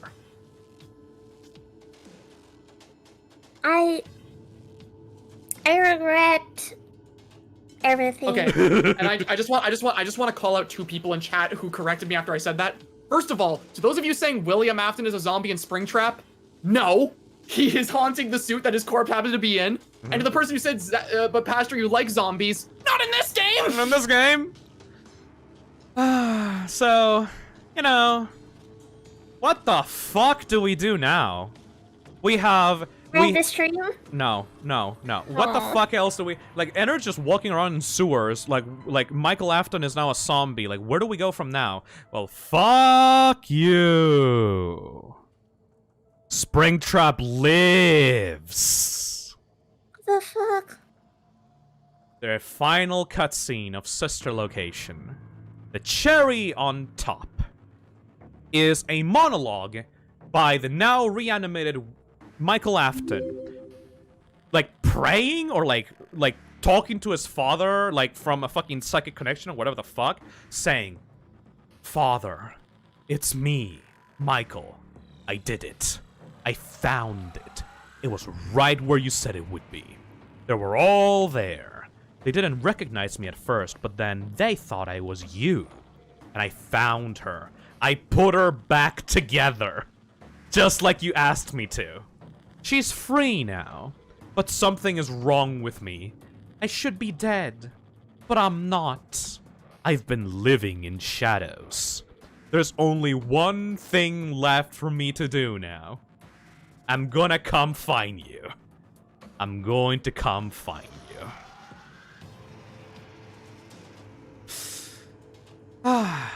So now we have a bunch of disparate pieces together in the lore. Springtrap is alive. He rises out of the burning corpse of Fazbear's Fright. He is now Dark Springtrap, apparently. He is, like, there's merchandise on Funko sold as Dark Springtrap. Like, he's a burnt, like, a little burnt up, like, Wait, fucking Springtrap? Funko merchandise is canon? Yes, like, he's Dark Springtrap. He rose himself out from the wreckage of the Fazbear's Fright location because fire could not hold this motherfucker. Now Michael Afton is running around trying to find his father, and Ennard is just somewhere in the sewers being a fucking menace. So everything is just a mess, and everything is riding on this last game to make everything make sense, because now the story is just nonsense. Ugh. My head legitimately hurts. Let me put like some Green Path music for you to soothe you. Please do not play actually good music when we're talking about FNAF. Alright, sorry. Alright, I'm gonna feel bad that I'm not playing an actual good game and Alright. listening to that. Fair enough, fair enough. Let's see if I can put something here. There we go, okay. Doing worse. So, everything is riding on Sister Location to wrap everything on the story. I mean, everything's riding on FNAF 6 to wrap up everything on the story, you know? Devil's Like, advocate for everything's a Springtrap mess. surviving. Sister In the Location fucked nightmare up the mode lore ending for royally. Night 6 brightening the newspaper shows Scott Springtrap behind the bobblehead. essentially was paralyzed with stress because he set everything up, and the last game of this franchise needed to be perfect, you know? Like he was overworked with, like, book deals, and, like, the movie was not going well at this time. Like, everything needed to be perfect, and he was terrified of what was coming next. So he decided to essentially go in a complete cryptic direction and not really tease FNAF 6 much, you know? Okay. The wait in between Sister Location and Five Nights at Freddy's 6 was a very dark time for the community. People thought that Scott had cancelled the game midway through. Nobody really knew what was happening with the project. There were a bunch of, like, vague teasers here and there. In both FNAF World and Scott games. Azzy, if you want to know hold on a why you second. get fired after custom nights, it isn't cause you're God, selling stand yourself. fucking hell. It's cause you're So- a literal effing corpse. The one concrete teaser that we got during this waiting period between Sister Location and 6 Mic was the teaser of weird eyes that appear on the FNAF World website. There were some kind of green eyes looking towards the camera. These green eyes apparently were talking to someone else. This is so crucial to the story, but it is so unavailable to everyone now. Essentially, FNAF World and ScottGames.com started to have a conversation in their source codes. You wouldn't be able to know this was happening unless you were, like, religiously looking at the source codes for these two websites. What is happening in the conversation is Scott Games and FNAF World say, "You are crowding us. Be quiet. You can't tell us what to do anymore. Yes, I can. You will do everything I tell you to. We outnumber you. That doesn't matter, dummy. We found a way to eject you. You would be lost without me. Haha, say goodbye to our friend. I can put myself back together." This was revealed to actually be a conversation between all the pieces inside of Ennard. You know, Baby and all the other Funtime animatronics? Oh yeah, there's Schizo. Yeah, they're the fucking schizo animatronics. So they were having a conversation inside of the sewers, and they really fucking hated each other's guts. Like, everyone inside of Ennard hated how bossy and bitchy William's daughter was. So they elected to just say, yeah, fuck this bitch, and just ejected her out of Ennard. And then she had to rebuild herself back together as another version of Baby. Nobody knew what was really gonna happen with this game. There was a teaser in one of the in the Freddy Files, which is like a book that's basically just a Wikipedia page, but in book form for the FNAF series. There was a little teaser of what seemed to be a new version of Baby stalking someone in a back alley. There was also a poster called that said Freak Show on the back, which made everyone think that this game was going to take place inside of a circus. Like, a circus that took all these, like, animatronics and, like, freaks that the FNAF franchise made over the years, and they were gonna, like, show them off to people instead of this, like, weird circus of nightmares. That didn't really turn out to be true. That was just some fucking drawing in the back in the alley. But whatever, that was a cool concept. Anyways, also the anniversary for Five Nights at Freddy's came around at this time. Scott decided to show off like background renders of the character models of FNAF. Like, he showed Springtrap, Funtime Freddy, Circus Baby, and FNAF 1 Bonnie. But people found out. No, don't tell this fucking lore in the renders. Yes, there's lore in the work in progress, like backstage renders. So in these renders, you can see in the corners of those images, you can see little pieces of models that are not actually part of Springtrap or the other guys. Like in the first image, you can see on the bottom left like a claw that Springtrap never had. In Funtime Freddy, you can see wire, like a mess of wires on the bottom left. On the bottom left of Circus Baby, you can see like a weird pigtail, like frilly pigtail. On the bottom right, you can see a head that was never there in the FNAF 1 backstage camera. Scott was teasing people about something, but he was so cryptic about it, nobody really understood what the game even was about. You know?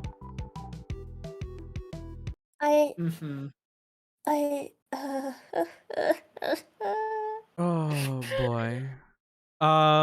Time for a little diversion of the main path, because during this time, something else happened. We got the Five Nights at Freddy's Survival Logbook. Oh no. Oh no. Oh fuck. So, the Five Nights at Freddy's Survival Logbook is a canon book inside of the FNAF universe that is now being sold to people.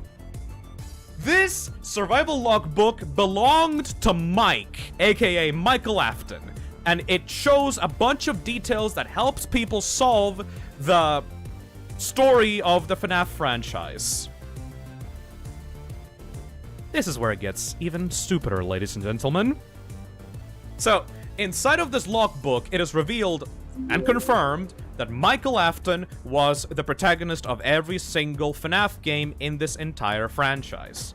And not only that, but he was on the hunt for the spirit of his dead brother,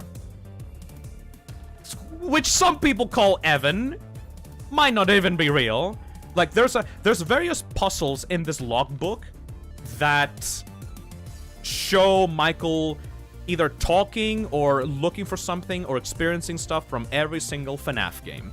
He even draws a nightmare animatronic in one of the pages, which implies that the person that you're playing as in FNAF 4 is not actually the crying child, it is actually Michael Afton yet again.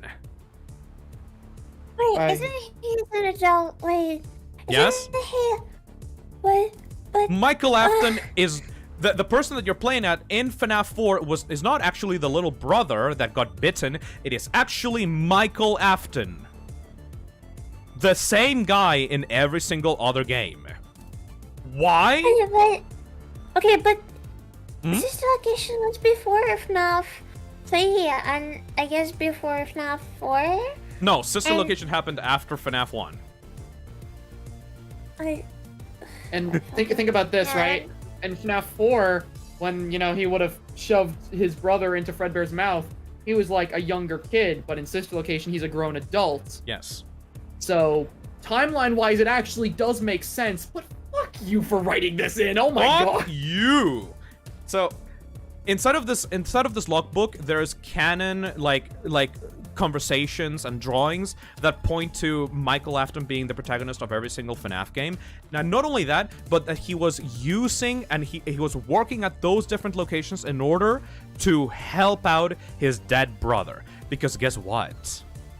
His dead brother is still actually inside Golden Freddy. You know that message that we saw in FNAF 1? The one that said, "It's me"? That was retconned into being a message by his older brother by his younger brother to Michael, saying, "It's me, brother. It's me. It is me. I am inside of Golden Freddy." But wait, what do you mean it's inside of Golden Freddy? Wasn't there like a fifth kid that died that was also stuffed inside of Golden Freddy? Yes, both answers are actually true, ladies and gentlemen. Golden Freddy is being possessed by two different children. The one whose head got bitten off back in 1983, and the one whose body got stuffed in whose body got stuffed inside back in 1987. Two children that are now talking inside of this book. 2-in-1 deal, baby. Whoever said that only one kid needed to be an animatronic? Let's just have two. You just know for a fact that the reason this was written in was because, Scott really, really wanted Golden Freddy to be the one who was bit, but then he realized, oh shit, Golden Freddy was already murdered in a previous game. Yep.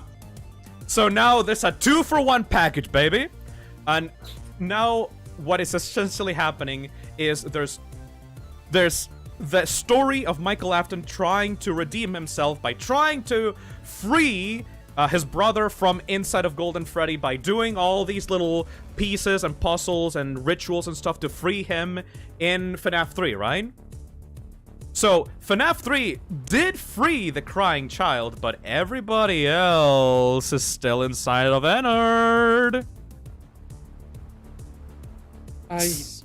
So we need to do FNAF 6 in order to actually free the children once and for all. Michael Afton is going to redeem himself and become the hero by gathering everyone up in one single location and doing something. I don't know. We'll see. After this, all these teasers dropped, and they were fucking garbage. Like, Yeah. they're teasers of.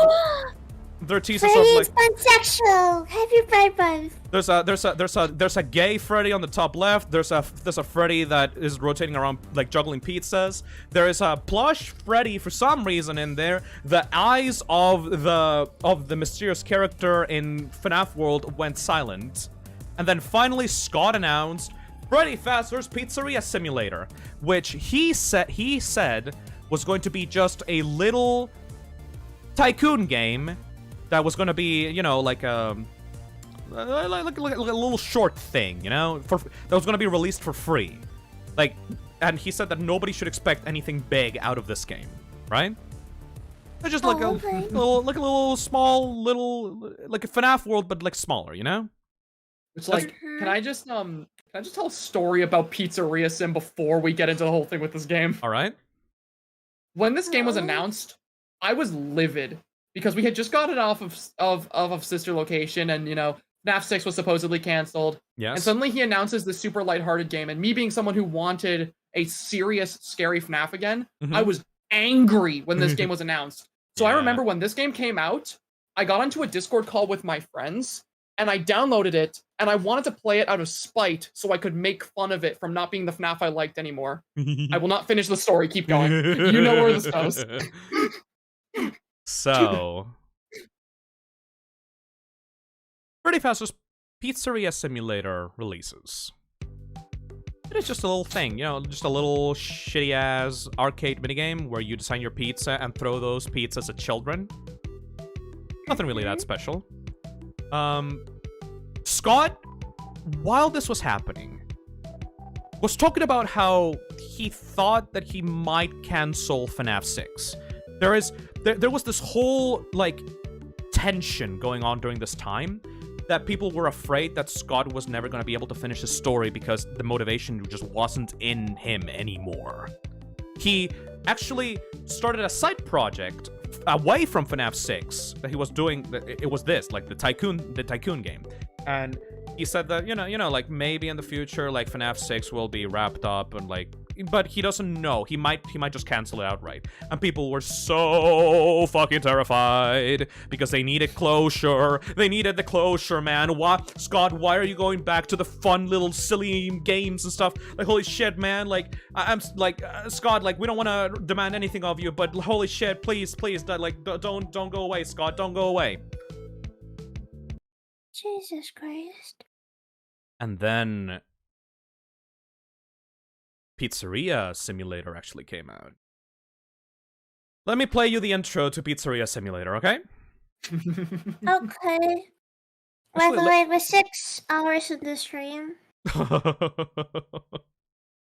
Actually, let me show you the Markiplier playing it because I can't find like a non-commentary version of this. It's 4 a.m. and this is the worst 4 hours of my birthday actually, ever. I'd recommend, if you want to watch like a really good reaction, actually watch Doc Go's first time playing it. All right. This is actually a very cool reveal, actually. I really respect this game a lot for this reveal. Yeah. The ending of my story was Yeah. So okay, let's go.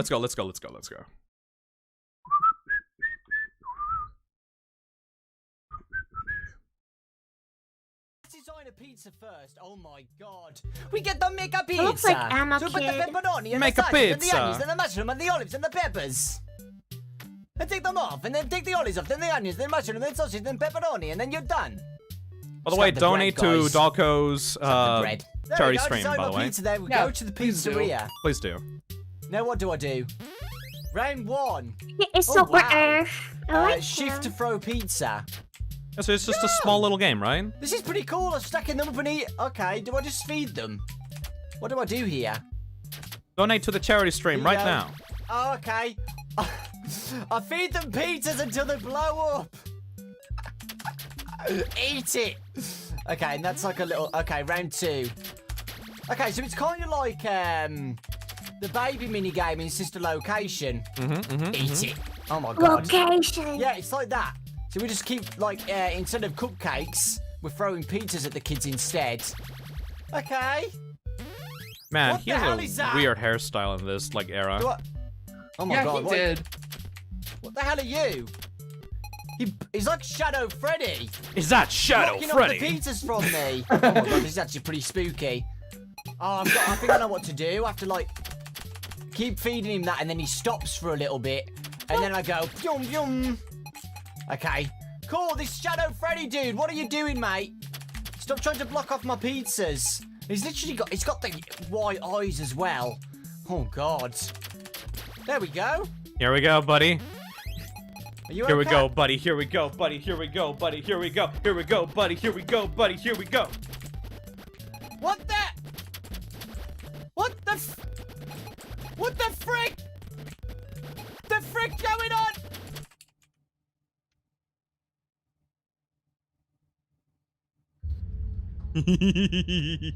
Oh! Oh! Oh! Oh! Oh my god! Oh my god! Oh! Oh, are you freaking kidding me? I'm not dreaming. I'm not dreaming. I'm not dreaming. It's Freak Show, baby.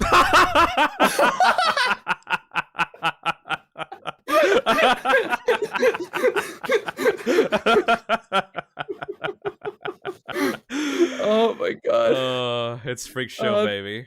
Daco's the best. I love Daco so much. All right, so welcome to Five Nights at Freddy's 6, Freddy Fazbear's Pizzeria Simulator. Scott is a troll. Instead of Can you grab some bubble tea? It's been 6 hours. yeah, go grab some stuff. Go grab some stuff. We'll be here. Yeah, thank you. Oh my god. This is going pretty well. We're almost we're almost at the point where it actually gets bad. yeah, like we've been talking about the stuff where, like, you know, after like Sister Location, right? Obviously, I've made it very clear I'm not a fan of that game. But you know, like, I was still on board with FNAF Story. I actually really like Pizza Sim. I was very critical of its gameplay, but I really liked the story of Pizza Sim. Yeah. But like, by the time Help Wanted rolled around, that was when I was actually like, I could not care less about FNAF Story anymore. I do not even participate in it. Jarek says, finish the story, Postra. Oh, so yeah, I downloaded the game out of spite, and I was going to play it to make fun of it on a stream with my friends, like, wow, look what happened to my favorite series. It's gone down the shitter. And then I started playing it, and I remember seeing Scrap Baby for the first time. And I kid you not, I had no idea what was going on in the game because I was so excited and I was screaming so much. I talked over all the instructions for all the game modes. So I then played through Pizza Sim not knowing anything about it because I talked over the Tycoon section, I talked over the nighttime gameplay, I talked over the salvage because I was basically just going, FNAF 6 is here, oh my god, like, I was a mess. Like, okay, since Azzy is still, like, we're not gonna talk about lore, like, we're just gonna talk about our thoughts on the game. So FNAF 6 is bad, but as a reveal, as an event, this shit was mind-blowing, you know? Like, the gameplay itself, the survival sections of the FNAF 6 Pizzeria, like, office, is just the worst FNAF gameplay ever. I hate it so much. Yeah, I agree. But look at how fucking cool the rest of this game is, though! Take more Like, money, lol. I Also, pizza do not is like mine and my the dad's gameplay fat of the calls. office section in gameplay the was slightest. There's so much engaging missed and I potential. liked But that like, there was a the conclusion. reveal that like the entirety of FNAF 6 was veiled under this like small joke game. The fact that you have all of like the scrap animatronics here in this one location. The fact that you have like those salvage sections, which are genuinely like really unsettling. There's so much about this game that like sure, as an actual game itself, it's nowhere near the best in the series. Like, it's one of the worst in my opinion, gameplay-wise, but just the spectacle of this game was unmatched. Through the roof! There was so many new characters introduced. We had the mediocre melodies, we have the Rockstar animatronics, we had Music Man, we have a Tycoon section with different like things to buy. We have so many different minigames, Midnight Motorist, the soundtrack's fucking banger, the cutscenes that explain what you were doing, the concept of being like a manager of one of the chains of like Freddy Fazbear, Henry coming back, Cassette Man, the salvages, the ending of the completion, the secret like insanity ending. Everything about FNAF 6 was so fucking good, except the gameplay. Yeah, no, literally. I was just about to say, you have literally all the makings of like a perfect FNAF game, and they're all revolving around this shit gameplay loop that's awful and miserable to play. Which is like, I think, you know, like I think this is like the perfect YouTuber game, because everything is so bright and colorful and different and unique. So everyone that's watching this is awesome. You know? Yeah. FNAF 6 is like the definition of like, oh yeah, I love Five Nights at Freddy's. I never played it though. Yeah, like yeah, Sister Location was kind of like that too, because it was like a PowerPoint presentation dressed up as a game.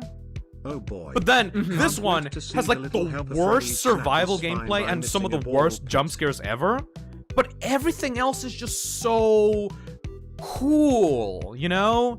There's so much like effort and love put into this. Like Scott really put his A game on everything but the gameplay. You can really tell by this point he was tired of the FNAF formula, you know? He was sick and tired of the FNAF formula. All he wanted to do is make fun. He wanted to make minigames. He wanted to make Tycoon games. He wanted to make goofy characters and happy, smiling faces.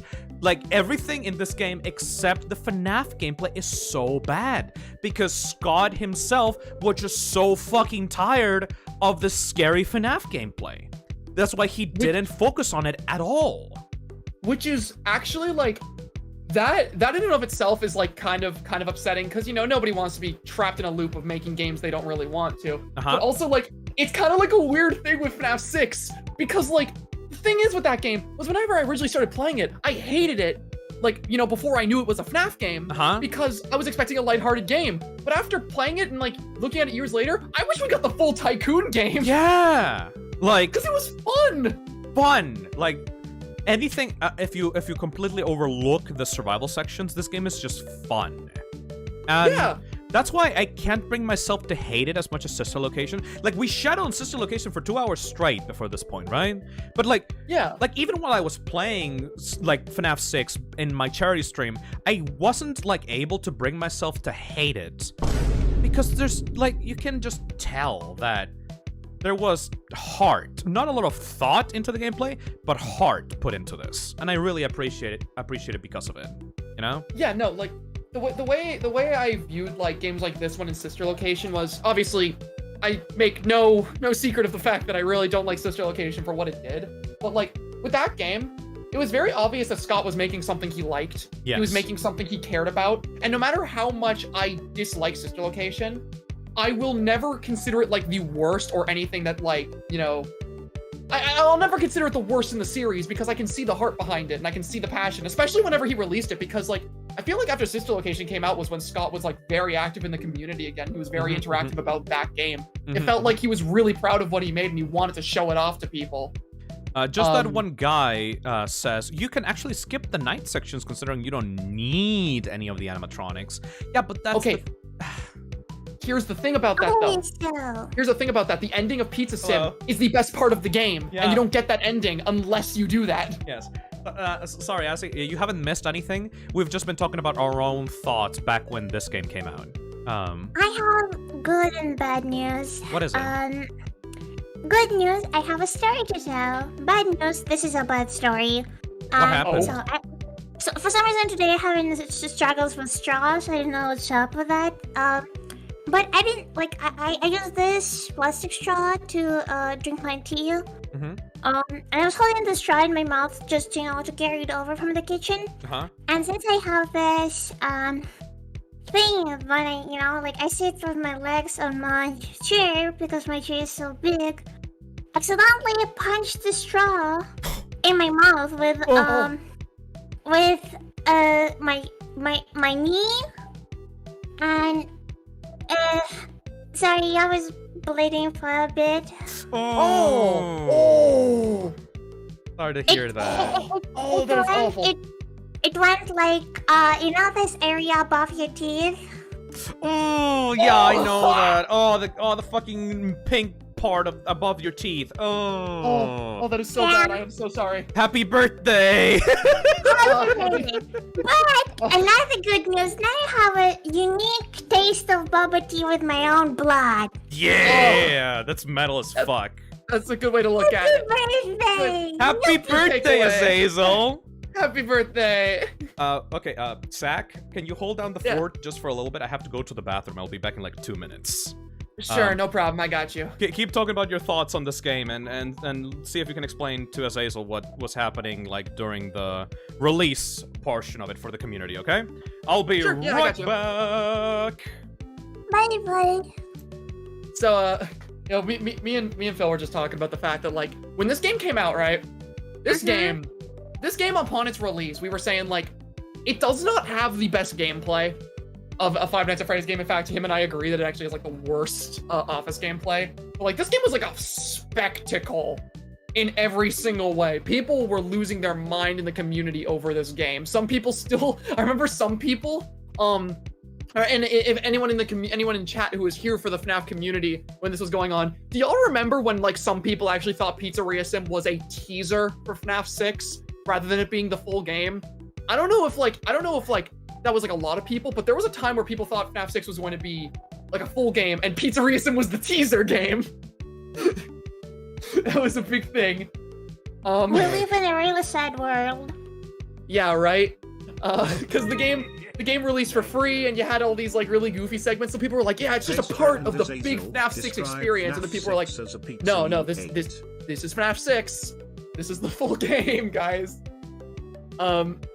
Yeah, I was shocked with the game when the game was revealed, and especially all the events within. No, yeah, because like this game was like everyone was just so taken back by it, because here we were thinking FNAF 6 was completely canceled, and then suddenly not only did we get a full Pizzeria Tycoon game, but then we got actual FNAF 6, and we got all the stuff that was being teased, and we got all the lore, and people were like looking for all this stuff, and there were so many secrets in Pizzeria Sim. Like, I think it was the most chaotic version of the community I've ever seen, because we were so used to having all these teasers building up to a game, and then the game would release after all that build up. But with Pizza Sim, Scott was just like, there's the game. There you go. Have fun. Go off. Here's your full thing with all these secrets that ties up your loose ends and your crazy story. And oh my god, it was a wild ride. And then of course, we all got the poll about whether or not we wanted an ultimate custom night or if we wanted an infinite Tycoon game. And I'm gonna be real, I voted for the infinite Tycoon whenever that poll went up myself. Tycoon games are fun. Like, the Pizzeria Sim's most fun part was the Tycoon, and I voted for that, and every single day I'm kind of sad we didn't get it. Bye. Hello. Oh, no, he's back. Alright. FNAF 6, huh? FNAF 6. Alright. FNAF 6. So, love it and hate it. Azzy. Yeah?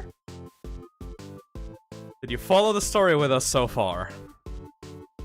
There was a story? Thank you. Did you follow the whole thing that was Azzy's set up medical before this bills game after came this out? stream. The all the separate pieces of the story, all the little missing details, stuff like that? Mm-hmm. Well, Scott motherfucking Cawthon had the responsibility, at least he felt like it was his responsibility, to actually wrap everything up in one big package, and FNAF 6 is that big package. We have a little game where we play as an what was that called? What was the when you take a business and you make it your own? What was the name of that, Zach?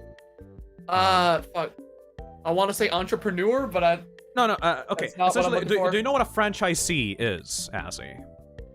No. Okay, so, you know when, so let's say that you want, a McDonald's to open near your area. Every single McDonald's has what are called franchisees. Every single in a restaurant chain, a restaurant needs to be opened by a person that wants to manage it and like handle everyday day-to-day business and stuff like that. And that is what a franchisee is. A person contacts the company to open up a restaurant that is going to be another restaurant chain in the same brand. So there will be someone in your area that will contact McDonald's and will call them up to say, hey, I want to open up a McDonald's near me. Could you give me a location to open it up in, some employees, and we are gonna make this our own, and I'm gonna be the franchisee that is going to lead this new McDonald's that I just opened up. This is what FNAF 6 is. You are contracted as a Fazbear Entertainment franchisee. You spend all your life savings to legally be able to open up your own Freddy Fazbear's Pizzeria. You can customize it with props, animatronics, games, prices, everything. It is your own custom pizzeria that you decide what to do with. Sounds fun. Sounds fun. Actually, it's really fun. It's a really cool concept for a FNAF game. That's great. I love it. But of course, the deal is, wait a second, wasn't Fazbear Entertainment done for by the time of FNAF 3? When does this game actually take place? This game takes place after everything in the franchise. This game takes place after FNAF 3. It is the end of the timeline, at least of the classic games. It is a game that, basically, someone revived the Fazbear Entertainment from after FNAF 1 closed, and was selling the license out to people to be able to reopen the franchise with a new restaurant. You have to do you can choose to do everything in your little pizzeria, but you do have to follow one specific agreement to be able to be a Fazbear Entertainment franchisee. You have to follow paragraph 4. The person that is your boss, the person that you franchised the restaurant to, is called Cassette Man. Cassette Man has a little instruction for you. You need to take animatronics that appear in your restaurant in the back alley, take them to the restaurant, interrogate them with a series of weird sound prompts, and then put them in your building in a place where no customers will be able to find them. It is not explained. What? It is not explained why. These animatronics are 4 specific ones: Scrap Trap or Afton, Molten Freddy, Scrap Baby, and Lefty. Now, Those are ugly as fuck. they are pretty ugly. They are, yeah. It seems that the person that is contracting you to run a business has a secret purpose. That is to grab all these characters and put them in one place. Beyond that, beyond the main story of the game, you have to do this, by the way. You have to physically salvage these animatronics and bring them to your pizzeria throughout the game. You have a week to do it. You have from Monday to Saturday. You have to do this. In the meantime, you can actually access some minigames, some secret minigames during your Tycoon adventure. You can buy a lot of arcade machines that then show you secret cutscenes. A lot of them are made to clear up details about the past of the FNAF franchise. You have, for example, Fruity Maze Girl, which is a minigame where you go around like a Pac-Man map and try to gather as many fruits and power-ups as possible. Scrap Trap. In that Jimmy minigame, Neutron looking a man. it is revealed that there's a little girl called Susie. This little girl was the one that actually possessed Chica. This little girl, Susie, is like a blonde, blue-eyed girl. She actually lost her puppy, a dog, very recently. And while playing this little arcade machine game, she burst out in tears because she really missed her dog. And she was like hallucinating like her dog being inside of the game, and it was very sad and stuff because like her dog like died from a car crash. William Afton saw Susie being vulnerable and shit, came up behind her and said, "I know where he is. If you want your lost dog, follow me." And then, you know, she followed William Afton and he fucking killed her. So that is Susie, the girl that was stuffed inside of Chica. You also have a little minigame that you can unlock for the puppet. This is the security puppet. In truth, the security puppet is the puppet, like the puppet from FNAF 2. It was made to be able to protect children, specifically a child that is very relevant to... I'll explain later, but this child is very relevant to the pizzeria owner. Okay, fuck it. This is the kid of the restaurant owner, of the Fazbear Entertainment CEO. This kid was not allowed in by the children because they were fucking bullying her, and the puppet was essentially programmed to be able to protect this little kid. Once William Afton, like, stepped out of his car and killed this child and dumped her body out into the back alley, the puppet escaped from the location and wrapped itself around this kid. Effectively, the kid ended up possessing this puppet because of that. So, this minigame is just to confirm that what happened in FNAF 2 actually happened. Like, the kid that was killed outside of the location was the one that ended up possessing the puppet. You know? There's also a bunch of other extra stuff. There is this character called Candy Cadet that you can give money to, and he gives you candy. He talks in a very text-to-speech kind of way, and sometimes there's a chance that he will tell you a story. And these stories are not really canon. These are just metaphors for the state of the FNAF franchise. Candy Cadet essentially tells you stories like there were 5 kittens that... should I just show the stories? I don't think I remember them fully. Should I just show them, Zach? I think it would be better if you just showed the stories, yeah. Right, good. Because I don't really fully remember the stories. Candy Cadet stories, let's go. Yippee! Story time with Blood Boba Team! Oh, all of them just are 2 minutes long. Okay. 3 minutes long. There we go. Okay, good. Thank you. Bring that up. These are the stories by the Candy Cadet. I am a Candy Cadet. Come get your candy here. I have candy all day, every day. Candy. Candy. Candy.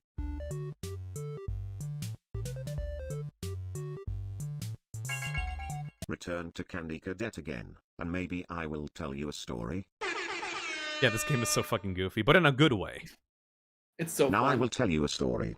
A story about a kind man who would visit 5 orphans and bring them toys and gladness. The man lived alone, and lived in fear that someone might break into the house of one of the 5 children, so he adopted all 5, and brought them together in one place, in his own home.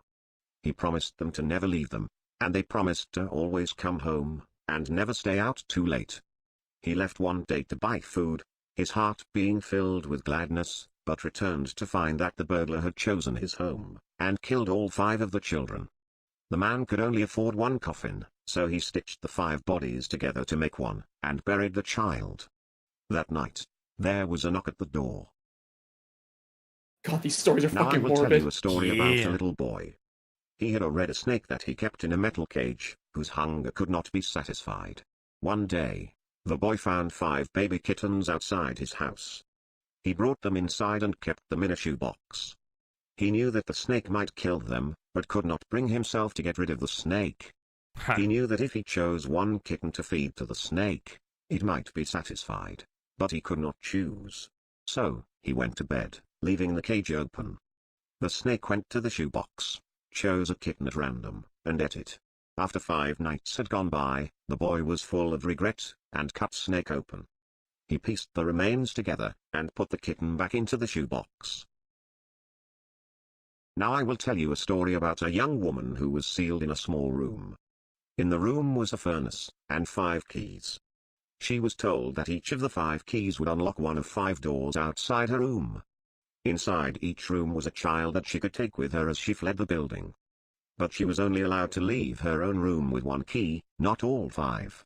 Desperate to find a way to save all 5 children, the woman melted the 5 keys together in the furnace to create a single key, hoping it would unlock all 5 doors. Of course, it did not work that way. Now her key opened none of the doors. Stupid fuck. Rather than leaving her room with a key to 1 life, she had taken with her the key to 5 deaths. That line fucking hits hard. That was it? Yeah, that was it. Yeah, that was all of them. Alright. That story from fucking Candy Pod is better than entire FNAF story. Actually, it is the FNAF story. Those are all metaphors. So, yeah, sadly that would be a rag in game. Then the fuck is going on? So it's like cool on paper, but the main idea is those stories are all talking about people that, through indecisiveness, lost the lives of 5 things they cared about. That is what the stories of Candy Cadet are all about. A boy that let a snake eat 5 kittens. A woman that let 5 children die because she was indecisive and couldn't choose which one to save. A man with 5 orphans that let a burglar inside and let the children die from the burglar. Like, it's all stories about 5 things dying and then becoming 1. And a man or a woman that essentially left them out to die. Thank you. This is just, parallels, I don't know what I was kind of thinking, poetic leaving metaphors, my child behind. Now I fell for the curse and now I am blind. What does all of this mean? Well, turns out the person that is employing you to do all of this is actually the old CEO of Fazbear Entertainment, Henry. No last name given. Henry was apparently an old friend of William Afton. They were partners at some point. And apparently he, for some reason, decided to let William go on about his killings and never actually put a stop to him. And because of that, Henry was filled with regrets. He kind of was out of the story for a very long time because he himself could not bring himself to stop Afton during his, murder rampages, Oh yeah, question. People saying, Henry Emily? Fuck off, that's book shit. Yeah, we ain't dealing with no books. We ain't dealing with no books. This guy's called Henry. You know how this guy's called Henry? Because we see his name in one of the diary entries that he's doing, like the voice diary entries. His name is HNRY 2023. Like, this is Henry, no last name given. Fuck the books. Anyway, so Henry essentially wants to employ someone to open up a new Freddy Fazbear's Pizza restaurant with some remote activated, drones that could play sounds that would simulate the activity of children around. This would, in turn, lure out every single animatronic left in the FNAF series that are just roaming around the city into this one location where they could all be trapped together. Why are they so attached to the children once again? I understand often he's have a thing or something. But what about others? Okay, so Afton is Scraptrap on the top left. That is what remained of Springtrap after the Fazbear's Fright Fire. He looks like a piece of shit. He looks fucking awful. He looks so fucking awful that the people in the community still believe that he, changed himself somehow and that he rebuilt himself or some shit like that. No, it's just Scott wanted to make a brand new look for Springtrap and he fucking failed miserably. He's so awful. He's so ugly. It's so bad. What I don't get whenever people try to argue that is like, oh yeah, he rebuilt himself. It's like, wow, he grew bones in the process too. That is crazy. Good for him.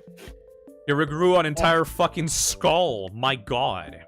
Like, good for you, Afton. Where'd you find that? You regrew fucking spaghetti you regrew fucking spaghetti legs. What the fuck, dude? But yeah, so that is Afton. Afton obviously is a serial killer and wants to kill children, so that's why he goes into this new Freddy Fazbear's Pizza, because he's gonna use it as like his new hunting ground for children.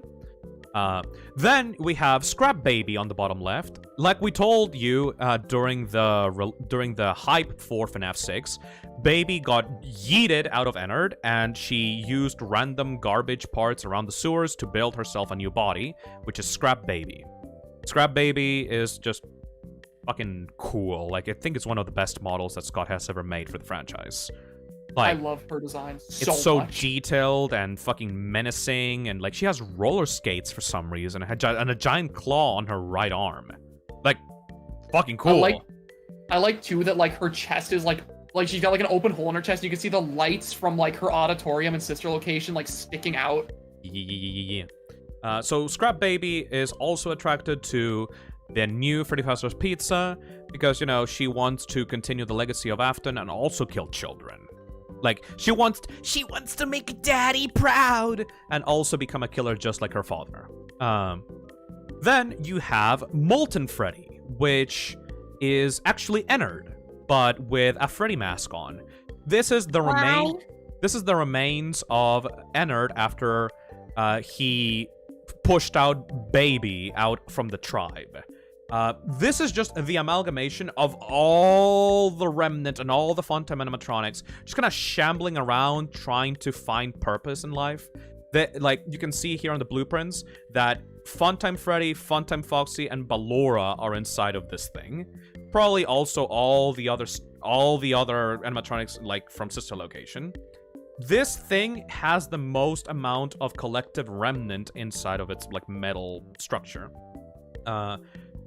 It is essentially just all the other loose threads from the franchise all inside of one character.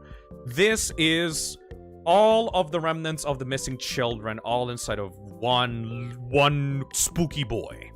The reason for why it looks like Freddy is because after Baby is taken out of the body, Funtime Freddy as a personality comes online and becomes like the main leader of the entire like Ennard collective.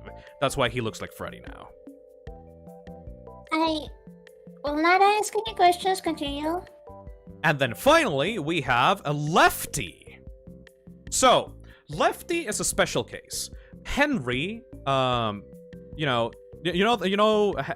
daughter. The kid that got killed in front of the pizzeria. Oh yeah, the dumpster baby. Dumpster baby. So, the puppet is still around after this. Like, the puppet never actually got burnt in the Fazbear's Fright Fire. She just fucked off. Like, as long as Afton was still alive, the puppet was still gonna be around. She just was just like haunting random buildings or whatever the fuck. And so, because Henry really wanted to put like his daughter to rest, he built an animatronic called Lefty. Lefty is essentially a giant trap to put the puppet inside. It uses like a wand, like a microphone wand that is used to like make the puppet like sleepy, and it will find like a bracelet code assigned for the security puppet that like the daughter is possessing, and will just go around trying to find the puppet and will just like fucking chomp her down and put her like inside of his body. It's like a trap, you know, it's like a bear trap. Lefty. It's literally like a puppet themed Springlock suit. Yes. Henry's fucked up. But yeah, okay. And the reason for why we know that this is the puppet is because shut the fuck up, it's not war. It is kind of war, really. Anyways. So you tell so you tell me this is a dead child. Yes. In some sort of skinny ass suit, hidden in some sort of word that is basically word the child. Yeah, it's a giant fucking matryoshka. Like it's a fucking like nesting doll, like Russian nesting doll. Like you have the child inside of the puppet, inside of the bear robot. Another question: why you two into that? I'm not into that. I'm just saying that it's a thing that exists. I'm just Okay. pointing out the truth. Right. I'm just pointing it out. I'm just bringing attention to the content that is on screen.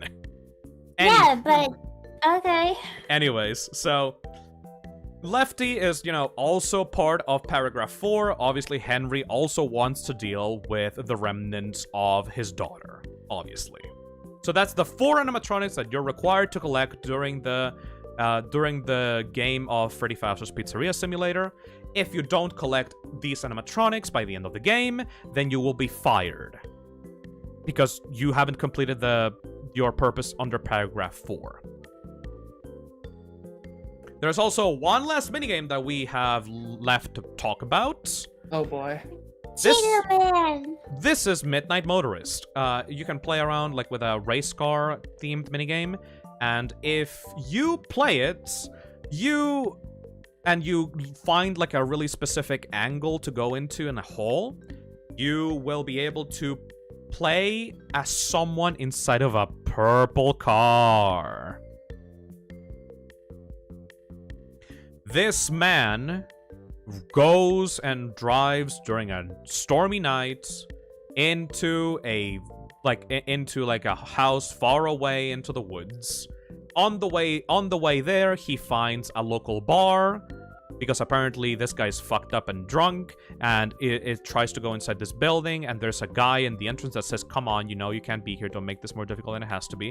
It seems that the person inside of this car is racked with grief and anger about something.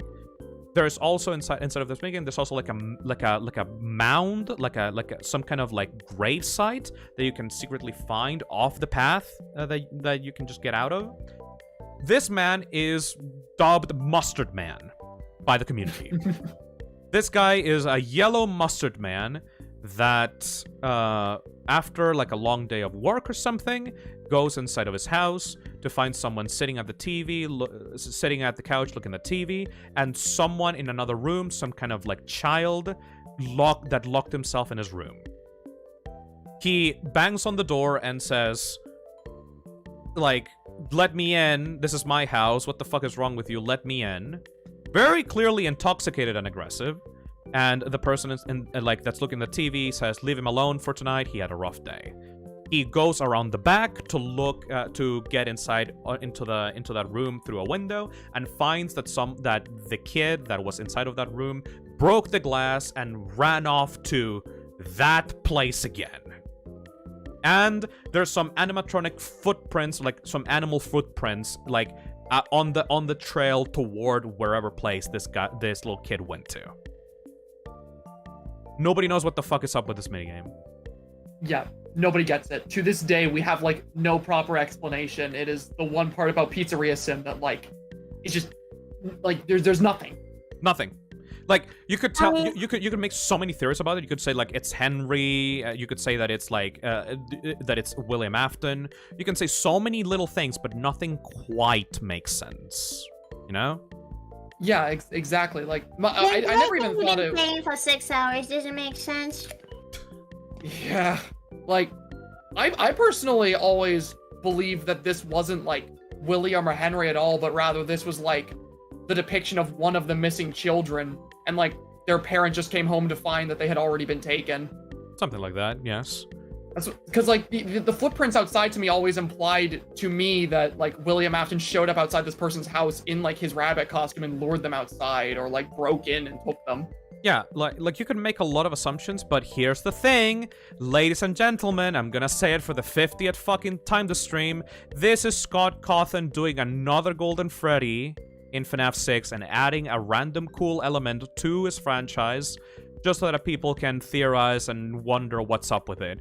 In reality, this minigame doesn't make much sense, and it could be tied to so many things on the franchise, but none of it really actually makes sense or leads anywhere. Speaking of reality, I'm sorry to interrupt you, Phil, but remember how I said, hey, accidentally hit my, accidentally hit straw with my knee, right? Yes. I just noticed that my knee is bleeding. Can I go quickly fix it? That's okay. Go fix it. Go fix it. Yeah, that's absolutely fine. Yeah, that's okay. Thank you. No problem. Oh my god. Yo, Postra. Yeah. Midnight Motorist, am I right? I hate this minigame. This... See, I just... My thing with Midnight Motorist is, like, it's not the worst. Because at the end of the day, Pizzeria Sim gives us all the stuff we really need to know, so it's like... Having one, like, weird unsolvable mystery isn't the worst. Yeah. But it's just weird to me that a weird unsolvable mystery like this exists in the game that's meant to tie up loose ends. Yes. Like, I'm pretty sure MatPat went fucking crazy saying, like, no, this has to mean something important. This is the final FNAF game. This has to mean something, right? No.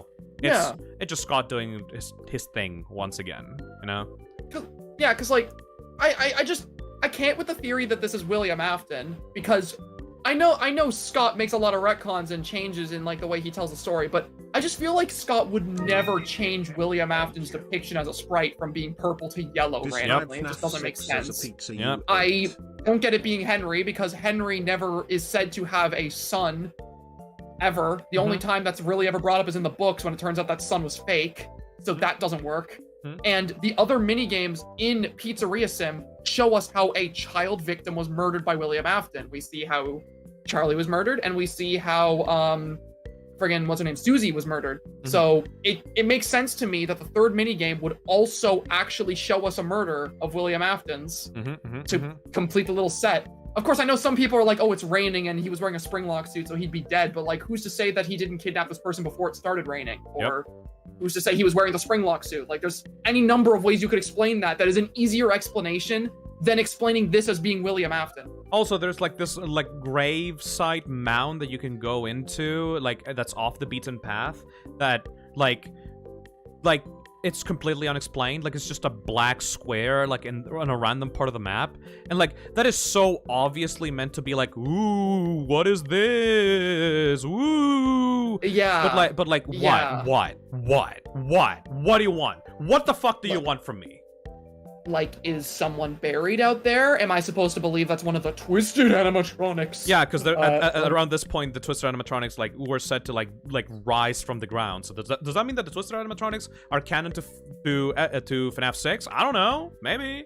Like, but they never appeared, so, like, who gives a shit? Like, I know there's so many things that you could make a connection to the books, and, like, you could secretly make a connection, like, oh, all of this is, like, what really happened. But, like, if you never actually show it in the game, who gives a shit? You know, like, if you never actually show these things being real, actual important events, and you just, like, make loose connections to, like, other pieces of the franchise, does it really matter if they're, like, connected to the books? And they might as well just be their own completely different thing. Like, why are you so focused on this?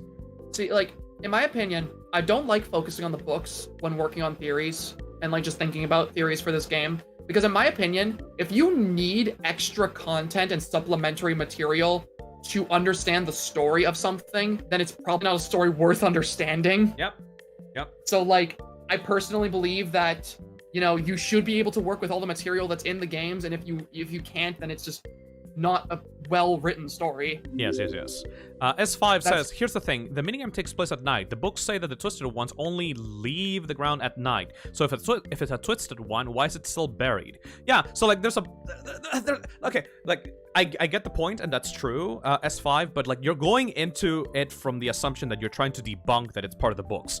You need to actually give me a fucking actual good reason to be able to use the books as anything in the games. Like people keep trying to, like, deny that the books are part of the FNAF canon by trying to find contradictions and stuff like that. But no, like, fuck the books. Actually, thank you. We said that this was gonna happen at some point during the stream. Look what happened in Underworld. And I have another good news and bad news. What happened this time? Oh, what's up? Good news, I have a story to tell. Bad news, it's a bad story to tell. What happened? What happened?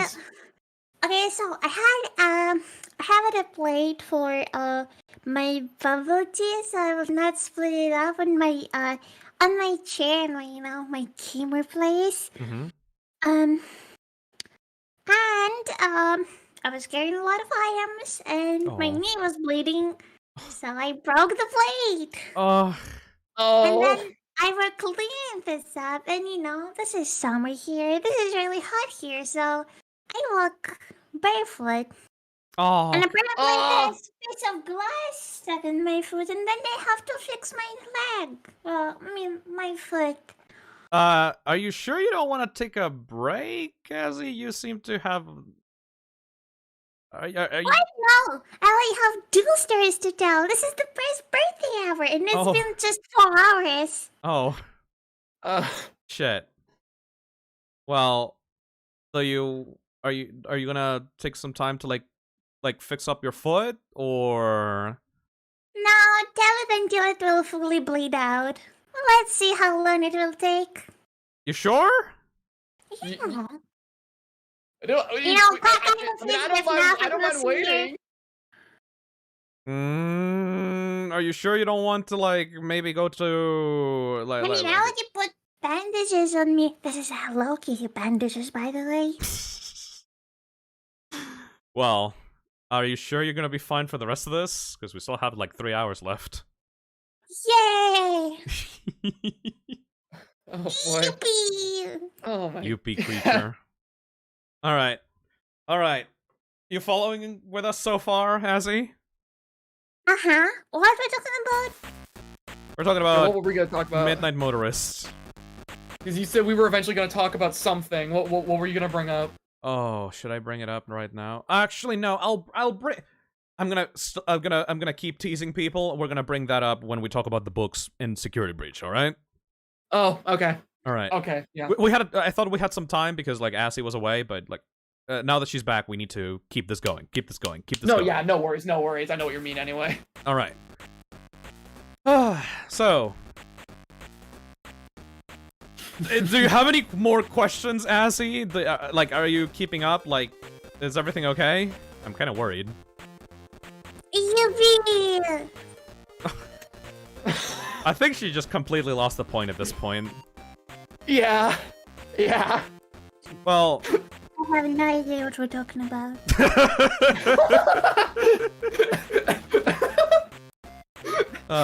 You know what? Me neither. Me neither, but you know what? It doesn't matter anyways, because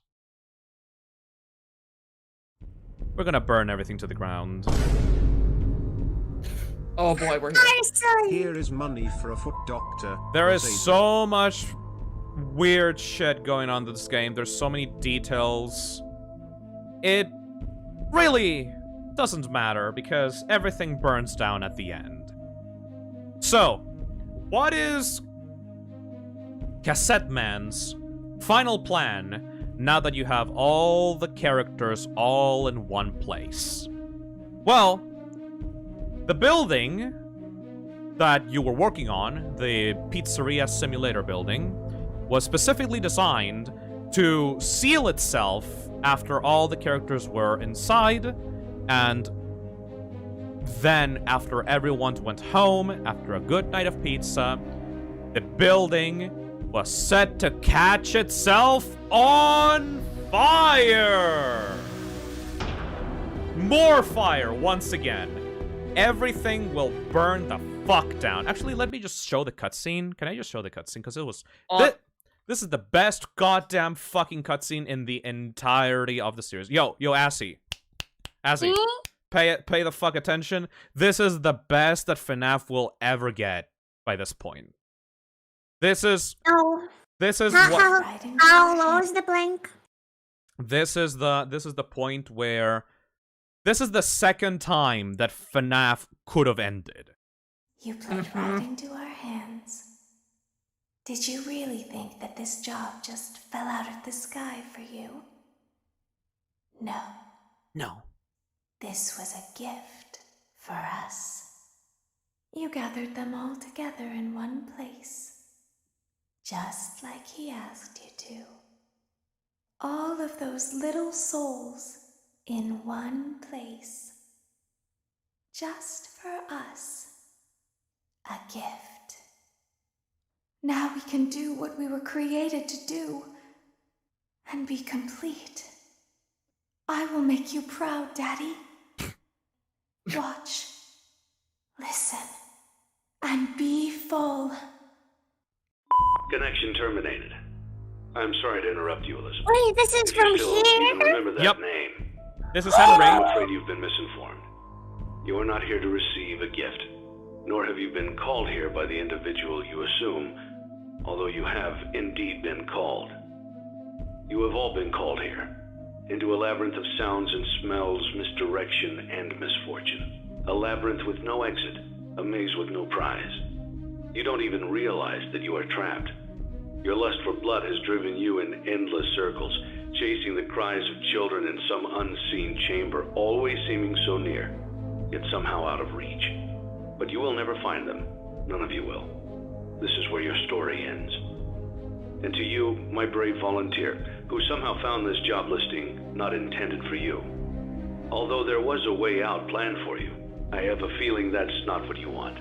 I have a feeling that you are right where you want to be. I am remaining as well. I am nearby. This place will not be remembered, and the memory of everything that started this can finally begin to fade away, as the agony of every tragedy should. And to you monsters trapped in the corridors, be still, and give up your spirits. They don't belong to you. For most of you, I believe there is peace, and perhaps more, waiting for you after the smoke clears. Although for one of you, the darkest pit of hell has opened to swallow you whole. So don't keep the devil waiting, friend. Yeah. My daughter, if you can hear me, I knew you would return as well. It's in your nature to protect the innocent. I'm sorry that on that day, the day you were shut out and left to die, no one was there to lift you up into their arms, the way you lifted others into yours. And then, what became of you? I should have known you wouldn't be content to disappear. Not my daughter. I couldn't save you then, so let me save you now. It's time to rest, for you, and for those you have carried in your arms. This ends, for all of us, in communication. Yeah! So cool! Congratulations on completing your work week.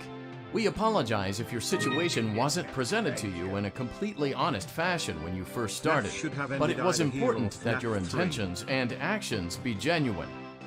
Here at Fazbear Entertainment, we value fun, family, and food. But more importantly, we value our commitment to atoning for past mistakes and tying up loose ends. Thank you for your participation. There is no need for you to return to work next week, as Fazbear Entertainment is no longer a corporate entity. Please accept this certificate of completion. Goodbye for now, and thank you for taking this journey with us. Yay.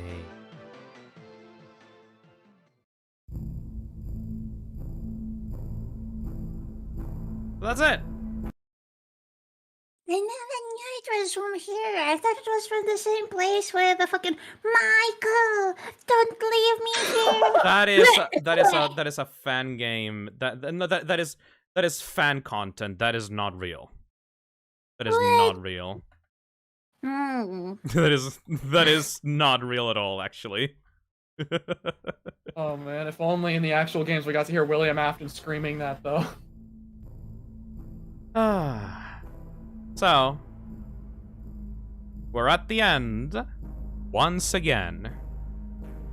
The climax of the story has happened, and everybody fucking got set on fire again. It always ends with a fire in these games. It always ends with a fire. Always ends with a fire. But if there was a hell, So, William Afton deserves to burn in it for all eternity. after everything is done, and if you complete a Pizza Simulator, Pizza Sim 100%, you also get one last image of 6 gravestones. You can see it at the bottom right, see? These are the gravestones of Gabriel, Fritz, Susie, Jeremy, Cassidy, and the puppet girl in the back. Fun fact, you can actually know exactly which characters are which based on the position of the tombstones, because they are in the exact same position as the ending of FNAF 3. So, Susie is possessing Chica, Fritz is possessing Foxy, Gabriel is possessing Freddy, Jeremy is possessing Bonnie, and Cassidy is possessing Golden Freddy. The name of Cassidy got, like, kind of blocked out because that is a secret that you can find on the logbook. But, you know, whatever. So this is... Which one of the kids is it? Is it the one who got bitten, or is it the one who got stuffed? No, Cassidy is the 5th missing children. That is the one that got killed by William Afton. Cassidy is the 2nd soul that possessed Golden Freddy. You have also, in the back, you have the Henry's daughter that got killed inside of the puppet. The reason why she's back is because she's, like, the first victim that got killed way back, like, before the FNAF 2 restaurants. So, you know, everything kind of got wrapped up in this neat little bow. All the children finally have their newfound freedom.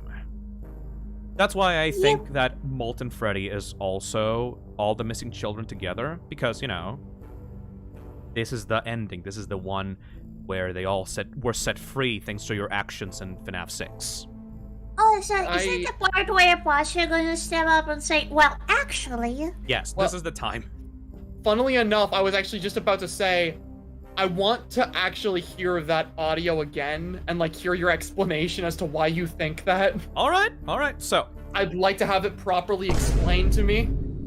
So, essentially, a lot of people called me wrong, Phil, wrong. Why are the missing children, like, inside of a Molten Freddy? What the fuck is wrong with you, Phil? Why are you saying that? There's nothing to suggest this. And then I go, bitch, did you even see, like, the insanity ending of FNAF 6? If you don't remember, let me spell it out for you. Okay. You can find a secret ending. At this point, I'm gonna share insanity ending.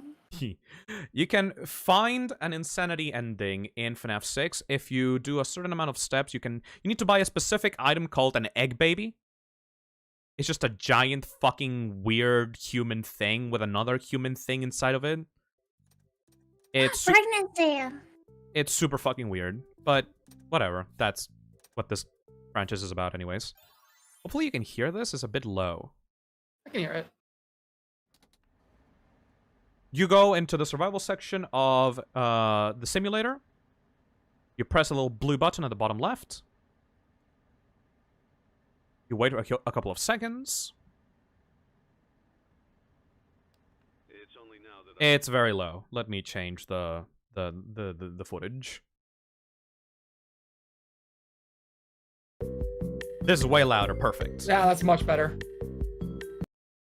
Alright, so you go into the survival section of FNAF 6, you press a little blue button on the bottom left, and then you get Henry's secret diary about what he's actually doing in this game. It's only now that I understand the depth of the depravity of this creature, this monster that I unwillingly helped to create. As if what he had already done wasn't enough. He found a new way to desecrate, to humiliate, to destroy. As if the suffering wasn't enough, the loss of innocence, the loss of everything to so many people. Small souls trapped in prisons of my making, now set to new purpose, and used in ways I never thought imaginable. He lured them all back to a familiar place, back with familiar tricks. Wait. He brought them all together. Fuck Are they you. still aware? I hope not. It keeps me awake at night. I could make myself sleep, but not yet. Not until I undo what he has done and heal this wound. A wound first inflicted on me, but then one that I let bleed out to cause all of this. He set some kind of trap. I don't know what it was, but he led them there again.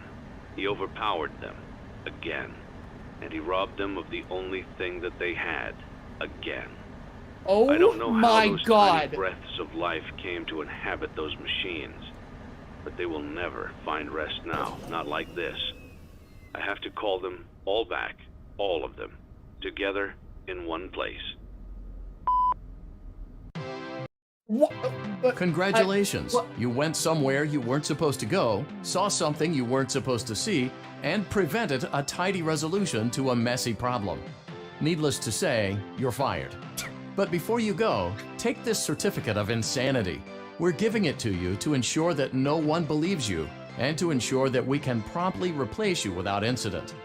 There is a truck waiting for you outside. Take care. What? Dude. Yeah? For years, I have never thought of that cutscene in that context. But Why? literally... The fuck other context is there, motherfucker? I thought he was referring to, like, him committing additional murders after creating the Funtime animatronics. Nah, bitch. Literally... What? Literally, he let the exact same children back into the safe room again to be manipulated again for his own purposes again. No, okay, look... No, I'm just gonna say, you're fucking right. Like, straight up. Oh my god, okay, I will argue you to the end of time about the toy animatronics. I'm conceding this. You win that. Holy shit. No. I just had my whole world changed. I don't understand why nobody actually thinks, like, what the fuck do people think that cutscene means? So yeah, the ending of... I don't know, some people have not as much free time as you do, and probably more brain than you do. Well, fair enough. I min-max shit. Like, I specialize in FNAF fucking theory crafting at this point. Like I have nothing better to do with my life. But yeah, that is pretty much... I'm so sorry for you. That is pretty much it. A lot of people bring the theory up and base it on the books, like the missing children are all like an amalgam based on the books. But you don't need to do that. Henry tells you what happened in FNAF 3. The ending of FNAF 3 is the bad ending. The children were never set free. What happened in FNAF 3 is that William took, one by one, every single children inside of those animatronics. He lured them back into the safe room, disassembled them, used their bodies, their endoskeleton bodies, melted them down into Remnant, and used them to power up the Funtime animatronics for his business. That's what happened at the end of FNAF. That's what happened during FNAF 3. People think, Phil, then why did he die? Like, how could he do that if he got spring locked? Idiot. This happened over the course of weeks, maybe. He needed fuel for his animatronics, so he went every once in a while back to that place to recover more Remnant, and then used it all into his animatronics, into his business. And eventually, when he couldn't find any more, Cassidy, aka Golden Freddy, the spirit of the fifth child, ambushed him in the safe room, and then he got spring-locked. And that's why like, Circus Baby's entertainment and rental keeps going on without him after William goes missing. You know, I rarely say this, but honestly, I quite like that. Yeah? Because he's taking advantage of them again. He is using them for profit. He's taking these little lost souls, and instead of letting them rest or even like just exist inside of the animatronics, he abuses them again and uses them for profit for his business. Not only to get money using the Funtime animatronics, but also to kidnap more children. No, like, okay, there's a lot of things. There's a lot of changes that, like, Pizzeria Sim and Sister Location made to pre-established lore that I hated, but I actually like that. Like, if you're gonna continue the story of the missing children, you might as well do it like this, you know? Like, it makes sense.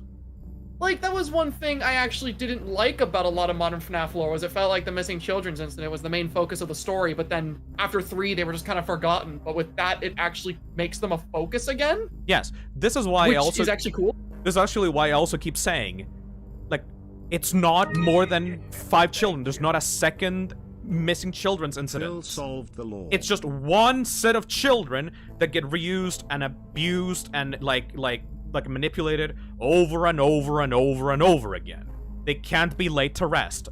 That's why if you get all the lore pieces, including the Insanity ending, you get the Lore Keeper ending at the end of the completion, where you see all those children's gravestones like with a bright sunshine over it. Like those 6 children have finally been laid to rest because Henry's plan at the end of FNAF 6 worked and everything burned down, including the remnant that was holding the souls of the children hostage inside of Molten Freddy.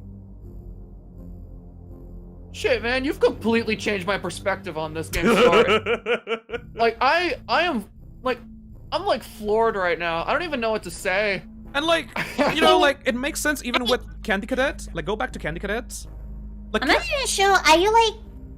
should I be impressed or feel sorry for you? Like, you know, Candy Cadets? Like, Candy Cadets, like, stories were all about this. Candy Cadet stories is about a man who let a burglar, a snake, a fucking killer, like, take 5 children from him. Oh my god, and they get fused into one body. They all get fused into one body at the end. Holy shit! You stupid bitch.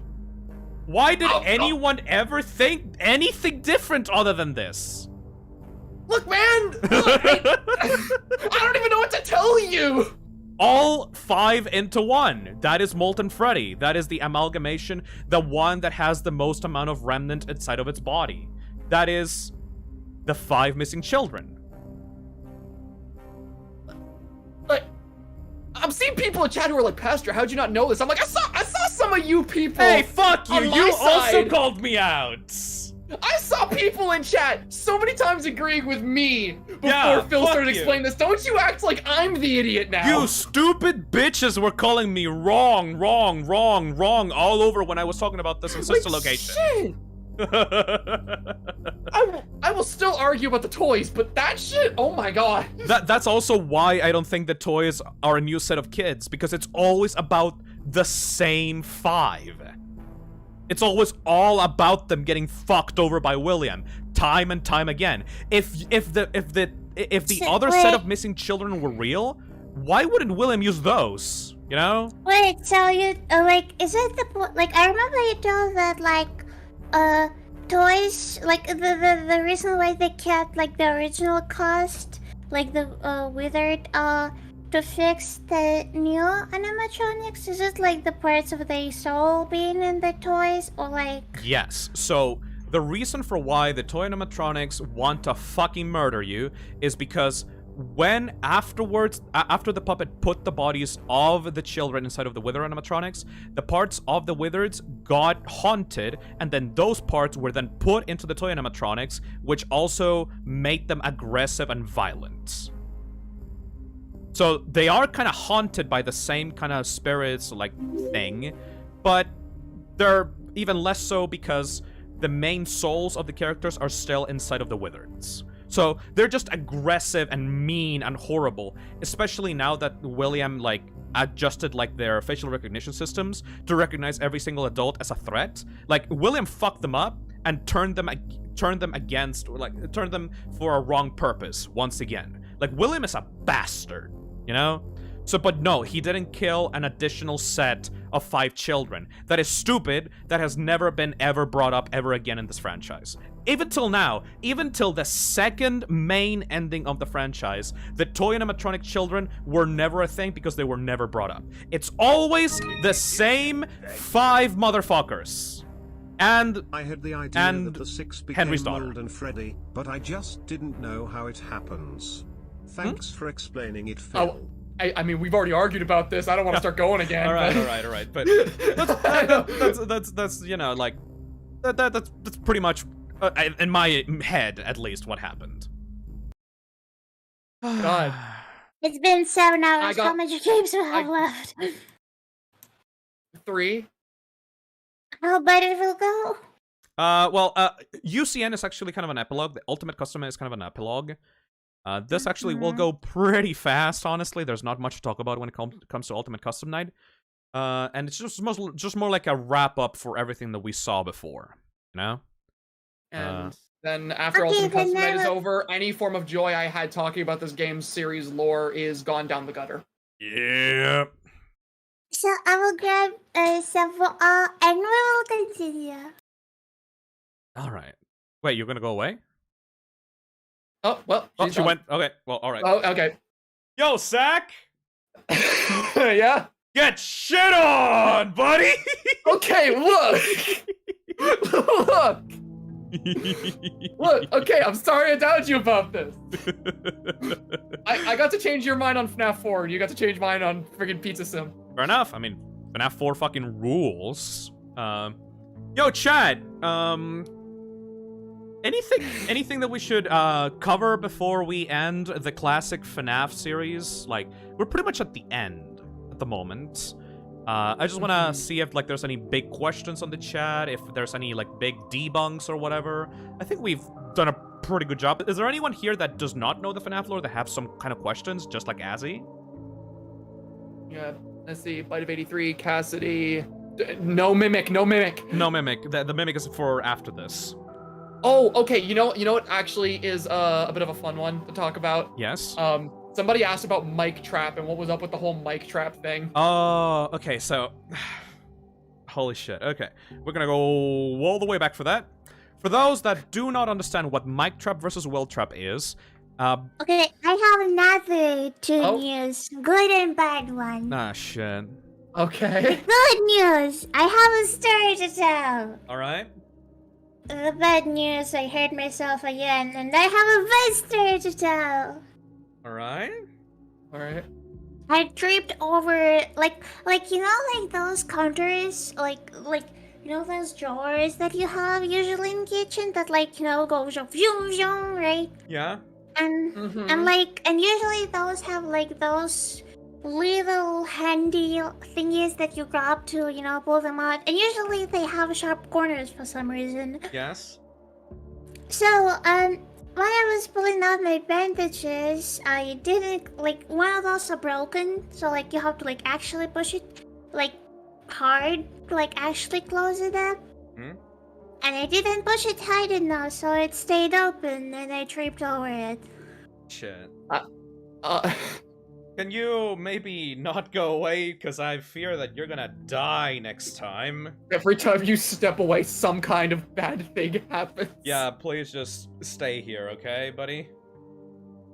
Okay, but it's been just 5 hours of my birthday, and I only have 3 stories to tell. This is the first birthday I ever had. What a fucking big curse. My question would be, Alright. is Junior's the FNAF 4 restaurant because of how the Afton house we're gonna is laid clear out? up some chat questions before we move on to the modern era of FNAF games. First of all, someone asked about mic trap versus will trap. Just to explain that really quickly, at the end of FNAF 6 Custom Night, people thought, based on the context of like Michael talking and then saying, "I'm gonna come find you," people thought that Springtrap was actually Michael Afton. It's fucking stupid, but people thought, oh, he sounds like a robot, therefore he's talking through a robot, therefore he's talking as Springtrap. This debate got so fucking stupid that then Scott decided to name the new version of Springtrap Afton in FNAF 6. Or do you think Molten MCI is a thing? Like, You know? yeah, just straight up William Afton, like, in the credits. Like, in the credits of FNAF 6, you just straight up, yo, this is William Afton. Like, stop being stupid. That's about it. Which, like, I can't exactly blame people for thinking mic trap was true, though, because you have this cutscene where you have Michael talking over Fazbear's fright, and then his voice slows down and he sounds like a robot because Scott slowed the voice down, and as he says that, he jumps out from the wreckage. It so feels like that was Springtrap talking. Yeah, Scott then had to clarify. I just like artificially slowed down the voice file, so that's why it sounds like a robot. I'm sorry, guys. So yeah, no, that's like a debate that got fucking so annoying during the community time around this time. Somebody also I want to point out, in this slide over here on the FNAF Logbook, there is a picture of a broken down Chica. People refer to her as a Logbook Chica. This never appeared ever again in the series. Nobody knows why it's there. People thought... I mean, it's a good drawing. It is a good drawing. People thought that Chica was gonna appear in FNAF 6, all destroyed like this. She didn't. She's just there. Whatever. Weird thing. Just another little thing for fun, you know. What else people are asking about? Let's see. Pulse Fusion donates $10 and says, "My question would be: Is Junior's the FNAF 4 restaurant because of how the FNAF Afton House is laid out? What? I don't know what you're talking about. What? No. Junior's is just that is like Junior's like is just multiple stretches. Junior's is just a bar. Like, Yeah. can you remind me again? Like, I forgot, sorry, we're supposed to mention FNAF. I think I'm actually getting lobotomy without actually getting lobotomy. What happened? But, remind me again, why do you think Mango did the Bite of 87? I mean, she's the only one that makes... She's the one that makes the most sense at the moment. Like, the Bite of 87, it was always like a thing of, like... One of the animatronics that could be allowed to walk around bits. Either a customer or an employee. Out in public. My personal belief is that it was Mangle, because Mangle has the biggest and sharpest jaw out of the toys. You know, BB can't really move his mouth. Chica has like a beak. Toy Bonnie and Toy Freddy have like very weak hinges on their mouths. And in the FNAF 2, like Mangle's jump scare is her reaching out from the ceiling and fucking destroying you with her mouth, like in front of your face. So it just makes the most sense to me that she was the one that did the Bite of 87. You know? Who is old man consequences? Phil? Let's see. I have a question for Phil. What is the canon ending of FNAF 3? The bad ending. Yeah, no, like after today, I agree with that. Before this stream, I would have told you the good ending. No, the bad ending, absolutely 100%. Like, there's no question about it. Like, the missing kids are still being, like, tortured inside of Molten Freddy.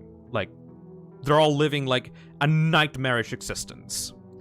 Smog Valor super chats $5 and says, "Hey Phil, do you think... Hold on. Do you think the Rockstars have the OG animatronic parts in them, or do you think Molten MCI is a thing?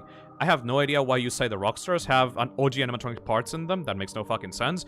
The missing children are inside of Molten Freddy. That's it. Like, there's no question. Like, there's no other reason for why Henry would be talking about the way he's talking about in the Insanity ending without that being true. What happened to the original Fredbear costume? Yeah.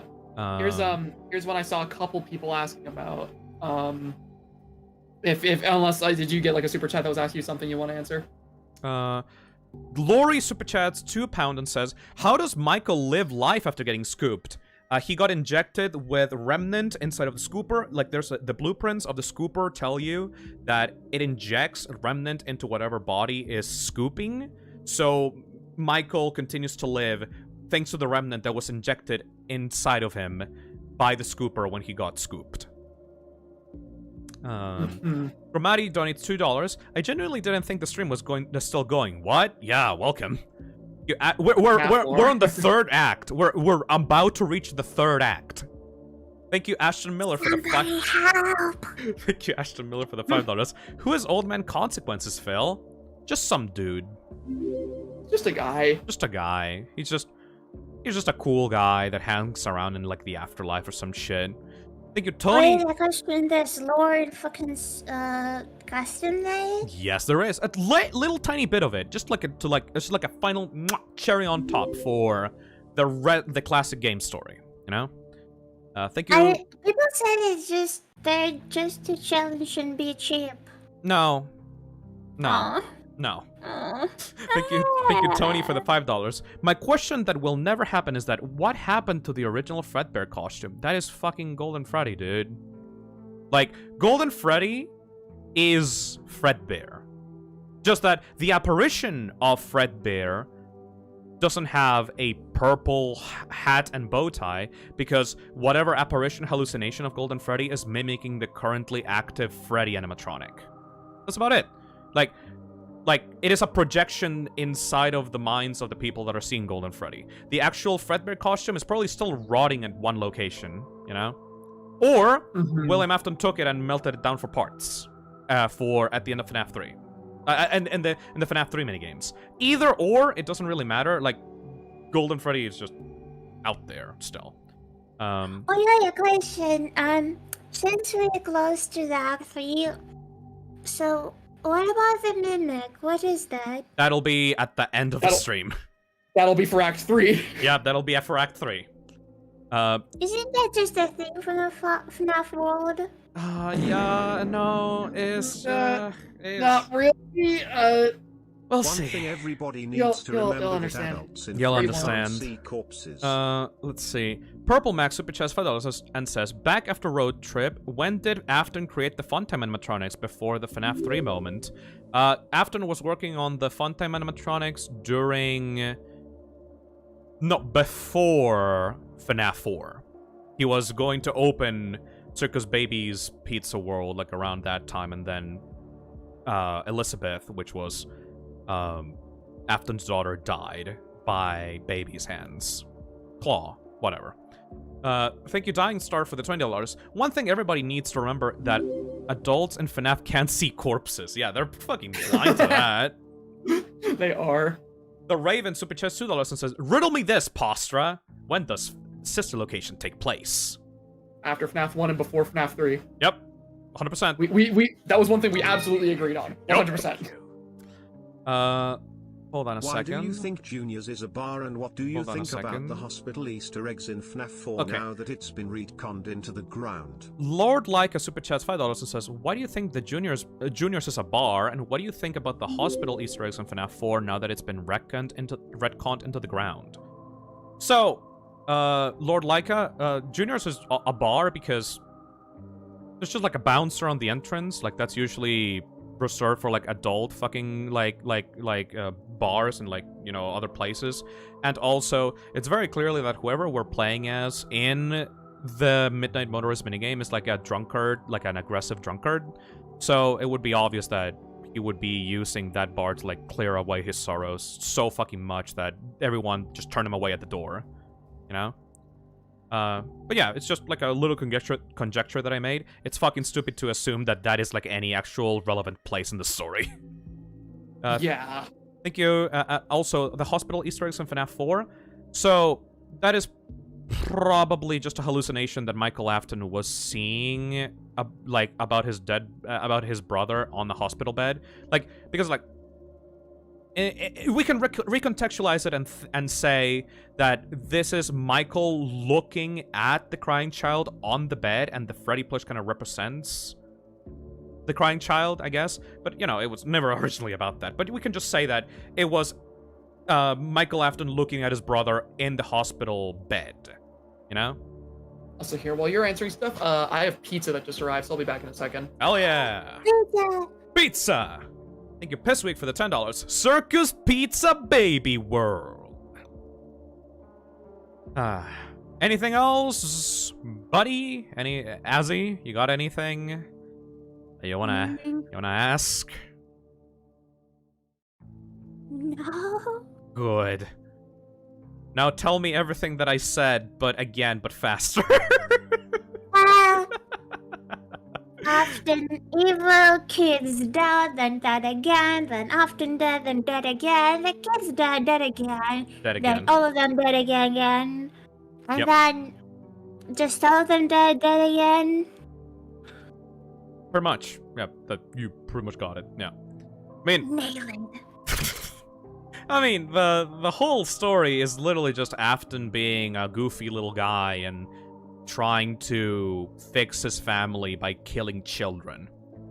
Afton... Okay, speaking of something goofy, quickly look. Hmm? In DMs. What is it? What? This is your IP address. Alright. Well, that's about it, really. We are going to go into Ultimate Custom Night now. What do you think Ultimate Custom Night is, Azzy? A game? Yes. Essentially, after the release of FNAF 6, Scott wanted to give the community one last big hurrah for the franchise, because this is where it was gonna end. You know? Uh-huh. So, what would be the best idea for that?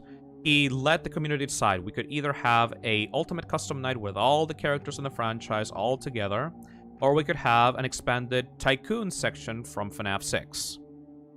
You know? They the community had to decide, and they ended up deciding on an ultimate custom night with all the characters attacking you. You know? I think it was the ideal decision. I mean, like, the whole point of the FNAF series is about this, like, you know, survival gameplay with cameras and characters coming after you. And so, like, it makes sense to me that this would be, like, the epilogue, the final hurrah, where every character is just coming in to, like, be adjustable in, like, different difficulties and different missions, and just, you know, have fun with the characters in a non-canon way. Thank you, me and Sis, for the $2. Is the FNAF songs finally canon? No. So, we all know what happens. Scott Cawthon is Scott Cawthon, right? So, even the non-canon, super goofy, ultimate custom night has to have something canon in it, right? No. Yes, it has to. Have to put something in there, otherwise people are not going to be satisfied, according to Scott. So, we are... How do you think we're going to make this canon? How are you going to think we're going to make the party game with all these different characters canon? This is... This is all the characters dying in the fire, and this is the final hallucination? You're not even actually wrong, actually. Yeah. I'm back. Hello. Hello. We're getting into Ultimate Custom Night. So. Oh, yay. After the FNAF 6 ending, we get a little thing called Ultimate Custom Night, where all of our favorite characters are coming. It's called Welcome to Freddy's now. We have just to know your opinion. We have funny cutscenes of, like, Toy Chica in a high schooler outfit. We have I never seen them. Please tell me this is like no. Do you want to see them?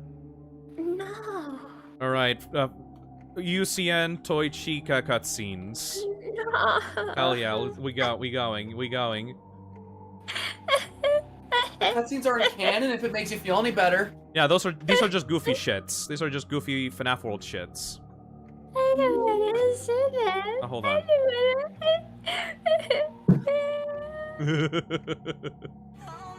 Wait, Dante, what the What is this intro?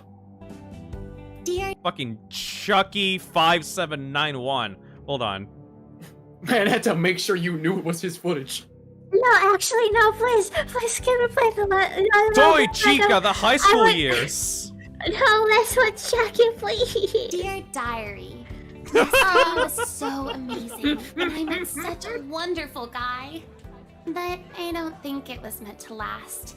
For my heart belongs to another. He's so amazing and strong and so cute. Thank you, Dax, for the $10. Toy Chica's William Afton. And I think he's really into me too. He's the only one for me. I just know it. And I know just how to get him. This is the ugliest Biology. I've ever seen. No. Look at that top hat. That amazing top hat. He wants to fuck Freddy. He'll be mine by the end of the day. I just know it. I told him that I needed help with my homework, but once he's there, I'll have him. And once I have him, he'll be mine forever. There is only one thing that could possibly go wrong. This is such an ugly art. So this Dear Diary, yesterday was so amazing, and I met such a wonderful guy. But I don't think it was meant to last. For my heart belongs to another. He's so amazing and strong and so cute. I've been thinking about him all day, and I think he's really into me too. He's the only one for me. I just know it.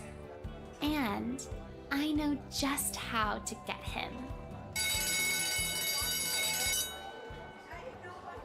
Look at that untamed You can see fur. Freddy's hat on the That backpack. amazing silky sheen. Is He'll it be mine by Roxy? the end of the day. No. I just know it. Oh my gosh, congratulations, Someone ran over his Roxy! dog in front of my house. Congratulations But on your once he's there, I'll entice him with transformation! warm You feel cookies, Happy Pride lure Month! him inside. I Happy mean, Pride Month. invite him inside. And then Can somebody I'll do like a have fan him. art of Torchica and Once I Roxy have him, being like super he'll be like mine Pride forever. Month? Dude, there's like a There's 1,000 only of them. one thing that could possibly go Yeah. wrong. But I want more. And I want the store to end. Please no. Look at those ears. Those amazing ears. He'll be mine by the end of the day. I just know it. I told him You that my house was fucking on fire. whore. But once he's there, I'll tell him that I threw myself on the flames to put them out. He'll be so impressed that he'll fall for me immediately. And once I have him, he'll be mine forever. There is only one thing that could possibly go wrong. What the best part about these cutscenes is? Look at those eyes. Those amazing yeah. eyes. He'll be mine many by of these the there end were? of the day. 5. I just know it. I told him that Maybe. I'd taken several live hostages at my house. But once he's there, I'll tell him that I let them go because I love him. He'll fall for me immediately. And once I have him, he'll be mine forever. There is This only was actually one not thing late that enough. could possibly go wrong. Look at those strings. Those long, beautiful strings. So He'll weirded be out. mine by the end of the day. I just know it. I told him to come over later. That should be enough. And if he doesn't show up, I'll just go to his house. And if he doesn't open the door, I'll just find a window. Chimney's always an option. Or I could set the house on fire and wait for him to run out. Then he could run into my arms. There is only one thing that could possibly go wrong. This bitch is using your dating advices, Phil. Look at that snout. Sorry, everything. He'll be mine by the end of the day. I just know it. I'll just wait for him after school, throw a bag over his head, hit him with a shovel, and drag him into the back of my car. Then, when he wakes up, I'll tell him that someone was trying to kidnap and kill him. I don't know, Balloon Boy maybe. And then I'll tell him that I rescued him. He'll fall for me immediately. There is only one thing that could possibly go wrong. Is it them? Please, Dear free- Diary, things didn't work out as I'd hoped, and once again I'm left with nothing but a broken heart. But tomorrow is another day, and I just know that there's a guy out there that's right for me. Tomorrow's another day. So yeah. I think my favorite thing about these cutscenes is the fact that Scott, whenever Ultimate Custom Night was being worked on, had said that the game was going to have cutscenes, and everyone in the community was like, yes, lore cutscenes, stuff that was going to show us, like, stuff about the missing children's incident, the fight of 87, and yada yada yada, and then the game came out and they saw that these were the cutscenes he was teasing. I think it was purposely made out as a joke. Now, you could say, yeah, no, like, this represents something, blah, blah, blah, blah. No, it's just a fucking joke. Like, it's just for jokes. It's just jokes, you know? I will pretend that I totally know what this Foxy cutscene is about. I will not ask any more questions. This is a great lore, amazing. It's just a stupid Congrats, joke Roxy, about... on her transformation. Congrats, Roxy, on her transformation. It's just a stupid joke about, like, Foxy and Freddy feuding like brothers or something. It's like, they're not really that important, you know? Really, it's just Scott having fun and teasing people about taking the FNAF lore so seriously.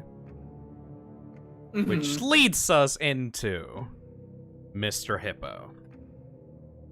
I love them. So, essentially, there's one character that you can get killed by in hold on, I need to find the Orville story. There we go. So, there's one character that you can get killed by in Ultimate Custom Night called Mr. Hippo. And after he kills you, he will then talk to you for a very long time, and we don't have enough time to see every single one of these. So we are going to just go through one specific one. All right?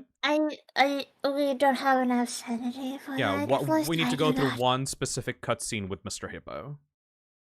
My friend, you have met a terrible, terrible demise. But I don't feel too bad about it. After all, if it weren't from me, it would have just been from someone else, you know? I guess what I'm trying to say is life goes on. Well, for everyone else, life goes on. Not for you.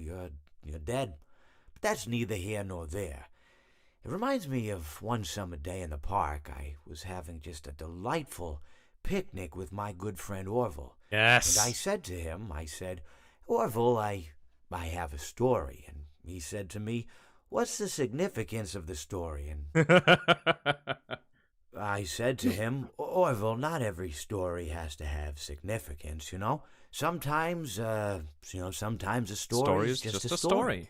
If you try to read into every little thing and find meaning in everything anyone says, you'll just drive yourself crazy. I had a friend do it once. Wasn't pretty. We talked about it for years. And not only that, but you'll likely end up believing something you shouldn't believe and thinking something you shouldn't think, or assuming something you shouldn't assume, you know? Sometimes, I said, a story is just a story. So just be quiet for 1 second of your life and eat your sandwich, okay? Of course, it was only then I realized I'd made sandwiches, and poor Orville was having such difficulty eating it. Elephants have those clumsy hands, you know? Actually, I suppose that's the problem. They don't have hands at all, do they? They're all feet. And I couldn't imagine someone asking me to eat a sandwich with my feet. Now, if I recall correctly, there was a bakery nearby. I said to him, Orville, let me go get you some rye bread. Now, I'm unsure if elephants enjoy rye bread, but I assure you that Orville does. Now, this was on a Tuesday, which was good because rye bread... I love the pauses that make you think he's going to stop. They made he just sourdough continues. bread on Monday and threw it out Wednesday. Or rather, they sold it at a discount for people wanting to feed the ducks, and then probably at the end of the day, finally, they threw it all out. I don't recall. I do remember a man who would bring his son to the bakery every Wednesday and then go feed the ducks. He would buy all of the sourdough bread. Of course, you know, you're not supposed to feed the ducks sourdough bread at all. It swells up in their stomach, and then they all die. At least that's what I've heard. You know, I never saw any ducks die myself, but I did notice a substantial decrease in the duck population over the course of a few years. Shut the fuck up, Phil. I'm listening to Mr. I Hippo. to stop the man and tell him that he was killing the ducks by feeding them sourdough bread. And if you want my opinion on the matter, and I told Orville this as well, if you want to feed ducks, or birds, or any kind for that matter, it's best to buy seed. I mean, when you think about it, breads of any sort don't occur in nature. They don't grow on trees or spring up from the bushes. I don't think birds know what to do with bread. What was I saying? Oh, yes. So I bought Orville some rye bread. What a fine day it was. Yeah, that's... No, I want to listen to Flipper. Please, Mr. Hippo, don't leave me. That is Mr. Hippo. I love him so much. He is unironically, like, I think the funniest joke character or just joke in the FNAF series. Yes. And you can actually see that Scott is speaking through Mr. Hippo at the very start of that story, talking specifically, again, to MatPat and, you know, most of the theorist community. Sometimes a story is just a story. If you start reading into every little thing and start trying to take everything seriously, you'll make yourself crazy. Please, can we go back to him? I don't want to listen to you. It's a bit of a hypocrite move considering how vague and cryptic Scott likes to be with his teasers and stuff, you know, Zach? Like, yeah, no, absolutely. Like, It's like, you're specifically trying to fuck with people and trying to give them all these little clues and stuff, and like being like, oh, I'm the puppet master, look at me, I'm so cool with my story that nobody can find out.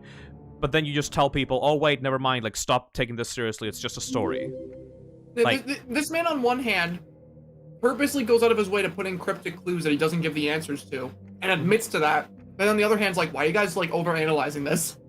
yeah, like, I understand why it would be frustrating for, specifically referring to MatPat, because MatPat takes, like, the tiniest little insignificant details and blows them up into, like, the most mind-blowing reveals ever. But that's kind of his business, you know? Like, he's not... He wants to make the most clickable thumbnail ever, so he takes all the little details and makes, like, the most wild accusations to make sure that people click on his videos. That's why MatPat can't really solve the FNAF story anymore, because he has to do that in order to continue producing content. But in reality, if you just brush away most of the bullshit that Scott throws in there for fun, most of the story is actually pretty straightforward, at least at this point. He kind of stumbled with FNAF 4 and Sister Location, but he kind of wrapped everything at the end, and everything just turned out fine at the end, you know? When you fuck up in a story, sometimes all you need to do is burn the place to the ground, and then everything will be fine. At least that's the Scott Cawthon way of storytelling. But yeah. When it doesn't work, burn it all. It'll work eventually. It'll work eventually.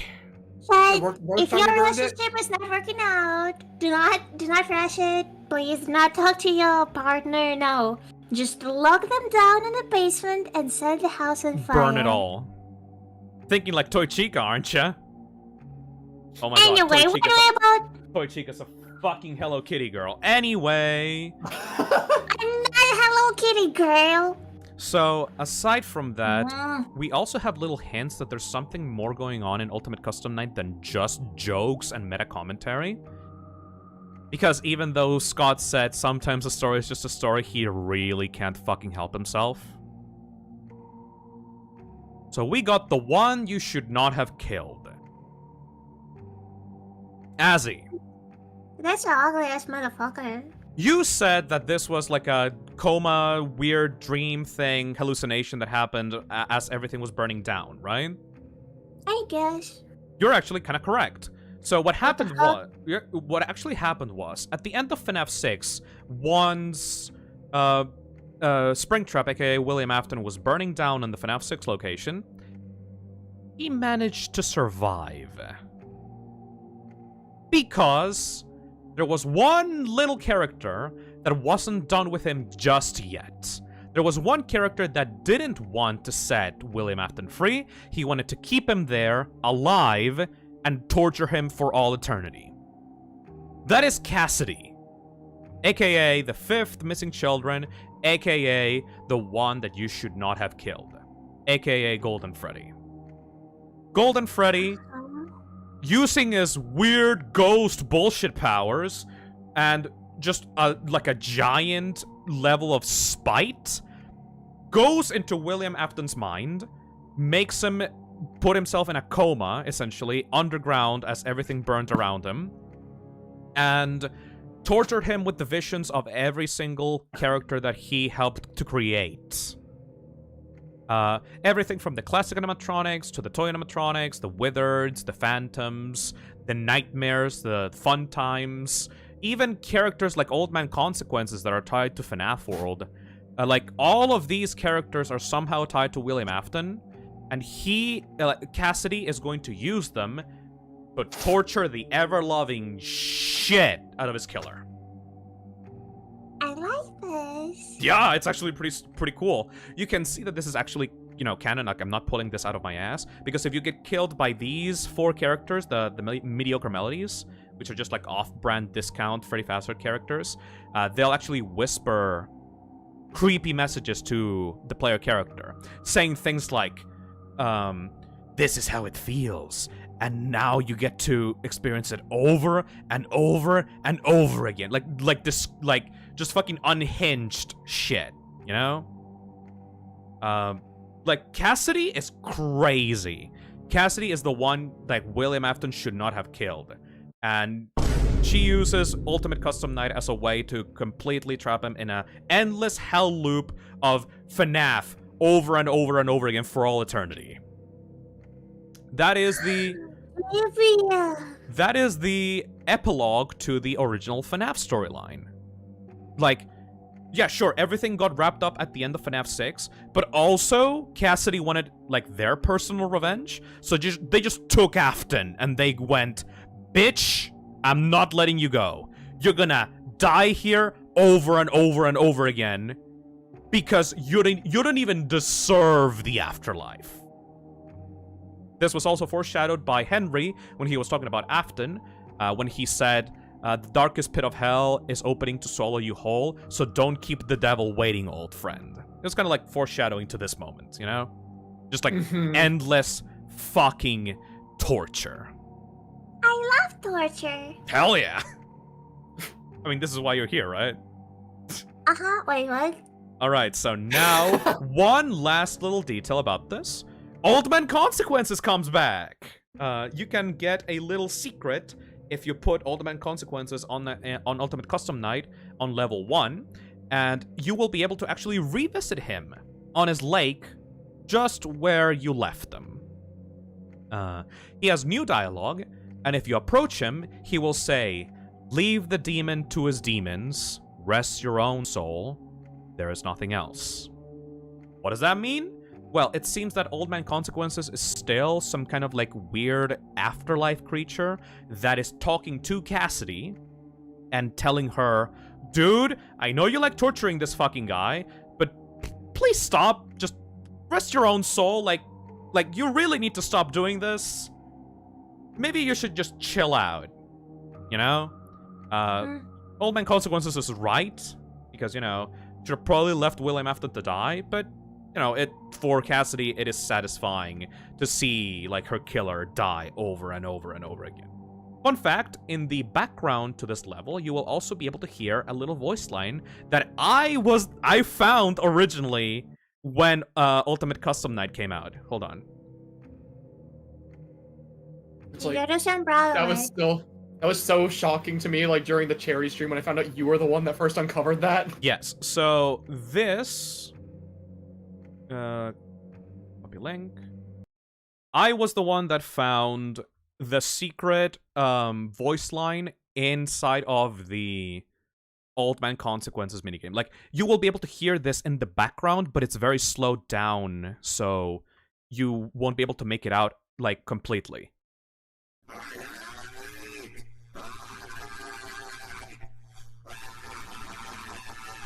Michael!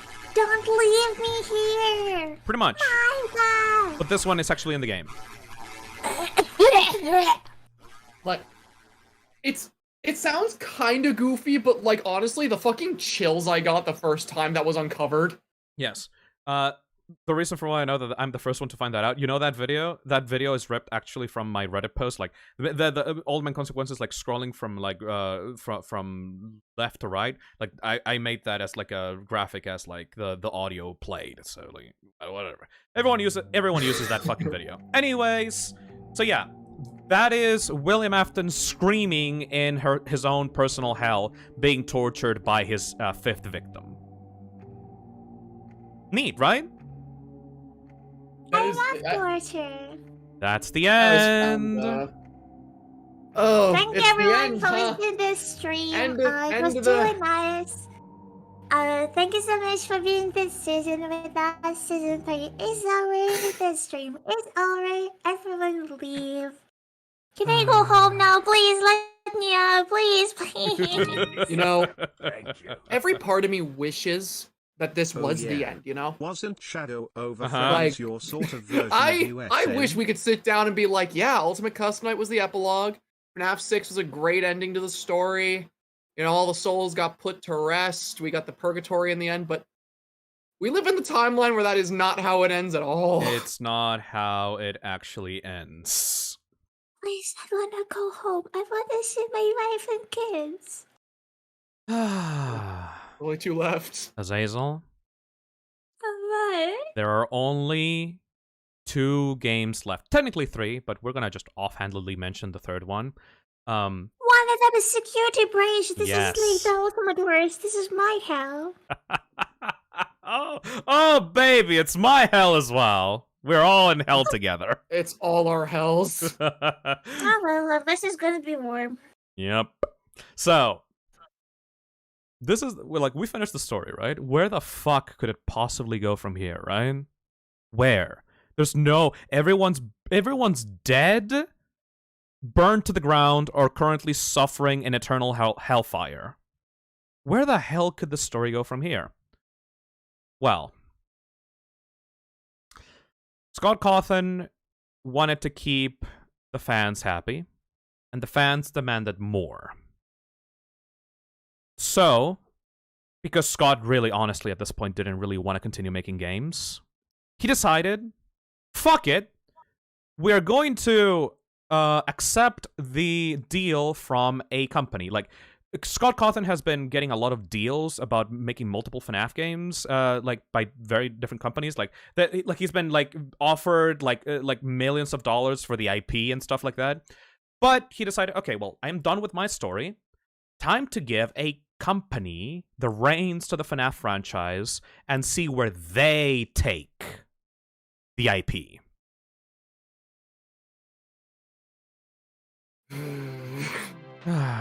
So we are now in the era of Steelwool Studios and Five Nights at Freddy's Help Wanted. But Help Wanted is just a remake.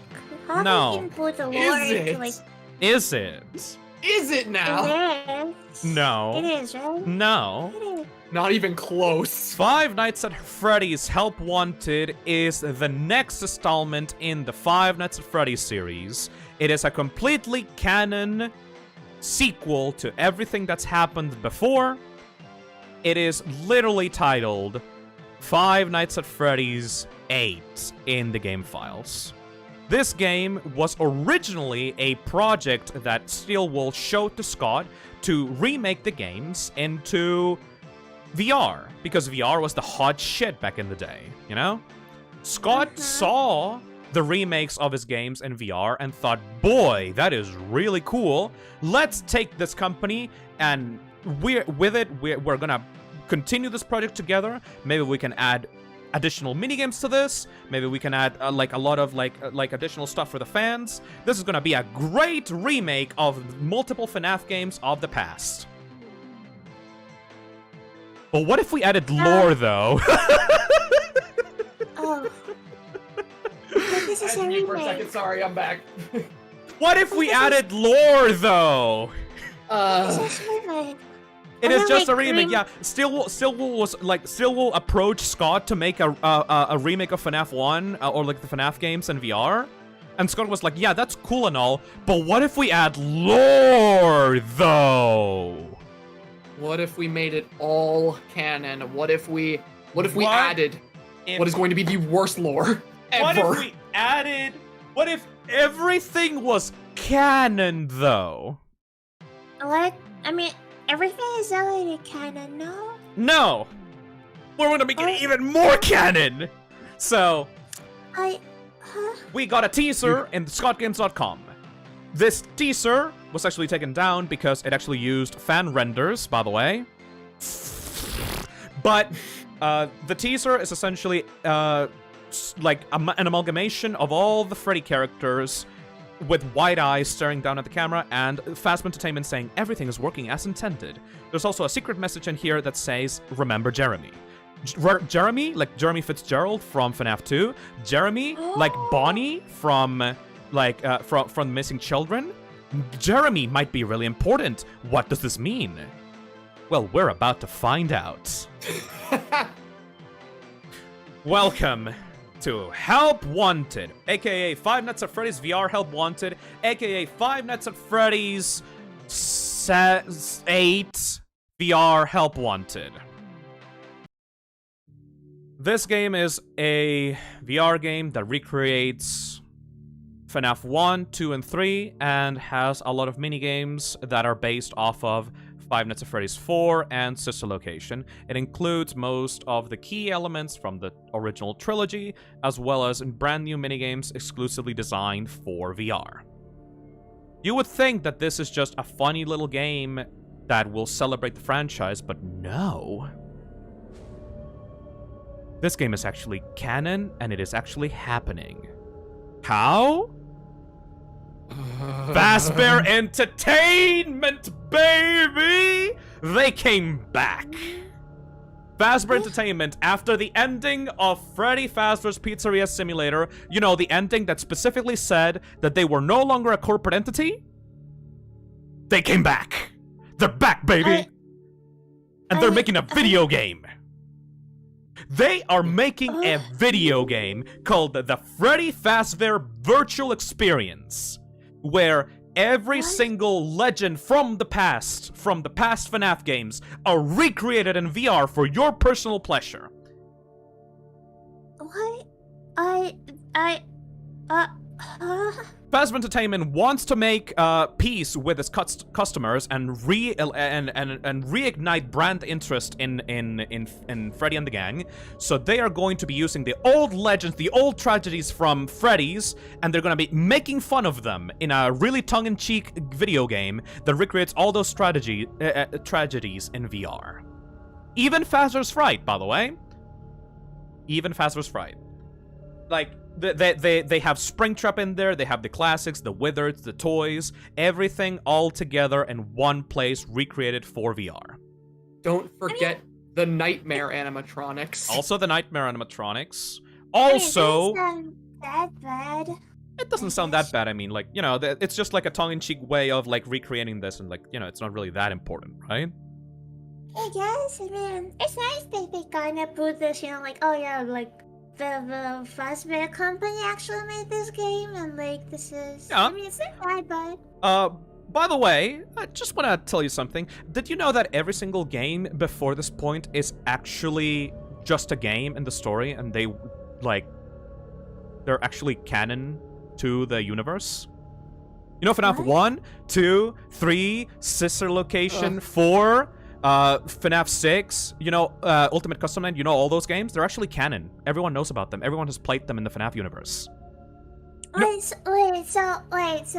you're telling me all of this? Wait. It's canon to itself. But so none of this actually happened? In the Five Nights at Freddy's universe, I could sit down and play Five Nights at Freddy's. Yes. Wait, it's like... Okay, you know that guy on the bottom right? You know that bottom right?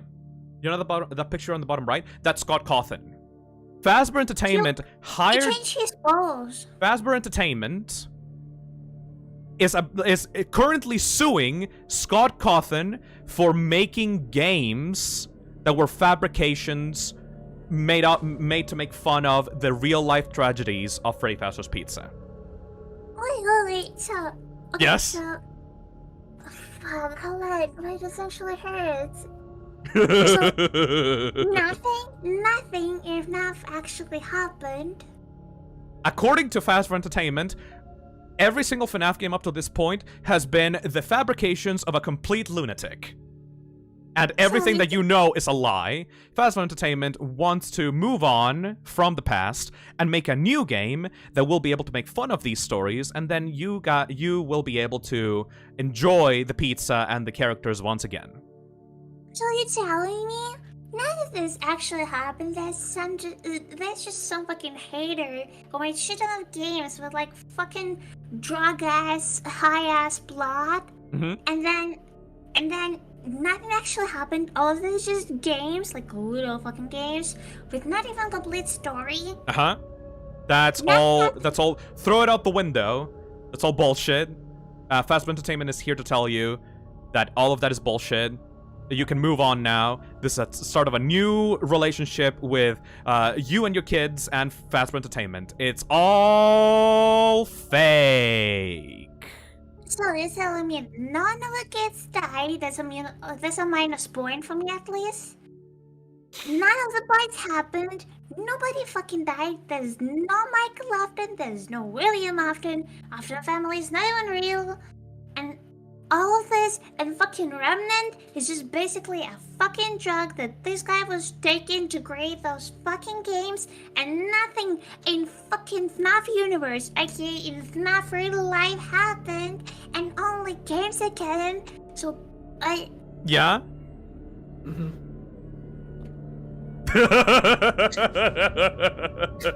So, welcome to Help Wanted, baby. When I get to talk about Help Wanted, I always like bring this up too in these types of discussions. So, Dream Theory, which was very likely the canon conclusion that Scott wanted people to come to about FNAF 4, was retconned out of existence because people didn't like it. And yet we are currently at a point in time where the conclusion you can come to in the lore is infinitely worse than Dream Theory. And yet we are still rolling with it. Multiple games later. No, okay, at this point, can you tell? Okay, so if all of this is canon, and definitely, yeah, Help nothing Wanted is is my canon favorite because it was FNAF just a game in game. terms of gameplay. For the others, Is I it prefer to possible just that watch Hidalgo YouTubers is play actually it. real? It being the I mean, first game maybe. played in No, VR maybe. probably No, helped right. with no. that. But it is No, it is no. canon. It is canon. There were a bunch of people in forums talking about like a bunch of theories for the games. Like, Wait, Mark, so, you okay, know, so okay, you, you so, know, okay, you no, know. okay, no, so you're telling me Optimus is not real, kids are not real, and not even dead at this point, but fucking Madspot is real? Matt, okay, in the FNAF universe, You brought the worst in this planet to reality, and all of these things is Madpad? you know, like, the lol hacks exist like somewhere in like as promotional material for Faster Entertainment. So not only is MatPad real, but also Markiplier, but also Dawko, and everyone in the FNAF community is also canon, and people talking about the FNAF in forums is also canon. Because like, people are telling me to shut up, Phil. No. Lol's hacks as a character is in Security Breach, which means that Freddy in Space 2 is canon, which means that Markiplier as a boss, Dawko, MatPad, and everybody else is also canon to the FNAF franchise. Wait, Fuck you! wait, so, hold on. Don't forget the fact that that means Reddit may be real in the FNAF universe. Wait, if LOL hacks in the game, aka Freddy in Space, and it also a game, and this character is also in Security Breach, is Security Breach just a fucking bad build game? No. Security Breach is real. Sadly, Security Breach is the only real thing. No, actually, Phil, it's a simulation. That explains the glitches. People are just coping. People are just fucking coping. Anyways, so Azzy, by the way... Where's the snippet? By the way, Azzy, you said that Afton was dead? Yeah, I mean, I'm not sure at this point because, I mean, he's not real, right? I mean, all these are games, and apparently nothing happened. And then, I'm not kidding, man. I'm sorry, I'm really Welcome, Azzy, to the era of Glitch Trap. Oh. So, I might have slightly lied to you and to the people here on the chat about the nature of the Five Nights at Freddy's series. During Help Wanted is currently being playtested, by the way, during the course of the game. You play as a playtester of Parasol Games, the developer of Five Nights at Freddy's Help Wanted, or the virtual Fazbear experience, or whatever. Like, you are a company contracted by Fazbear Entertainment to make a VR game for them, right? Right? You are a playtester, and you are playing the VR of VR Help Wanted to be able to find glitches and test out the game before it's released to the public. You know? Mm-hmm. So, turns out, there's some spooky shit going on inside the game. I mean, yeah, it's a horror VR game, so yeah. Before you were a playtester by Parasol Games, there was another developer that went unnamed that was working on Five Nights at Freddy's Help Wanted. This developer was pushed by Fazbear Entertainment to get the game out really quickly. Like, push it, like, get the game out quick, quick. Why is that? Well, according to one of the people inside of that game studio, Fazbear Entertainment is once again lying. Wait, but so if the games are real in the FNAF universe, you know that guy, that means that Scott the games Cawthon? have the same story as pre No. have wanted, so they're still canon, you know Scott kinda. Cawthon, the guy that was making the FNAF games for fun and like to make fun of like the Fazbear Legends. Turns out he was actually hired by Fazbear Entertainment. Scott Cawthon was officially hired by Fazbear Entertainment after the end of FNAF 6 to make the FNAF games to reignite interest in the Fazbear brand. Those games, like Fazbear Entertainment, fed details about what really happened in the past to Scott Cawthon so that he would be able to make games based on those real-life tragedies and have people invested in those tragedies as games and lore that they could then like be excited about and make fan art and make like content about it and then buy the products and buy the plushies and buy stuff. To the point that those games became so fucking popular that Fazbear Entertainment was able to rise out of its ashes once again and become a real company. You know? Okay. So, now that... What's up with this man, though? So now that we're talking about this, essentially what that means is that technically everything that happened before this point is still canon to itself. It's just that some details are not exactly the truth and they were exaggerated by Fazbear Entertainment so that the truth looked more ridiculous. You know? So that nobody could take it seriously. That basically means that Scott, not Scott in the game, like Scott in real life, is using this opportunity to essentially say, hey, everybody, if you think that something is, like, too ridiculous for FNAF or too stupid, that's just Fazbear Entertainment covering up the truth. Like, if you don't like this part of the FNAF universe, you can ignore that. You can ignore that. Like, don't worry about it, you know?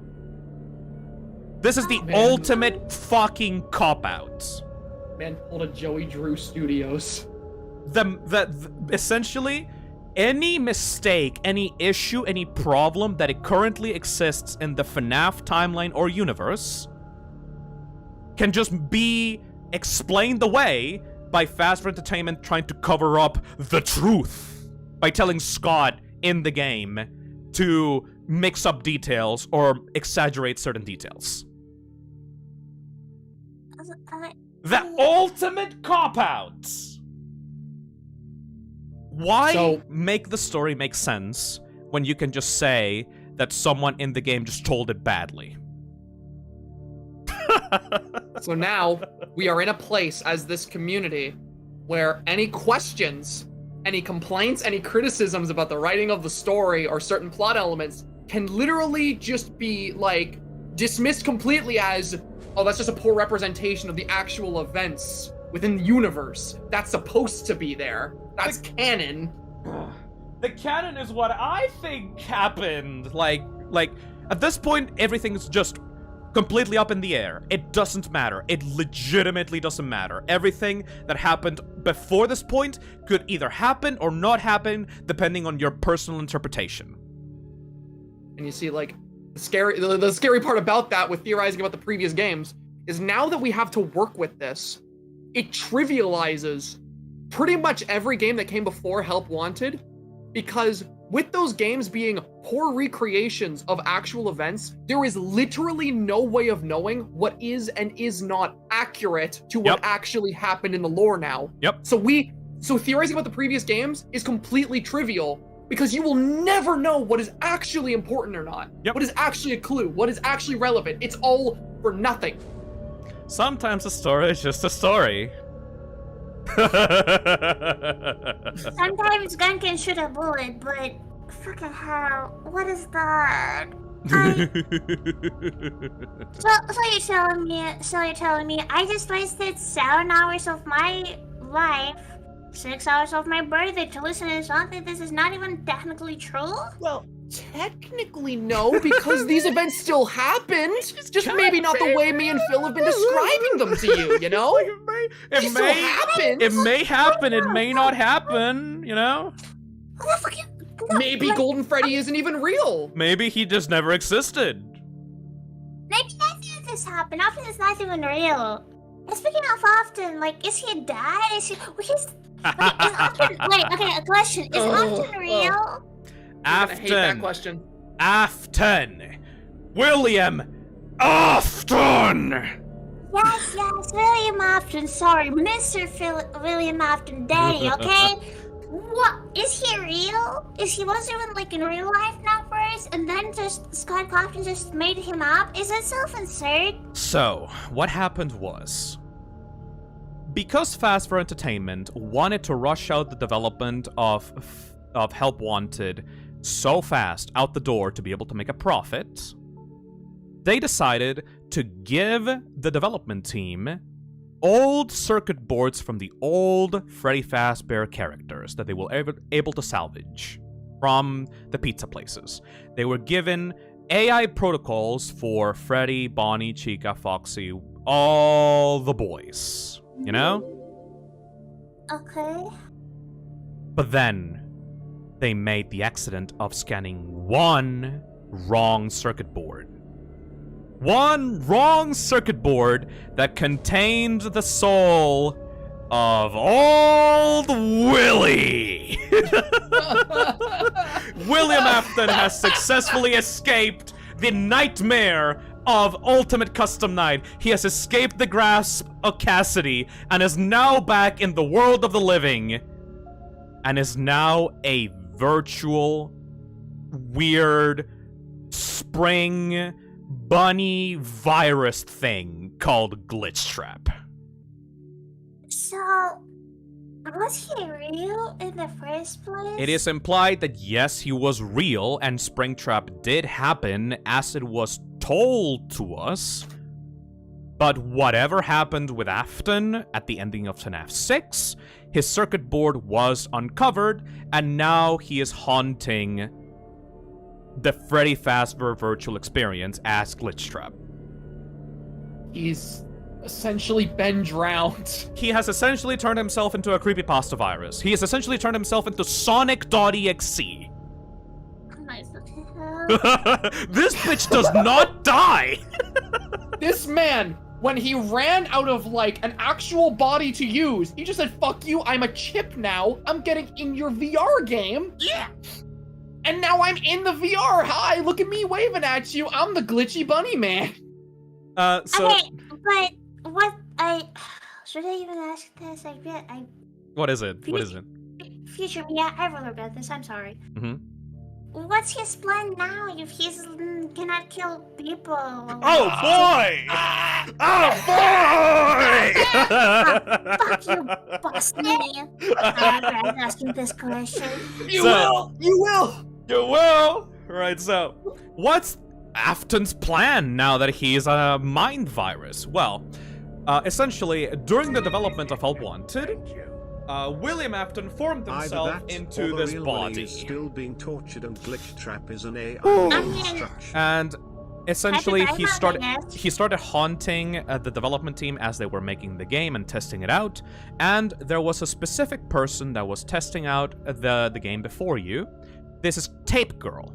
Tape Girl, there's little tapes you can find around the game, around where, you know, like the different levels are. You can find little glitched tapes, purple glowing glitched tapes, and these tell the tale of Tape Girl, which was another developer in the studio before yours that found Glitch Trap and realized that this was like a different entity, like this entity was actually sentient and it was corrupting the code of the game, and refused to actually leave the game no matter how hard they purged it. There was an employee of that company called Jeremy. Another one? Another one. This is the third Jeremy in the franchise. This Jeremy was playtesting the game and was overtaken by Glitch Trap. Glitch Trap tried to merge himself with Jeremy's consciousness using the VR headset. Jeremy escaped the fate, maybe, but after that experience, he was never quite himself.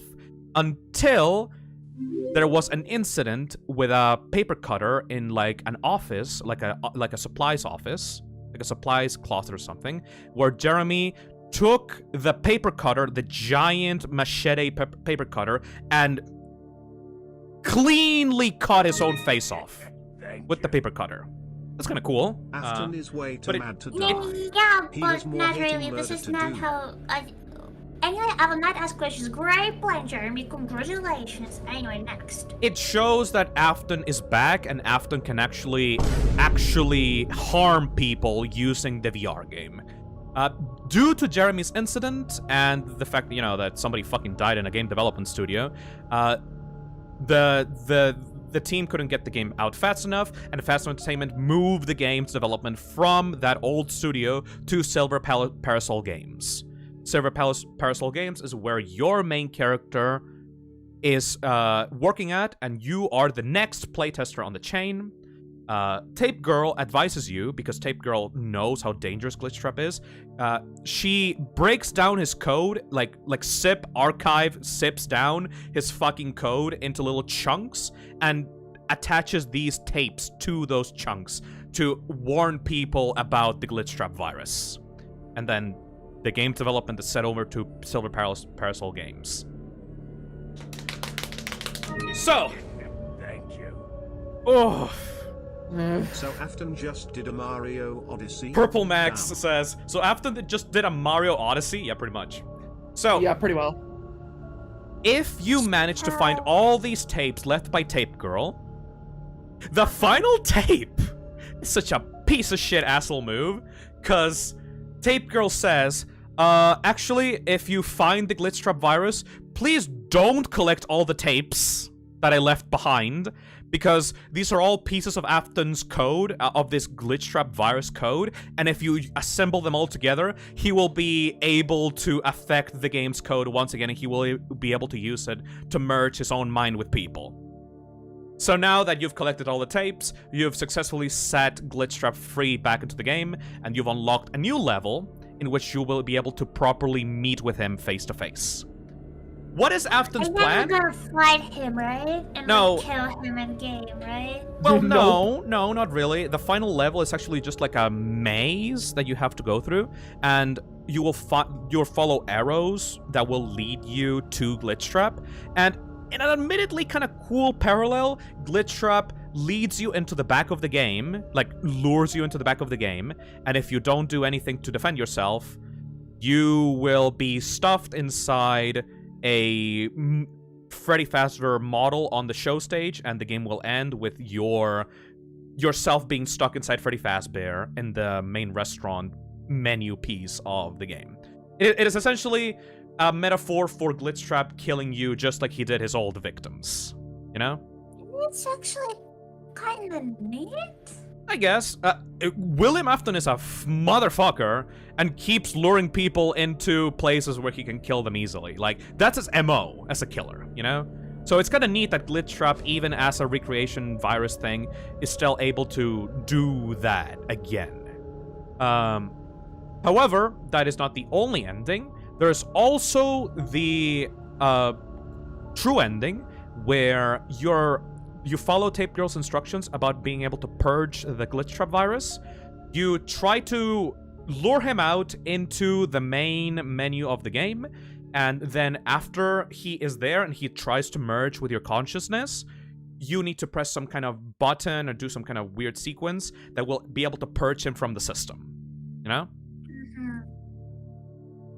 This kind of works a little bit, because it flushes Glitchtrap out from Help Wanted, but it makes him infect your own mind. Glitchtrap is effectively trapped inside the mind of the playtester of Help Wanted. Okay, so a question. Yes? Which ending is canon?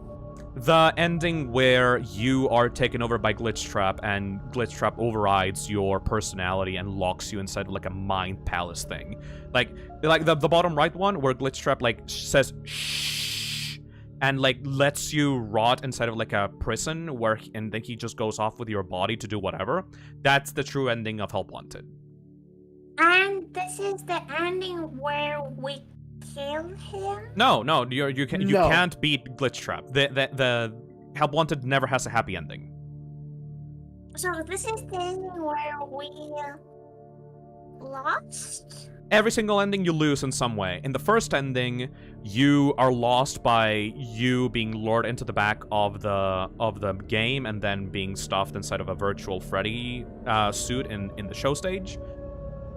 And there's a second ending where you failed the consciousness transfer thing, and then you and Glitchtrap probably both die at the same time. And the third ending is you being trapped by Glitchtrap inside of your own mind as he takes your body out for a spin and goes to do shit with it.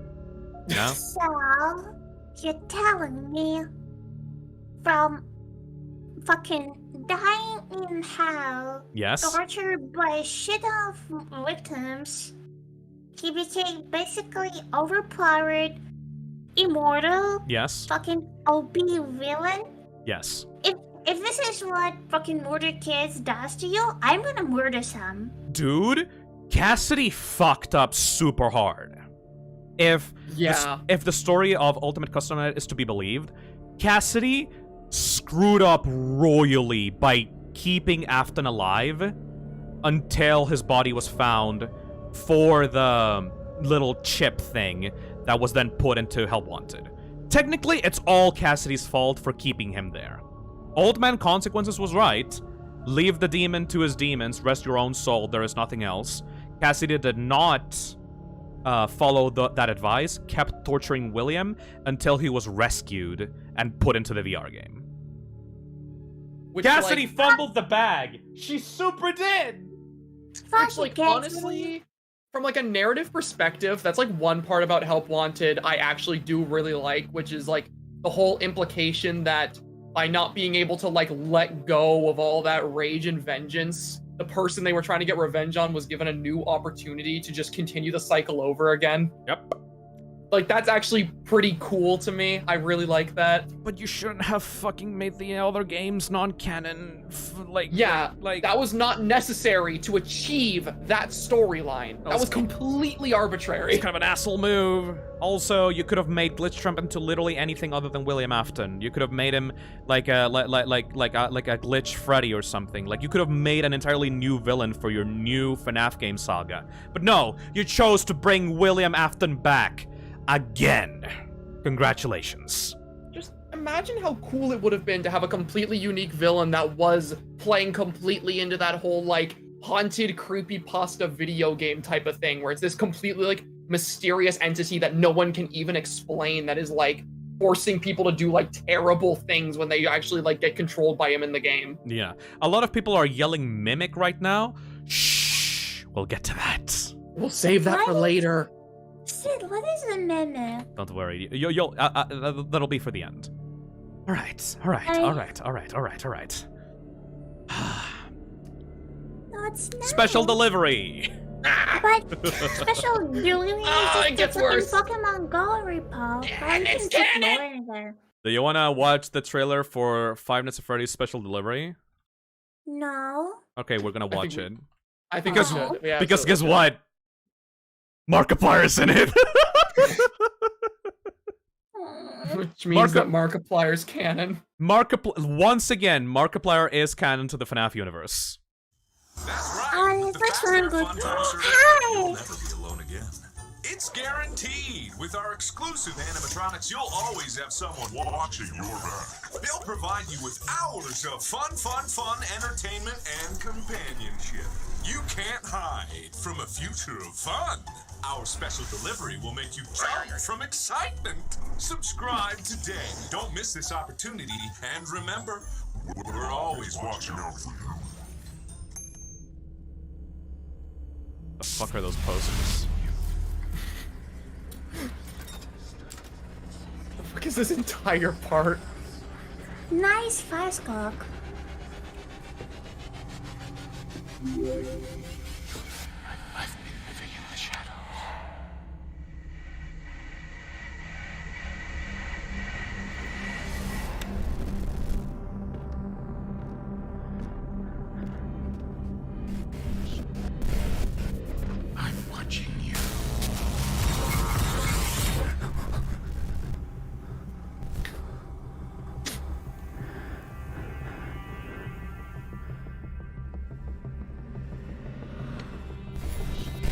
This guy's having a fucking schizophrenic attack.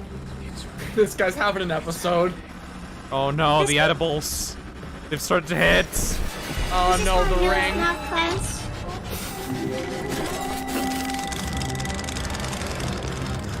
And if I saw Balloon Boy outside my door, I would not be scared at all. I would just shoot him.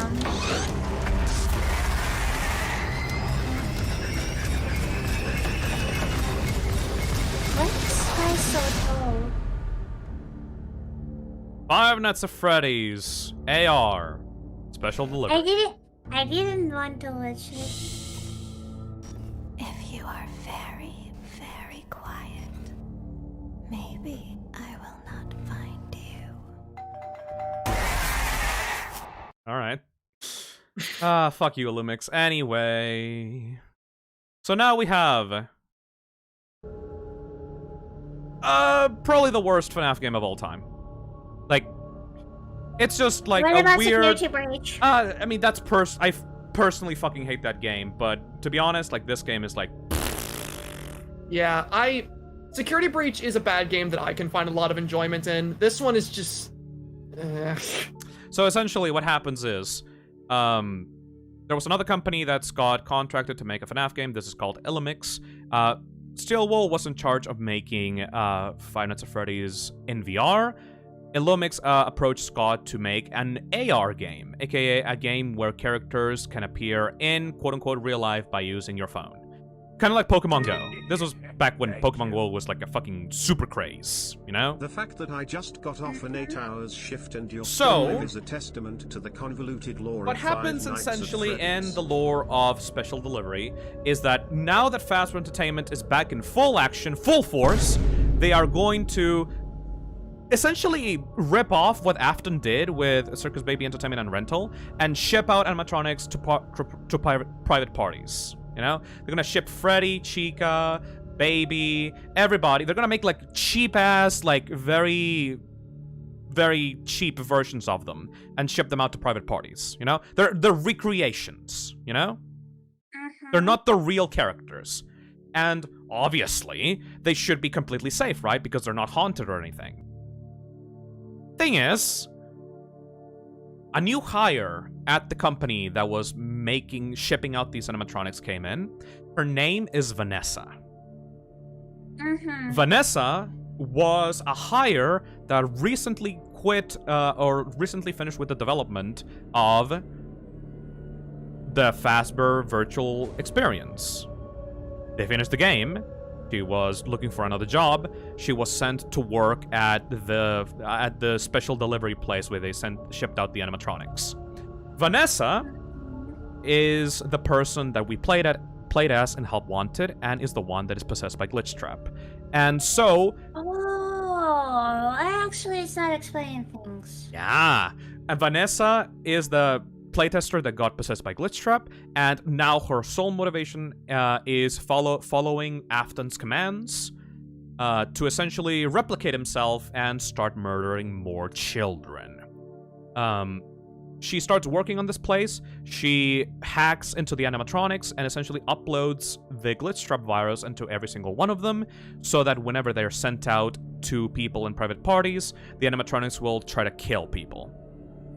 Instead of, you know, being friendly little cute characters.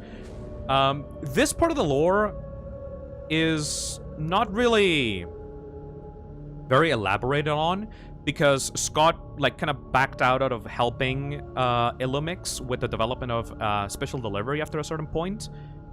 He realized that, well, he didn't realize anything. Like, Scott never talked about Special Delivery himself after the initial release. But the lore of Special Delivery slowly started to take a back seat to skins and special events that would incentivize people to put in more and more money into the game. You could buy loot boxes, you could buy skins, you could buy chips. It was like Illumix really incentivized people to buy more and more and more stuff. You know?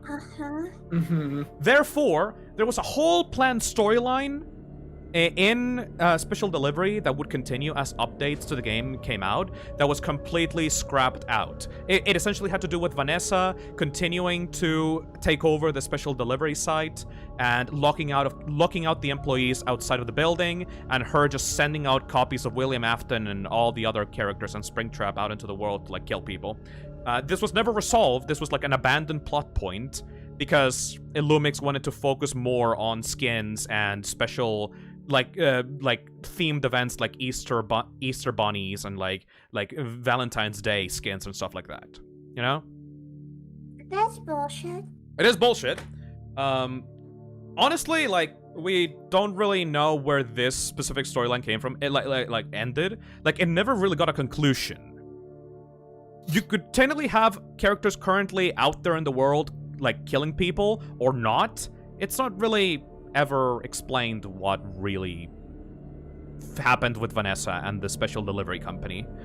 But it doesn't really matter because special delivery is a piece of shit game and nobody likes to talk about it because even Illumix, the company, has completely abandoned the game for, I think, over 2 years now? Yeah, they've gotten no new content. So yeah, special delivery is just a loose end in the current storyline that nobody actually wants to revisit because the lore is just hidden in a bunch of emails and that's about it. The only thing that you need to know about special delivery is that it teases the existence of Vanessa as a character doing Glitchtrap's bidding after the end of Help Wanted. And like, honestly, I'm happy that that's the way it is. Yup. Because I'd much prefer just that small little bit of lore with nothing else really, like, expanded upon. Yep. I'd much rather that over the potential storyline of every household having a Springtrap in it that's murdering their families, and the Springtrap epidemic starts across the globe. Yeah, it's so fucking stupid. Hey, Chad, I cannot wait for your Springtrap Sonos. Spring Sonas. Fun fact, no, there are actual Springtrap Sonas in special delivery. We have Toxic Springtrap, we have Clown Springtrap, we have we have a lot of different, like, you have Burning Springtrap. You like the Illumix like made a lot of different like Springtrap skins. They made their own Springtrap Sonus. He was just that popular that they just made so many skins for him that people could go after. So yeah, back into the main story of this.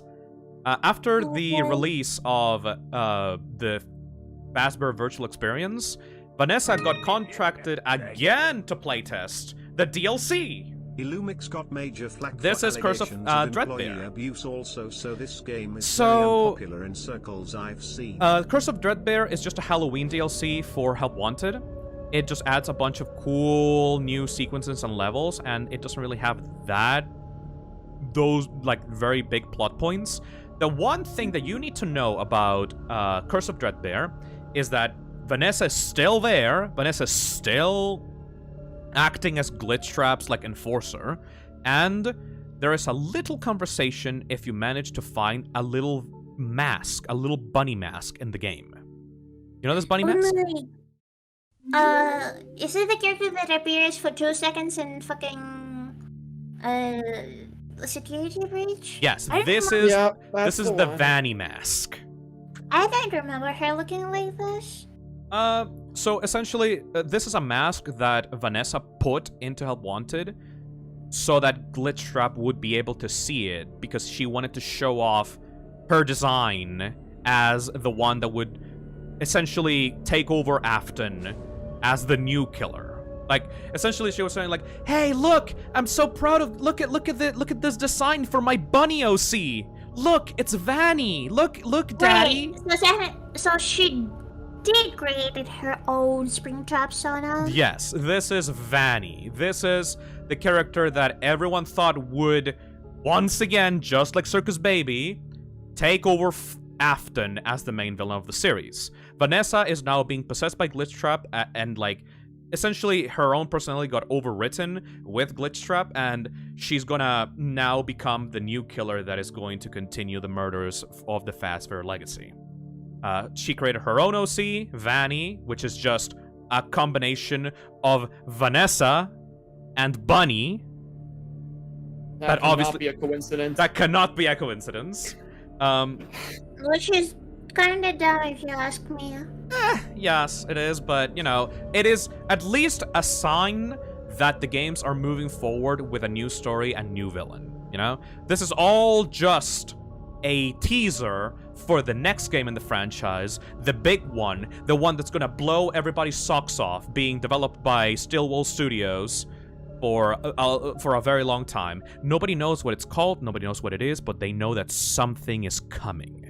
Especially... The fog is coming. Especially because of this last little room that you can find at the end of Help Wanted. Coming soon, you can see on Winter, outside, you can see a building being constructed in the distance. This, people thought it was a mall, some kind of mall or some kind of, like, giant amusement park building being built by Fazbear Entertainment. This was what came to be known as the Freddy Fazbear Mega Pizzaplex. Oh no. Oh, here we are. There we fucking go. Aren't you excited? I mean, everything's building up to this. I mean, there's not much blood in Pizzaplex, right? Sazel, I just want to let you know. I've made a grand total of 90 slides for this presentation. I know, sadly. We are currently at slide number 73. I thought Security Separation is just a fun game with, like, just a little bit of spaghetti code. It is so It much is if you worse. ignore everything. Chad, it'd be nice knowing you. Alright. We're finally here. Help Wanted has released. It is a massive success for the franchise. It sold gangbusters.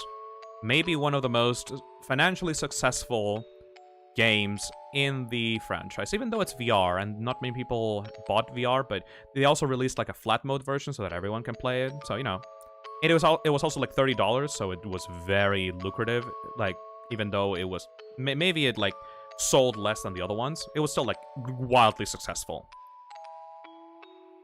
So Stillwell was set to make the next game in the Five Nights at Freddy's franchise, Five Nights at Freddy's 9 Security Breach. The game was initially supposed to release back in 2020. Oh, what a joke. What a joke.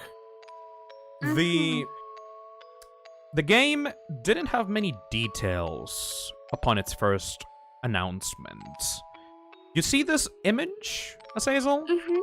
This is essentially concept art. It is, the reason for why it's concept art and not like a proper render is because this game is made in a 3D engine. It was not made by Scott, it is made by Stillwell. And the game was announced when it was beginning development. This like, is where everything goes to hell and so, back and back to hell Scott and back was again. so excited to announce Security Breach that he used concept art as an official teaser for this game. This game that is being made by an actual game studio with multiple people. This game that is supposed to be the biggest one of the entire franchise. Which means that Stillwell cannot work as fast as Scott. They cannot, like, destroy themselves every single day making a FNAF game for, like, almost, like, with almost no breaks. This game was subject to realistic development times, which means that it could not have been released in under a year. There was a bunch of development issues with Stillwell and Scott and the development of Security Breach. Too many to count, honestly. Over the course of 2020, Images like these were handed out on ScottGames.com. Images of seemingly Rockstar-inspired, like glam rock versions of the Freddy cast performing for a giant group of, like, a giant mall of people. You could also see Vanny creepily standing in, like, the ceiling of the building, looking over at all the people, like, on the concert. Oh yeah, I didn't see that. These were... Also, for some reason, Monty was so fucking slim. Yep, very slim, actually. And Freddy's head is so fucking big. He's just a sphere. And Vanny actually had a knife. Oh, yeah. Vanny, they revealed her design. She has a giant fucking butcher knife. So, these were all the teasers that were shown on Scott Games during the development of Security Breach. Like, the initial development, like, during 2020. Nobody knew what the game was really going to be about. And the community was kind of dying for details, because this was all that was given to them. It was just posters of the characters. Nothing else. No gameplay, no screenshots, or images, or anything. Joker. People asking for the trailer. Oh yeah, no, that'll be later. That'll be later.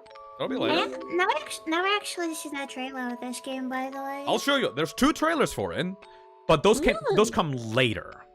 Right now, the teasers that exist on ScottGames.com are the only details that we know about Security Breach, except some leaked details about toys of the main characters that Funko was supposed to release, and they got released before the game actually came out, because Scott thought that the game was going to come out in 2020, and it was very clear as development went on that the game was not going to release in 2020. You know?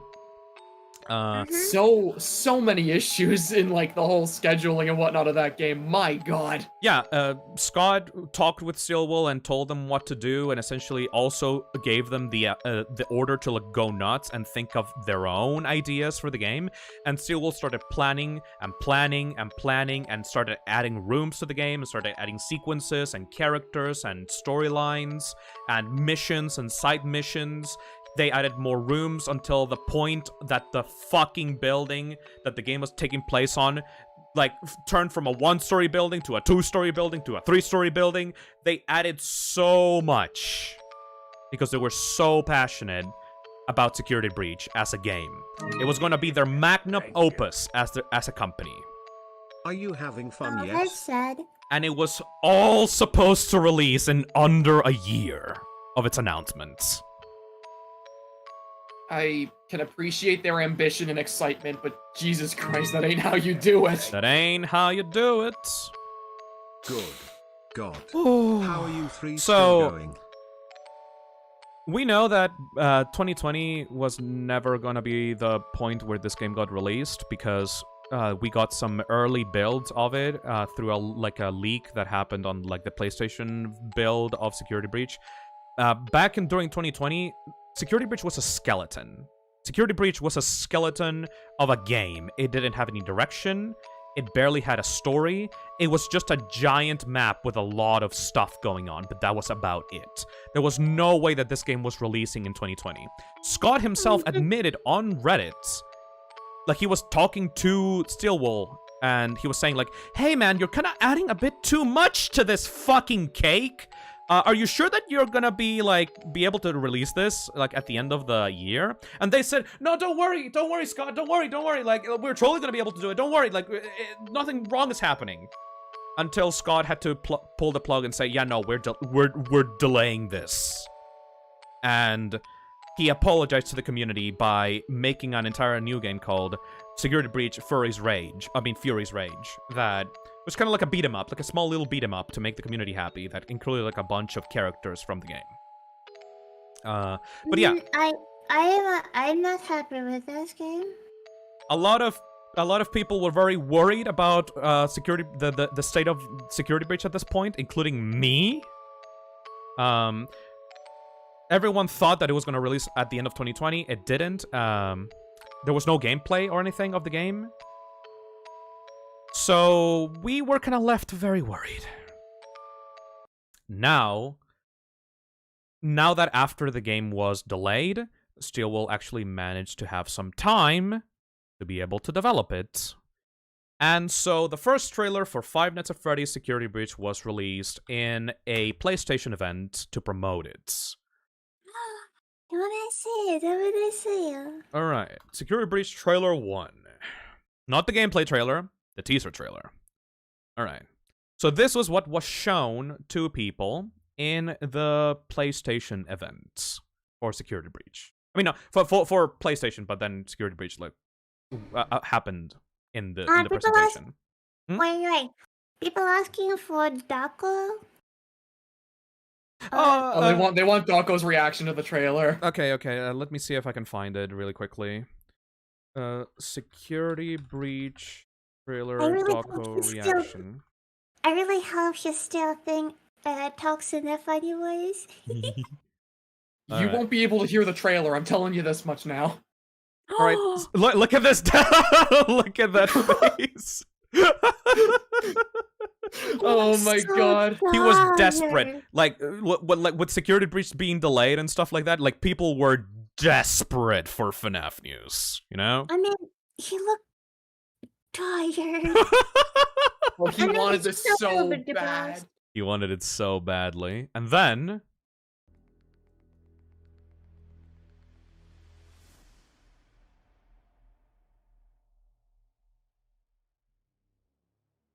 Gregory, your friends are worried about you. They're here with me. Please come out. Gregory, but it was just a glitch. It won't happen again. What's that up there? This is not FNAF. That's not FNAF. Such a difficult day. He still talks in the funny ways. Oh my god! Oh my god! Oh my god! Oh my god! oh, I love Daco. He's the best. Daco makes me so happy to watch, man. He clearly loves this franchise a lot. I respect him a lot. I love Daco so much. Oh my god! On the phone.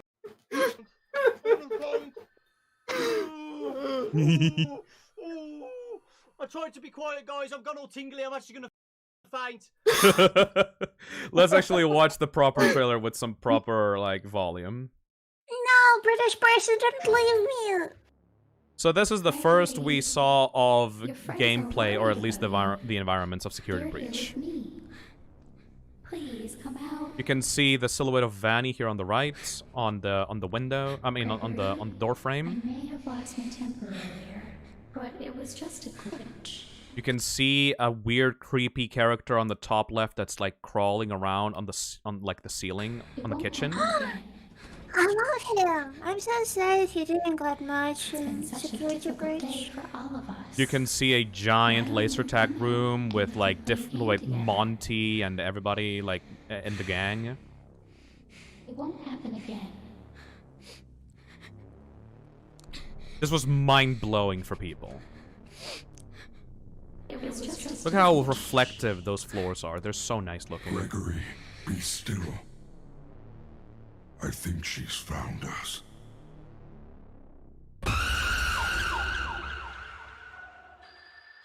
Fucking sniffs you.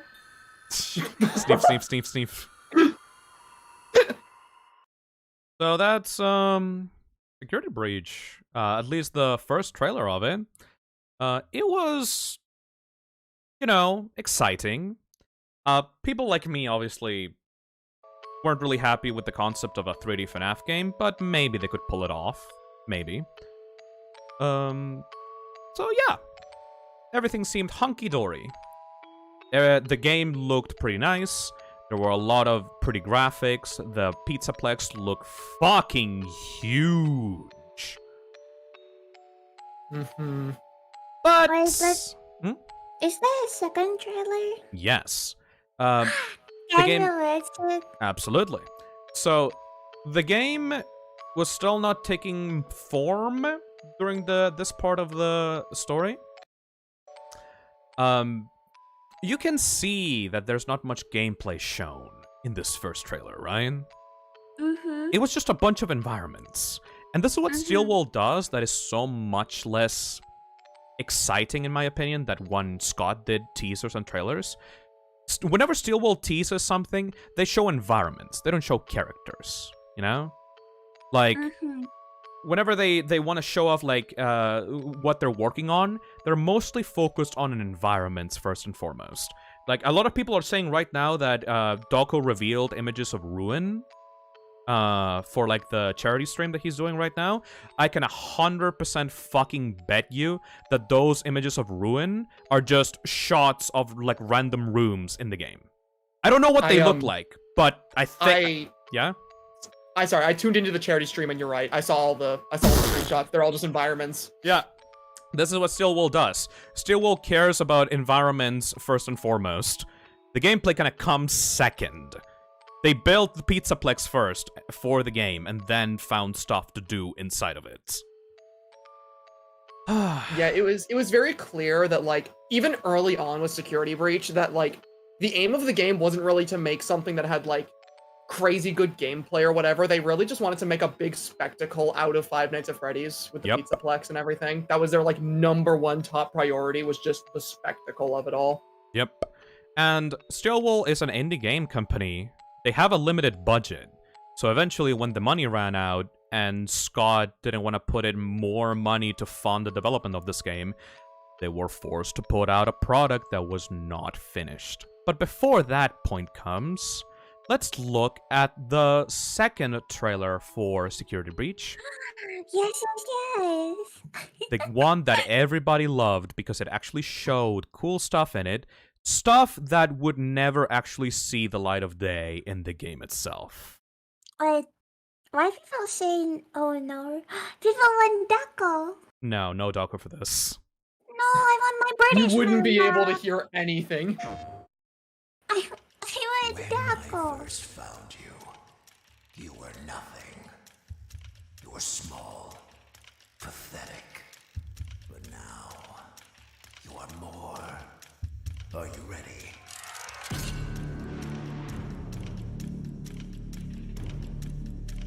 What the fuck? Goofy ass looking models.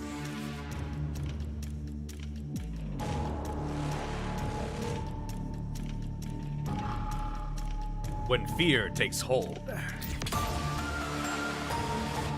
Lesbian. And reality fails. Another lesbian. The stage is set. Woman. And insanity prevails. This is a very Scott Cawthon trailer. Oh, yeah. Gregory, we can get you out of here. You and me together.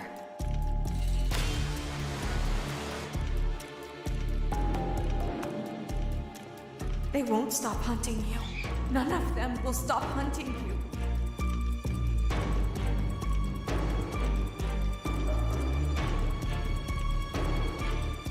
We have to get you out by morning.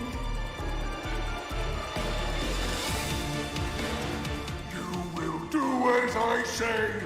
You will bring me what I want. And if you fail me, then you will. Both of you burn!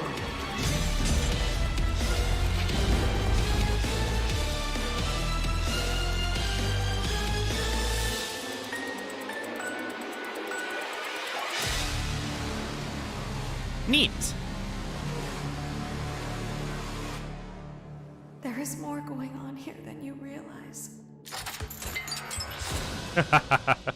All right, Azzy? I want to do a little fun game with you right now. No. We are going to rewatch that trailer. No. But now that we've actually watched the trailer, I want to rewatch it with you, and I just want to see your reaction. Okay, you know what I'm gonna do? Like Dako. No, I am going to rewatch the trailer, and every time that there's something in this trailer that is not in the final game, I will just yell out, "Not in the final game." Oh boy. All right? Yeah, let's trust Dako. We're not gonna be able to see the whole trailer. But he's silly British, man. Let's go. Fuck. Let's see. The voice is not in the game. You were nothing. This whole To all voice those people actor, who, this voice actor dropped. He's not in the game. I'm just saying, by the way, to all those people who think the mimic was planned from the start. Yeah. I mean, these voice lines to me are a testament to the fact that he was definitely not. Yep. This voice, this character that's in this in this trailer, he is not in the actual game. Are you ready? What is it? This is not in the game. This hallway is nowhere in the game. That cutscene is not in the game. This is in the game. Yes. This kind of appears in the game. Not in the game. What do you mean? Lesbians in the game? Yeah, but the cutscene that's showing here, it's not in the game. Oh, this game is homophobic. Not in the game. Gregory, Not in the we can get you out game. of here. You and me together.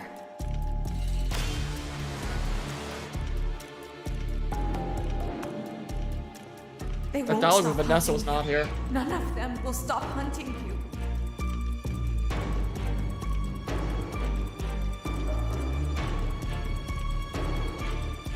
We have to get you out by morning.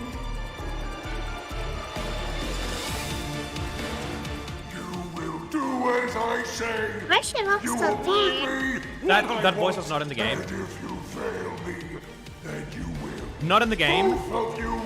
Not in the game. Not in the game. Not in the game.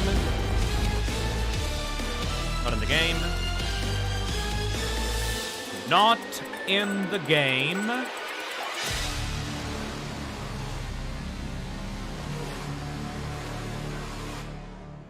There is more going on here than you realize.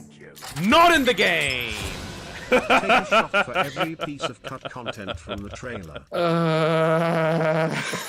Also, Vanessa talking to you in the trailer, I forgot. Yeah, those voice lines of Vanessa are not actually in the game either. Yeah, because she went from very clearly being meant to be like a security guard that was helping you through the game to just being a bitch. Yep. Fun fact also, I don't know if you noticed then. So everything that's actually in the game is once again just shots of rooms and moving around in those rooms. That's about it. Everything other than that, every cutscene, every cool moment in this trailer is just not in the game. Oh.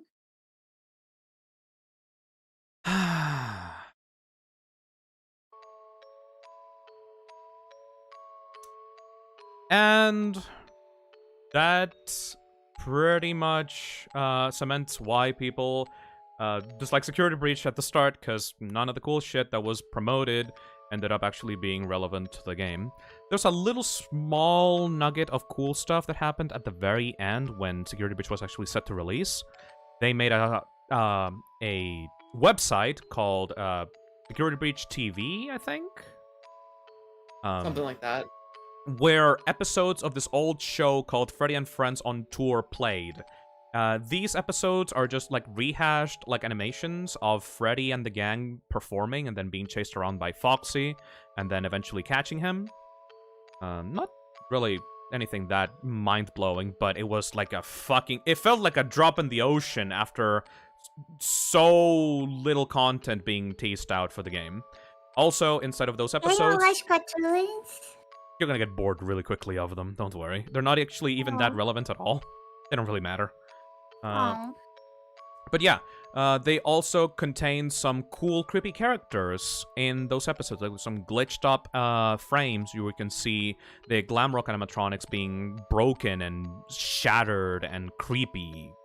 This actually made some people hyped because it made them think, oh, hold on, there may be some really creepy stuff in this game.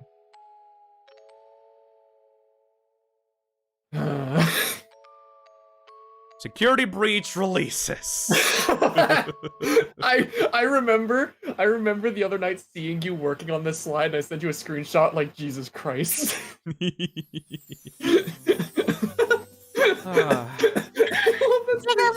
Markiplier with like the room, the empty room with the T-posing Freddy.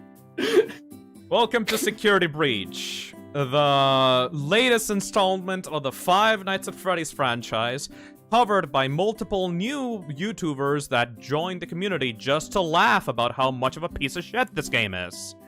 Backseat Gaming, Astral Spiff, I guess me. This game made my career even though I didn't talk about it for a while. This game gave platform to so many people in the community and outside of it because it brought a new kind of audience to the FNAF series. The audience that wants to laugh at how fucking awful a game can be. The ones that commentate over like analysis videos and like try to piece together like what went wrong with the development of this game. The people that speedrun this game using all the glitches that it has. The people that, you know, make edited video content about it instead of just let's plays like Dawko, Raspowski, and all the other old FNAF YouTubers. This game, honestly, even though it's such a fucking piece of shit, kind of revitalized the FNAF community into a new form. It is now filled with a whole bunch of new people. You know? I mean, I basically joined. I basically joined to the community just because I heard this game is a piece of shit. Yep. And I mean, in my case, I remember I made my first video about FNAF 3 a year before this game came out. And then it didn't get any views or attention for a full year. But the moment Security Breach dropped, FNAF was so popular that my video got recommended to everyone. And that's the reason I have a job right now. Yep. Security Breach made a lot of people's careers due to how fucking bad it is. It's kind of beautiful, really. You turn lemons into lemonade, I guess. No, it's just a burning trash can and you just cannot look away. I guess instead of lemons into lemonade, I guess you could say it's like an entire fucking lemon tree bursting into flames and then everyone crowding around it just to watch the fire. You know? Oh, yeah, pretty close. My favorite mess I've ever played. Yeah, honestly, like, this game is special to me. Honestly, 100% so fucking special. Because it made me realize, oh wait, I don't fucking care anymore. I don't need to worry about the story anymore. Who gives a shit? Just like, let's just have fun. Why be so up your own ass about the story of a game series made for fucking babies? This game... yeah, a question. There's a story in Security Breach? Absolutely, there is, and it's fucking stupid, and we're gonna go through it as the final part of this fucking video. But, yes, Security Breach is trash, and everything that introduced into the universe is fucking trash. But you know what? Who cares anymore? Let's just have fun. I have a good time with it. I don't try to, like, view it super seriously. It's just a fun, goofy game for me to mess around with. Sometimes a story is just a story. And the only way to get that through people's heads is by showing how much it doesn't actually matter. Except MatPat. MatPat will never learn. Anyways. He'll never live it down. I'm terrified. So, welcome to the Freddy Fazbear Mega Pizzaplex. You play as Gregory, a kid trapped inside of the Pizzaplex overnight. I think you know a lot about this game, Assy. Like, you know about a lot of the surface level elements of Security Breach, right? You watch Astral Spiff? Religiously, yes, but I was never paying attention to what actually happened in the game. Spiff was just doing the funny stuff. I guess we just kill everyone and then go home? Pretty much. So, you're this kid named Gregory. You get trapped inside of the Pizzaplex overnight, and you crawl inside of Glamrock Freddy to, like, be safe or some shit. And then you get out of him, and then you talk to Freddy, and you say, "Hello, Freddy, I am child. Please help me escape Pizzaplex. There is a scary lady that's trying to get me." That is Vanessa, by the way. Vanessa has taken up a security guard position at the Mega Pizzaplex. Gregory, for some fucking reason, thinks that Vanessa is evil, which she is, but why the fuck would he know that? And, like, asks Freddy, "Freddy, please help. Everyone's coming to get me. Everyone's evil. Freddy himself is actually a good guy in this game because during a performance before the events of the game, he crashed on stage, and because he saw a strange figure in the crowd that he made him freak out, and then he crashed. Why? Because the figure reminded him of something in the side of his code or something like that, and then he crashed. I don't know. He crashed, and then he rebooted into safe mode, which means that nothing outside of his own programming would be able to control him. Freddy reboots into safe mode, and he then helps Gregory get out of the Pizzaplex. Everything else, because Freddy is a good guy and wants to help out Gregory. Why? Isn't he the mess? Isn't he the main willow? Fucking FNAF? No, Freddy's now a good boy. He's a good, healthy boy. He's a himbo. He's nice and friendly and apparently sentient. All the robots inside of the Pizzaplex are sentient as opposed to every single other. Because it is now the future of like 2073 or some shit, like 2057 or some shit like that. And like now the robots working for Fazbear Entertainment are now actual sentient robots that like the company is using as slaves to perform every single day. This means that the characters like actually sentient and have personality and have like personality quirks and issues. Freddy is like a big dumb boy. Monty is like big and scary and angry and smashes stuff all the time. Glamrock Chica has an eating disorder, and Roxy has like hates herself. She's a robot. She's a robot, yes, because but fuck you, cartoon character. This is a family-friendly game for children. Shut up. People at the pizza place were like, wouldn't it be awesome if this animatronic was insecure as hell? That would make the stage performance so much better. Wouldn't it be sick if this animatronic hated herself and had like confidence issues? Yeah, that would be very relatable. That would be very relatable for all those kids in the audience. And then the adults like looked at that and said, "Man, that's so fucking hot. I love Roxy. Oh my god, she's my furry waifu." I don't know. Like, I'm not even kidding, by the way. That's actually canon because every single office desk in the Pizzaplex has like a framed picture of Roxy with like a fucking like smooch mark on it. No, yeah, literally. Like there's like it's like the same picture of Roxy in like a suggestive pose on every security guard desk. Every security guard in the Mega Pizzaplex wants to have sex with Roxy. That's just canon. It's just canon. So, anyways, moving on. Gregory tries to get outside of the Mega Pizzaplex. It doesn't fucking work because the doors automatically shut off during the night, and so he has to survive until 6 a.m. Oh, just like in the FNAF game. Just like in FNAF! He has to survive until 6 a.m. You know, the game called Five Nights at Freddy's Security Breach? You have to survive for only one night. Until 6 a.m. so you can get out of the Pizzaplex. Fuck Five Nights at Freddy's. I guess it's just one night at Freddy's, but you know, it's an artifact title, I guess. Okay, question. How this kid got there in the first place? Why the complex is not shutting down fully and only the doors? Like, all the lights, all the machines, everything is still working. Gregory doesn't actually get a proper backstory in this game. His identity is one of the main mysteries of Security Breach. Honestly, the real answer is that they didn't have enough time to fit a proper backstory of Gregory into the game, so he has just no backstory. He's just a kid that got trapped inside of the Pizzaplex. Phil, that's it. checked Like, about 3 times and like, you've still like been you could say so many fucking Have fun things, explaining all this stuff but still. in reality, the true backstory of Gregory is not explained because the game was so fucking rushed. Like, essentially, you're beginning the game way like in a completely different point that was convenient for the developers to put Gregory into. Like the whole beginning of the game was probably just completely scrapped out. So there's no proper beginning to the game. Question. Yes? Why is chat calling him a robot?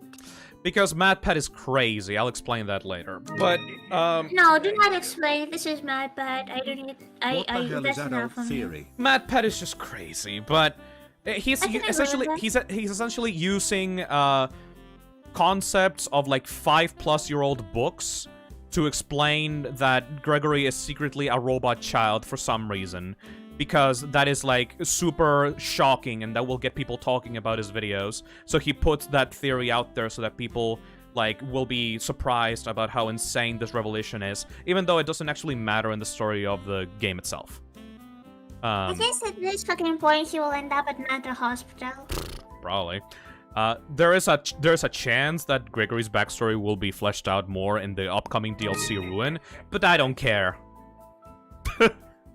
As someone who works at an immersive entertainment experience, a lot of the facilities in our exhibit stay on past closing. What happens then? Gregory is locked inside of the building until 6 a.m. What do you think Gregory will do over the course of the game now that he's locked inside of the building? I mean, you can sit in the room with the guy who's being gently nice to you, or you can kill everything that moves. Yes, you can do the latter. So Gregory, instead of finding a safe place to hide until 6 a.m., decides, fuck it. After meeting back with Freddy in the parts and service room for some, you know, like heart-to-heart, Gregory decides to spend the rest of his night at the Pizzaplex absolutely fucking destroying every single glam rock violently. Going into the different rooms, meeting with the characters, and then using different traps and gadgets and Home Alone shit to shatter them into pieces, gathering their parts, and then using them to upgrade Freddy throughout the course of the game. Why? Which, because video game.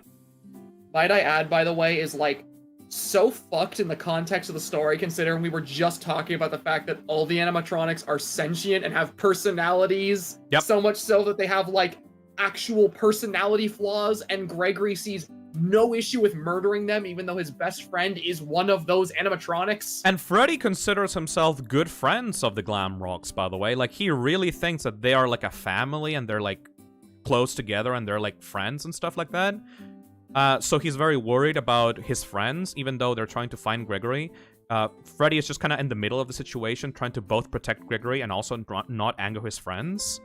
The Glam Rocks, of course, are being controlled by Vanessa, being ordered around by Vanessa to get Gregory. Why does Vanessa want Gregory? 'Cause she's Vanny! What? Who could have seen that coming? Who could have seen that coming? Oh, wow! So, Vanessa... That's pretty ugly for a Shield Evolution. Vanessa, aka Vanny, because, you know, Vanessa and Bunny, that cannot be a coincidence. Cannot be a coincidence. Is the playtester of Back from Help Wanted. Essentially, she put herself in a position where she was the only security guard available at the Pizzaplex. She fired everybody else at the Pizzaplex, replaced them all with staff bots, aka robots that, like, robot janitors, robot, like, managers, robot storefronts. Everything in the Pizzaplex became automated because of Vanessa's influence and whoever, like, got her into the fucking position that she's at right now. She's technically one of the few, if not the only human remaining at the Pizzaplex by the time the security breach rolls around, and she basically has complete control of the building. She is essentially master planning the Pizzaplex as her own personal playground where she can lure children and kill them, or like during the course of like the night, you know. She uses Glitch Trap, the Glitch Trap virus, to corrupt the Glam Rocks and put them under her control. She puts she makes the staff bots scary and actually be able to kill people. And in general, she's just a huge pain in the fucking ass. She also has like a little hideout in various corners of the Pizzaplex.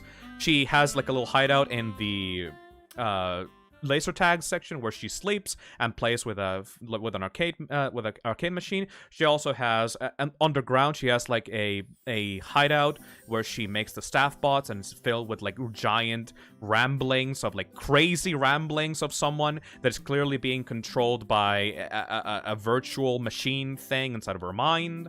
Yes. Why does she have her name written on the wall? Because she's Vanny and she's so cool. how else would we know the twist that Vanny and Vanessa are the same person if she didn't write her name on the wall in big, bold letters Which for you us? can barely see when you peer into the room, by the way. You can only see Van. Nothing else.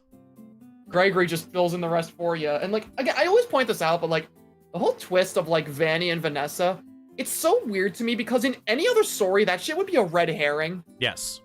In any other story, but in this one, that's just what it is. Vanessa also, obviously because she's under the influence of Glitchtrap, makes like little shrines to the Afton family. You can see a little staff-bot shrine with like, you know, like representing like all the members of the Afton family, and they're on the table. But in general, yeah, she's just fucking crazy, you know? Where's her knife? They took it out because they still was worried that the game needed to be kid-friendly, so they removed all the reference to violence, gore, and dangerous weaponry. She has no knife. They removed her knife. Aren't we like literally like smashing one animatronic and then other one is getting ripped in half? And then but the robots. yeah, but they have personalities. In this game where you saw the corpse of a child murderer getting fucking reanimated inside of a robot filled with blood and guts. Yeah, no, this franchise needs to be kept family friendly, so the big goofy rabbit lady serial killer cannot have a knife. And how she kills us, just slaps us to death? Like... Oh, she grabs you and screams in your face because every single enemy has to have a jump scare. Including her form as Vanessa, where she grabs you and puts the flashlight on your face, and then the jump scare scream happened, even though she's not actually screaming in your face. But, you know, it's a FNAF game, so it has to have jump scares, so she just grabs you and screams in your face. White woman jump scare. Maybe she's making us blind with her flashlight. Maybe, who knows? But yeah. I mean, she's a blonde person. This is a jump scare enough. Very little thought was put into this game, because a lot of details that people thought might be relevant might not be, or might have been missed in translation, or someone at Steelwool might have misinterpreted what Scott was saying, or what Scott wanted, or they put in their own little detail that is not actually canon to what Scott wanted, so it doesn't make sense to be in there. In general, the entire story of this game is a fucking mess. There's also a little plot point in the middle of the game about, because, you know, the animatronics are sentient. Glamrock Bonnie actually used to exist. You know that Bonnie is not... does not appear in the Pizzaplex.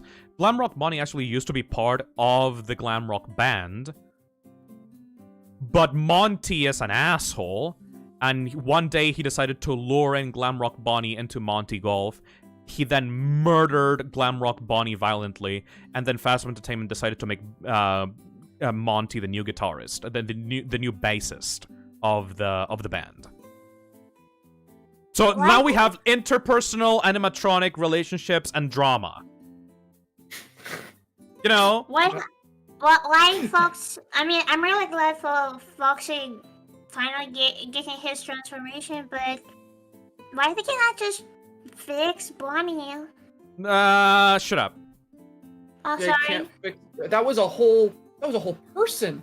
You can't just bring someone back from the dead. Bonnie is dead. Bonnie's dead. How do you bring that back? So yeah, there's just like interpersonal like animatronic like drama and murder in your fucking horror game for some reason. Anyways, the game is just, you know, a bunch of fetch quests. Like, they're really, like, I know that it feels like we're kind of glossing over it, but nothing is really that relevant to the lore in the main game of Security Breach. Like, a lot of the side quests are just stupid bullshit that appear on your way and then you have to resolve to be able to continue into the next, like, hour. Or, like, you shatter a glam rock and then you get the part and then you upgrade Freddy. Like, nothing really happens in the middle of the game. Nothing really important actually happens in the Pizzaplex. Like, you might as well, this game might as well just be like Gregory having, like, a fun time just fucking about in this giant empty mall. Like, destroying characters and just, like, running around with, with laser blasters and fucking cameras and blinding everything and just having a grand old time. No, yeah, actually, like, the game could be, like, the game could even be, like, half the length too, or, like, even, like, a third of the length and the story would not change at all. Yes.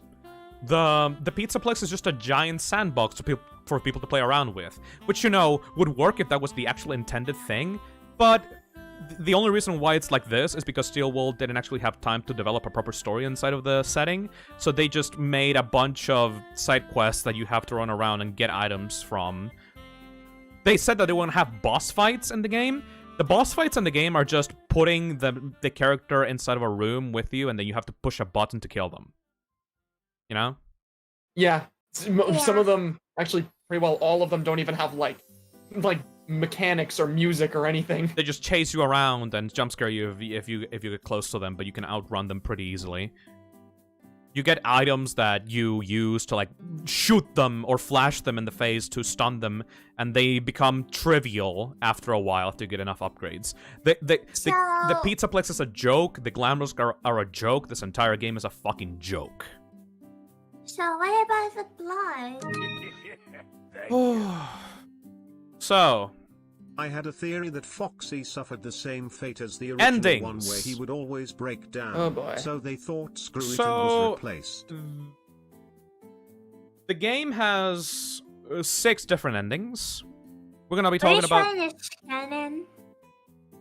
Great the game question. has 6 different endings. You can get most of them by just finishing the main story, which, by the way, that just means, like, waiting around until 6 a.m. after doing, like, a bunch of unnecessary bullshit with Glamrock Freddy. If once 6 a.m. hits, you're allowed to leave the Pizzaplex, and then Gregory can walk out of the Pizzaplex and just fucking run away. If he does that, they built a game he gets an ending where he, for some reason, is seen sleeping on an alleyway after escaping the Pizzaplex. A lot of people use this to assume that Gregory is like an orphan or something. But in reality, he probably just she doesn't know where the fuck his parents' house is in a giant city, you know? Like, I don't think that there's much thought put into this. I think Gregory was just escaped the Pizzaplex, got sleepy, like fell asleep on like a random alleyway, and just, you know, Vanny came over and tracked him down outside of the Pizzaplex and then murdered him. Yippee! Yippee! They couldn't fix Bonnie because they need keep him broken, so William needs the second ending is if you go out the back of the Pizzaplex, you're able to find a van that you can escape with Glamrock Freddy. Even though, okay, this is so stupid. So in the first ending, Glamrock Freddy says, "I cannot accompany you, Gregory. I am not allowed to leave the Pizzaplex. My systems would shut down if I leave." Then, if you go out the back instead of the front, if you go out the back in the Pizzaplex, you're able to find a van, and then Gregory drives the van with Glamrock Freddy inside, because Glamrock Freddy can just accompany you now outside of the Pizzaplex. So I guess that was a fucking lie. And then there are multiple endings that do that too. Like, one of the best endings has that as a thing where Freddy just leaves with you and nobody ever talks about that. Even though he's not allowed to leave the Pizzaplex, question mark? I don't know. So yeah, Freddy eventually shuts down, but then Gregory, because he's such a fucking Giga Chad, high AQ, hot wires the car, grabs a few pincers into the battery of the car, and then revives Freddy. But just by putting, like, electricity on his ears. Because this game is a fucking cartoon fucking mess. So, yeah. Freddy is revived by Gregory, and then they go on and have merry fun adventures. There's also the Vanny ending, in which you confront Vanny in her hideout in the how you call it? The laser tag room. Vanny six a bunch of robots after you and Glamrock Freddy. They push him into they fucking like Mafusa style fucking Lion King push him out of a bridge into into the ground. He fucking breaks his knee or some shit, and then every single staff bot in the Pizzaplex disassembles Freddy bit by bit. Like, they destroy him. Then you go up to where Vanny was and then push a button. And just before Vanny is able to get you, the staff bots disassemble Vanny for some reason, even though none of the robots are supposed to be able to see Vanny. Apparently, Gregory pushing a single button on a tablet makes the staff bots able to see Vanny, and then they disassemble her. And because she's a human, that means ripping her apart limb by limb. So they fucking kill Vanny. Which, like, okay, she can't have her knife, but we're allowed to have some kind of depiction of her being ripped limb from limb. But off screen, because... I know. Then Gregory goes to Freddy, and Freddy Fazbear fucking dies while yelling out Gregory's name, and Gregory is the big sad about it. There's also the fireplace roof ending, in which if you're able to get a bunch of collectibles, like if you're able to get like most of the collectibles inside of the Pizzaplex, you are able to unlock a door, a fire escape door, that you can then use to escape through the roof of the building. Freddy also, for some reason, gets really philosophical about the fucking issues with consumerism and capitalism, and he sees like a fucking plushie of himself and says, fuck this shit, I'm gonna burn it all to the ground. He takes out a lighter from like inside of his finger and sets fire to the entire place. So now Freddy has turned into an anarchist, anti-capitalist bear.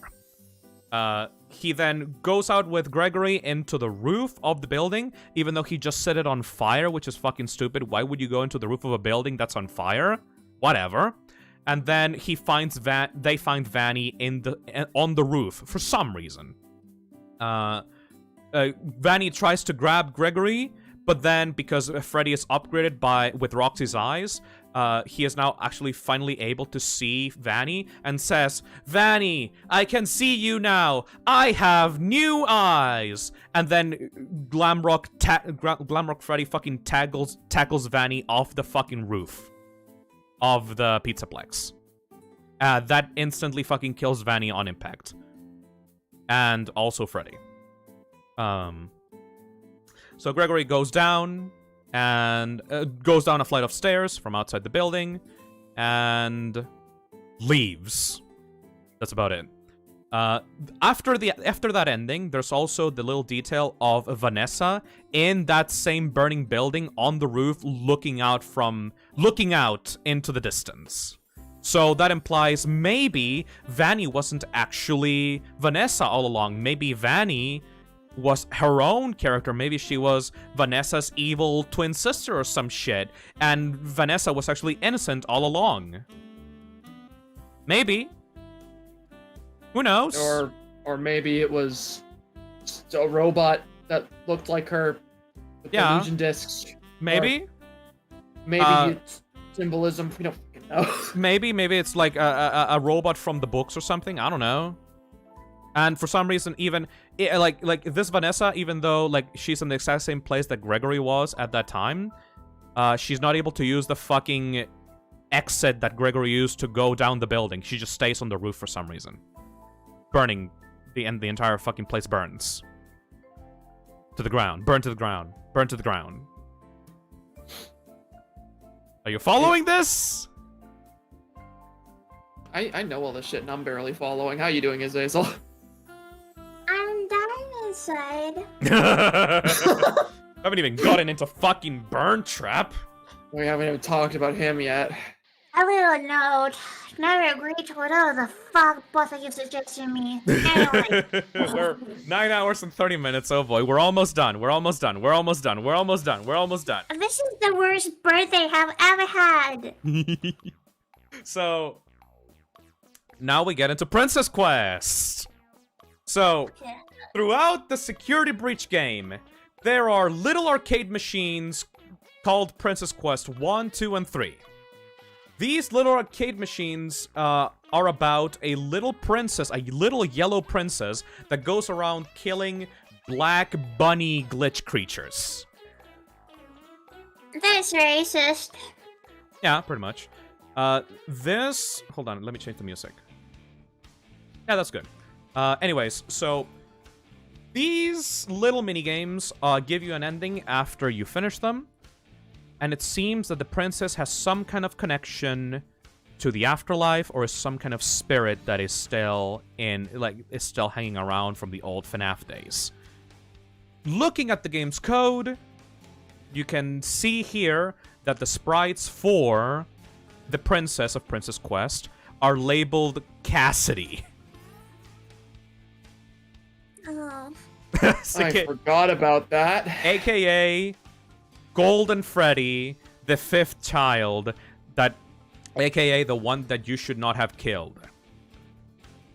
It is implied, then, that Princess Quest is a representation of Cassidy still hanging on to dear life, trying to stop Afton from doing whatever the fuck he's doing in the Pizzaplex with Vanny.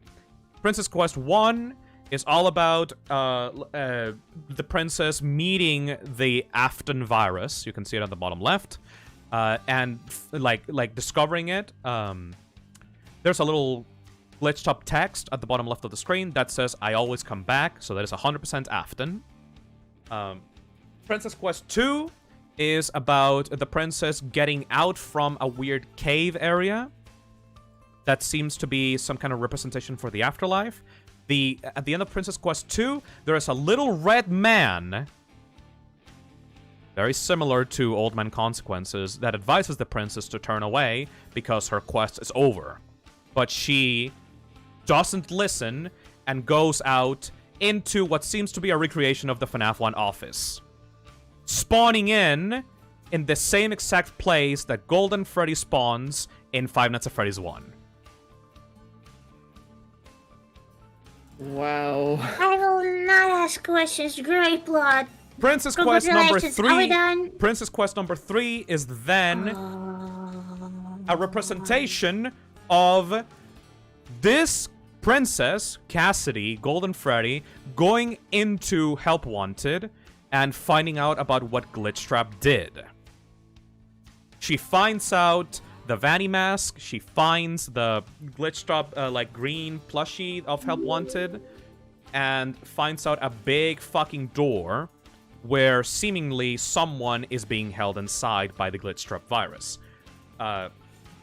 Cassidy opens the door, opens that locked door that looks suspiciously similar to the door that Vanessa was locked into at the end of Help Wanted, and does something inside that kills the Glitchtrap virus. So, after Gregory plays the Princess Quest 3 minigame, an error pops up on screen and the game crashes, and then when he goes out into the Pizzaplex, he sees that everything is now fine, and Vanessa has now turned good and is motioning Gregory to get out of the Pizzaplex with her and Freddy. And that is like the best possible ending to Security Breach, because that means that you have freed Vanessa from Glitchtrap's influence. Afton is finally dead for real. For realsies though, you, Freddy, and Vanessa eat ice cream while looking out into the distance. Happy ending. Cassidy, once again, is an absolute fucking high AQ motherfucker and manages to single-handedly kill the Glitchtrap virus in Princess Quest. I completely forget. When did Freddy get decapitated in that ending? That happens because to get to Princess Quest 3, you need to do the Vanny ending. Right. And you go up, and instead of pressing the button to kill Vanny, you instead go into that arcade machine and play Princess Quest 3. Okay, yeah, okay, I remember now. So, even though in the Vanny ending, Glamrock Freddy dies, in this one, he doesn't actually die, he just becomes a head, and then you grab him and then get out of the building. So, that doesn't fucking make sense. Apparently, if you kill Vanny, Glamrock Freddy dies, but if you play a fucking arcade machine for like 5+ minutes, Freddy lives for some reason. His life force was directly tied to Vanessa's. Sure. They shared a bond with one another, their souls were linked. Sure. I will not. I'm so not gonna ask questions. This. This is the part of the lore where I actually feel myself having my life drained. I am already dead inside. I'm trying so hard to contribute, but there's like... There's nothing I can say about this shit. It's just slop. Okay, then only one question. Yes? When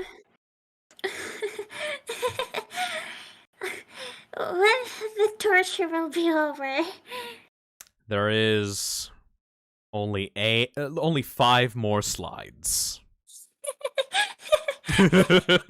And we're getting to the most complicated parts of the lore of this game. I can see the finish line. I can see the light. All right, everybody. This is the point. Back in 2021, when I lost my fucking mind. Chad, all the money from this stream will go on my phone. Hey, bitch! Remember when we said that Afton was back with Glitch Trap? Yeah, shut the fuck up. Yeah, no, actually, you shut the fuck up because Afton Springtrap himself is actually back, though! Not even Glitch... He's not even back as Glitch Trap. He's just back in general. Springtrap is not actually dead. He was still alive after the FNAF 6 fire. You know, the FNAF 6, like the place with the simulation place, like Freddy Fazbear's Pizza place? The place that you were, like, doing the Tycoon thing in FNAF 6? After that place burned to the ground, burned to the ground, burned to the ground, it then collapsed inside of the fucking earth, where Afton lay dormant for years. It became his new hideout. Here in this fucking FNAF 6 location underground underneath the Pizzaplex, he lay dormant, waiting for someone to revive him. Glitch Trap is just an extension of Afton that managed to escape outside into the world, where then he was able to possess Vanny to then come into the fucking Mega Pizzaplex and then use different parts and like pieces of the Pizzaplex to then revive Afton himself as Burn Trap. Which means that in Security Breach lore, there are 2 versions of the same guy with the same consciousness running around and doing shit. One that is his body and one that is a woman. Yes. Both the same guy, but both different characters. Afton is Burn Trap. Afton is every single robot in the Pizzaplex being controlled by Glitch Trap. Afton is inside of a video game. Afton is inside Vanny's mind. Afton is everywhere. Afton. Purple guy. We're never gonna get away from fucking Purple guy. Purple guy is fucking everywhere. This is just fucking Kingdom Hearts now. This is Kingdom Hearts shit. I never played Kingdom Hearts, but apparently like, my litigation spoiled. Everyone is fucking Afton. By the way, you know the blob? You know this thing called the blob here that you find underneath the Pizzaplex in FNAF 6? That thing is an amalgamation of every single character that was burned down in the FNAF 6 fire. Because guess what? The children that died and then were set free in the FNAF 6 ending, that's not true anymore. They're still down there with Afton, eternally suffering, not allowed to move on. The blob is just a giant ball of agony. That's just never ending, never sleeping, never unmoving. They will be stuck there, down there for eternity alongside Afton. None of the children have moved on. In the Pizzeria sim ending, when Henry has his whole like phenomenal speech talk about how this is where the story ends and how this is where everything burns, the only people who actually died were him and Michael. Yep. Everyone else was just like, huh? Still hanging around. Still hanging around. A nap. Still in a nightmare. Still trapped forever in this giant blob of a spaghetti monster called the FNAF storyline. By the way, not only is everyone after, not only is Burn Trap there, not only is Glitch Trap possessing the animatronics, not only is Vanny, like Vanny being possessed by Afton, but it is also implied that Gregory is actually also being controlled by Afton in the books. Because everyone is controlled by Afton, because everything has to be about Afton. Every single time, it's always Afton. I mean, he's the root of all evil. He's very the concept of villainy. He's a demon. He is the guy that it controls everything. He is always here. I am still here. He will always come back. You're Squidward. He's Squidward. I'm Squidward. Great blood.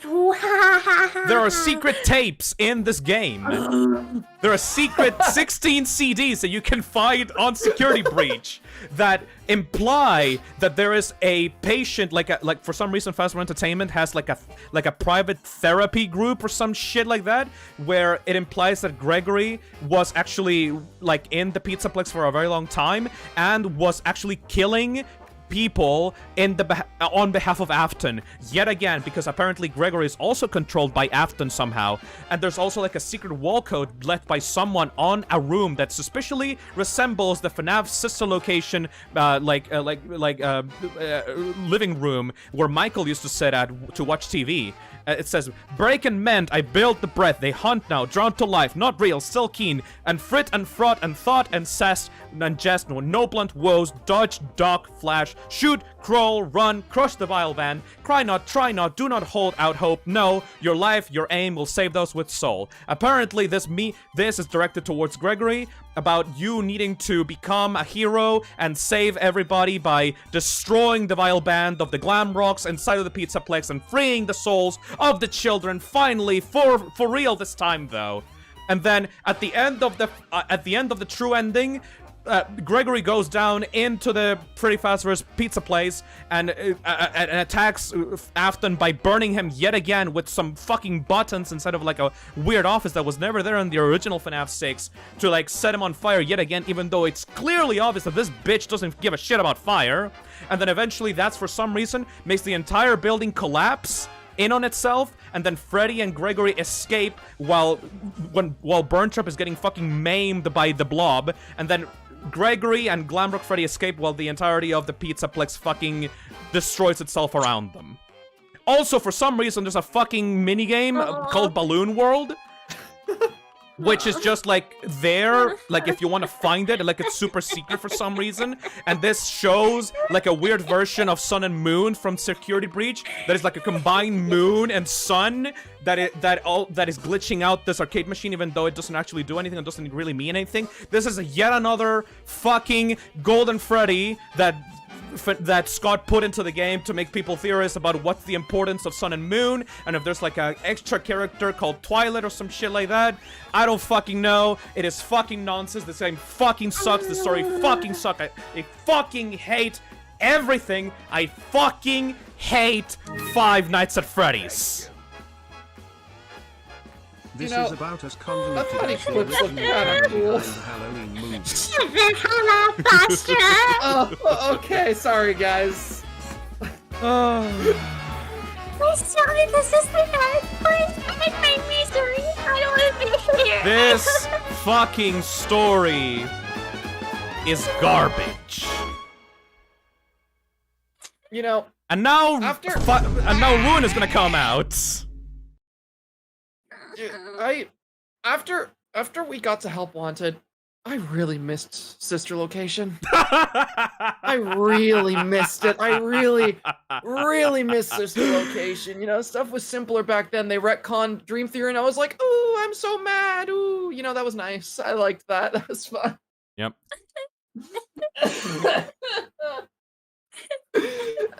Feel my pain. I'm still bitter. You thought that you thought that I moved on? No, I'm still bitter. No. You notice that whenever I made that video, oh, why I love Security Breach. Remember how I didn't bring up the story once in that video? Mm-hmm. Not even a single time. Yeah. Mm-hmm. Yeah. That's Mm-hmm. Yep. A lot of people are talking about the mimic. Oh, do we? Is it time? No, I'm just gonna. I'm gonna make it quick. Assy, please, Assy, please. Assy. You're only making this harder. You're only making this harder for yourself. Assy, just a little. It's just a tiny little explanation, okay? All right. Okay, I'm gonna tell this very slowly and very calmly, just so that you don't freak out, okay?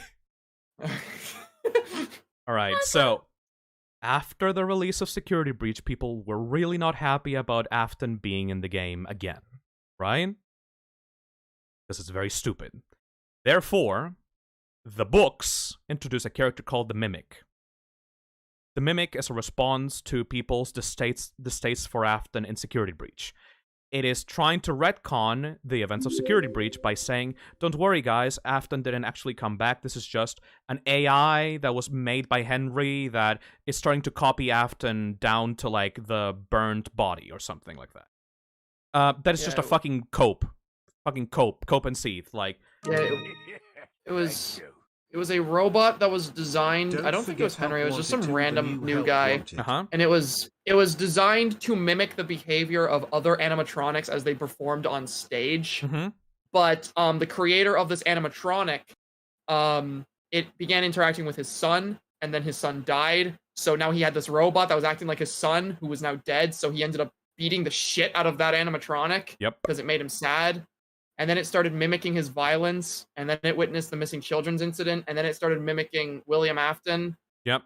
And yeah, then it became Burn Trap. So cope and fucking seethe. That is just retroactively trying to fix a storyline that doesn't make sense and is awful.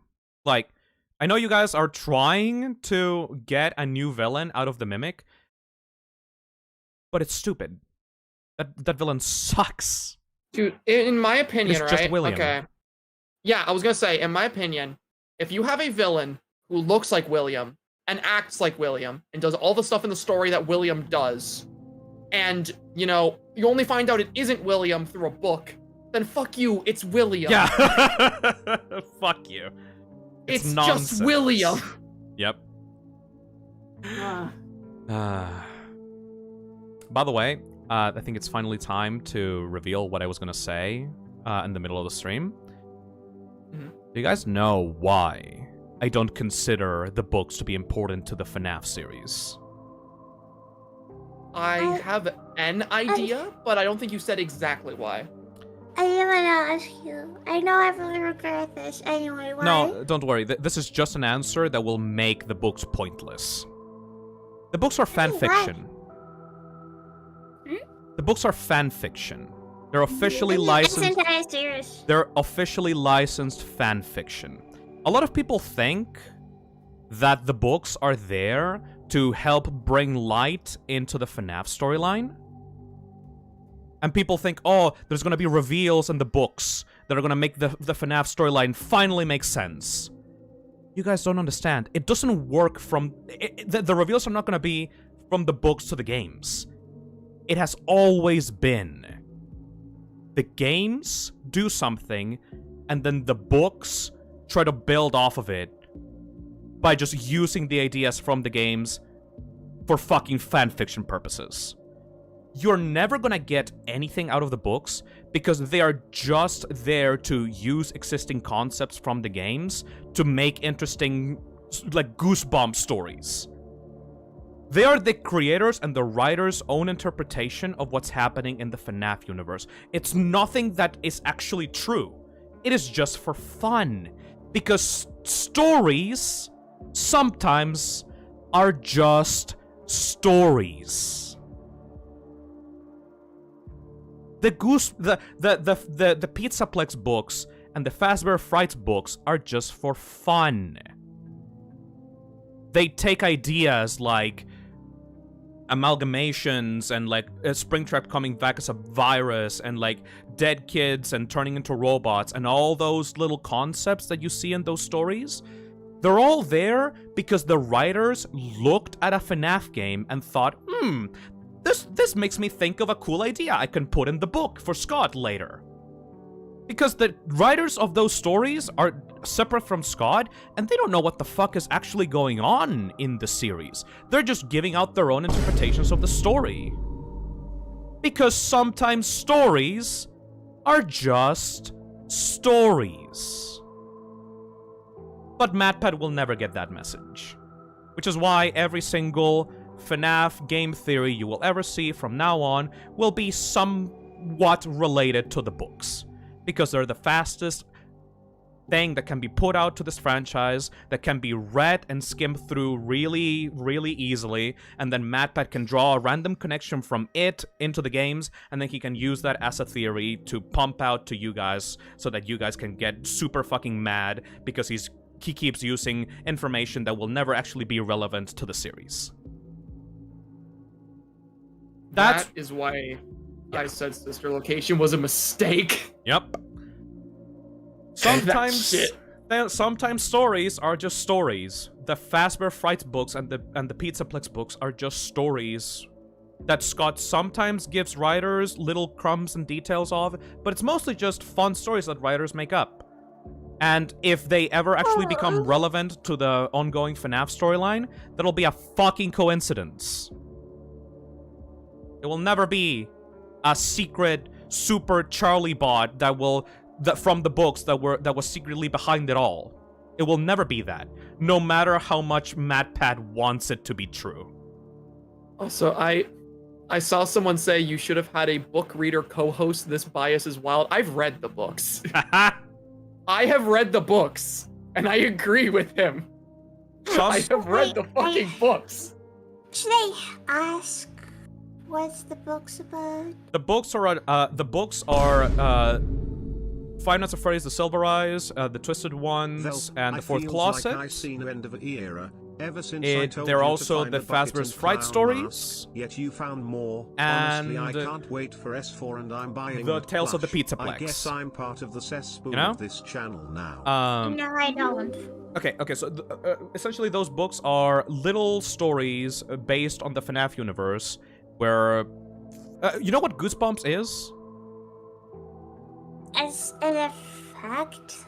Okay, everybody here on the chat, go look up Goosebumps online. They're a series of short stories for kids. Because, you know, Scott Cawthon wants the series to be for children.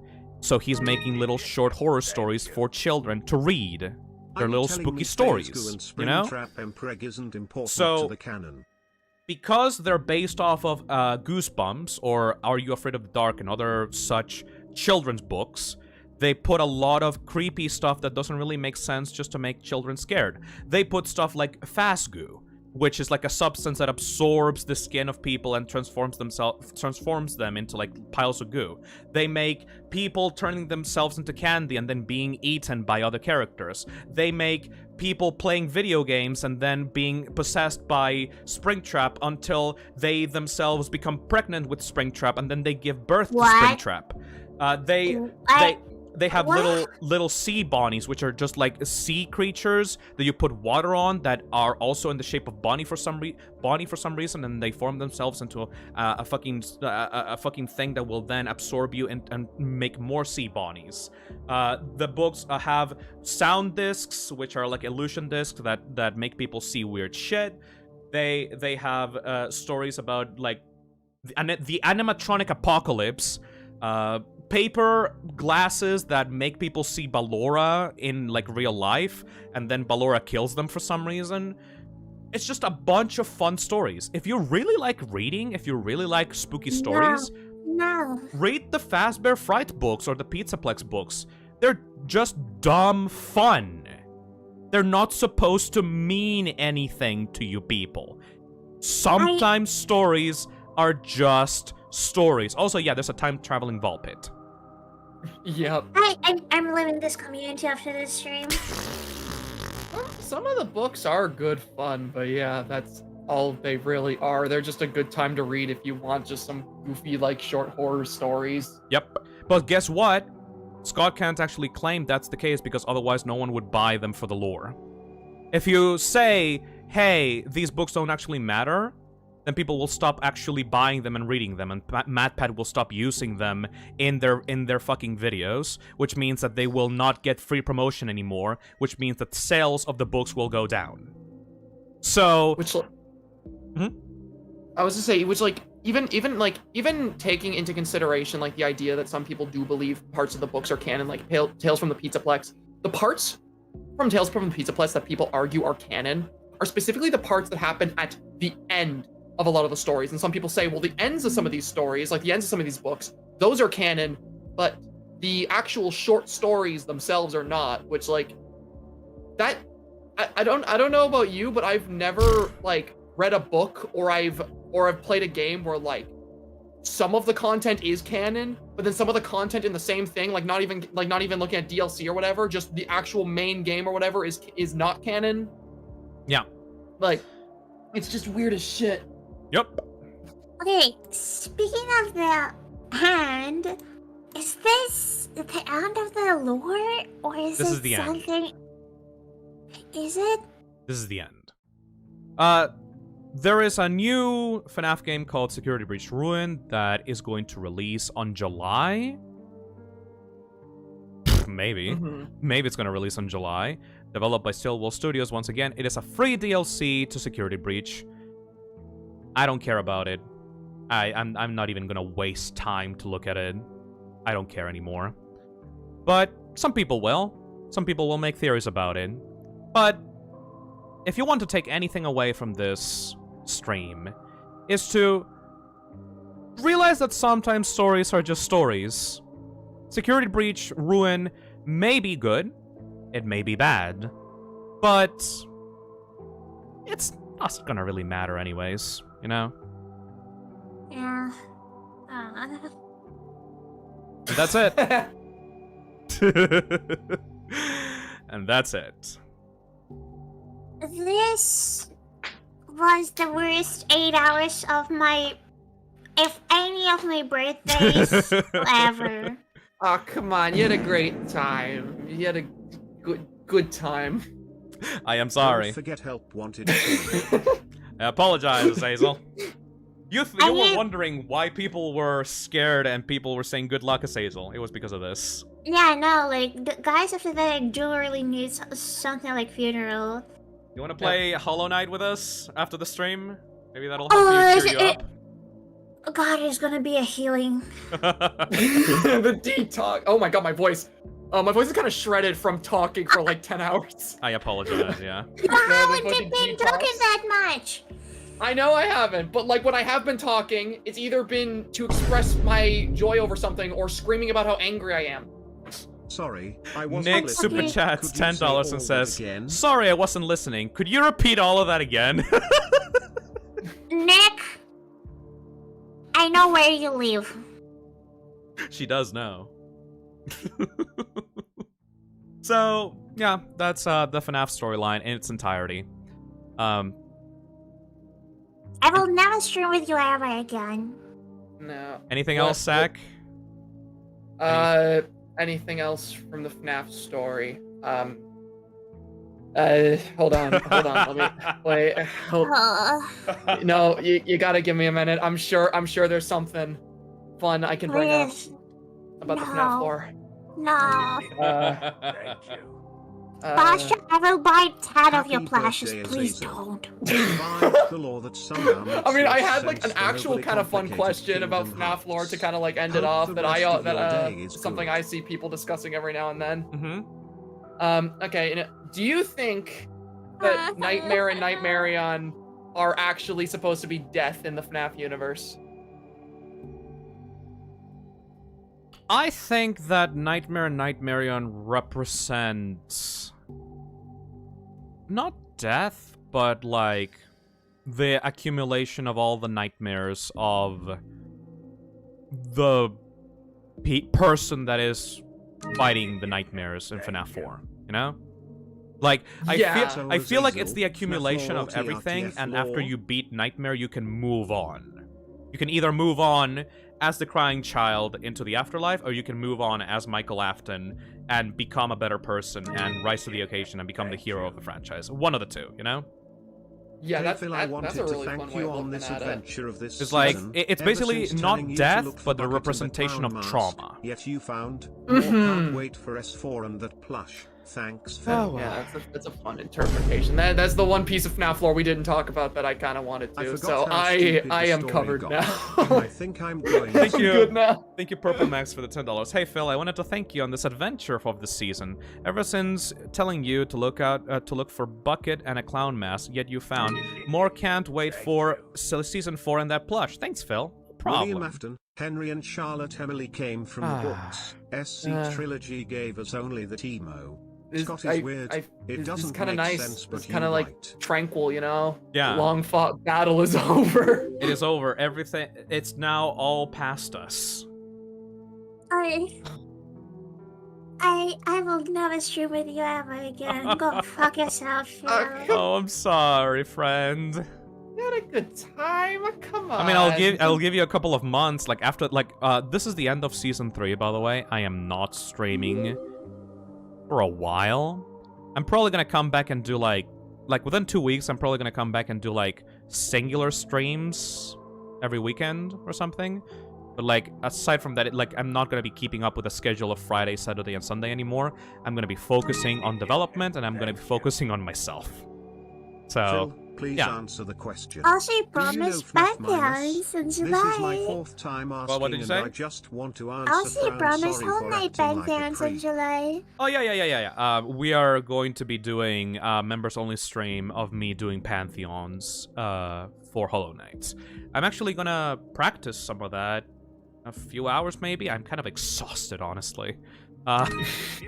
But, you know, we had fun, I think. Help wanted to. Oh yeah, absolutely. I had a lovely time, despite how drained I now sound. Yep. Giving the opposite impression. I'm tired as fuck. I am so exhausted. Thank you. Oh my god. The Re-8 baby is not scary. Change my mind. This is why I moved over to Bendy. Bendy Dark Revival is unironically so fucking good, though. It's so good. Okay, Dark Revival is kind of. Kind of what? Is it? Yeah, it's kind of okay though. Yeah. I don't have the energy to say shit to you right now, and it's your birthday. Happy birthday, Azazel, by the way. You can say shit later. I don't know, just send me death threats after my birthday. Hell yeah. Gun Wizard for the $5. Sometimes stories are just stories, says Fazbear Entertainment employee. Alright. Michael, thank you so much for happy birthday wishes. Dude. It does make this a little bit better. Dude, I'm very sorry this was the shittiest birthday present I could have ever given you, but thank you for being here. I think your brain kind of gave out at some point in the middle of that stream, but I'm very glad that you were here for me. You know, like we're both like very good friends, but you weren't not in the FNAF community before that, so you know the last step in our friendship is for you to understand the breadth of the bullshit that I've been dealing with for these past few years. My life was so good without you. Years. 9 years. 9 years. I have spent half of my life obsessing over a fucking bear! Sometimes stories are just stories, right, Zach? Both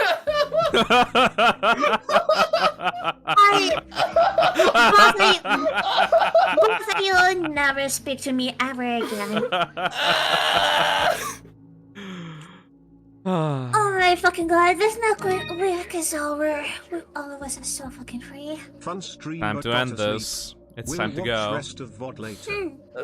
Let's go. I'll see everybody in fucking hell. Hey Phil, can I say bye-bye to Chad? Alright, Can I say bye-bye? You say bye-bye to Chad. Oh yeah, thank you so much for your donations, Chad, and thank you so much for your birthday wishes. Let me just clear my throat.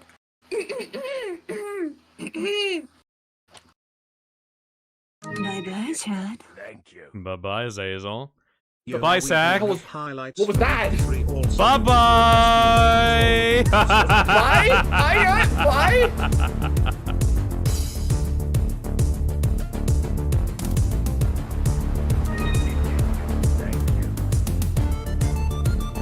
Thanks for such nice torture. It almost made me forget the pain of my wisdom teeth.